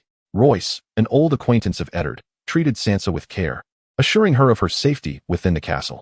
To aid Petyr in his negotiations, Sansa fabricated a tale, claiming that her aunt had witnessed Petyr kissing her, which incited jealousy and led her to leap from a cliff. This deception enabled Petyr to navigate the situation successfully. Subsequently, Royce engaged in conversation with Petyr, who expressed his desire for Royce to support Robin Arryn in his bid to become the Lord of the Eyrie. However, this endeavor proved to be fraught with difficulty, as Royce harbored doubts regarding Robin's capabilities. Meanwhile, a young boy presented a letter to Balistan, prompting him to seek out Yora. Yora then approached Daenerys, who accused him of betrayal and banished him from her presence. This scene pierced Jorah's heart, leaving him in a state of despair. Loras received the title of Dorne, and Ramsay went forth to greet him. Loras proclaimed that from that moment onward, Ramsay's name would be Ramsay Bolton. Ramsay immediately knelt, vowing fealty to Loras. This new identity and oath filled Ramsay with a mixture of excitement and trepidation, for he understood that his future would be irrevocably altered. As the plot unfolded, the relationships among the characters grew increasingly intricate. The appearances of Shurin, the death of Catelyn, Sansa's revelation of her identity, and Peter's schemes all propelled the narrative forward. Each character possessed their own motives and ambitions, and their actions would profoundly impact one another. This tale is steeped in intrigue, treachery, and loyalty, captivating the audience and leaving them yearning for more. Arya harbored a relentless desire to eliminate Joffrey, a sentiment that pleased Sandor immensely. On a particular day, the two ventured into a secluded valley, hoping to escape the clamor of the world for a while. Yet, fate is often mischievous, and they unexpectedly encountered Donal. Donal, a man of few words, brought shocking news. Aunt Lisa had passed away. Upon hearing this, Arya's heart quivered as if struck by a heavy blow. Though her relationship with Aunt Lisa was not particularly close, blood ties run deep. This revelation not only plunged her into sorrow, but also ignited her resolve for vengeance. She turned to Sandor, her gaze resolute. Meanwhile, within the confines of the Eyrie, Robin and Peter were engaged in a hushed conversation. Although Robin was on the cusp of becoming the Lord of the Eyrie, he was beset by feelings of unease and doubt. He understood the significance of this position and the weight of the responsibilities that accompanied it. Peter patiently counseled him, urging him to believe in himself and bravely confront the challenges that lay ahead. Elsewhere, Tyrion and Jaime discussed the impending trial by combat, a contest that would determine Tyrion's fate, with Oberyn set to champion him. The outcome of this trial would have direct implications for Tyrion's future, leaving him particularly anxious. Despite Oberyn's confidence, Tyrion could not fully relax. The day of the trial by combat finally arrived. Tyrion was brought before the assembled crowd, his heart pounding with trepidation. At that moment, he beheld Oberyn in an intimate embrace with Ellaria, seemingly oblivious to the impending contest. This sight deepened Tyrion's apprehension, prompting him to silently pray for Oberyn's triumph. Unfortunately, fate had other plans. During the trial by combat, Gregor Clegane feigned injury, turning to blind Oberyn in a cruel twist of fate. Oberyn collapsed in agony, blood staining the arena. This shocking scene left all in attendance stunned, while Tyrion felt as though he had been struck by lightning. Ultimately, due to the failure of the trial, he was deemed guilty. As he was led away, a torrent of conflicting emotions surged within him. He loathed his own impotence and mourned for Oberyn. He understood that this was merely the beginning, and the road ahead would be fraught with challenges. Ellaria, observing this turmoil, was overwhelmed by complex emotions. She recognized that this was just the commencement, with countless trials and tribulations awaiting her. Yet, fear eluded her, for she held steadfast to the belief that unwavering conviction would illuminate her path. As night fell, Arya and Sandor sat quietly in the valley, gazing at the resplendent starlit sky, which seemed to narrate endless tales. Arya inhaled deeply, her gaze fixed upon the distant horizon, her eyes shimmering with resolute determination. She knew that regardless of the perils that lay ahead, she would not falter. Meanwhile, Robin and Peter surveyed the land from the heights of the castle. Although unease lingered in Robin's heart, Peter's encouragement gradually restored his confidence. He understood that only by confronting reality and bravely embracing each challenge could he truly become a worthy Lord of the Vale. As days turned into weeks, each individual pursued their aspirations with fervor: Arya, Robin, Peter, and Tyrion. Chapter 39. The Watch on the Wall on the Northern Frontier. Under a sky as dark as ink and speckled with stars, Jon Snow and Samwell Tarly sat side by side, gazing into the vast night and the faint outline of the wall in the distance.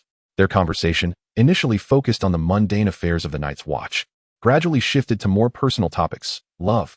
Do you know, Jon, sometimes I wonder if our way of life is truly worthwhile? Sam's voice carried a weight, his eyes reflecting a longing for the unknown. Jon turned to him, his gaze profound. Whether it is worthwhile depends on what you seek within your heart. For me, safeguarding this land and protecting the innocent is the very essence of my existence. Sam offered a wry smile. I understand that, but do you not feel lonely? Without a beloved by your side, and unable even to have a child. Jon fell silent for a moment, his thoughts drifting to Ygritte, the wildling girl whose fiery spirit illuminated his frigid world. Their love was both pure and intense, yet it seemed so distant due to their disparate identities and missions. Love, while undeniably beautiful, also brings forth anguish. I cannot promise her anything, nor can I remain by her side, Jon murmured. Meanwhile, not far away, Tormund and other wildlings were engaged in lively discussions about their beloveds, laughter and cheers echoing around their fire. However, Ygritte's expression grew increasingly cold and resolute. It was as if Jon's name reverberated solely within her ears, a profound emotional entanglement. I only wish to slay the crow, she suddenly stated, her tone filled with determination. The crowd fell silent, Ygritte's gaze unwavering and fervent as she proclaimed, Jon is mine, none shall harm him. This declaration rippled through the gathering like a stone cast into a tranquil lake, stirring waves of apprehension. The onlookers exchanged glances, none daring to confront this public challenge. As night deepened, most had succumbed to slumber, save for Sam, who diligently studied by the flickering oil lamp. The gentle smile of Gilly frequently flickered across his mind, the sole solace he found within the cold confines of the Black Castle. Although nothing had transpired between them, that tender affection was enough to sustain Sam. Maester Aemon approached slowly, taking a seat across from Sam. His eyes reflected the marks of time and wisdom. Young man, what captivates you so? Aemon inquired. Sam looked up with a smile. It is a tale of ancient heroes, Maester. Aemon nodded. The stories of heroes are always alluring. Yet do not forget that every life is an epic, including yours and mine. He then began to recount tales from his youth. When he was the heir to the throne, surrounded by power and countless beauties, he spoke of several romances, each leaving an indelible mark. Yet he ultimately chose to don the black garb, dedicating his life to knowledge and healing. Love is the most exquisite, yet also the most painful aspect of existence.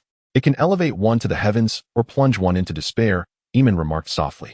Sam listened intently, warmth swelling within him. Perhaps, as Aemon suggested, even amidst the night's watch, one could discover their own small happiness. The two sat and shared stories of the past and future until the first light of dawn broke through the darkness. In the frozen north, the wall stood majestically, the sole barrier between humanity and the wildlings. Gilly and Pip stood outside this towering edifice, their gazes piercing through the flags fluttering in the frigid wind, directed towards the Night's Watch encampment. With a clang of metal, the gates of the camp slowly opened, revealing Sam, his eyes filled with resolve as he stepped forth. I swear, from this moment on, you shall not leave my side, Sam declared, gripping Gilly's hand tightly, his voice brimming with determination. However, at that very moment, the ominous tolling of the alarm echoed through the night, as the news of an enemy assault sliced through the tranquility like a bolt of lightning. The Night's Watchmen were instantly gripped by a tense urgency, acutely aware that a battle was imminent. Elias, taking the lead, courageously rallied the watchmen to confront the enemy. Though Sam's heart was tethered to Gilly, he recognized the weight of his duty. As a member of the Night's Watch, he was also a guardian of this land. He turned to Gilly and declared, "This is my vow and my mission. I must safeguard the wall." With that, Sam resolutely stepped onto the battlefield. On the field, the gleam of swords mirrored snowflakes, and arrows fell like rain. The watchmen engaged in a fierce clash with their foes. Ygritte, firmly gripping her longbow, was engulfed by a tumult of emotions. She understood that this battle was not merely a matter of life and death, but also one of honor. She aimed at a target, the enemy leader known as the Crow. Jon stood atop the walls, his gaze piercing through the chaos of war, fixed upon the giants mounted on mammoths. These colossal beings possessed the strength to shake the very gates of the city, yet many dismissed them as mere legend. However, when the giants truly appeared at the gates, assaulting them with ropes and brute force, the gravity of the situation dawned on everyone. The gates trembled under the giants' onslaught, and the watchmen fought with every ounce of strength they could muster. They vowed to protect this last bastion, even if it meant fighting to the last man. Sam swung his sword fervently, his sole thought being, whatever may happen, Gilly must not come to harm. The brutality of war unveiled itself in stark clarity at that moment. One by one, the watchmen fell, yet their resolve only grew stronger. Elias's voice resonated across the battlefield. For the wall, for our homeland. This rallying cry inspired each individual to persevere, even in the face of foes far mightier than themselves. As night fell and stars twinkled, the watchmen steadfastly maintained their posts throughout the long darkness. They understood that as long as the wall stood, hope remained. Meanwhile, Gilly and Pip quietly prayed outside the city, yearning for the war to conclude swiftly and for their loved ones to return safely. Sam witnessed his comrades perish before his eyes, driven to a frenzy of rage as he charged forth. Flaming projectiles began to rain down upon the gates in an attempt to thwart the enemy's advance. Yet, a giant had already reached the gates, intent on prying them open with his bare hands. The giant's strength was astonishing. He tore the gates apart and surged into the city. 6 Night's Watchmen stood resolute at the gates, reciting the Night's Watch oath, believing that even sacrifice was not to be feared. Undeterred by such a formidable adversary, they engaged the giant in fierce combat. The battle was intensely brutal, with flashes of blades illuminating the chaos as each warrior fought with unwavering determination. Despite their numerical disadvantage, their courage and perseverance were truly moving. Amidst the chaos, Ygritte aimed her bow at Jon, her gaze resolute and cold, as if that arrow signified the end of her life. Yet, fate had other plans. A sudden arrow struck her, gravely wounding her. She fell to the ground, her blood staining her garments. In agony, Ygritte confided to Jon that they should never have emerged from the cave. Her eyes brimmed with regret and longing, as if that cave were their only sanctuary. Jon held her tightly, tears blurring his vision. Ygritte slowly closed her eyes in his embrace, departing this world forever. Although the Night's Watch successfully repelled the invading foes, Jon's heart was heavy with anxiety. He feared that Mance's assault was merely a probing attack, foretelling more ferocious onslaughts to come.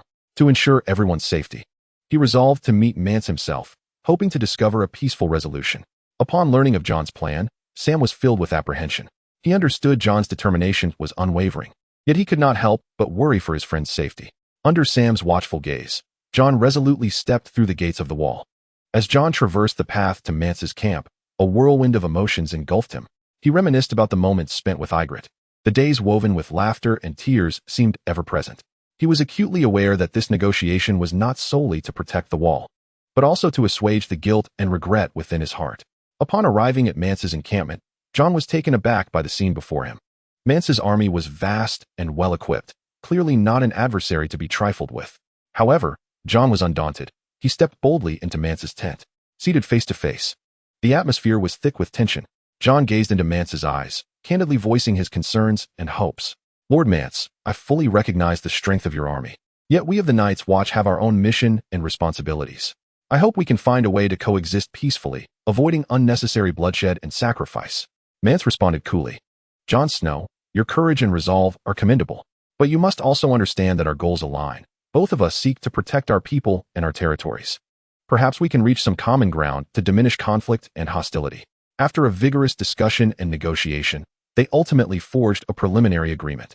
While many details required further deliberation, this accord at least offered both parties a glimmer of hope for peaceful coexistence. Upon returning to the wall, Jon shared the good news with everyone. Although the reactions of the people varied, they all expressed admiration for Jon's courage and wisdom, particularly Sam, who finally set aside his worries, firmly believing that Jon would lead them through the impending trials. However, the days of peace did not last long. As time passed, new problems and challenges emerged one after another. At times, these manifested as minor skirmishes, at others, as plots of spies and traitors. Yet, regardless of the difficulties they faced, Jon and his companions confronted them with unwavering bravery. In this journey, they gradually came to realize that the true adversaries were not merely external threats, but also the internal corruption and betrayal that festered within. To uphold justice and fairness, they were compelled to make some arduous decisions. Chapter 40. The Sons of the Living. Jon traversed the night alone, his heart brimming with complex emotions. On one hand, a steadfast loyalty and commitment to Colin. On the other, a profound affection for Ygritte. However, all of that had vanished like whispers in the wind, for Ygritte was no longer among the living. And Jon could only transform his sorrow into a driving force for his journey ahead. As the night deepened, Jon's steps grew ever more resolute. He understood the weight of his responsibilities, striving to secure a glimmer of hope for the future of the North. At long last, after the interminable darkness, the dawn broke, and Jon finally met with Mance. Mance was a revered leader, and his presence brought Jon a measure of solace, as if he had discovered a ray of light amid the chaos. Jon spoke candidly, affirming his loyalty to Colin and his former vows, while sorrowfully informing Mance of Ygritte's demise. His eyes reflected boundless grief, but he swiftly regained his composure, making it clear that he had come to negotiate terms. Confronted by Mance, Jon reluctantly voiced his inner turmoil and conflict, for betraying a figure as heroic as Mance was never his intention. Mance's stance was unwavering, his voice as cold and hard as iron, declaring that there were no terms to discuss unless the other party returned to open the gates. Otherwise, he would ruthlessly execute everyone within the Black Castle. Jon understood that Mance's harshness stemmed not from cruelty, but from the resolute duty of a leader to protect his people. Just as their negotiations reached an impasse, a sudden army burst forth, catching both Jon and Mance by surprise. The atmosphere grew intensely charged, as if the air itself were thick with the scent of gunpowder. The arrival was none other than Davos and Stannis. Stannis's demeanor was unyielding, demanding that Mance kneel, yet Mance remained indifferent. Observing the shift in circumstances, Jon promptly stepped forward to announce his name, simultaneously aiding Mance in speaking, highlighting that Mance had once spared his life. This gesture not only eased the tension between the two parties, but also prompted Stannis to reconsider the situation at hand. Meanwhile, far to the south in King's Landing, another storm was brewing. Cersei's countenance turned grave as she gazed upon Gregor's horrifying injuries. Gregory is beyond salvation, his body marred with countless scars, resembling a shattered map. The Grand Maester insists on aiding Gregory, and Cersei reluctantly nods, aware that this is a political investment. Though unwilling, she finds herself compelled to comply. Soon after, Tywin and Cersei engage in a profound conversation. Tywin believes Cersei's engagement to Loras Tyrell presents a rare opportunity for a political alliance. However, Cersei is resolute in her refusal to wed Loras, and even more so to remain under Tywin's manipulation. A determined glimmer shines in her eyes, revealing her inner conviction. Jon continues his journey through the frigid north, undeterred by innumerable hardships. His steps never falter. Meanwhile, Cersei, amidst the opulence of the south, wages a silent battle for her freedom and destiny. Two disparate worlds, two divergent paths of life, yet both manifesting equal courage and resolve on their respective roads of fate. Cersei stands in the shadow of the castle, her eyes shimmering with an ineffable light. She seeks out Jaime, the brother and lover she has always cherished. She confides in him that she has revealed their taboo secret to Tywin, their despised incestuous bond. Jaime's expression is a complex tapestry of surprise and resignation. "We must always be together, Jaime," Cersei asserts with unwavering strength. "No matter what happens, I shall not leave you." After a moment of silence, Jaime nods, understanding that their fates are now inextricably intertwined. Yet, he is also acutely aware that should their relationship be exposed, it would bring them untold trouble. Meanwhile, in the distant east, Daenerys faces her own tribulations. Her meeting with Phoenix does not unfold as anticipated. Phoenix requests the Queen's permission to return to his former master. This revelation disappoints Daenerys, who believed she had liberated the slaves and granted them freedom, only to find that some still long for their past lives. "Do you truly prefer to return to those who once tormented you?" Daenerys' voice trembles with emotion. Phoenix bows his head, unable to meet her gaze. Ultimately, Daenerys acquiesces to his request, recognizing that every individual possesses the right to choose their own way of life. At that moment, unfortunate news arrives. One of Daenerys' dragons has slain the shepherd's young daughter. This news pierces Daenerys' heart, leaving her uncertain of how to confront such tragedy. She resolves to confine her dragon to prevent any further calamities. At the wall in the north, Aemon conducts a solemn ceremony. He cremated his fallen brothers, honoring their memory and sacrifice. The flames dance, illuminating his resolute face, his eyes filled with unwavering determination. In a distant realm, Jon solemnly interred Ygritte. His hands delved into the frigid earth, each shovelful striking his heart as if it were a grave. His movements were mechanical and sluggish, and only as the last glimmer of the setting sun faded beyond the horizon did he complete this formidable task. Meanwhile, Meera, along with Bran and Jojen, trudged laboriously through the snow. The biting wind howled, and snowflakes adorned their eyelashes, crystallizing into ice. They all sensed their strength waning, both physically and mentally, nearing their limits. Just then, they beheld the flickering glow of a fire ahead. This radiant light shone like a beacon of hope, illuminating their path forward.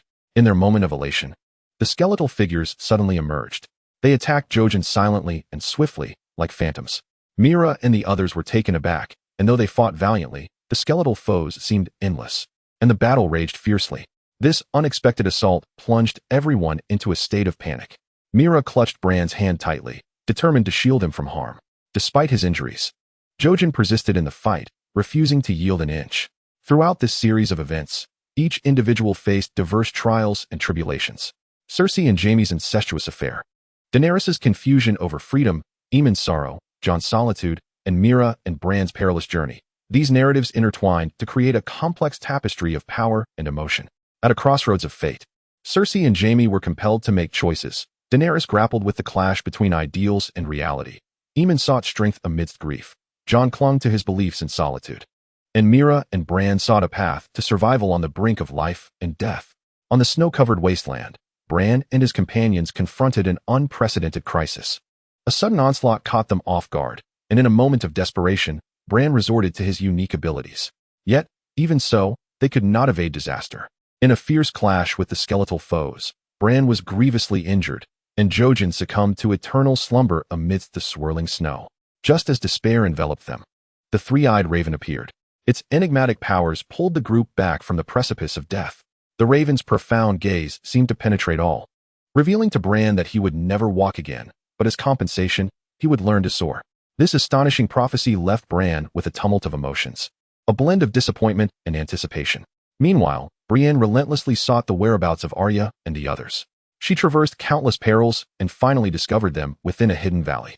However, Arya harbored suspicions toward Brienne, doubting her loyalty and fearing she had been compromised by the Lannister family. Such mistrust heightened the already tense atmosphere, making it all the more fraught with tension. In a fervent bid to safeguard Arya, Sandor found himself embroiled in a fierce confrontation with Brienne. The two engaged in a tumultuous battle within the valley, ultimately tumbling into the abyss below. This unfortunate incident resulted in Arya losing two pivotal allies, amplifying her sense of vigilance and solitude. Meanwhile, in the dead of night, Jaime stealthily infiltrated the confines of the cell holding Tyrion. Resolute in his mission to rescue his brother from an unjust fate, he aided Tyrion in making a successful escape. However, rather than retreating from the tumultuous realm, Tyrion sought out his former love, Shae. After an agonizing face-off, Tyrion took it upon himself to end Shae's life, a tragedy witnessed by his wrathful father, Tywin Lannister. Tywin attempted to thwart Tyrion's flight, yet in a moment of desperation, Tyrion loosed an arrow before hastily seeking assistance from Varys. With cunning resourcefulness, Varys concealed Tyrion within a cargo box, successfully facilitating his passage onto a vessel of escape. At that moment, Arya arrived at the dock, presenting a coin to the captain and imploring him to take her to the north. The captain accepted the coin, promising to ensure the safe passage of the young girl to her destination. Thus, Arya embarked on her new journey, while the narrative continued to unfold behind her. As the ship gradually sailed away from the harbor, Arya stood on the deck, gazing back at the receding land. Her heart was filled with uncertainty about the future, yet a glimmer of hope began to take root. She understood that regardless of what awaited her ahead, she would confront it with courage. On the other side of the continent, Bran commenced a new training under the guidance of the three-eyed raven. Although he had lost the ability to walk, he discovered that his powers of empathy and control had grown significantly.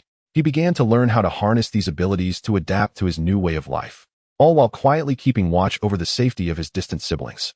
Despite the challenges and separations that beset them, the bonds within this family became increasingly fortified. They grew through their individual journeys, learning how to navigate the treacherous game of power.